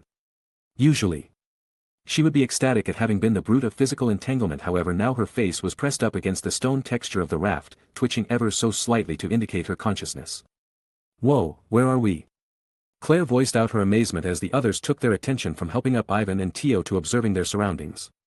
Up until now, the only sights they've seen were stones and magma rivers. However, now what they stood inside was a magma lake. Its dome-like shape with the rock ceiling enclosing to reach a point in the middle made this area look all too much like an arena for fighting. In the center of this dome lake was an island whose shores were guarded with seemingly impenetrable walls. The crimson crystals lining the bottom of the walls seemed to keep the bubble covering the top of the island activated. I'd say it's a safe bet to say this is the lair we've been looking for. Everyone nodded to Ivan's words as this place seemed more and more like a boss fight arena the more they inspected it. Or at least the stone spikes sticking out of the lake of lava littered all of the places and made it seem so. The raft drifted closer and closer toward the island. Ivan and the rest each got into a defensive position as they awaited the last boss to show itself. Currently, the only three capable of long-range combat were you, Tio, and Ivan. Phyllis was capable of copying any of the former two's magic so long as it wasn't too complex, but Ivan preferred that she kept her mana reserves full in case of emergency. Claire and Ari were both more suited to mid-close range battle, so they were delegated to reaching the island. The same went for Canis, who had just been staring around with a poised look. Bang! A needle sent from Ivan scouted the area before setting its sight on the island, without much hassle it dove into one of the crystals embedded into the walls. Unfortunately, nothing happened. So I guess we can't really cheat it, huh? Wrath. It seemed the dungeon was rather unfond at Ivan's attempts to run with the prize. Bubbles formed in the sea of lava before 10 serpent-like monsters came shooting. Each over 10 meters long and oozing lava. Their bodies seemed to be made of molten lava, as the cracks in their skin revealed the lava coursing through their body. Rather than monsters, they seemed more like golems, and as the normal procedure when Ivan's first goal in killing them was to locate and destroy their mana crystals. Except. Shattering and shattering, the death of a fire serpent only meant the birth of another. No matter how hard the team tried they just kept coming back. Only Ivan spotted something upon the death of the 15th creature. The crystals on the island are disappearing upon each death. So the answer from this point on was simple. Just destroy every serpent over and over until each crystal on the island is destroyed. And that would likely lead to the barrier being destroyed. Phyllis was on the prowl, she leaped from rock to rock, sometimes perching herself with her hands and feet like a cat. And when she saw the perfect opportunity, she pounced. Claws extended from her fingers and sliced through the molten rock like butter, a few more swipes, and the slices turned to even more slices. As for Canis, she carried out her attacks with her physical strength. It took a while to warm up but with the protection of Phyllis and Claire. It was possible. Ari on the other hand shot each chain with precision, even going as far as to settle on top of a lava serpent and guide it using her chains. Which resulted in a collision between two other serpents. Claire took that opportunity to swipe with her vacuum blades, shattering the serpents in a single move. You went for a more scorched earth approach. Lightning WIRM, the dragon formed of lightning traveled across the sky leaving behind destruction in its wake. Chapter 89. That should be the last of M. As expected the moment all the crystals lining the island walls shattered the bubble-like barrier that encompassed it disappeared. All that appeared now on the island was a single lever sitting dead center in the middle. I guess that's how we get to the lair, huh? Ivan and his group all landed on the island to proceed to the next step of the dungeon. While arduous the fight that took place before only served to exhaust their mana reserves a bit. Ivan stared around for a bit. Hey, Ari, could you pull the lever using your chains? It was a request that caused the others to stare at him. They turned back and looked at the lever. Out in the open, devoid of cover, it was of considerable size which should probably warrant the use of two hands. If the lever was just another part of the test then it wouldn't be strange to take that opportunity when someone was occupied pulling the lever to trap them. Ari nodded before holding out her wrists to the lever. Standing in the right position to pull and potentially activate the next test. Clink. Hallowed ground. It was only a second. 1 second was all it took. Rays of light shone from the sky and dotted Ivan in an attempt to fry him like an ant under a magnifying glass. Each light carried the same color as that of a rainbow. Though even with that its consistency was made of mostly white. But even under that sudden attack, you manifested the strongest barrier she could. The defense spell that she had been holding in anticipation of the lever's trap. Phyllis and Ari, who had been excited at the sound of a hatch opening, immediately huddled close to you under the protection of her barrier. Tio stood on standby mustering a defense of her in case Yu's defense crumbled. Claire stood next to Ivan as she and he aimed to discover who or what launched that attack. Canis on the other hand just stood beside Tio for added protection. Bang bang. Blast after blast. What at first seemed like a trap set by the dungeon immediately started to feel like a targeted and coordinated attack as each ray of light precisely hit the group in their defense.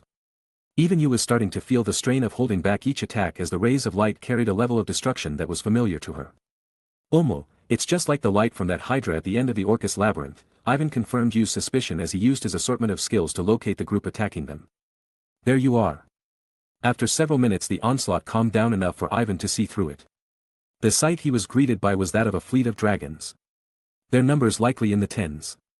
But what caught the most of his attention was the dragon significantly larger than all the rest, pure white from snout to tail. On top of that dragon sat a man, who like Catlia was a red-haired, dark-skinned, pointy-eared demon. His eyes shone a cruel gold as he stared daggers into the group from above. TCH. It would seem the reports stand corrected. No, you lot are far more dangerous to let live than described. This strength, just how many labyrinths have you people cleared? His arrogant and demanding demeanor annoyed everyone else in the room. Who could say? My group and I have been slacking for quite a while so I kind of forgot, but judging from your irritable tone and unpleasant manners you must be that Commander Freed that girl told me all about. Ivan spoke out with a rather enthusiastic tone. To allow you some rest under this conversation was his goal. The same went for allowing the group to ready their magic and attacks to take on the 50 or so dragons that littered the sky. At the same time, this seemed like the perfect opportunity to gain some information. "My name, how did you know?" Fried spoke with anger in his voice. Under normal circumstances, not even members of the high echelon of humanity knew his name. This led him to the conclusion that his group had been betrayed. However, that seemed unacceptable to him, as a demon would never betray a demon. "A good friend of mine told me what was her name again." "Kalia." "Catella, or right, it was Catlia. You see, she was in the dangerous levels of the dungeon, so I thought as a good Samaritan it'd be up to me to save her. Though it would seem my intentions failed to reach her. She screamed, kicked, yelled, and clawed at her own throat. The number of consumables I used just to keep her safe, you should be grateful, you know." It dawned on Fried what had happened to his companion. Even when he sent agents to investigate her disappearance, they never found her corpse. She was the fiancée of her closest friend. Fried knew she did not hold the capacity to betray the demons. Which meant it was forced out of her that despite the poison and resolve she held, the enemy in front of him broke her spirit. Damn you. Fried held one arm into the air as he prepared to orchestrate another barrage on the bastards that stood below him. "You know, she said the exact same thing to me." Ivan flung his wrists as the barrier you had constructed disappeared. 20 of his exploding needles flew from his hands and rushed to disrupt whatever Fried was preparing. "You fools." A swarm of the smaller dragons surrounded Fried as triangular dark red barriers appeared and blocked the missiles that were shot in a single direction. However, the ones that trailed off returned with a vengeance and hit some of the dragons that stood in front from a different angle. Fried had seemingly not anticipated the recalculating attacks, as his confidence in his perfect team had faltered. On some of the smaller dragons, ash dragons were turtles that had fallen after their mounts were blown into smithereens. From Ivan's observation, it was the turtles that manifested those barriers. The dragons themselves were only capable of shooting those rainbow beams. Using the telepathy function imbued into each mask, Ivan translated that information to the rest of the group. They each nodded firmly as they changed their targets to the turtles riding dragons. "Fire!" Before allowing the group to commence their attack, Fried began his assault. The ash dragons shot their rainbow beams in a flurry. Their coordinated attack left little to no room to dodge. Those agile and swift narrowly evaded the attacks, Felis with her flexibility and Canis with sheer speed. Tio put up her magical defense, not nearly as strong as Yu's hallowed ground, but strong enough to handle the barrage that was directed at her. Meanwhile, Claire and Ari stood beside you, with neither long-ranged attacks nor magic capable of dealing with this situation. They planned to sit back until they saw an opening. Ivan clad himself in a suit of lightning. His right hand destroyed any auroras headed his way, as any that made it past him dealt almost no damage to the impenetrable armor he had crafted. Having angered Fried made Ivan a target of his wrath. Who would have thought? As such he dealt with the brood of attacks. Ha ha ha. However, that didn't deter him in the slightest. In fact, this was the adversity he sought. Ever since enhancing himself, he'd been eager to test out his strength. The battle with Catali was too lackluster to consider a true test of strength. The lightning-clad mode deactivated as Ivan focused on conserving energy. For now, he was going to go full melee. He had closed enough of a gap to reach from the island to the fleet of dragons using rocks sticking out of the lava. Any attack that wouldn't be advisable to physically destroy himself was met by an exploding needle. The same went for dragons that panicked and attempted to devour him to death the moment he got too close to them. However, rather than focusing every attack on Ivan, Fried made no changes to his strategy. Ivan was enough of a hassle as was. The last thing he needed was the others to get close to him just because everything was focused on Ivan. Though he had to admit that he underestimated the group Ivan brought along with him. If he had gauged their strength properly before, he probably would have a greater defense. Paracelsus, Fried muttered aloud. Ivan with his acute senses picked up the frustrated groan. In his heart was a bit of pride at having his name hated by the general of the demon army. "Humph, you've done well to drive me to this state. But it matters not. My name is Fried Bagua, a faithful apostle of God, sworn to bring divine judgment to the heretics. Now let me show you the other power I attained. This is the true might of magic from the age of gods." Fried Baga. You know, I liked Catlia's name, so I was hoping the demons had the same sense of naming, though I guess that was too much to hope for. Fried began chanting. Ivan, who was determined to stop it, reactivated his lightning-clad form. His speed increased dramatically. Judging from how he mentioned it as the other power I attained, this was the ancient magic he claimed from this dungeon. It would be foolish to assume he wasn't able to clear this dungeon with a fleet of dungeons. Contrary to his previous acts, Fried this time converted every force to defense. Dragons that were previously shooting lasers stood still before rushing to encompass Fried like shields of meat. Some dragons were turned into paste under Ivan's right hand. The others were malformed by Ivan's left hand. The blood flowing in the air from these acts converted into a hail of blood-red ice needles that pierced the eyes of dragons whose skin was too thick. He even went as far as to convert the water in some dragons' eyes directly into steam. It was all rather sadistic but a fun activity for the man in question. You and the others watched from afar with a stupefied expression as the man who emphasized keeping clean bathed in the blood of dragons. Witness it. Cosmic Rift. Fried raised both hands into the air as he and the white dragon he rode exploded into white blinding light. With the modifications Ivan made to the masks, the glare was not nearly intense as it would have been with their naked eyes. When the light settled, neither he nor the dragon remained. Alarms went off in Ivan's head as the alert skills he obtained put him on edge. The lightning-clad form output much more magic as Ivan prepared for an attack, arms crossed and his defense form manifested. And then, in another flash of light, die. Fried had appeared behind him. The white dragon whose maw was already open shot out the most powerful aurora destruction beam yet. Light swallowed Ivan in almost an instant, the blast avoiding the area of all noise. Chapter 90. Ivan. Gahaha. When the light settled, nothing was left. The spot where Ivan once stood was singed and incinerated. Fried laughed aloud as the one person who managed to throw his emotions in disarray was wiped away from the face of this earth. And no, Claire crumbled to her feet. The others turned their glare toward Fried. You assaulted the man with an array of magical attacks, cutting off his haughty laughter just to deprive him of the satisfaction he made. Though unlike the others, you seemed unperturbed by Ivan's disappearance. Her goal was to just distract the foe until he rearose. Bang! Fried's undefended back was left completely open to the explosive device that pierced his back. He was only affronted 2 seconds before the device beeped and subsequently exploded. Gah! He fell over on top of the dragon, flipping himself over to cover his back and face the sky. The dragon, sensing its master's pain, flew high into the air while commanding the smaller dragons to use their bodies to defend them. How? Fried voiced his disbelief. After conjuring a space-bending spell, he had the confidence to catch his opponent off guard. The only indication of such an act could have been the less than a second time he vanished beneath the shower of light. That meant Ivan would have had to calculate what exactly happened at that time. Where his opponent vanished, why they vanished. And how they vanished, and those are just things on the surface. Even if he knew how his opponent performed his trick, there were no signs of where they would reappear. In total, Ivan only had 3 seconds to act before getting hit by the beam. Easy, I dug down, Ivan explained nonchalantly. Impossible, you were standing on a single spike sitting out of the lava, to dig down would mean. Yup, I just dove into the lava. Ivan revealed the burn marks on the back of his armor. While his set was made of Azantium, this lava wasn't ordinary. Burning wasn't the only thing to worry about even if he was floating on the surface. Even his insulated armor was starting to constrict and bend to crush him due to the heat. He had to use his alchemy just to stop it from melting and enclosing him. It was an act that wouldn't have lasted long as the speed of his alchemy and the time it took for the lava to bend his armor were almost equal. An impractical way to survive in the lava should he need to travel through it. But even with the 5 seconds, he was affronted. He used that moment to swim behind Fried and use the distraction you created to jump out of the lava without being heard. Alright, I'll be honest, that little attack of yours truly did catch me off guard. I never expected a space-bending ancient magic, though I should have opened my mind to the possibility considering the other magic we obtained.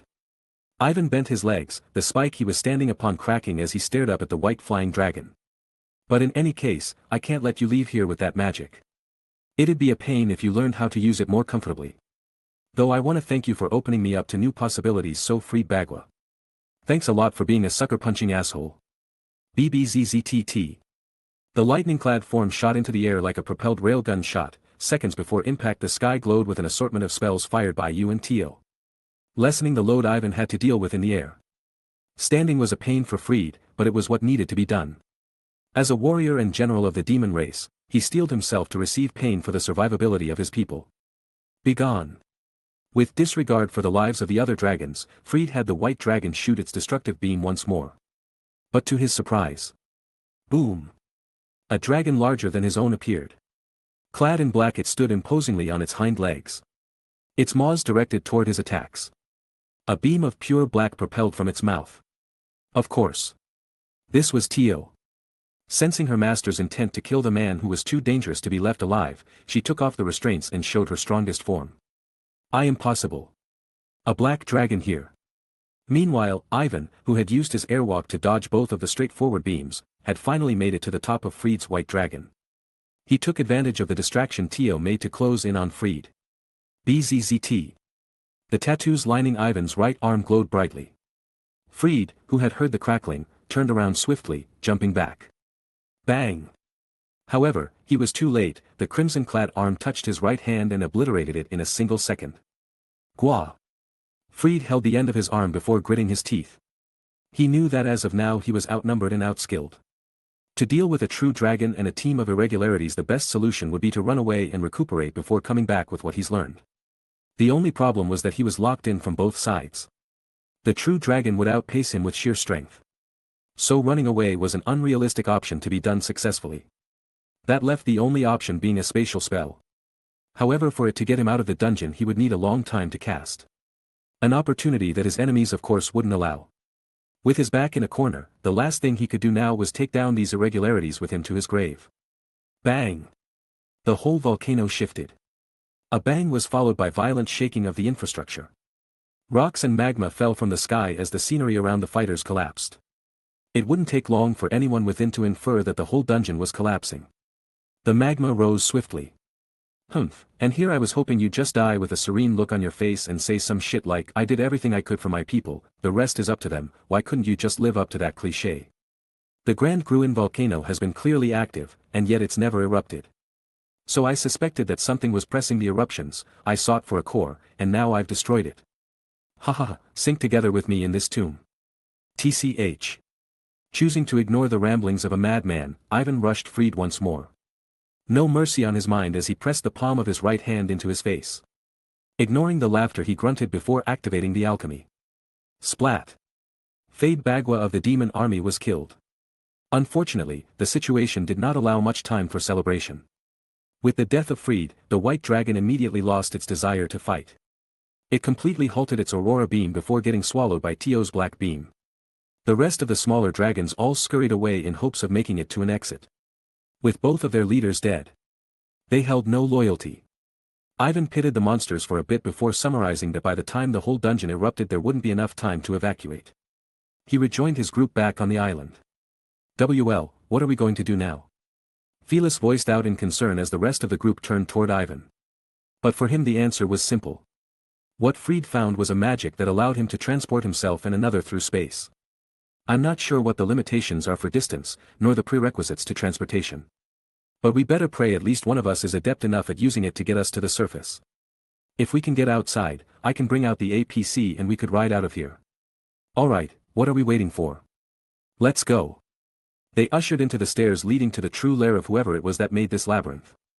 There was a bit of fear that the procedure of bestowing knowledge would take long, but luckily enough it seemed the person who made the dungeon was a man of short and sweet words. I pray the day comes where people can be free. Eyes grew in. So cool. Ivan hadn't even met the guy but he already admired him. The room was similar to Oscar's. A simple plan room with nothing but those words and a magic circle in the middle.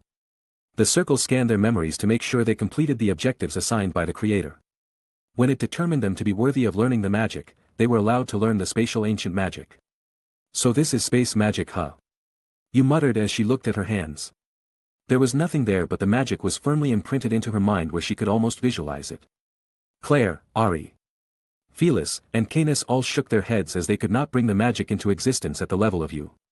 It seemed like they didn't have the property affinity. As for Tio and Ivan, Tio seemed to be at a lesser level than you.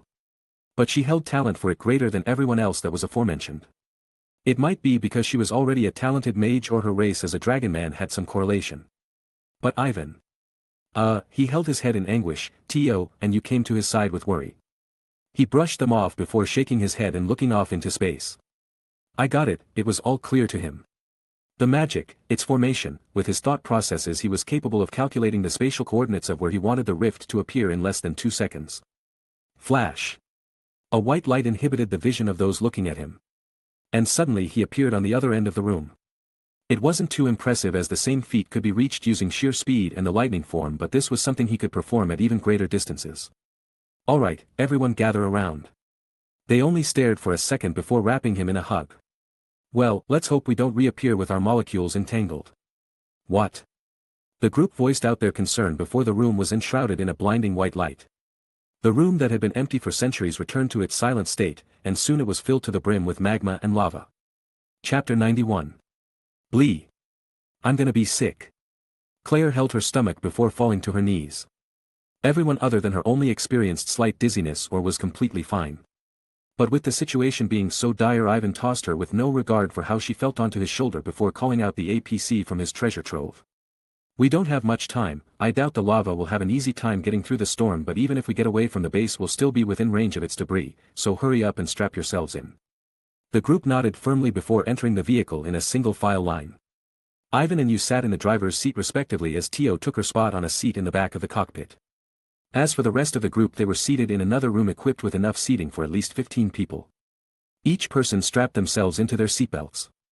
Ari helping out Claire, who was still a bit woozy from the spatial transportation. As for why Ivan didn't even attempt teleporting them outside of the storm or even outside of the volcano's range for that matter. As confident as he was in his calculations, he was unsure whether the eruption of the Gruen volcano would have any effect on transforming the storm outside. If it somehow shifted or moved in any way, there was the slight possibility they'd be teleported right into the storm.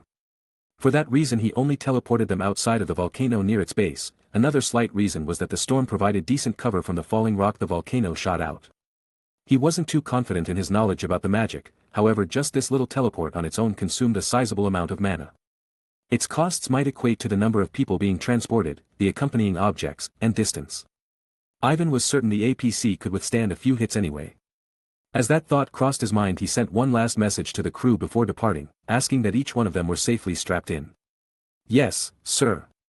With that, Ivan let go of any reservations. Pushing on the pedal with a stomp while allotting the tether to his arm a steady stream of mana to consume. For a second everyone in the vehicle was pushed back against their seat as the speed caught them off guard. It took them a few moments to adjust. SKKRTT.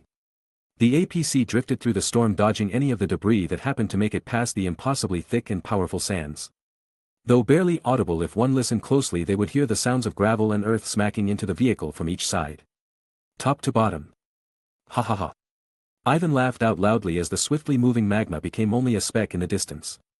Any monster that had been inhabiting the base of the volcano or sands of the storm immediately fled the moment the eruption happened, so the group found themselves with a clean getaway free of interference.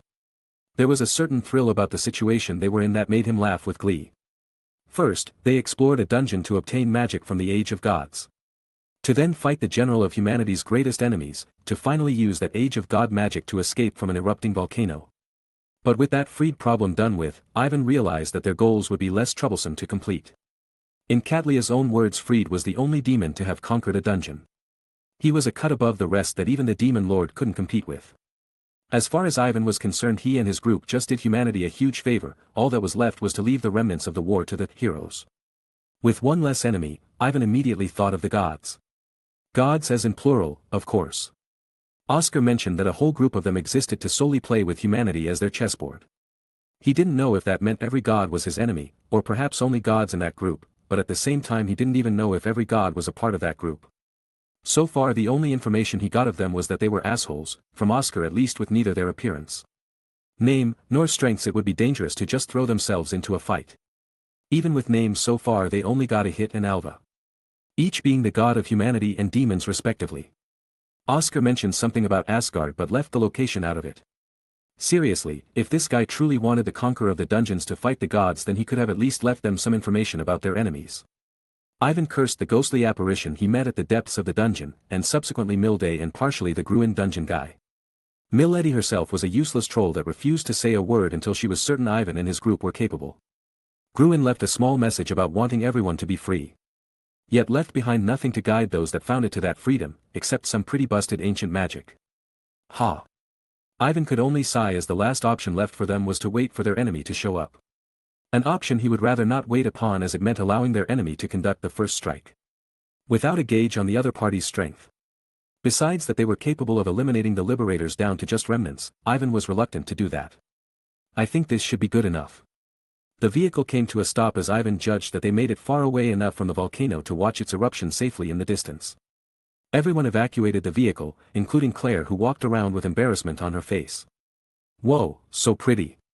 Indeed, as destructive as the cataclysmic event was, there existed beauty in it. Lava shot from the spout to form what seemed like a lotus. The sky darkened to make a magnificent screen to show off the art like a painting in the sky. Creatures made of magma fled in either flocks or herds. Though Ivan wasn't there, he could only imagine a scene like this only existed at the end of the dinosaur era. He took out a camera before sneaking a ton of pics for safekeeping. It wasn't like this scene was common in the first place. Who knew when the next opportunity to see something like it would appear? So what do we do now?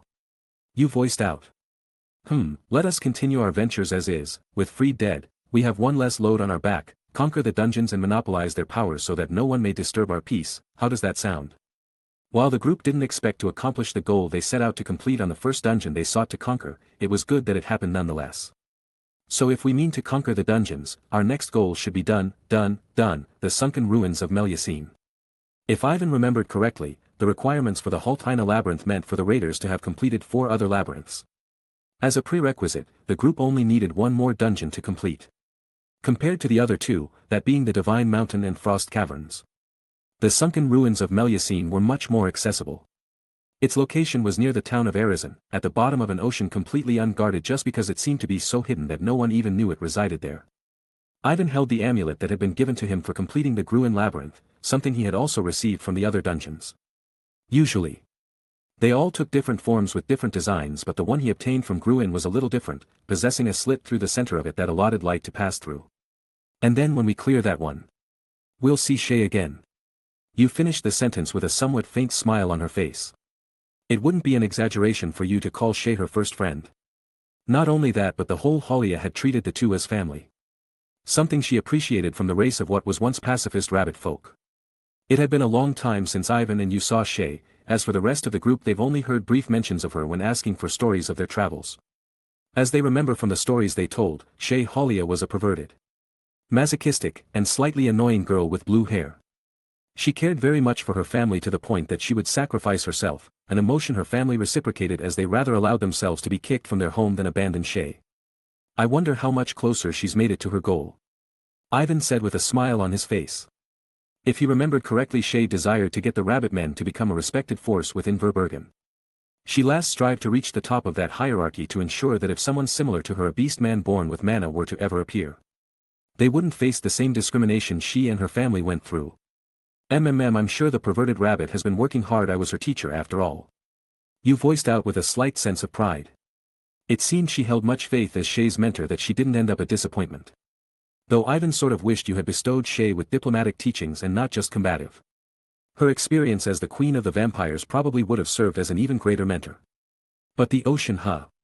Considering that the map left behind by Oscar pointed to the Melusine labyrinth in the ocean, it was safe to say that the group was going to the depths just to reach it. The APC doubled as an amphibious vehicle, so it should be fine. All Ivan had to do was fly it right to where the map says, change its mode, and boom, ideally they'd only have to drive on the ocean floor for a few minutes until they reached it. The weight of the vehicle should solve everything itself. The ocean. Phyllis seemed rather excited about the prospect. So far she had only heard stories and such from Ivan or Tio, the former of whom had been living on an island surrounded by water for centuries. Not to mention that as a dragon she had to cross one to get here. Well, let's go. Chapter 92. Whoa. Look at all that blue.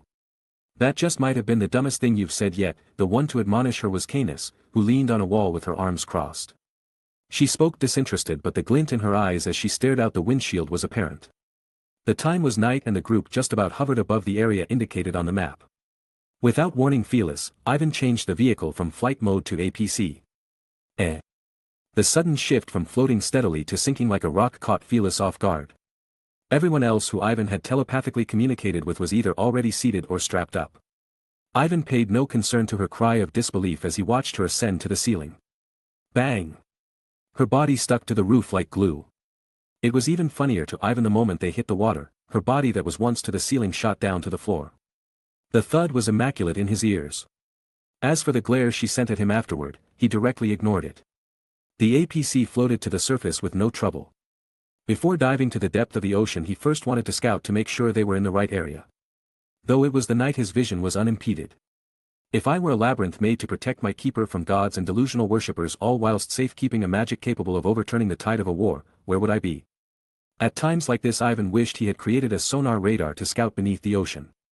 At the same time, he wished that bastard Oscar would have just straight up given them the precise locations of dungeons instead of keeping everything vague.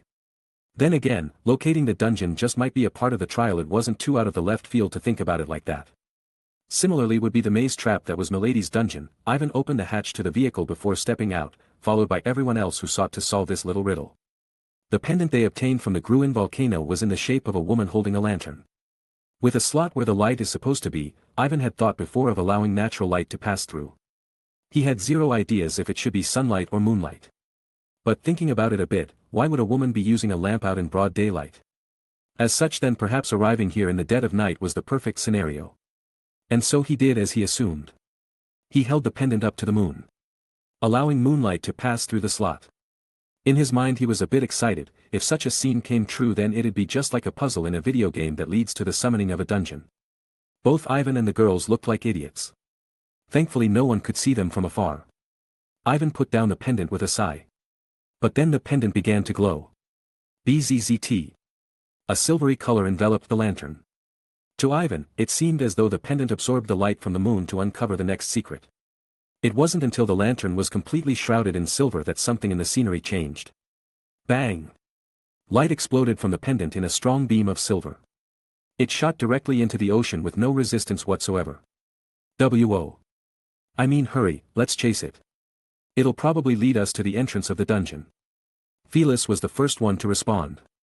She charged back into the APC before taking the seat you usually sat in. The rest followed suit. While the pendant didn't destroy itself or anything, there was always the chance that the miracle was a one-time thing. Clink. The vehicle transformed into one suitable to travel the Subnautica. Meaning it sank to the ocean floor and altered its tires to swiftly traverse. If needed, it was capable of expelling a large pump of air to jump or climb over obstacles. That, combined with several defense and offensive mechanisms, made it a suitable all-terrain vehicle. Ivan's only regret was not suiting the vehicle up with a music playing system. He still had his phone, but never did he download music back in the old world. Instead of allocating the space to other matters that then became useless in this world. Like documents and such, or gacha games that didn't work now because of the lack of internet. After a few hundred meters they finally made it to the foot of what seemed like the dungeon they sought. The pressure down here was powerful enough that even within the APC the group had trouble smoothly breathing. Though it seemed the vehicle wouldn't be a suitable way to enter the dungeon as the entrance didn't suit it. Meaning the rest of the journey would have to be on foot. Or well, that's likely what they would have had to do should Ivan not have the talent with spatial magic. For the most certain calculation. It'd be beneficial to have been in the place he wants to transport to sometime in the past, though with some elementary math it was possible to get the gist of a location to teleport to. But just in case, Ivan had you form a barrier on standby. The pressure of the water would kill some of the weaker members, but that in itself would take time. Gather up, class, we're going in. This time I'm sure it'll go without any trouble at all, so just have some faith in me and sit back. Those occupying Ivan immediately held grim expressions upon hearing his words. They had no idea why he was setting up so many flags right out the gate, but to sum it up, it worried them gravely. 3, 2, 1, let's go. The inside of the APC became blinded with light. As the group vanished, silence descended. This is pretty neat. The scene was about what Ivan expected. Once they entered this Atlantis-like dungeon, the area was full to the brim with pockets of water. But with the APC left behind, they'd have to use the gear Ivan made just for such an occasion. Grab your scuba gear and some tanks. Who knows how long we're gonna be swimming for, though of course what Ivan had constructed were things beyond what existed in the old world. Contrary to what he said, this gear didn't require tanks. Instead, the gear consisted of mouthpieces that deployed barriers around the wearer's head. The mouthpieces were connected to stashes back home using space magic. In a way they function as miniature treasure troves. In the stashes were of course an abundance of air that'd last potentially weeks. To finish it all off was a backpack equipped with built-in flashlights, telepathy, self-repairing, and a small propeller controlled by the wearer's mind to navigate through water. One by one they equipped the gear with Ivan's instruction and aid. The problem mostly stood with Phyllis and Canis, who were worried their tails would get stuck in the propeller. At least that was before they remembered that they could just wrap their tails around their waists. Then they moved, diving into the descending tunnel full of water. From there everything went smoothly. No monsters they needed to worry about, instead. It was a peaceful trip. But that served as another problem. After going through numerous tunnels they always found themselves in front of a 5-pointed star crest, painted on the wall connecting the hubs between tunnels. Even returning through the tunnel they first went through didn't take them back to the beginning of the dungeon, instead, it took them back to the hub. Thankfully, the water pressure down here was not nearly as bad as outside. It was a confusing loop that reminded Ivan and you of the horror that was the Milday dungeon. So with no other hints, they went up to the 5-pointed star crest painted onto the wall. They touched it. Infused mana into it, beat the crap out of it. And yet nothing happened. If need be then they could just blow it up, but that left potential danger of either failing the dungeon or breaking it somehow. That would be trouble for them. Sorting through his treasure trove, Ivan pulled out each pendant and rings he obtained from the other dungeons. One by one. Oscar's ring, Milady's crest, and Gruin's pendant. It wasn't until he brought up Gruin's pendant that the scene actively changed. Both the crest and pendant glowed brightly before the mark on the wall disappeared. The disappearance was then followed by the very same wall it was imprinted on descending.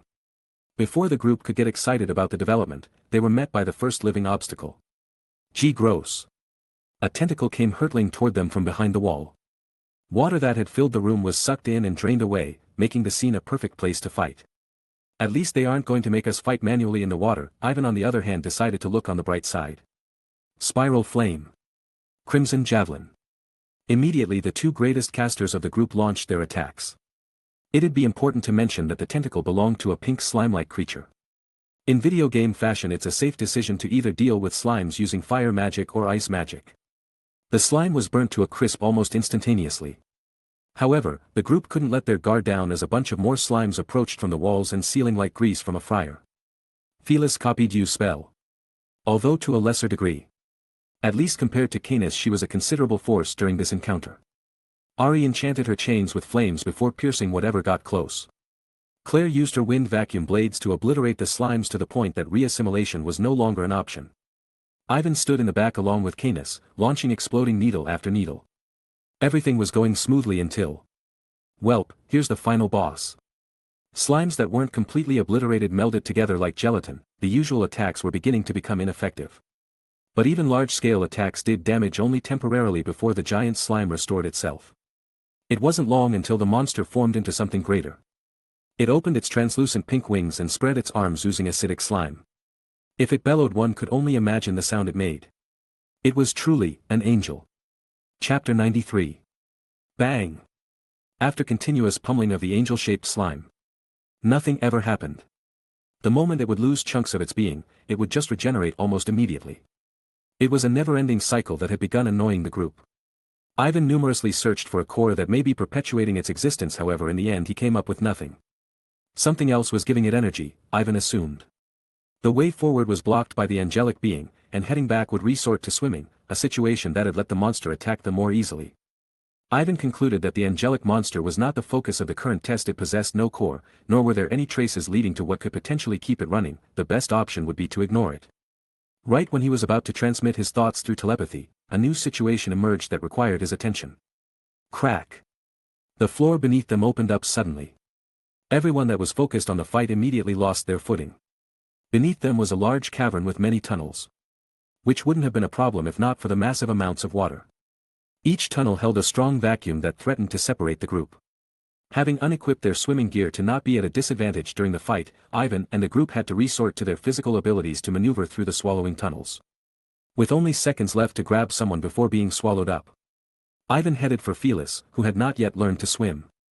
The entire duration of this trip she had been relying on the gear to maneuver and keep her safe. The same applied to Canis, but she was too far from him to be reached. Along with Phyllis, Ivan grabbed onto you, who had the same idea. He looked over to see where the others were, heaving a sigh of relief as he spotted Tio being the one to travel with Canis. Claire and Ari on the other hand were sucked up and thrown into a different route. Telepathic communication came to an end as the group felt a sudden interference. Where the hell are we? The scene Ivan, you, and Phyllis found themselves in was completely different from the ancient underwater ruins they were in previously. Instead, they woke up on a tropical island. Which was quite odd considering they were sucked into what seemed like a tunnel going down into the depths of the dungeon. That sun, it's just like the one in Oscar's lair. As you pointed out, the sun sitting far up into the air was just another construct made from creation magic. The blue sky and clouds in the air brought up different questions though. Even the ocean near the shore they woke up on had all matters of sea life. Crabs scurried up and down the sands before digging into the sand or evading into the sea to escape the weird life forms they had never seen before. How strange. Ivan ran the sand through his hands. compared to the scene fabricated by him and Oscar. This seemed more realistic. While the possibility that the liberator who forged this labyrinth just cared more about its aesthetics, Ivan didn't ignore the possibility that they might be in an illusion. "Hey, you, what are the odds we're trapped in an illusion made from ancient magic?" Ivan decided to ask his magic expert partner, who in turn just stared around before pinching her cheeks. That doesn't seem to be the case. In response to her antics, Ivan only sighed. If she had time to joke around, then she probably saw fit that the situation wasn't worth worrying for. That brought him some relief, however. That didn't change the situation they were in. "I can't connect to the others using telepathy. Teleportation back to the former rooms we were in or back to the APC have been blocked.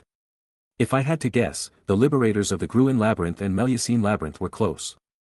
I mean, we wouldn't have even been able to find this place if not for the former's pendant. As such, they likely collaborated to make the restrictions for this dungeon. Perhaps by locking space." Ivan's muttering went from one ear to another. At least that was the case for Phyllis. What she cared about right now was exploring this new place. She climbed a nearby tree from the jungle and scoured the area for any landmarks or possible destinations. Far away she spotted what seemed to be a mast, torn up and scarred as it sat in the center of the island. Hey. There's something way over there. It kinda looks like those things sticking out of the ships we saw on the way here." She jumped from the tree with no reservations, landing neatly in front of Ivan and you. She immediately told them the information she gathered from her little scouting mission. A ship on the center of the island worn down, you say? Well, I don't see a point in not investigating it. Honestly, I prefer sleeping in the comfort of my own home, so let's hurry up and deal with this dungeon." But what about the jelly monster?" You voiced her concerns. Inevitably they'd have to deal with the troublesome beast that got them into this situation in the first place. Right now they had the perfect downtime to come up with a way to deal with it. Freezing doesn't seem as effective as burning, only that even with burning the bastard just regenerates anyways. Honestly, the only situation I could see us dealing with this is the leave no remnants behind. It'll be dead if it doesn't have anything to regenerate with. We'd need to assault it from multiple angles all at the same time, though it may be more effective to whip something up to blow it up from the inside with an incendiary bomb. "But, Father, what about that gooey stuff, that melt stuff? If we blow it up, won't it go everywhere and hit us?" Phyllis experienced the nature of the slime firsthand after getting hit with flying debris whenever Tio nuked it. If not for her regenerative ability, she would have had a patch of her skin permanently destroyed. "Simple, we'll just have Tio and you form a protective barrier around us. I have confidence that with their density of mana we'll be fine." It was a blind trust, but one you appreciated anyways. She held his hand fondly as the tree continued through the jungle. If not for Phyllis, things would have escalated in a more unsavory manner. "We're here." Pushing foliage out of the way, the group was met by a scene of destruction. Ships littered the area, each scarred and broken apart, seemingly not by nature but by another source. Littering the area were a few skeletons with either what seemed to be holy robes or protective garbs. The earth was stained black and craters made the ground look like that of Swiss cheese. This must have been a war scene. As the captain obvious of the group, Ivan felt a need to point that out. "Ivan, look up there." You pointed at the largest ship. In fact, it was the ship Phyllis had first pointed out when surveying the area. Contrary to Yu's attention, there was nothing odd about it. It was easy to just shrug it off as the leading ship of one side.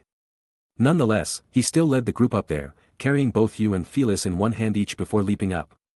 The moment the three stepped foot on the large ship, the scene started to warp. The formerly tattered and scarred ships returned to their former glory. Quite turned to war as the scream of hundreds of men resounded in Ivan's ears.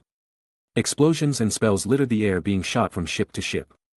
If not for the smell of burning flesh and blood, Ivan would have suspected that this whole event was a figment of his imagination. Except, now this is truly an illusion. Ivan marveled as the island became a sea, and in that sea hundreds of warships. The smells and feelings were real, yet that was impossible considering the circumstances. His interests in the ancient magic this dungeon held shot high up. Ra. As mentioned previously, the roars of hundreds of men filled his ears. The ships that came alive, and the casters of the magic being launched, were all the happenings by men that fought from each ship. They wore the same gear as he had seen on the skeletons, only that those wearing holy robes were attacking those wearing plain combative gear. They were enemies. For Lord a hit. Glory to a hit. Die, you damn heretics, die in the name of our Lord. Of course. It all meant that what was happening here was a holy war. A little history lesson, I suppose, Ivan thought to himself. It was likely the creator of this labyrinth just wanted to test the will of this world's residents should they enter this dungeon. Sure, the barbaric nature of this fighting for what was believed to be a benevolent god might have disrupted the minds of inhabitants molded by the church now, but to Ivan who didn't reside here. You who didn't care about anything but Ivan, and Phyllis who just didn't care about anything other than her family, this little trick was of no use. Alright, this is pretty cool and all, but let's get out of here. Ivan was interested in the illusion, but his first and foremost priority was clearing the dungeon. Die. A man covered in a Templar-like outfit charged at Ivan with a dagger. Seeing the non-existent threat, Ivan simply lifted his arm to repel the attacker. However, the fist he sent his way did nothing to deter the attack. Instead, his hand went through the Templar's face with no resistance. The man went through his arm and dug the dagger into his chest. Clink. Unfortunately, a simple steel dagger wasn't going to penetrate armor forged of the strongest metal. How strange! Ivan kept grasping at the man who continuously attempted to rip out his guts. Amused by his inability to interact with the apparition, he crossed his arms as the Templar's attacks became more labored. So they get tired too. If physical prowess didn't work, then how about this? The tendril of mana Ivan hadn't used in forever finally made its reappearance. It stabbed into the arm of the Templar Knight, penetrating it with no difficulty as did his arm. Only this time a different miracle occurred. The Templar Knight could only open his eyes widely before disappearing into small orbs of light. Chapter 94. So simply put, just touch them with mana and they'll die. Ivan explained his theory to the other two. Well, it was less of a theory and something he was 100% confident with. Especially after testing it out with a few other apparitions. But rather than defeating these ghost things, their priority lay elsewhere. Do you think the exit is on one of these ships? You asked. The ships numbered well in the hundreds. But aside from them, there was nothing else in the scenery. The island they were formerly on disappeared completely, all that was left was the ocean. There was the possibility that the objective of clearing this test was to just commandeer a ship and steer it out to the possible exit.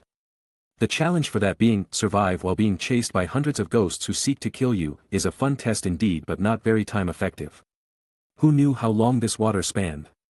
It could just result in another infinite loop like at the entrance of the dungeon. Alright, considering we're in a time crunch, just go ahead and blow everything up. I doubt if an exit were on a ship it wouldn't be easily destroyed. There are more people than ships, eliminate all ships until only ours stand. Then they'll have no choice but to come to ours for refuge. We'll just camp the ladders and make them swim until they tire out and drown. Ivan turned his gaze toward Phyllis. He was all he needed to obliterate these ships, but he had a feeling Phyllis would get upset if she were just left to her own devices. With that, he gave her a separate mission. Phyllis, take this, it's a spear that absorbs the user's mana to form a blade of mana, inject enough mana and it'll elongate. The plan was simple, give Phyllis the spear you didn't use anymore and allow her to go wild out on the battlefield. Of course, there was a secondary objective. Go out there and investigate the other ships, see if it is as true as you says. If there happens to be a portal or some door to lead us out of here, mark the ship and return to us with the information. There was no harm in being extra careful. If the liberator who formed this dungeon was sadistic enough to hide the portal and allow it to be destroyed, effectively locking them here, then it wouldn't hurt to double-check. Yes, I won't let you down, boss. She saluted exaggeratingly before pouncing away with the spear in her mouth. A minute later, while he was getting to work on blowing shit up, he saw giant rays of light bisect ships in half. She's doing a great job. I'm so proud of her. Bang! Bang! Bang! Explosions littered the sea. Miniature missiles whistled through the air, whizzing by an enemy from enemy and instead focusing on creating large craters in the vessels. Just 2 each was enough to cause a ship to sink. Meaning all Ivan had to do was start blasting for a few seconds, and subconsciously take out tens of ships in seconds. Use gravity magic wasn't slacking either. It combined with her fire magic made a flame WIRM not too unlike her lightning WIRM. It flew from ship to ship, burning masts and underbellies of ships. It was a bit vivid hearing the reactive screams of the combatants, crying out in fear about a dragon made of fire. Ivan once again praised this illusion or whatever it was, as the reactions give for great immersion. Ivan smiled brightly seeing even more ships get chopped up by Phyllis blades. As a homunculus her mana capacity was enormous. That along with her training made her a force to be reckoned with. He had a feeling that even if he and you didn't do anything, Phyllis would get the job done herself eventually. An hour later, the hundreds of ships floating on the surface turned into tens. Phyllis returned a while ago confirming that none of the ships had any artifacts or portals to transport them back to the others. From there she just sliced ships from the comfort of the main one. Ivan on the other hand just camped on the ladder leading up to their ship. Anyone that sought refuge on their ship was met by a grey tendril of mana. His shamelessness knew no bounds. The only thing that dampened his mood was the few times you waddled over to him to recharge on blood. Not that he disliked the act. In fact, it was pleasurable. It's just that losing blood made him a teeny bit tired. I'm getting bored. Eventually, the destruction was getting boring to the young Phyllis. She even stopped waving around her staff to just lay on her back on the deck. And both Ivan and you agreed. First of all, that the significance of the test was lost on them the moment they started. Then the shock factor didn't exist because they didn't care for the history. Now it was just mindless blowing things up. Until bang. Oh, that was the last ship, not exactly as the last ship was the one they stood on. But with those words, you focused on attacking the swimmers in the water. Lightning spell after lightning spell, Ivan pitted the damned souls. After eliminating the remaining stragglers, the illusion finally ended. The scene returned to the ship graveyard that Ivan had already forgotten existed. Eventually, the scene changed again. Much to Ivan's frustration, they had yet to even take a step before they were thrown into another illusion. This time though there was no war. No blood, no fear. Just people having the time of their lives. They were still on the large ship they had fought on.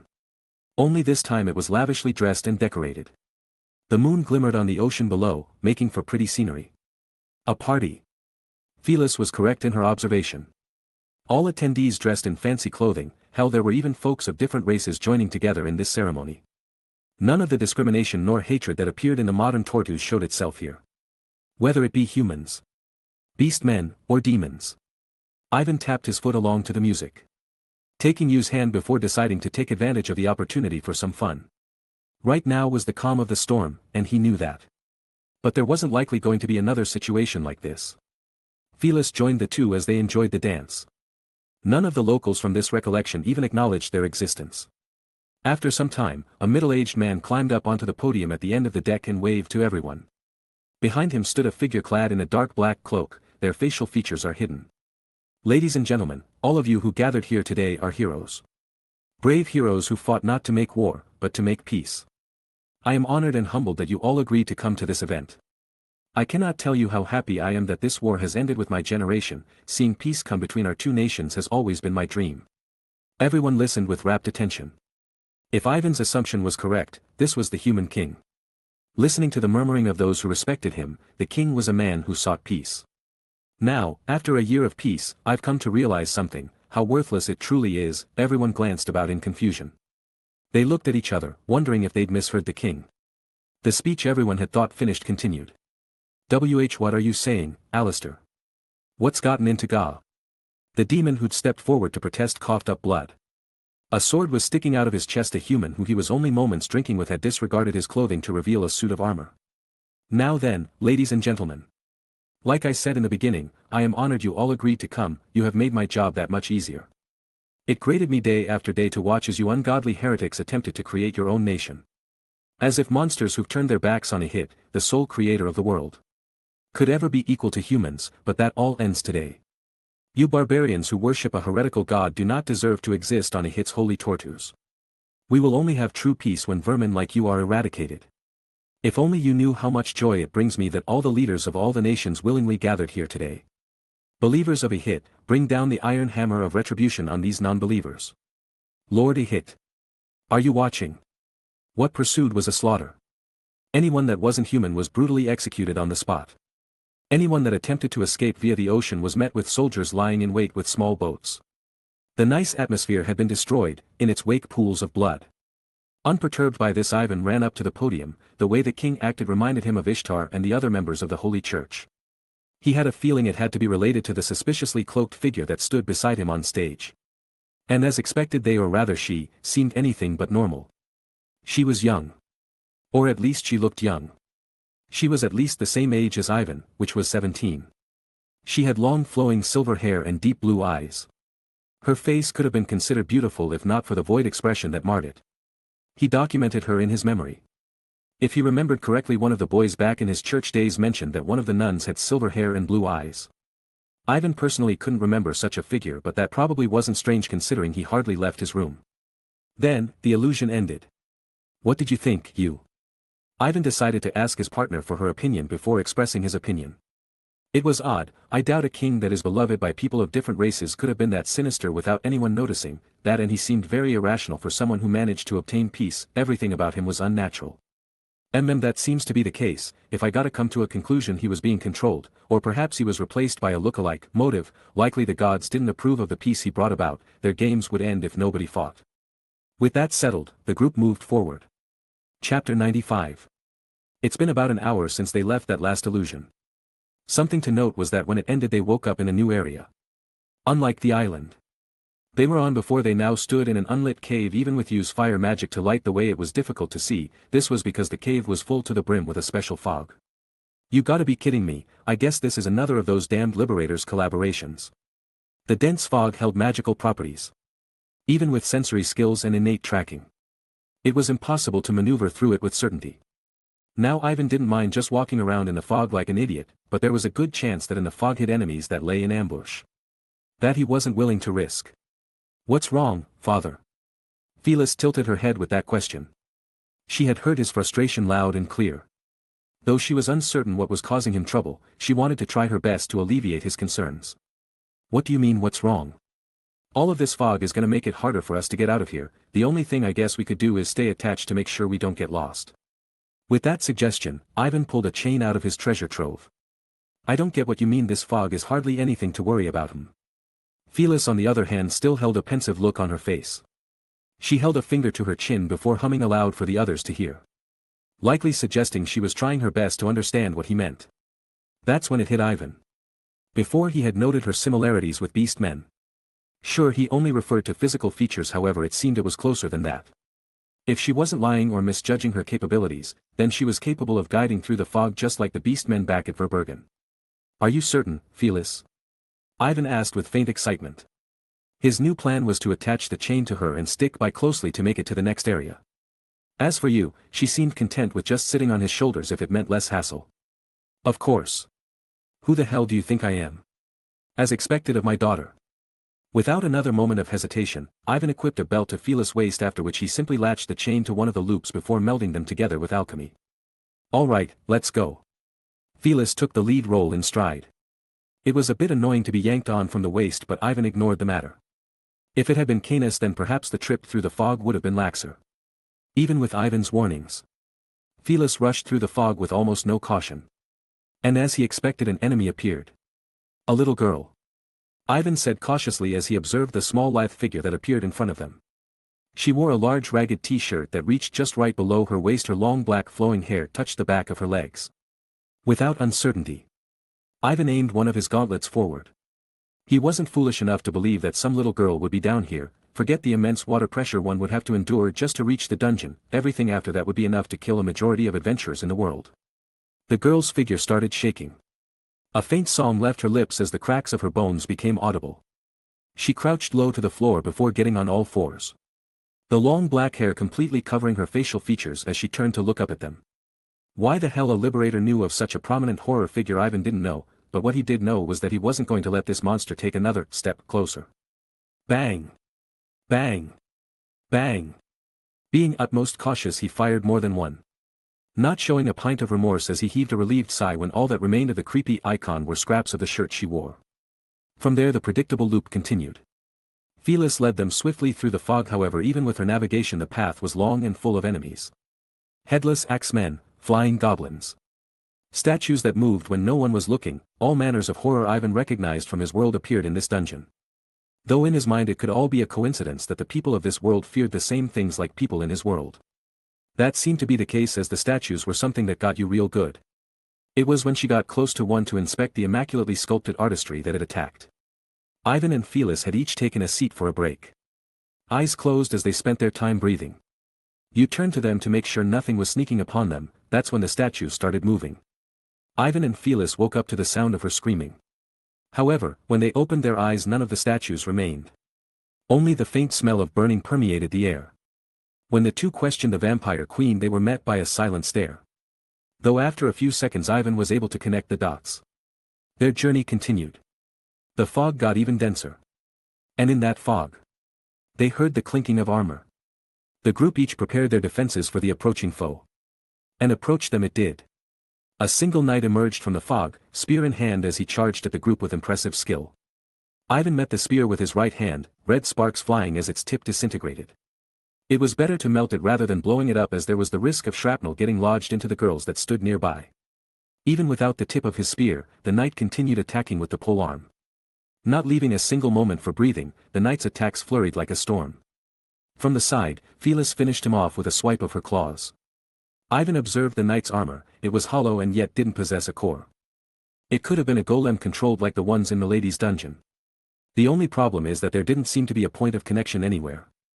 With Milday, it was understandable the range of her control, as the whole maze looped around her in a box, meaning the distance was almost always the same as she shifted the rooms using gravity magic. Clink clink. His thoughts came to an end as the same clinking noise returned, only this time in great numbers. Each knight held a different weapon.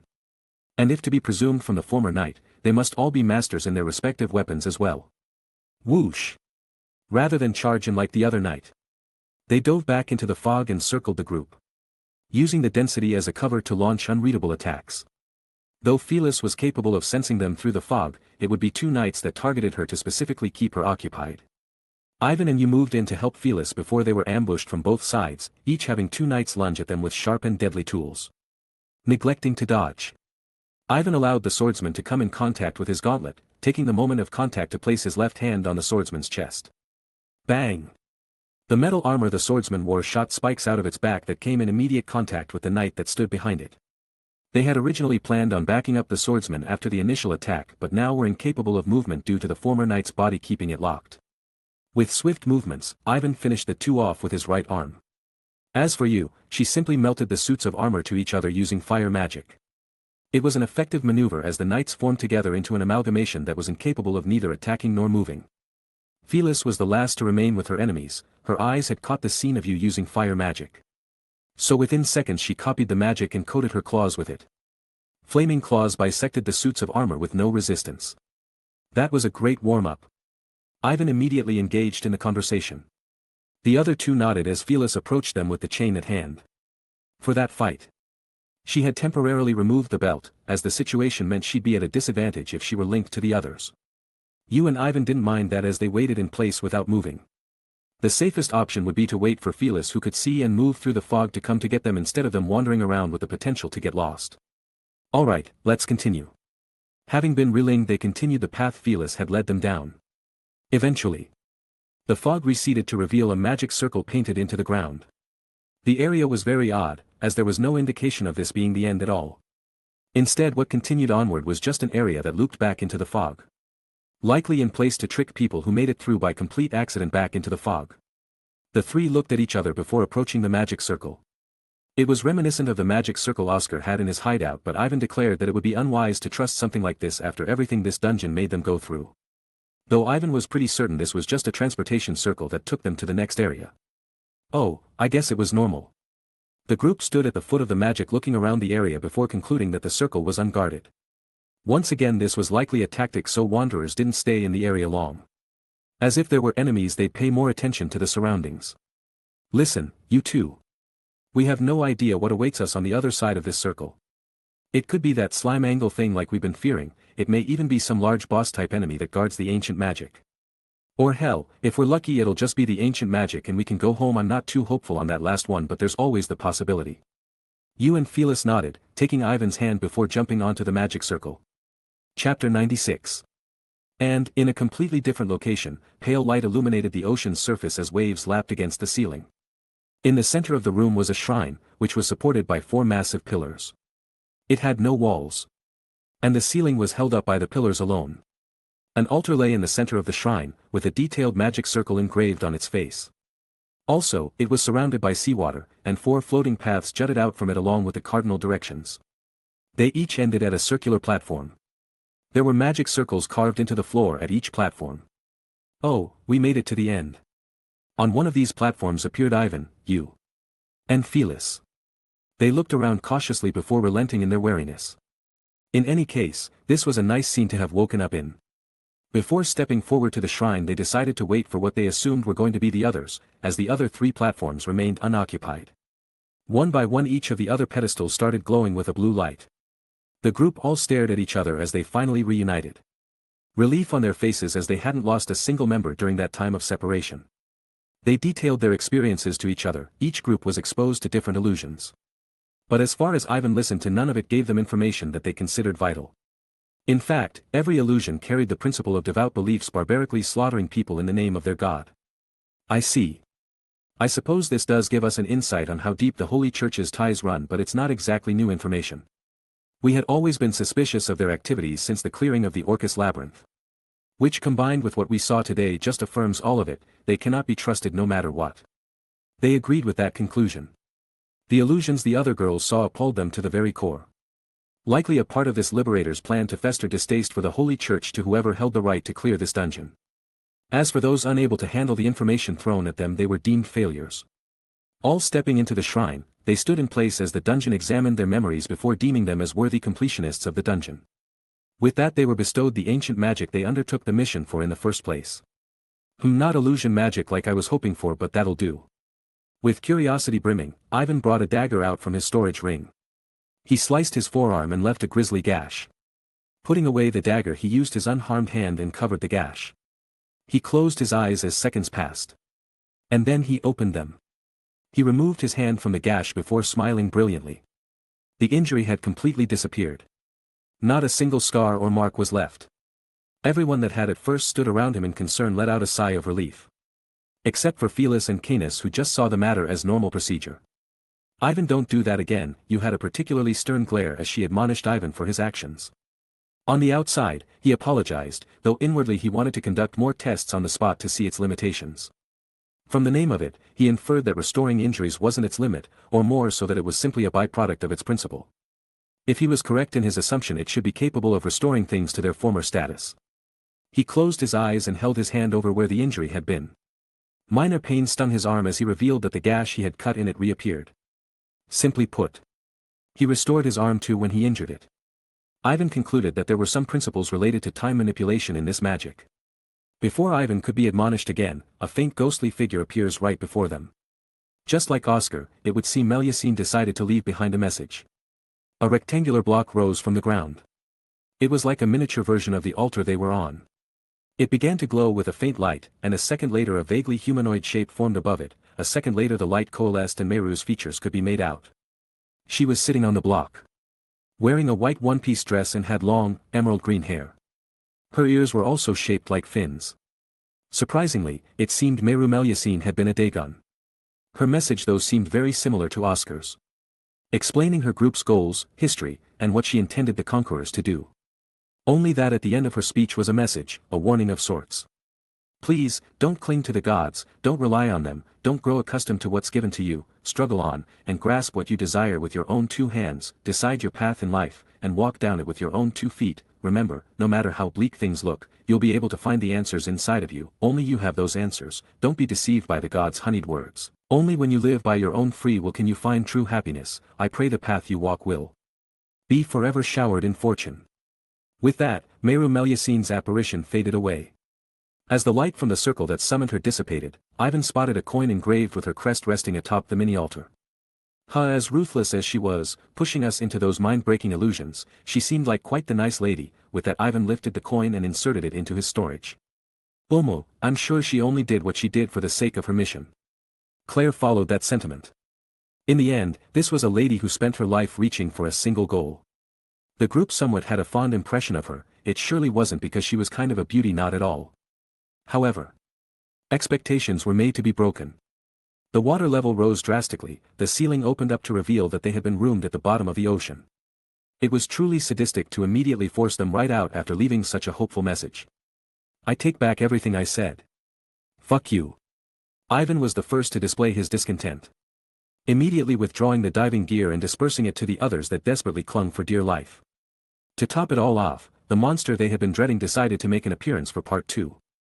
That settles it, she's the cruelest out of all of them. Ivan transmitted his message through telepathy, not expecting a response.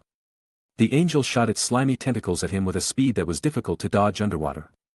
Using spatial magic, he teleported a few meters to the left, dodging the tentacle.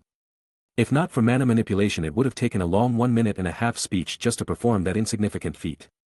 Thankfully his needle launcher was versatile. Even underwater their guided features worked as intended. He shot off the length of the tentacle before leaving its obliteration to the others. Tio smartly transformed into her dragon mode and carried those unequipped with long-range attacks and way above the surface of the water. Which effectively meant that Ivan was alone down there. Though that's entirely what he wanted. Bang! Bang! Bang! Air support was provided by the mage vampire and perverted dragon. Each launching fire attacks that somehow weren't affected by the underwater terrain. This gave Ivan enough time to prepare what he needed to stall the thing. With everyone out of the water, he could bust out the move he hadn't used in a while. The gove portion of his gauntlets receded. The magic circles on his palms started glowing vibrantly. If not for the insulated suit he wore, Ivan would have felt the water turn several degrees colder. And as time went by it only got colder and colder. Soon specks of white ice started floating about. And suddenly massive amounts of ice shot from his palms and consumed the Engel's slime almost instantaneously. As it stood now it was locked within an ice cocoon. This should slow down its regenerative cells and keep it in place for the next attack. Wheeze. Ivan expended a ton of his mana to perform another feat with spatial magic. He created 3 portals. One in front of him, another on the back of the hovering Tio, and finally one more within the ice cocoon. You took the time Ivan was performing his ice cocoon to prepare a catastrophic spell of her own. One Ivan hadn't seen in quite some time. Azure Blaze. She spoke with vigor. The 7-meter in diameter sphere of blue-white flames was sucked up by the portal almost immediately. Rather than appearing in the portal in front of Ivan it instead went into the cocoon. The cocoon glowed violently in a white bang. Cracks started appearing on the cocoon's surface at a rapid rate. Both from the magic and the angel slime's constant attempts at escaping. This was precisely why Ivan stood around. Once again ice poured from his palms, constantly rebuilding the destruction caused by the 2 titans repeatedly. For the first time ever, the beast screamed. Iphagus observed. It was about as unintelligible as any other scream, but it sounded a bit more angelic if that made any sense. A minute went by, and the monster completely vanished from the face of the earth. Each inch of it was obliterated into ashes, then ashes obliterated into nothingness. After making sure of his foe's death, Ivan heaved a sigh of relief. He bent backward and laid down to allow the water to push him back up to the surface. A serene smile on his face as the rays of the sun shone down on him from above. It was a surreal experience he was glad to have experienced at least once in his lifetime. But back to the main scenario, he was tired after this long day of dungeon diving that had somehow turned into a spelunking trip. They had succeeded in their initial goal and just all felt a bit worn out by the water. Ivan himself decided that he had enough of being in the water for a long while. A portal opened up above him before he ended up appearing on top of Tio's back. Thanks, you, I felt like I was starting to lose my mind, ha ha ha. Ivan rested idly as you held up a flame to his side, all to dry his clothes. Chapter 97. It was probably an unwise decision to clear 2 dungeons consecutively. Not that Ivan and his group couldn't handle the strain. But they'd have a high chance of success if they took time in between dungeons to learn the limitations of the new magic they earned. Spatial magic was straightforward, the only thing to learn about that was its limitations.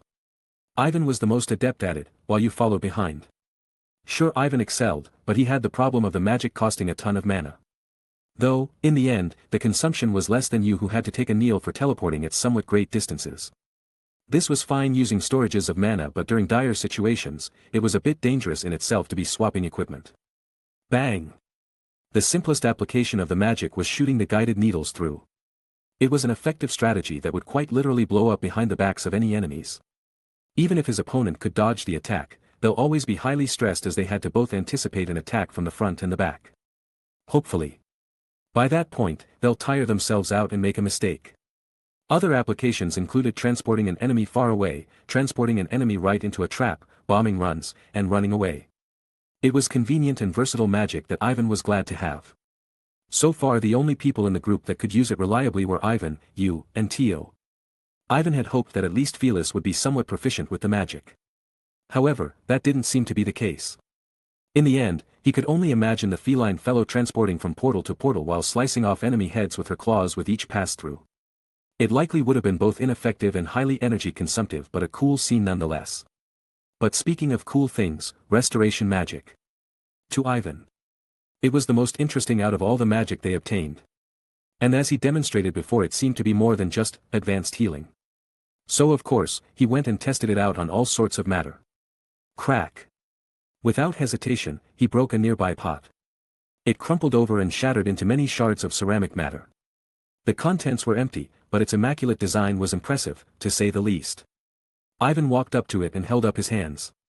Rather than using alchemy to repair the pot, he focused on the restoration magic. The difference between the two is that when you attempted to repair something with alchemy, some of the materials would be lost in the process, even if those materials were invisible to the human eye. You could break a glass cup, gather every single shard and speck of it, and you'd still be missing something. But if his assumptions about restoration magic were correct, then that shouldn't be the case in this situation.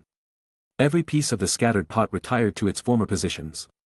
Even the pot itself went from the floor back to the table Ivan had knocked it off of. After a few seconds, it was back to normal. During this whole test, Ivan focused on two things: 1.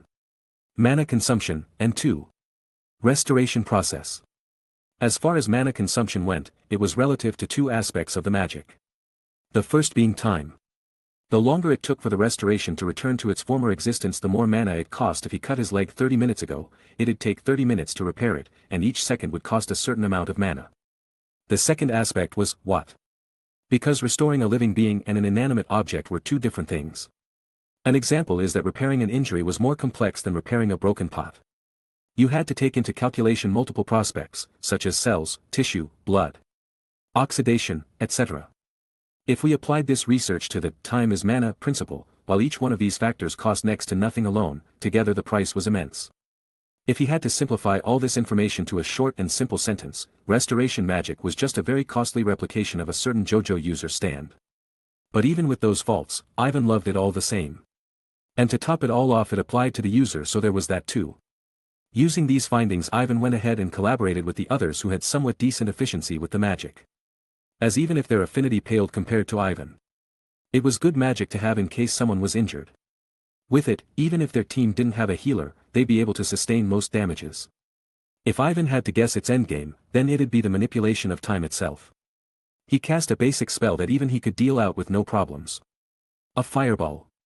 He sent it straight into the air, not moving a single step as it fell back to the earth right for his head. What he did do was hold two hands in the air. The fireball approached closer and closer. Though he fired it with the basic qualifications, its heat could be felt from tens of meters away. His hands glowed, not with alchemy but with restoration magic. Soon, the two beings made contact.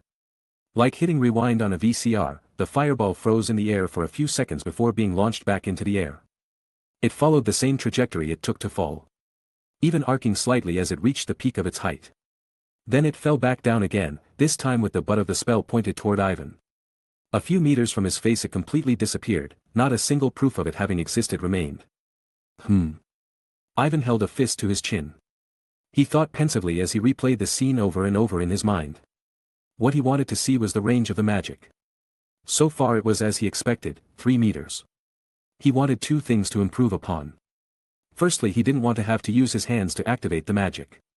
This could probably be applied using spatial magic to affect the space rather than transport through it, something he'd have to understand more about before proclaiming efficiency.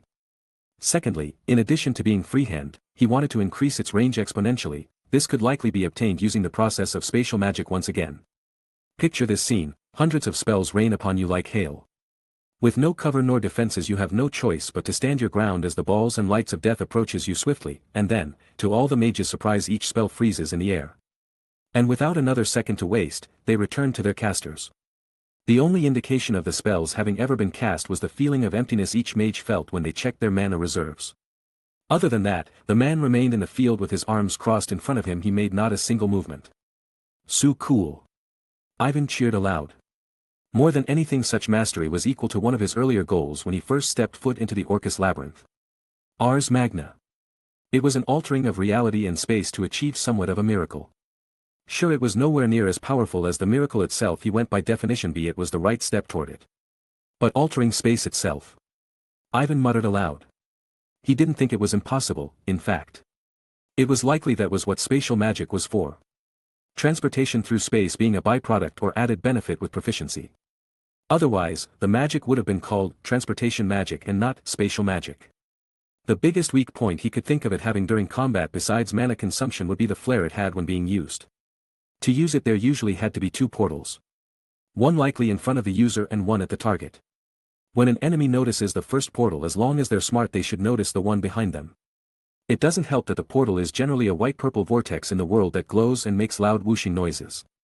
Larger formations could be formed that worked more permanently, like the one in Oscar's lair that led to the Risen Gorge.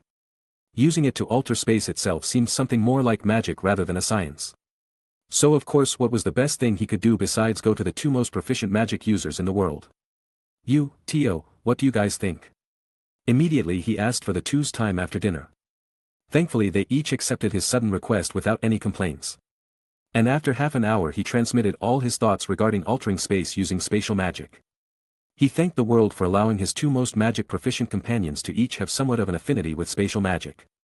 They each took a seat in the classroom Ivan had first used when teaching Phyllis after she was born. Ivan stood at the board and wrote down the things he confirmed, things he wanted to confirm, and things he wanted to accomplish. Firstly, he got them to the same level he was. Not to the exact flexibility with the magic but more so an idea of it. He was going to need them to catch up if they were all going to be thinking on the same level. The greater their understanding of the magic the more likely they'd be able to come up with some feasible ideas. What about learning how to freeze the space first? You was the first to come up with a suggestion. According to her knowledge of magic, it should be possible to interfere with someone else's control of space so long as they can exert their pressure to the point of being impenetrable. So they tried this. Even if it wasn't exactly a lead to what Ivan wanted to obtain, he'll take any advancements of the magic that may become applicable in the future. To start it out, Ivan and you stood face to face in the front of the class.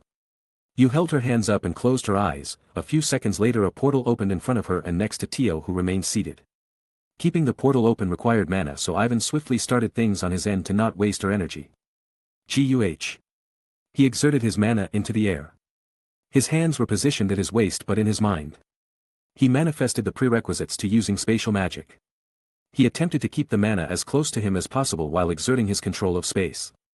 Here and there were a few leaks but the process seemed to be going well. And eventually, after a minute the portal you opened started to show signs of closing. Chapter 98. Hey, you, did I do that or did you get tired? Before celebrating Ivan wanted to make sure he was correct in his assumption. If he did celebrate and it turned out you was pitying him then he'd look like nothing but a fool. Though in his heart he didn't dare doubt his partner. As she knew better than anyone that it wouldn't make him happen. No, you did it. You immediately understood his insinuation with a glance. So she replied as honestly as she could. Over this 1 minute, she felt the control over her portals decrease considerably. It was all to the point where the consumption of keeping her portals upheld had increased almost double. In a tactical scenario, it'd be wiser to cancel the portals rather than waste up all that mana. But she knew this test was for his total control, so at the risk of exhausting herself, she kept them open for as long as she could. And like a door being shut right in front of her face, the portals closed. It was an impressive feat in her opinion but she decided not to express them. Instead forfeiting the results of this little experiment. She even gave him a few pointers on where she felt he could improve. Because as impressive as his development was, the act couldn't be used in combat. I mean, it took a full minute to close her simple portals. Ivan nodded to each word, writing down her teachings in his notes. Never did he think of dismissing the thoughts of a talented mage like her. Especially considering how disrespectful it would be when he was the one who approached her for help. He concluded that with constant repetition, his proficiency with the act should improve exponentially. Ivan marked it as just another part of his schedule. Normally, this would be the point where he took those findings and researched more into them before jumping on to the next step. But if he was going to improve his skills then it'd be more time efficient to practice everything he could use all the free time he had. Master, may I present you an idea? For the first time, Tio chimed in. A smile adorned her face as she brought the sleeve of her yukata to her chin. Her eyes narrowed deviously yet within those pupils Ivan spotted nothing resembling malcontent. Go ahead and hit me with it, Tio. In the end, Ivan boiled it down to just plain seduction attempts. Obviously. The simplest way of increasing the range of your restoration magic would be sticking your hand through a portal to reach your opponent. Clearly, it isn't what you desire but it is the first step toward your ideal. You would have to open the portals, keep them manifested without your opponent noticing, and simultaneously cast restoration magic. This is why for now, until you become more proficient with spatial magic, allow us to focus on the other aspect you wished for, casting restoration without hands. She went up to him and held his hands in hers, holding each of them up as she rubbed up against his back. Ivan only turned his head back and down to look into her eyes before focusing on the lesson she meant to teach. As you did with you, exert your mana. Rather than imbuing it with only spatial magic, do it with both restoration and spatial magic. Control the space and revert it, so long as it's within 3 meters it shouldn't be trouble for you. I'm aware this isn't the range you desire, but allow it time and I'm sure your range would continue. And then from 3 meters, you can control the world. Control the world, huh? That was essentially the goal of Ars Magna, to alter reality. Imbuing his exerted mana with spatial magic was hard enough as it was. And now she was asking him to add another magic right on top of it. It was absurdity he was willing to abide by. The worst that could happen was that his body exploded or something. Alright, I'll give it a try. With a smile on his face, Ivan pecked the cheek that was sitting on his shoulder. The entire weight of Tio's body had been leaning on him. She even stood on her toes just so she could rest her head on his shoulder. Ivan wasn't oblivious to her courting, with that he did get the stink eye from you, but that only relented for a few seconds before she sighed. If it was someone she trusted, then it was fine. As long as she remained the number one in Ivan's heart, then none of it mattered. An added factor was that Tio had been their companion for the longest. It wouldn't be an exaggeration to say that they were already family from the tribulations and trials they endured together. The only thing she wanted to do before anything proceeded was talk with the offender herself. You turned her stare to Tio, who flinched instantaneously. But that was a talk for another time. Here we go. With a clap of his hands, Ivan spread his form to what he believed would optimize the release of his field. Tio and you stood far from the scene as they had no idea what would be the product of this test. Even if they trusted Ivan, the last thing they wanted to do was worry him just because they were standing too close. Being out of his field of view should hopefully knock out any of his restraints. Bang! A pot fell to the ground 3 meters away from Ivan, shattering the moment it hit the floor. If he was going to test restoration, then he needed a subject capable of being restored. He stared at the destroyed pot with serious intent. Not taking a single step closer, nor did he even point his hand toward the pot itself. This whole duration he had been casting both ancient magic simultaneously. Space shook, but none of the restorations occurred. He knew he had the right spatial coordinates in mind for the broken pot, and yet the process hadn't started. After 2 minutes, he sighed. He took a break before going over what had happened, or more like what didn't happen. This time both Tio and you left the room to allow him to concentrate. Much to the concern of Tio, who wished to continue aiding him. But under Yu's glare, she relented. Ivan paced around the room impatiently. Thoughts flowed through his thought processes like a river. It would likely be simple to create something similar to his tendrils of mana to reach out and touch the broken pot. But once again, that wasn't his goal. He wanted a field, a barrier. A world that once someone entered they would fall under his control. It also needed to be invisible. If his enemies saw the field, then they simply would withhold attacks until it disappeared. Not to mention potentially exposing the effects of the ancient magic he and his group obtained. That's when he thought about not just extending his mana imbued with spatial and restoration. He needed to create a scenario as he had practiced with you. He needed to lock the space around him like a cage. A cage only he had the key to. A cage that only he could move within. That seemed like something more in the right direction.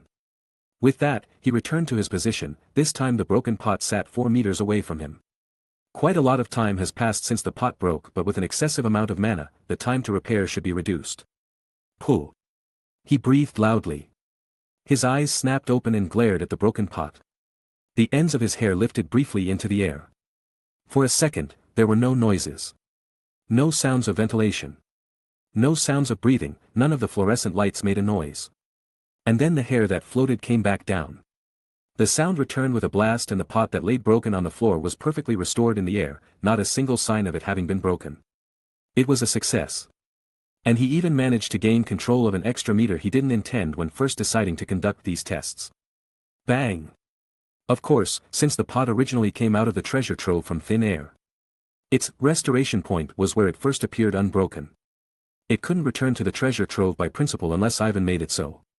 And so, it fell to the ground. With a sigh, he went and sat down at the nearest desk. It wasn't that he was disappointed with his results, in fact. It'd be an understatement to call him ecstatic. What he was disappointed with was how exhausted he became. Though those negative emotions disappeared as he reminded himself that proficiency came with practice, and with practice came time. In the future he was sure he was going to laugh it all off, all while locking the world within his space. Later that day he would just observe the documentation taken from the observation room and take notes. A deep analysis of the results today should provide some sort of basis to work upon and improve. As each room was under strict supervision on a recording. Ma, maybe I should ask Claire to make a cake for us today. Ivan stretched his hands into the air as he arched his back. a yawn escaping his mouth before he got out of his seat and made his way to the door. Whoosh! The metal door automatically opened, a whoosh as the chambers and mechanisms shifted. Behind the door sat Tio, who held her elf-like ear against the door, likely to listen in on what was going on. With a mischievous smile on his face, Ivan took advantage of her shock from the door being open to grab hold of that ear. Aya! She yelped out in surprise.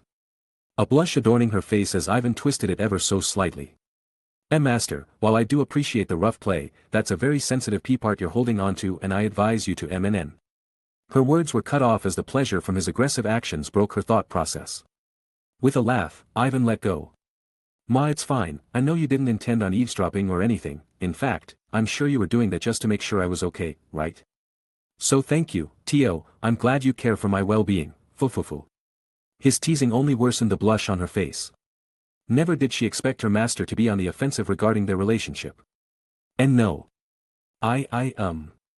Unable to come up with an excuse.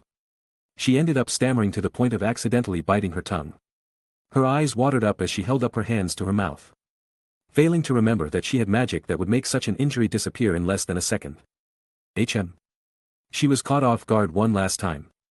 Ivan placed his left hand on her chin.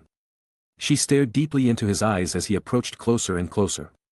And when she thought their faces were about to connect, she closed her eyes. But the kiss she anticipated never came. All done, Ivan released the hold on her chin before standing back up. Huh? Tio opened her eyes in confusion. She wondered what he meant before she realized the injury on her tongue had completely disappeared. Realizing that she had been completely had. She snapped her head back up at him, only to be met with that teasing smile once more. Chapter 99. It had been quite a few days since Ivan began testing things out with the newly acquired magic. What he wanted was range. And so he got to work on it. When he first started, the most he could achieve was 4 meters, nothing too special but still greater than you who could only achieve 3 meters max. Along with practicing restoration with space magic, he started a little side project that'd take the stress out of it at times. Such as applying the same learnings but this time combining gravity magic. Space and gravity created the expected result, an oppressing weight Ivan could expel without moving. He thought it would be pretty cool should he ever need to present it. Anything that enters my space shall be crushed by the foolishness of their own decisions. Or so he said inside his mind. It wasn't as cool as having people faint just by locking eyes alone, but if he was smart about it he could make it seem as though he achieved the same feat. With this experiment his proficiency with gravity magic greatly improved, so there was that too. Ivan swung his fists, purple orbs engulfing them also swung around with his actions. Simply put, this was also another combination of space and gravity. Albeit on a much lower scale. The idea was that anything that came in contact with an orb would feel the ensuing punch on a gravity level several times greater than what would have been felt with his normal fists. Not that he lacked confidence in his already overwhelming space, this was just more of an assurance. It was a great way of training both gravity and spatial magic. He of course forced this training upon the others who were less attuned with the magic already. Even with a pitiful affinity, it was possible to form basic copies of it. Though the force behind the attacks only multiplied a few times rather than the tens Ivan was able to output. Even those who had no interest in melee combat were made to endure it. Such as Felis and Ari. They both held rather pitiable expressions as they punched the air with only translucent orbs to show for their progress. The only thing that stopped them from outright refusing and running away was the intent as to why Ivan wanted them to learn this, an intent they believed was concerned for their well-being should he not be there to save him. This was a prospect Ivan had introduced to the group numerous times over the time they spent together. Always foreshadowing his possible death or disappearance. Something that caused the others to fear and stress, but he felt was important to imbue before they got complacent. Their enemies were actual gods, beings that transcended their existence and ruled an era where even the average citizen was capable of taking down what could be considered the greatest knights today. He had no proof of that aforementioned claim, but neither did anyone have a rebuttal. Ivan wasn't averse to the possibility of death. He accepted it as a natural step of life. Without the concept of death, there wouldn't exist life. Just as how in a hypothetical situation where everyone in the world had the same amount of money, then the concept of poor or rich wouldn't exist. As mentioned previously, he was fine with it so long as he accomplished his goals before finally croaking. Something that he has not obtained yet but was steadily approaching. So while he still had time in this world of uncertainty, he'd choose his remaining time with his family. Perhaps phrasing it as so makes it sound like me dying is a near future. There was still a major promise he made for himself. That being he was going to spend the rest of his eternity with the vampire queen that stood beside him now. He turned his head down to stare at her, only smiling as he met her inquisitive gaze. You was an immortal, Ivan was not. Even after drinking ambrosia from that god rock at most, he would live for another couple hundred years. Becoming a vampire would extend his age even longer. But in the end, that life was also on an expiration date. He played with the possibility of creating multiple bodies and transferring through them as time went by, as did Milady, but the thought of it made him quite uncomfortable. Not to mention that Milady wouldn't spill the beans of such a secret the last time he met her. Which most likely meant she achieved the feat through ancient magic and has refused to give up any information out of fear of spoiling anything. That seemed to be the most likely case, as the more he pressed her the more annoyed she'd gotten. Even going as far as to say, "I'll tell you after you clear all the dungeons." Ivan wasn't sure if that confirmed his thoughts or not, but it was enough to keep him content for the time being. Ah yes, immortality. Let's see, theoretically, Felis and Canis were created with faux immortality. Their bodies would regenerate so long as their mana cores had sufficient mana. The same applied to their aging process. As the only means of them ever dying was if the mana cores were emptied. As such, they were both unaging, immortal, and nigh invincible. Truly broken cheats that would probably earn the attention of the gods should they learn of them. That brought Ivan to another idea. He could always forge another body. That being one of a homunculus. And when he was taught by Milady how to imbue the consciousness of a person into another object, then all he would have to do was make the swap. It'd be a one-time thing that'd also be good in case of emergency. As if the need ever arose that his current body was incapable of inhabiting, he could always swap to the other. Altering his current body would be the last option. With his newly obtained restoration magic, there was probably a way to keep it always active on his person with minimal output for mana consumption. It had to at least be effective enough to reverse the effects of aging. Perhaps a tattoo similar to the ones made for creation and destruction would be the most suitable. In turn, it would absorb a minimal amount of mana at all times, perhaps even life energy, to reverse aging. He could picture it now. It would likely have to cover the entirety of his back to prove effective in reversing the age of his whole body, but so long as it looked good he wouldn't even mind it. Sure, a constant mana drain seemed annoying, but it would likely be a barely noticeable factor if the consumption was less than he regenerated over time. Hardly a big price considering it could mean immortality. In any case, I won't be hasty in any of my decisions until I see what ancient magics are still in store for us. I'd be pretty pissed if I went through all this effort and there was an ancient magic that could directly solve that problem. As Ivan said, he still held hope that he wouldn't have to make too many changes in his life to be with his partner. If that were the case, then it'd be difficult for everyone else in the group to follow suit should they wish to spend their eternity with them as well. As well, you had been his main priority when starting this path. He now had 2 immortal daughters who likely didn't even know they would live forever. In that part, Ivan did feel guilty. When they come to understand the concept of time and the abnormality of their lifespan, what would they do? Would they blame him as their creator for cursing them with immortality? Thank him for giving them what humanity considered the greatest gift of them all? Or would they choose to end it all once they got tired of the never-ending life? It was a dread he felt all too tight in his stomach. Shoving those thoughts onto future him, Ivan left his training room. The others had left early on the basis that they were hungry or already busy, but he already knew that was an excuse to get out of training. The returns the training was starting to provide them were minimal. Of course, with that prospect they'd start to lose motivation. Something he wasn't too concerned about, as he agreed that it was better for them to hone their specialties for now. When they finished clearing all the dungeons, then they'd have all the time in the world to pick up new skills or techniques. Though of course, that didn't mean he'd allow them to completely drop what he was having them learn now. At least an hour a day he was going to force them to practice both gravity and spatial magic. The restoration was kept aside as the complexities combined with the other 2 magic would just serve to stress them out. And when he referred to them, he was talking about Claire, Ari, Felis, and Canis. As you and Tio were the other users of the magic that sat at the advanced level and were experts of magic themselves, they didn't need a novice like Ivan telling them how to improve. That was the dynamic they had as teachers to the others. Tio and you would teach them the magic aspects of the ancient magic, while Ivan would infuse the scientific means as a means to improve their understanding and subsequently their efficiency. It worked quite well. At least for everyone other than Felis, who could remain seated during the lectures. But other than that, a ton of progress was made in a relatively short amount of time. So much so that it'd probably be considered irregular if they went and told Milady about it, but Ivan didn't need an expert on ancient magic to make that observation. He whistled in the elevator loudly, slinging a coin from finger to finger. In his old world, this was a skill he had always wanted to learn but gave up on as soon as he realized his lack of dexterity. But with his cheating amount of skills and stats, precision was a breeze. Ding! His leisurely activities continued as the elevator doors opened and he found himself inside the garage. With a hop in his step, he opened the door to the manor and made his way in. Immediately, he was bombarded by a rambunctious Felis. Father, father. Look! Another letter.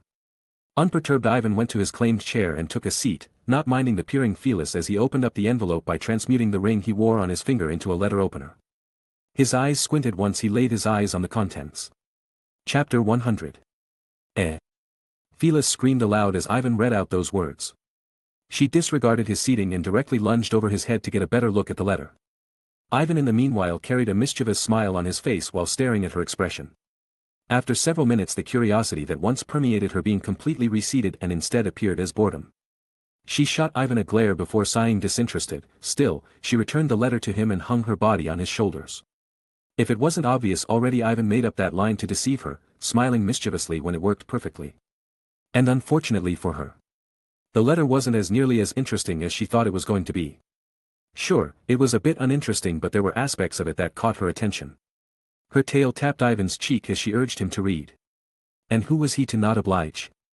He allowed the others to gather around before clearing his throat to read the letter. Hello, Ivan. I am writing this letter in hopes of it reaching you ASAP. To keep it brief, things have gotten weird since you and your group last appeared here at the kingdom. As you instructed. I've given the information regarding the liberators to Aiko-sensei. She seems to have taken the info well. When she asked me where I got it from, I told her from Paracelsus. She had planned on gathering the class and warning them of the possible machinations of the Holy Church, except the same day she asked everyone to meet for lunch, she vanished. The note extended to another page from there. But Ivan allowed the others a brief amount of time to gather their thoughts or discuss with each other. As for Ivan himself, he thought about that last part quite a bit before halting. He assumed there would likely be more information regarding her disappearance on the next page. But disappeared, it was too much of a coincidence if it was truly on the same day of the meeting. Someone did not want Aiko to divulge the information to the students. The question was who? It had to have been someone who knew the truth. That crossed out all the students. Leaving the Holy Church or perhaps even the kingdom. How did they know Aiko planned on divulging the information? Why didn't they stop Hajime from telling her in the first place? Whoever this mystery force was, they had gathered enough info in that short span of time to conclude. It was likely a large organization with numerous informants. They targeted Aiko but not Hajime, who was the first to pass down the information. With that, he assumed that whatever this force's plan was, it was dependent on the students as they were now. What were they afraid of? Ivan wondered. That wasn't the only odd thing either. For the past few days, 80% of the knights have been acting weirdly. They are either despondent, unresponsive, or former shells of who they had been. So much so that it even garnered the concern of Captain Meld. But something more suspicious was that even when he brought up that concern to the king just brushed it off. That's when something even weirder happened. The princess disappeared. It's one thing after another over there, and here I thought they'd be living peacefully after we took care of Freed. The force that had possibly brainwashed the knights and likely even the king went completely unnoticed. Only now did Hajime take notes of the oddities surrounding the kingdom. To Ivan, the chance this was an act by the demons was very low. Freed was the only demon with ancient magic. According to both him and Katlia. Before meeting at Gruen he only had one ancient magic. That being the monster creating magic. While he could have made a beast capable of manipulating minds, it would be nearly impossible for it to go around the kingdom entirely unnoticed.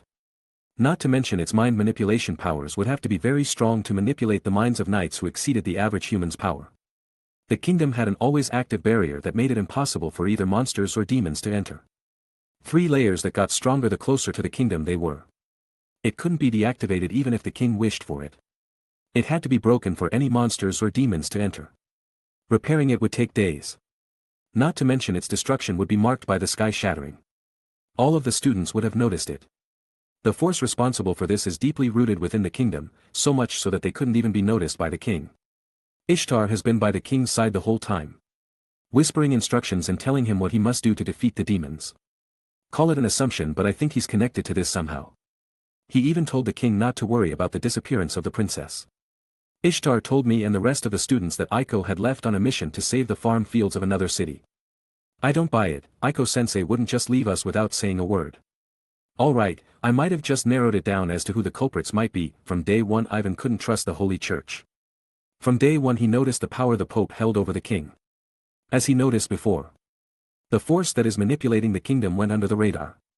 Ivan assumed in the case of the Holy Church it was a matter of trust. Slowly they brainwashed the forces of the kingdom, and now their power had grown so much it became noticed by the students. To keep the students under control they refused to allow their secrets to be spread. They took Aiko as a warning to Hajime to not expose the truth, or else someone close to him may be taken next. The matter of how they were brainwashed could be alleged to the long-standing history of the Holy Church. Who knew how many relics and artifacts they kept within their vaults from the centuries of reign they had over humanity? The only thing that didn't make sense to Ivan was the disappearance of the princess. If Hajime was correct in his letter, the king was under control before the princess' disappearance. The princess vanished only a few hours after Aiko. Could she have seen Aiko getting abducted and chose to step in? Getting caught and captured as a witness to their crimes? Please, Ivan. I know you said we were even now, but at this rate our class is going to die in some war as pawns of bastards. I send this message in hopes that you'd help us out one more time. If you get the chance, I ask that you come over and aid us. Please save Aiko-sensei. Sincerely, Hajime Nagumo. The bastard added on that last part knowing it'd get to me, huh? Ivan sighed as he finished reading the letter. In his mind, he berated Hajime for sending such indiscreet messages to his home. There was a chance whoever was monitoring the actions of the students observed the letter during transmission. Going as far as to name drop and throw around accusations made him a clear target. Ivan wasn't sure if that was a part of Hajime's plan, but in the end, he already made the decision to go. If the Holy Church did kidnap Aiko, then stopping by and raiding their divine mountain was a good excuse to take their ancient magic as well. Seeing as how it was the home of the Holy Church, odds were that's where they were holding her captive. So we're moving on to the next dungeon. You caught on to Ivan's thinking, voicing his plans aloud to the rest of the group. I guess, though, we'll also be making a stop down at the kingdom to check up on a friend of mine. He's been pretty paranoid lately, so I'd like to see if it was deserved. Ivan sighed again. This duration he spent home training with the others may as well have been considered a vacation. Sure, he wanted to clear all the dungeons as soon as possible, but after taking a moment to sit down and relax, the motivation to get started again always needs some help getting revved up again. He got up from his seat, neglecting the hanging Felis who had remained attached to his shoulders throughout the whole duration. It wasn't for any particular reason. Even if Hajime had made his note with urgency, Ivan intended to go at his own pace. In 2 days we're going to the kingdom. Odds are we're going to be in some kind of conflict with the Holy Church. But I want to save that conflict up until we conduct our attack on the Divine Mountain. With that we'll enter the city in disguises. I'll land the airship close by and teleport us inside for the rest of the way. The rest of the group nodded. If it was scheduled for later that day, then they might have had some complaints. But in 2 days they could deal with it. It's like the weekend before a workday. They were over halfway done with their journey anyways. 3 dungeons remained, and they knew the definite locations of 2 of them. One being the Divine Mountain and the other being the Haltina Labyrinth. Schnee Caverns was the only one they haven't been anywhere near. Nor have they seen. Odds were there was some sort of trick like the Melusine Labyrinth. They'd save it for last because of all that. It seemed more interesting that way. Conflict with the Holy Church. If Ivan could help it, he wanted his affiliation with the Holy Church to end once the Divine Mountain was cleared. After that, he would have no reason to ever interact with them again. How that affiliation would come to an end depends on what happens that day. Would he have to wipe them all out just to keep his peace? Or could they come to an amicable end? The latter was likely never going to happen, but it was good to hope. I mean, who wouldn't want peace? Chapter 101. Alright, we all packed up. Like a teacher right before a field trip, Ivan had the girls line up in front of the airship. I mean, you're the one with the spatial storage ring. Ari was the one to point out that if they did have everything, then it'd be on his person. Of course, Ivan knew this already. He was just making sure that they'd selected everything they'd need. Ivan, are we even going to need all that stuff? You pointed out another factor. Ivan had insisted that they brought a lot of clothes and other items, insinuating that their trip would be at least a week long. While I'm certain it'd take less than half a day for us to get there, who knows how long it'd take to resolve the situation going on, not to mention we don't know how long it'd take for us to clear the Divine Mountain. To Ivan, it was clear that there was nothing wrong with being overprepared. Besides, I've got a couple of presents for you all. With a swift hand motion, Ivan pulled from his pocket an assortment of rings. While all having the same structure, the difference was the color of the jewels embedded. For you, gold. As for Tio, red. Felis had white. Canis was given bronze. Claire had blue. And Ari was given green. Was each ring different in what they did? Absolutely not. For better or worse, Ivan decided they'd all be equal. But to sum it up, they were derivatives of treasure trove. Ivan simply used the same plan he concocted from the diving gear. Have an empty room no one could touch, forge it using spatial magic as a boundary linked to a ring, and boom, a spatial storage ring was born.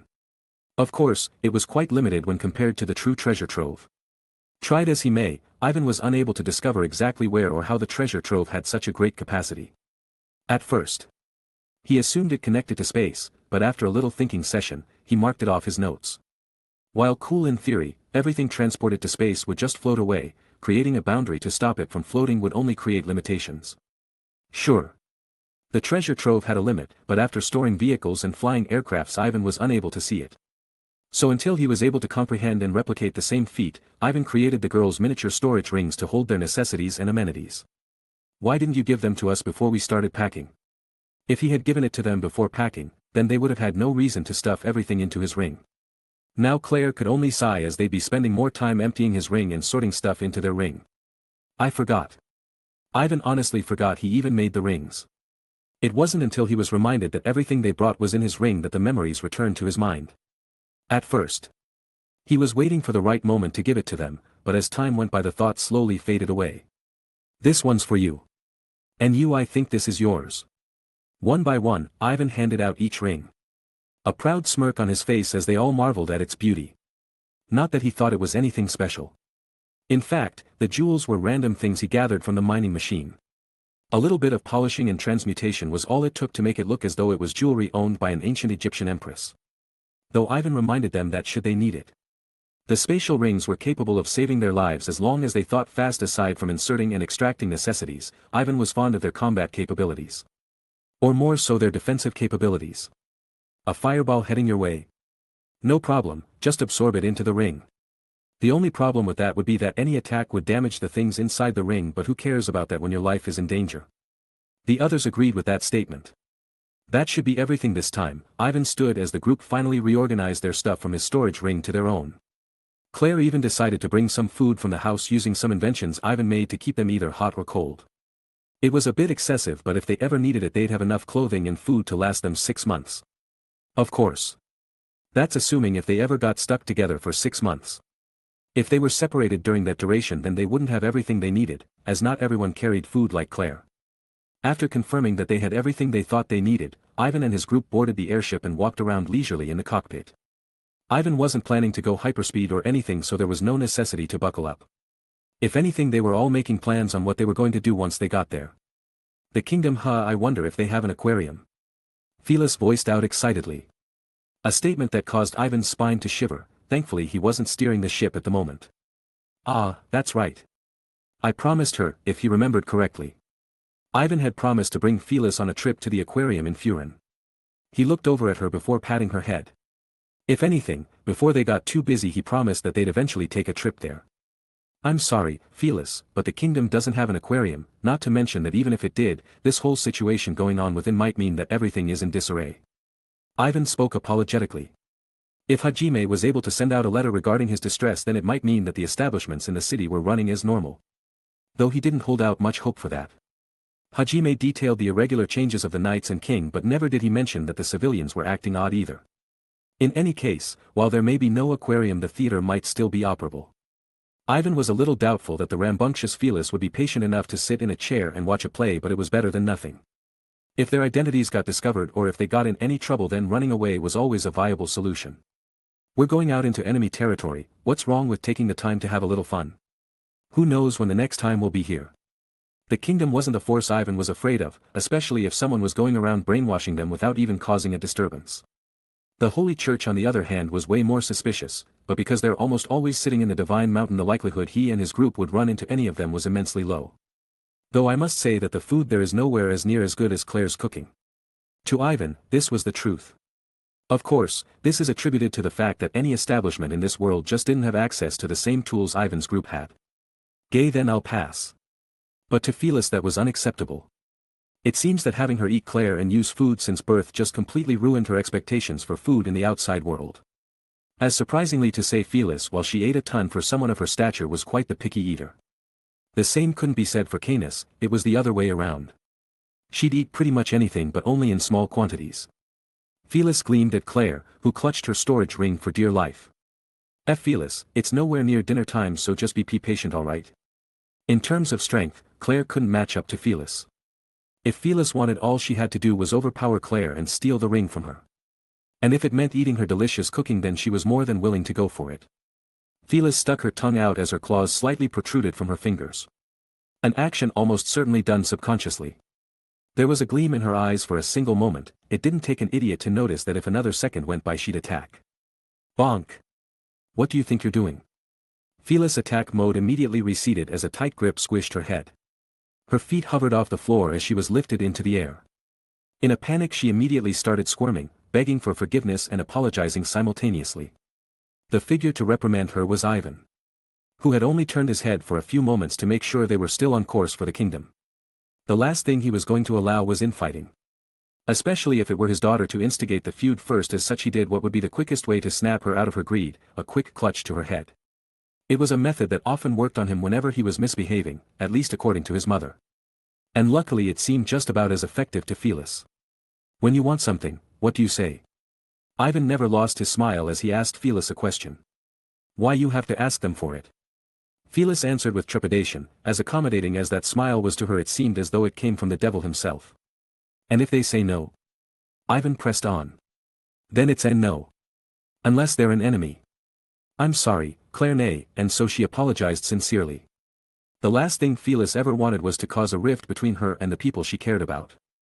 To her, Claire wasn't just a convenient cook that provided her meals. Claire, on the other hand, released an exasperated sigh.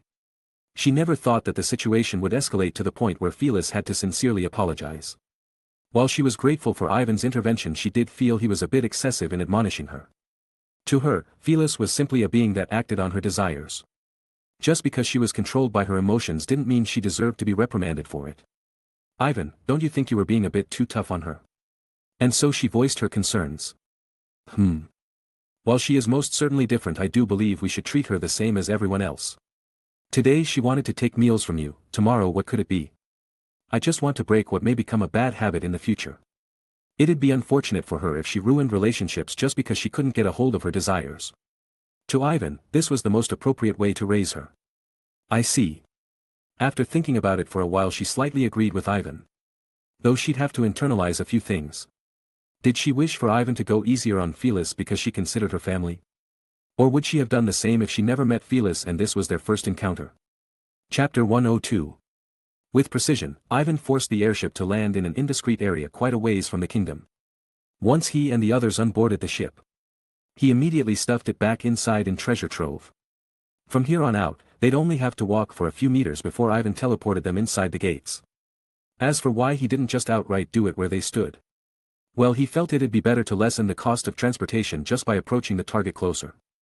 When they hovered high above the kingdom, Ivan had already scoped out where they would be teleporting.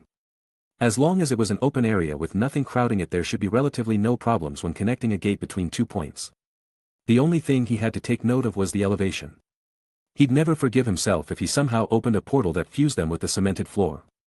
The problem with teleporting into a desolate area was that they were likely to be the ire of attention when they appeared in thin air. Gauging how many guards were in the area was troublesome to do from such a high elevation. So using his and Claire's knowledge of the kingdom, he simply targeted the slums where he knew guards less frequented. Cloaks, masks. They wore gear that would hide their identities. Causing a scene would be the last thing they do as they leave with the Divine Mountain's ancient magic. To get to the Divine Mountain there was only one way, using the lift that Ivan and the other heroes descended when they first appeared in this world. As bold as Ivan was, he didn't intend on just walking through the front door unless there was no other way. The second option was flight. All they would have to do was fly to the peak of the mountains and raid the dungeon from there, while hopefully finding Aiko, who he believed was captured by the Holy Church. While he said, all they would have to do, it was clear that flight was another less conspicuous option that would likely mean immediate resistance. Not to mention that spawning the airship would result in being bombarded with spells. Then there was teleportation. An option Ivan didn't have much hope with. Since the Divine Mountain was considered a dungeon, it would likely have spatial magic protection, as did the Melusine Labyrinth. Not to mention that even if he could teleport them up there, he'd need precise spatial coordinates. Something not easy to get with a mountain that had a ton of peaks and ridges. Out of these 3 options, Ivan held much hope in just flying up there. Simply have Tio transform into a dragon during the dead of night. Her scales would mask her perfectly in the darkness. If there were any barriers in the way, then all Ivan would have to do was destroy them with his right hand. If she was quick enough, she'd be able to transform back into her human form before anyone noticed.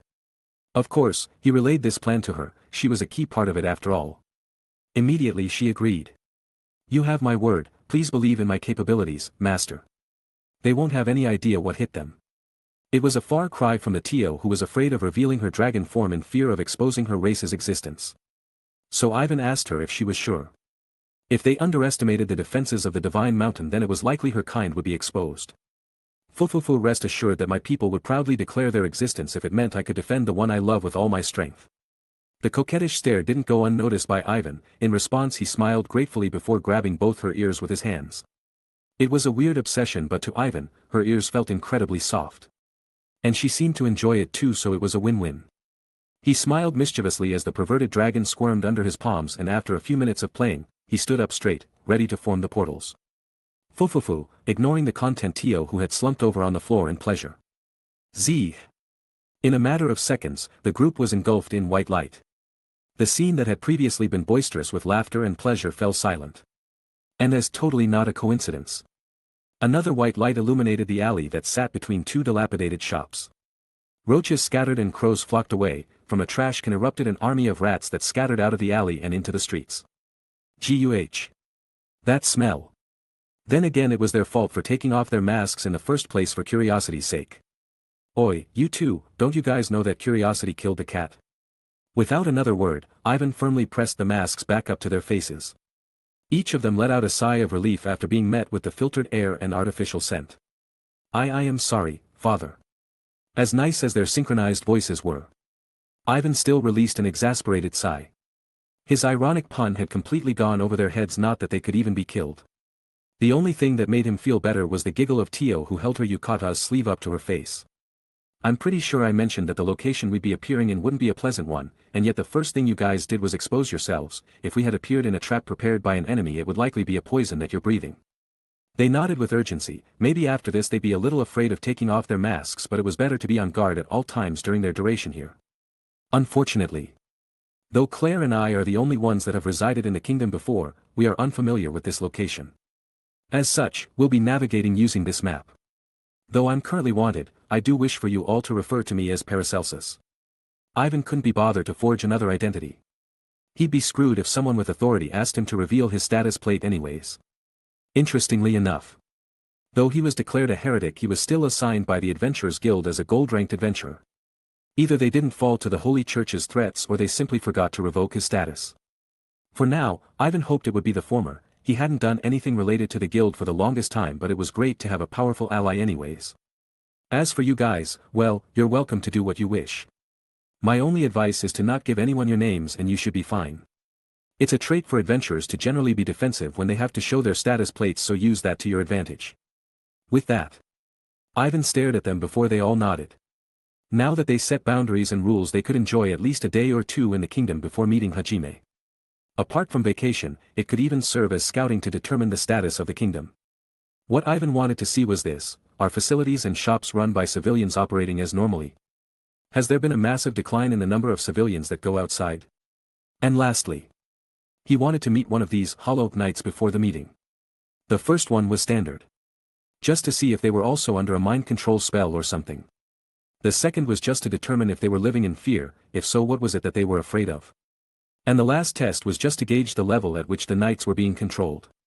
Drabs turned to beauty as after tens of minutes of walking the group found themselves closer to the center of the city. And as expected, the scenery only got better the closer they went. To knock off the first concern, the people of the city were operating as if everything was normal. No one trembled in fear.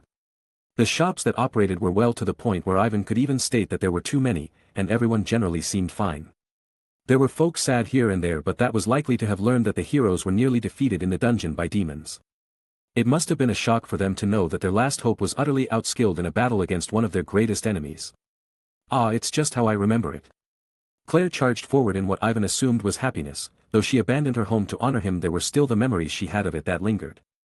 She pranced everywhere, leading the group to the locations and sceneries that she loved the most. For Ivan, the act itself was nostalgic, as he remembered the time she took him on tours through the city when she was just his maid. It was a sentiment she shared as well, as she held his arm and dragged him with glee. Hey, Ivan, you used to work at the kingdom, right? The one to ask that question was Ari. What was it like? Your job, I mean. To put it simply. I made drugs that enhanced their men's offensive and defensive capabilities, and even tools that disrupted enemy actions. To sum it up, I was an arms producer that provided the kingdom with the tools and necessities to take care of their enemies. That was the simplest way Ivan could describe it. Though another suitable way of describing it would be to say that he spent hours cooped up in his room making things for his pleasure. A story that Claire felt she would best describe. Honestly, don't listen to his foolishness. Day after day we would work concocting dangerous stuff out of his curiosity. How we lost so many hours of sleep. Dragging him out of his atelier was a pain, but without me, he wouldn't even leave to eat. As much as it sounded like she was complaining, the grin on her lips sounded all too obvious to those listening. But that didn't make the exposing any less embarrassing for Ivan. He just wanted to paint himself to be some cool arms dealer that carried the force of a kingdom on his back. And yet here he was listening to stories of himself and how unsocial he was. Chapter 103. You see that guy over there? No, I'm talking about the one clad in armor. Ivan peered around the corner of a building, pointing his finger toward what he believed to be a knight with the condition Hajime had told them about. And classically, the rest of the group peered around the edge with him. They ignored the stares of the locals who thought they were suspicious. Are you sure? He could just be having a rough day. To Claire, the knight seemed as though he was likely having relationship troubles or some other matter. That was the problem with Hajime's letter. All Ivan had as an indicator of who may be brainwashed was how expressive they were. Hell, the knight in front of them could just be depressed because he's standing in the scorching sun in a full set of metal armor. Ivan would be pissed if he were in the same situation. He brought out a coin from his pocket before flicking it in the direction of the knight. It skidded across the floor before going circles around the knight. Never did the knight peer down to look at the coin, even when it came to a complete stop. Did that mean anything? Either the guard was so lifeless he didn't bother moving his head or he was exactly what they were looking for. The problem was how they were going to lure him into a secluded area. Ivan wanted to find a solution for the condition before showing himself to Hajime. To do so he'd need to get up close and personal with the subject. But on a crowded street during a busy day, there wasn't much he could do to lure the guard without forcefully dragging him down a dark alley. Even his famous coin distraction didn't work. Alright, I'm going in. Without a word to the group, Ivan moved forward. The simplest way to do this was to just walk up to the guy and tell him to accompany him. The worst thing the guard could say was no. Not that Ivan was expecting rejection, he held confidence in his acting skill. Though the disguise may lessen the validity of his acting. Sir Knight, Sir Knight. Oh, please, you must accompany me. It's my sister. Some evildoers had ambushed us in the dark. Cloaks adorning their bodies, but their evil smiles visible nonetheless. They have taken her and asked that I pay a ransom. But oh, please, you must save her. Please come with me. The knight only stared at the cloaked figure in front of him. Particularly the mask. For a second Ivan believed his cover was blown. The confidence he held in his acting diminished as he molded his gauntlet to have a dagger attachment using alchemy. Beneath his cloak, his armor nor tools could be seen. Before allowing the guy to scream he was going to silence him. However, that seemed unnecessary. The man in armor only hummed before taking a step forward, seemingly urging Ivan to take him to the scene of the crime. Though Ivan found the behavior suspicious. Unless he found one of the strongest knights in the kingdom. The one in front of him shouldn't have been so confident as to take on multiple criminals alone. His reaction to his plea was delayed as well, and yet he never made a single notion to any of his fellow knights to back him up. Ivan led the knight with faux swift. Any slower and the knight might have been suspicious as to why he was going so slow when his sister was in danger. Ivan could only hope the girls were following him through the crowd and knew his intentions. Or well, I suppose that'll work. Immediately he transmitted a message using telepathy to all of them at the same time. Telling them his current location and suspicious regarding the knight behind him. Each of them sent him their affirmation as he asked them to surround the area where he was going to bring the knight. The last thing Ivan needed was a civilian to wander onto the scene and cause havoc. It's over here, sir. Ivan exclaimed with anxiety.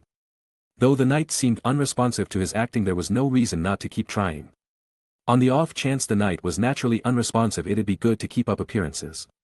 His plan wasn't to kill the man. After all, just a little mind wipe after he was done conducting tests and that'd be it.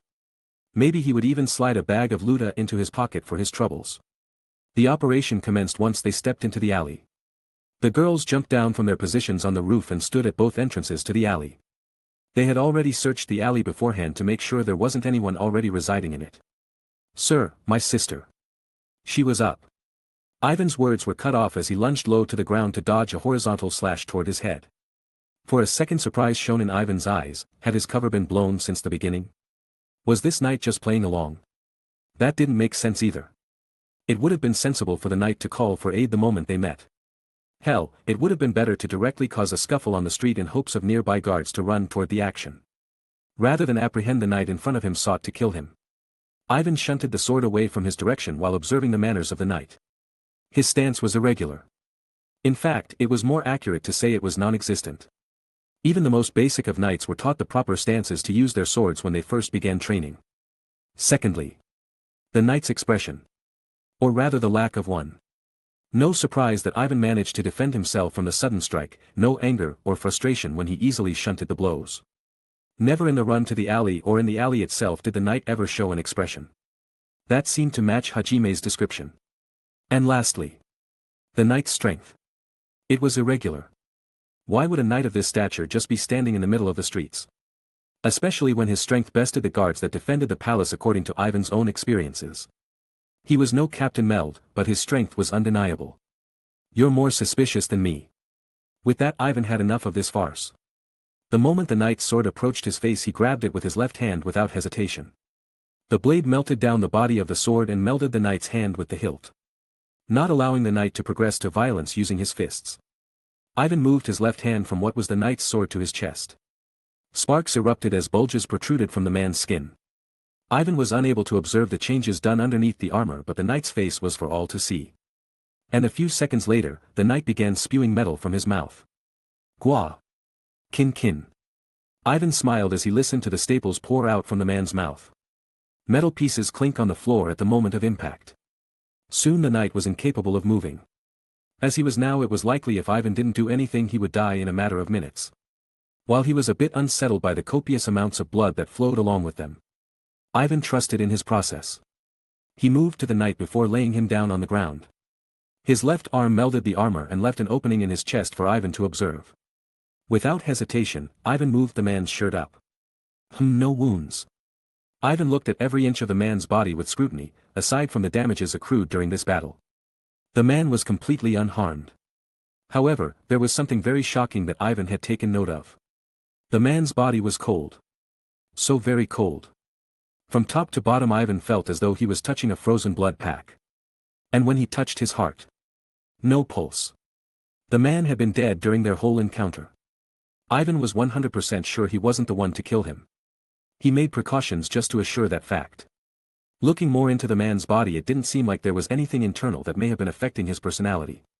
Like a drug or artifact. Which led him to believe that the feat was done using magic. Now that he thought about it, magic that controls the dead. If most of the knights and the king himself truly did act as Hajime described, then that means they were all already dead. No amount of restoration magic was going to bring them back. The kingdom is already lost. As for the one who may have been acting behind the scenes to do all this, he had a very likely culprit. A magic that controls the dead. Necromancy, if he remembered correctly, that was the official name. Magic typically used by necromancers. At least that's what he inferred from numerous RPG games. In this world it was a magic despised for obvious reasons, that being the fact that raising the dead seemed unholy. It went against the Holy Church's teachings. Now to Ivan, his culprit had to possess both the necromancer class and be strong enough to conduct everything in the shadows without alerting anyone. The only person that he could think of was Nakamura Eri. She had the otherworldly talent and class to make it possible.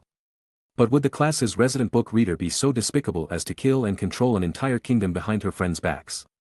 Probably. Ivan had no preconceptions about her character. His encounters with the girl numbered less than 5. It'd be frivolous to even say they were friends. He did know of her status as the class's meekest girl, but she was friends with the class's most friendly girl. Was that pure coincidence or a cover to blend in? Marking her as a suspect didn't make any difference to him. In fact, he'd be a fool not to. Did this mean the case was solved? Maybe. While she matched the descriptions to do this sort of thing, it was unlikely she was capable of doing it all on her own. She had to have an accomplice. Whether it was another classmate or not, Ivan didn't know. I guess the first thing to do would call the girls and discuss my findings with them. Ivan retired the man's body back to normal. The metal in his body reverted from sharp objects and his armor was reverted to its former condition. To top it all off, Ivan even imbued the man with restoration magic. This wasn't a way to respect the dead or anything, he just wasn't sure that if he killed a minion, it would alert the necromancer. Chapter 104. So that settles it. Ivan exhaled before taking a sip of his drink. After their little test in the alley, he went ahead and asked everyone using telepathy to meet at the Adventurers Guild. At first, it was difficult to assign such a meeting as only 2 of them knew where it was, but after some instructions, everyone managed to make it. As for why they didn't travel as a group, that was just because it'd be very suspicious for a bunch of cloaked and masked individuals to wander down the streets in a pack. The guild here was relatively empty for it being placed in the kingdom. Likely a sign of how many nobles and merchants occupied here rather than adventurers. The kingdom was the dream location for anyone that wanted to take it easy and bask in the protection of the kingdom, albeit very expensive of course. It was no place for a hot-blooded adventure-seeking adventurer. Though on a side note, many retired adventurers chose to settle down in this area. Anyways, because of the vacancy of the guild here, Ivan decided it'd be the best place to hold a meeting while being served commodities. While it wasn't definite to say that the guild and kingdom were on bad terms, they often got into scuffles with each other regarding power and influence. In fact, there was an event in the past where the kingdom attempted to close many of the adventurer guilds out of fear of its influence growing stronger. Though at the end that didn't work out. All it managed to do was strain the already strenuous relationship between the two. The same went for the Holy Church, which would rather have the guild offer its services for free in the name of their Lord Ahit. To sum it up, Ivan would be very surprised if someone from the guild ratted them out to the kingdom or Holy Church. If the guild decided to keep his gold rank status, then maybe they decided to harbor them after all. So those with the devour are dead people being manipulated like a puppet using dark magic. Claire summed it up perfectly. Ivan nodded to her words. Even if the discovery was made quickly, it didn't change the fact that the situation was dire. Killing the caster wouldn't even guarantee that those being controlled would be free of manipulation. The manner of control was also a spectacle Ivan wanted to uncover. How did a necromancer use necromancy? What was the range of their control? Is there a duration? Was there a limit to how many people they could control? And many more other questions filled Ivan's mind. But of course, the best way to get the answers would be to interrogate the offender herself. And you think it's that hero with the necromancer class? Ivan nodded again. It was a simple connection, but the best one they got right now. Normally necromancers wouldn't even reveal themselves out of fear of prosecution, so while Eri possessed the class, there was always the chance there was someone else behind the scenes. I'd say that's an appropriate assumption. Tio chimed in. She had confidence that if her master ever got a hold of the girl, he'd be able to make her spit out the truth within minutes. The problem is how to approach this now that we have the truth. We could just rush in, kidnap her, force a confession, and have her undo her magic, but that'd come up with its troubles. She's a prominent figure in the class, a part of the hero team that delves into the dungeon. Even if we convince the heroes that we're doing things with the right intent, there's no guarantee that she'd release her spell. I reckon that someone like her who had deceived her class for what I assume has been years wouldn't exactly be right in the head. I mean, everyone thinks she is a sweetheart, and now it turns out she likely eradicated almost the entirety of a kingdom's army. They all looked down with thoughtful expressions. The most likely successful option would be to simply coerce her into releasing her necromancy using a drug. For a mage to release a spell, it needed to be of their actions. She'd be more susceptible under those conditions. Then that settles it, we take her, and make her release the spell. It was rather simple. In fact, it's too simple. There'd be resistance from members of the heroes that didn't trust them, but that didn't matter. Alright, once we locate and retrieve Aiko, we'll begin working down the necromancer. Her life would likely be in danger if it were the other way around. As planned before, Tio will take us to the top. Any defenses will be destroyed by me, and Tio will transform back into her human-like form all before the alarms go off. We'll likely piss off the ants below, and I have no doubts the Holy Church would call to the heroes for aid. If we show her that Aiko is safe and in our hands, they'll likely back down. As with all things regarding this group, it all boiled down to simplicity. Their goal was to just rush in there and rescue the believed captive. Even with the whole necromancer situation, Ivan still believed it was the Holy Church that held her captive. As never in his note did Hajime say the church was affected by the devour. They very well may be the accomplices to Eri's plan down in the kingdom. Tio nodded before taking a sip of her drink. All that was left to do was wait. The dead of night was their scheduled attack. That meant they had several hours before taking the time to act. This city was surprisingly devoid of recreational activities. And rather than drinking alcohol, Ivan needed everyone to be in the right state of mind if they were going against the church. You got the gear ready? They all turned to Ivan. The next dungeon was the divine mountain they were about to raid. After taking care of the other situations, then they'd take care of it.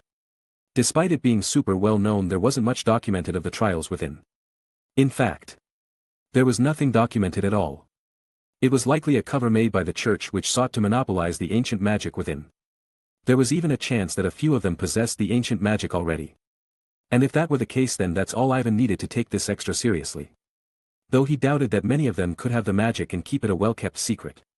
He'd even go as far as to say that if any of them did obtain the ancient magic, then they'd go around bragging about it and claiming to be an apostle of God, as did Fried when they first met. If he thought about it that way, then there was also a likelihood that none of them obtained the magic. A prospect laughable to him, as if they truly did live on top of a mountain with a magic they couldn't obtain, then it'd be the greatest joke yet.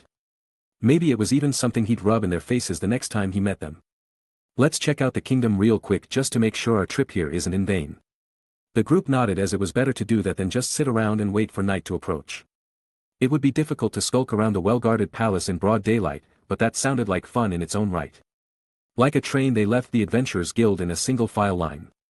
They attracted a lot of attention as they went down the street, but they didn't care. It's not like the zombie knights were going to attack them out in the open anyways. Though Ivan was a bit surprised that along the way they didn't meet a single hero. He thought that at some point a hero would hear about the ruckus the civilians were making about a group of suspiciously dressed individuals and enter the city to check it out. Honestly, though they held the title of heroes, Ivan was beginning to wonder if they ever actually saved anyone. The barrier likely left them with their guards down, but they had yet to learn that the only threats in this world were not just demons, monsters, and beast men, but humans too. After dozens of minutes of walking, they finally made it to what seemed like the entrance that headed toward the plot the palace was seated on. As expected, knights lined the walls, each standing as still as a needle without ever having broken stance even after the amount of time Ivan had observed them. None of them bent their knees, tilted their heads, or swung their arms. Odds were they were also zombies just standing outside disguised as guards. Not minding them, Ivan and the others just leaped over the wall that separated the city and the palace and made a mad dash toward the fortress. The knights that manned the watchtowers didn't even bother standing guard, as the kingdom hadn't been attacked in centuries. Never in their wildest dreams did they think a group of suspicious individuals would just jump the fence and rush in. Ivan and his group went around the palace with minimal carefulness. First, they went to the surprisingly unoccupied training grounds. Then they went to the dining hall. Dinner wasn't for another few hours, so they didn't have to worry about being caught. After a while, it just became a simple tour through the palace. Claire mostly led the group, as she was the one who was the most familiar with the layout of the castle after years of having worked in it. And much to Ivan's surprise, the building he had as his atelier had been completely rebuilt and made to look just like how it was right before it got burnt down. Even as they entered the atelier, the group was immediately met by a podium with a golden slate imprinted on it. I see Aiko must have requested a memorial be made in my atelier. The slate simply had his name and birth date. Aside from that, there was no heartfelt message or anything of the sort. Though that didn't bother Ivan, as this was enough to satisfy him as it was. Honestly, I wasn't even expecting to get anything other than a stone in the earth or something. In the whole class, the only one he had a relationship with was both Aiko and Hajime. Aside from that, his relationship with his other classmates was rather poor. He thought that'd be taken into account when he died, that perhaps they wouldn't give him much for being a ghost in their life. Humph, though it's more suitable to say the kingdom was eager to please the heroes if it meant getting on their good side. With that, Ivan closed the door to his atelier, one last time. Chapter 105. Where the hell are these kids? After 30 minutes of searching, Ivan and his group stopped to think. The area itself was eerily quiet. Aside from guards, no one else roamed the halls. Suspicious, considering the palace would usually have maids and butlers bustling up and down the halls. Ivan held a finger to his chin. Odds were the rest of the kids were alerted by the weirdness of the knights and chose to flee. He shook his head upon this thought. He had no faith that the self-proclaimed hero Cookie would abandon the kingdom to save his ass. And if that were the case, those enamored by him would also stay along for the ride. That meant most likely all members of the adventuring party were likely at his side. The students, too afraid to even leave the palace, would also follow him anywhere in hopes that he'd protect them. The last place Ivan hadn't checked was their individual rooms. In that area there was a particularly large quantity of guards. How are we going to get past? Though Ivan didn't intend on dealing with the necromancer until after he caused havoc in the mountain, he still wanted to pass on his learnings to Hajime so he could prepare his doomsday plan. I suppose you must cloak yourself as one of these knights. Tio made a simple suggestion. All Ivan would have to do was take the place of one of the knights that had a helmet on. More difficult than anticipated, as the knights that wore helmets indoors numbered less than 5 if he was correct in his counting on the way here. If it turned out the knights that wore helmets were of a special rank, then it might work in his favor into gaining access to Hajime's room. The downside is that if one of the knights asked what his tasks were and he was unable to provide proof, then his cover would be blown. But who was Ivan not to try? The worst case scenario, they'd be attacking the Divine Mountain after instead of the other way around. You all wait here, I'll look for a guard. Without another word, Ivan vanished from his former position. The last guard with a helmet he spotted was about 10 minutes back. He was alone and defending a room just by standing in front of its door. The problem Ivan was facing was how he was going to deal with this guard. It's difficult to tell if it has the Devour, with their helmet in the way, what to do. The greatest indicator Ivan had gotten in the former test was that the eyes of those under necromancy were completely devoid of life. Other indicators were cold skin and 0 pumps of the heart. Why did all of this matter in this current situation? Hajime said that 80% of the knights were turned.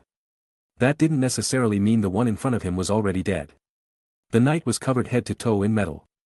Ivan wanted to be sure that he could take them down without alerting the whole palace. He needed to open up their helmet and force them to drink a vial of his concoction. He only needed them to fall asleep for 30 minutes to complete his plan. Alright, it's time. Ivan fell from the ceiling and landed right on top of the unsuspecting knight. Muffled screams erupted immediately as the knight attempted to buck him off. As Ivan expected, this happened to be one of the few remaining knights that were still alive. He let out a sigh of relief as he managed to avoid killing someone who was just doing their job with his left hand. The helmet opened up to reveal the person within. Ivan stared into the girl's eyes for a few seconds before whipping out what he had been holding in his pocket. Sorry, but I'm going to be borrowing this. He was already too committed to the plan to back down. The girl's resistance ended as the clawing at his arms turned to lifeless swipes. And then her head slumped over. Without a moment of hesitation, Ivan dragged her body into the room she was defending. His eyes glowed as he caught sight of the literal treasure that was held within. Whoa! Immediately he dropped her body after locking the door and started wandering around. It seemed like the king had devised a way to guard his treasure by separating them into separate rooms scattered all around the palace. An interesting method in Ivan's opinion, as he was sure the rooms holding the most interesting items were located somewhere ridiculous. Gold coins, luxury furniture, seemingly expensive paintings, this single room was full to the brim of stuff that would set a single man for life. Not that Ivan needed any of this, it was just cool to see a literal pool of money right in front of his eyes for the first time. And like a certain duck, he drove right in and started swimming. If anyone had witnessed his acts, they would have in no way thought he had visited the kingdom to conduct a time-sensitive stealth mission. That's enough playing around. After a dozen minutes, Ivan jumped out of the pool of money and returned to the unconscious knight. One by one he equipped each piece of her armor as his own. It was incredibly tight, but he managed to loosen it up a bit around the joints using alchemy. He thought of the possibility that the plan would go sour and he wouldn't return in time to equip her with the armor, so he left her with some of Tio's clothing. He'd pity her if he never returned and she had to roam these halls naked. As a safety measure, he even stole her status plate. He would be screwed if they asked him to speak, but it was extra insurance he didn't lose on bringing. Ivan speedwalked through the halls, not a single guard he passed by spoke to him or even sent him a glance. They each just stared in front of them without any vigor. In a matter of minutes, he made it to the student dorm wing. His eyes darted around the hall as he tried his best not to seem suspicious to each of the knights that stood in front of each student's door. And soon, he made it to Hajime's room. This time he stared daggers into the knight that stood on guard. Another devoid throughout this entire wing. Ivan hadn't met a single knight that wasn't devoid of their emotions. It seemed the necromancer was smart in keeping tabs on all of her targets. Without another word, Ivan pulled out the status plate he had stolen from the girl in the treasure room. The guard only stared at it blankly before taking one step to the right. Taking that as a sign to reach out, Ivan moved forward and knocked on the door. Bang bang. 3 knocks. That's all Ivan did. He listened to the sound of approaching footsteps. Not answering a single time as Hajime asked who it had been that sought to speak with him. For a second he had half a mind to not just bust open the door and punch the guy for being so weird when answering the door. As a NEET he should know how to answer the door when his parents aren't home. Creak. The door slowly creaked open as Ivan stared into the eyes of the figure demurely peeking from within. Or rather, the figure's, that's right. 2 sets of eyes peered out of the door. For a second Ivan failed to respond, as the last thing he was expecting was a scene like this. But who knew if they were going to answer the door next time, and so he sent a friendly wave toward them. Yo. He spoke as quietly as he could without the guard standing nearby hearing. Though it seemed like rather than his words it was his actions that lowered the guard of the two students hiding within. The door opened just about enough for Ivan to slip in. An opportunity he took as he slammed it shut behind him. Hajime and Kori, how my classmates grew up so fast. Ivan wiped a faux tear from his metal helmet while ignoring the weirded out stares of the two accompanying him. Hajime only stared at the helmeted knight for a few seconds before his face shone with acknowledgement. Classmates? Why you're... His explosion in emotion caught Kori off guard. Who had under his instructions kept one of the few offensive spells in her arsenal on the ready. The figure only spun while wrapping the cape that came equipped with the armor around his body. Upon reaching a high velocity he came to a sudden stop, the ground skidding. The suit of armor disappeared and all that remained to cover the figure was a cape, but soon all of that changed, as the figure spread open the cape swiftly and revealed his features to the two in the room. That's right. 'Tis I, Ivan. Why you? This time it was Kori's turn to be shocked. The classmate who she thought had been dead for months suddenly reappeared before her in a knight's suit of armor. If Hajime weren't by her side then she would have fainted on the spot already out of shock. How but you why? Suddenly she started speaking like a robot, well that's if you took out the occasional stutters. Thankfully Hajime was there to calm her down as he patted her shoulders repeatedly. Oh my, well, ain't you two just close? Good going there Hajime. Humph, and I thought by your letter that you were facing a life or death situation but everything seems fine here, well, I won't get in the way of you two lovers anymore. I'm going home, CYA. All the skulking and sneaking around was starting to get on Ivan's nerves. What better way to relieve stress than to tease one of your only friends about their love life? He made playful steps toward the door before placing his hand on the handle. W8. Hajime immediately grabbed onto his waist, pulling him back as he was pretty confident that Ivan would have done that just for the sake of following his bit. Lovers, Kori on the other hand just stood there dazed, her hands cupping her cheeks as a blush adorned her face. She repeatedly muttered a single word to the point that it made Ivan, who possessed enhanced hearing, shudder. Chapter 106. So you two aren't lovers? Ivan asked with exasperation. That amazing entrance, and he had come to the wrong conclusion. It was at this point that he thought maybe it'd be a good idea to use restoration magic to go back in time and redo it. He just thought that two hormonal teens sharing a room meant. I was just telling her about everything you told me, that and the information I'm not sure she had regarding the disappearance of the princess and Aiko-sensei. Hajime spoke with an equal amount of exasperation. With a dozen minutes of constant explaining he was finally able to convince Ivan that he and Kori were not a couple. Though that didn't stop Ivan from looking at the two in doubt. Especially the depressed Kori, who had been in despair since Hajime heavily refuted his claims. But, Ivan, why the hell did you suddenly reveal yourself to Kori? I thought you didn't want anyone other than me to know of your true identity. To that Ivan only ruffled his own hair. That had been the plan since he created the Paracelsus persona. After all, the best way to keep a secret was to tell the least amount of people possible or tell no one if you can. But by limiting it down you could narrow the potential suspect who exposed your secrets. And from there you take care of them, and boom, you're down a traitor who you once believed was an ally. Well, I was just trusting in your choice of a lover. I believed that if you trusted her enough to betroth your life to hers then she was trustworthy enough to know of my true identity. If I had known that you two weren't lovers then I might have not gone all in. Then again, it's your guy's fault for presenting such a perfect opportunity to introduce myself. It was an explanation that made the two shudder, blushes adorned their faces, but to Ivan. This rosy scene just served to annoy him. If there had been enough room to drag Hajime away and ask for an explanation then he would. To sum it up, what's done was done. He just had to add one more person to the list of people who knew his secret. Kori Shirasaki, I'll trust Hajime's decision to share his life with yours. That being said, I do hope you'll keep my secret. If you can do that then I promise you the information of all of Hajime's weak points, likes, and dislikes. The claim made Hajime shudder for another reason. In his mind he thought that Ivan's words just now sounded like he was selling him out to keep his secrets. I solemnly swear. With a serious expression, Kori held a hand to her heart.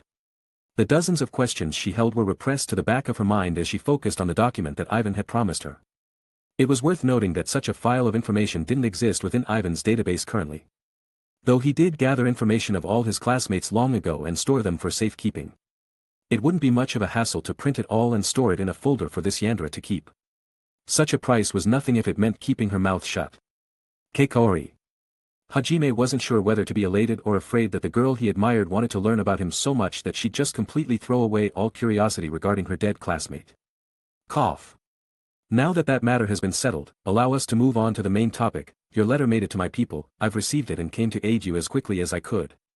Ivan of course wasn't going to mention the days he and his group slacked off, nor the hours they spent playing around in the city. Thank God, I was starting to think that you were blowing it all off. I was expecting you to be here sooner. If I remembered correctly, the message should have gotten to you a few days ago if the estimated time for delivery was anything to go by. Though Hajime decided to believe him, he wasn't going to not point out the inconsistencies in his plan. There were many troubles on our journey here, like there was this black cat that crossed our path, so we had to go the long way, or that old lady that needed help crossing the river. Ivan immediately diverted to the simplest excuses that he could think of. Sure. Hajime went from suspicious to almost certain that Ivan had been slacking off when responding to his urgent message. Kori just smiled at the interaction between the two, keeping the remark in her head that she had zero ideas Hajime even had a close friend. Anyways, if you'll let me finish my statement, my group and I went through the city and searched for any of these irregularities that you described in your letter. So far we've confirmed a few things regarding the depression the knights have been displaying. Ivan paused to make sure everyone was caught up, or it was more honest of him to say that he loved these dramatic pauses. Well, go on. Hajime on the other hand was getting anxious. For days he searched for a reason as to why things were getting odd in the kingdom, and yet his research yielded no results. Eventually, he just came to the conclusion that everyone affected by the devouring was under some sort of brainwashing, likely incited using an artifact. We captured one of the affected and researched his condition. Eventually, we came to this conclusion: all of those affected by the ailment are already dead. Ivan finished off his sentence without sending a glance toward Hajime's way. Shock and horror covered Hajime and Kori's faces. They leaned on each other just to support themselves from the shock that threatened to take them off their feet. After a few minutes and laborious breathing, they stood up straight with cold sweat dripping from their chins. Their bodies are cold, hearts without pumps. The lifelessness of their eyes is truly because they're lifeless. Each one of them is just a walking corpse guided by magic. The caster must be very skilled to operate numerous corpses to behave somewhat human-like, some of which are even capable of basic speech. I suspect the caster perfected the magic to the point where they can allow their minions to operate by themselves. It was one shock after another for the two. They immediately came to the same conclusion that he was insinuating.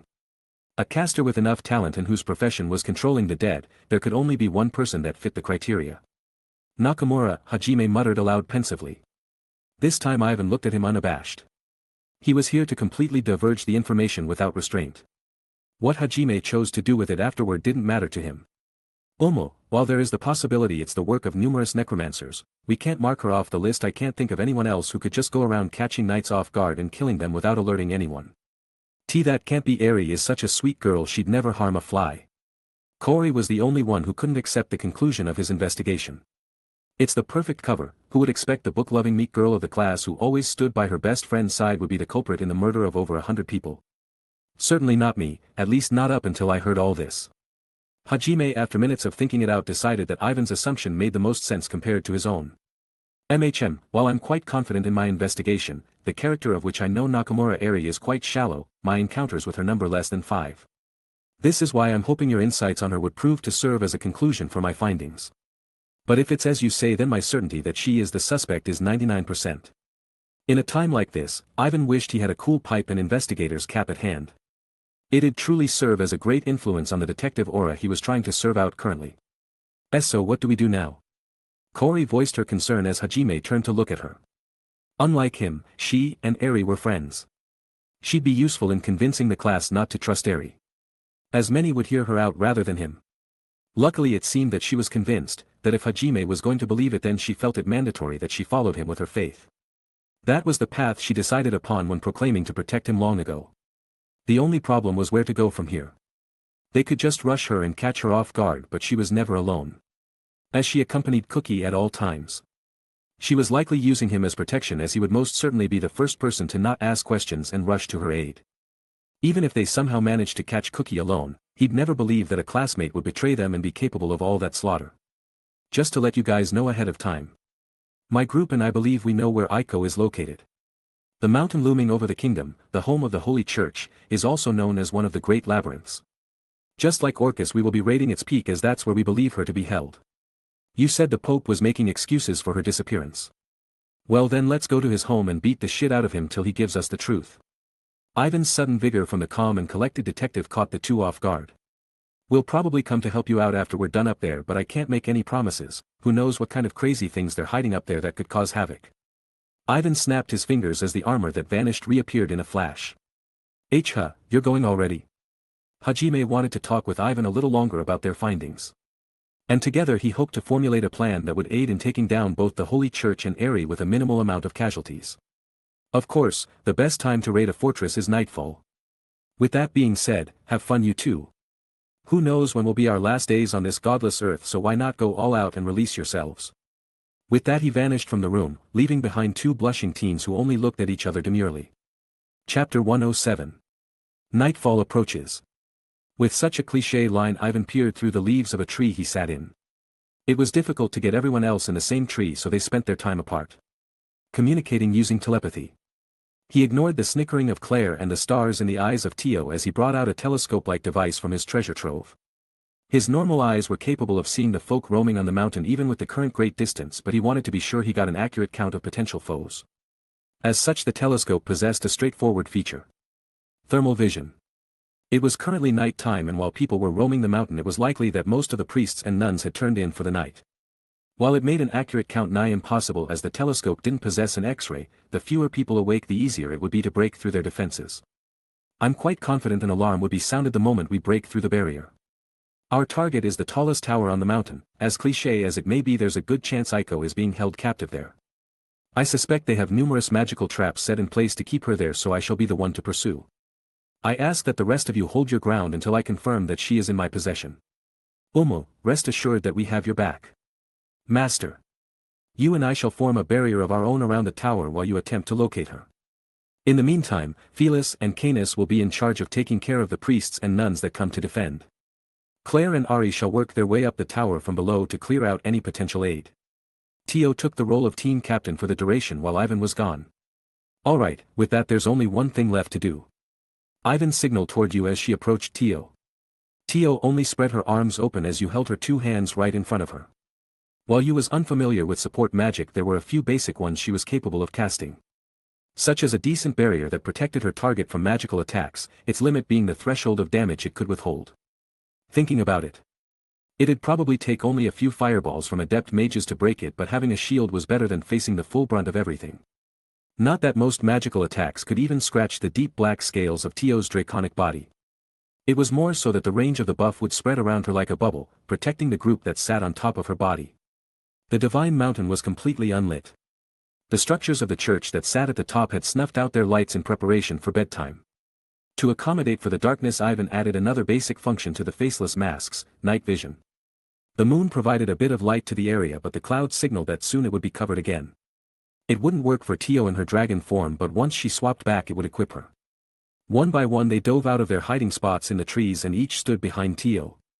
They'd await Ivan's countdown before proceeding to the next step. Ivan had forced them to do the basic gravity magic training, so the least they could muster was a force that'd break their fall should they need to evacuate from Tio's back or dive into the scene ahead of time. On your marks, get set. Ivan held one fist into the air. It arched up and was ready to fall like a hammer. He let the silence drag on to edge the anticipation of the others. The awkward shuffling of their feet brought a grin to his face. And just right when he felt they let their guard down. Go. Tio's eyes snapped forward as her body basked in bright light. Within seconds the short in stature black-haired beauty became enwrapped in scales and lost any semblance of humanity. Her cruel golden eyes gleamed as she stared headfast toward her target. She only remained stationary for a few seconds before she felt several entities latch onto her back. The bubble defense she had cast on her earlier covered the figures swiftly. No roar. No show of pride, Tio only flapped open her wings and skidded across the earth like a missile. Moments before hitting the mountain she arched upward and climbed the scale of the mountain. The side of the mountain they ascended wasn't exposed to the moon, their silhouettes only became a blur. A full minute went by before the scenery changed. The tower was right there. Standing arrogantly next to the church, proclaiming to the world as if only it was allowed to scratch the sky where God resided. Ivan hurriedly ran to the snout of Tio's body. His right hand extending slightly in front of her as he prepared for any incoming barriers. He attempted with his best efforts to block any of the sparks erupting from his right arm, slightly worried that they may enter Tio's eyes. Though if he could read her mind right now he would find that she was overjoyed because of two things. 1. She was overjoyed at his concern for her well-being. Even if a few sparks entered her eyes, at most it would tickle a bit or make her flinch. 2. The sparks that did enter her eyes felt pleasurable to her. She made a reminder in her mind to ask for such treatment again as a reward once they were done with this mission. Such thoughts would have broken the concentration of her master, so for now she withheld them. Shatter. As he anticipated. A blue barrier was the first of their obstacles. His hand only rested on it for less than a second before it exploded into thousands of magical residues. This was likely the alarm, or more accurately it definitely was the alarm. The moment it shattered, a blaring noise erupted throughout the mountain. Ivan was even sure that such a loud alarm would reach the kingdom that sat below. That only doubled the urgency he felt. Things would only get troublesome if the heroes joined the church's side. For now. He set his sights on the upcoming barrier. He had faith in Tio's speed. If anything, his confidence in her was the backbone of this entire plan. The second barrier. Since he could see the next barrier, he went ahead and called out to the rest of the group to brace for potential impact. It seemed that breaking the first barrier triggered the appearance of 2 more. Though he prepared on the off chance that there was a 4th. Unasked, those capable of creating mid-long range attacks prepared to aid him in case he met resistance. However, such worries were unfounded. Shatter. The second barrier went down as fast as the first. Ivan stared at his palm for a few seconds before returning it to be the spearhead of this attack. That red barrier he went by was slightly different than the first. The first barrier served as an alarm and defense. The second was both defense and offense. What he felt from touching the second barrier was intense heat. His hand carried a trail of steam after his less than a second contact with it.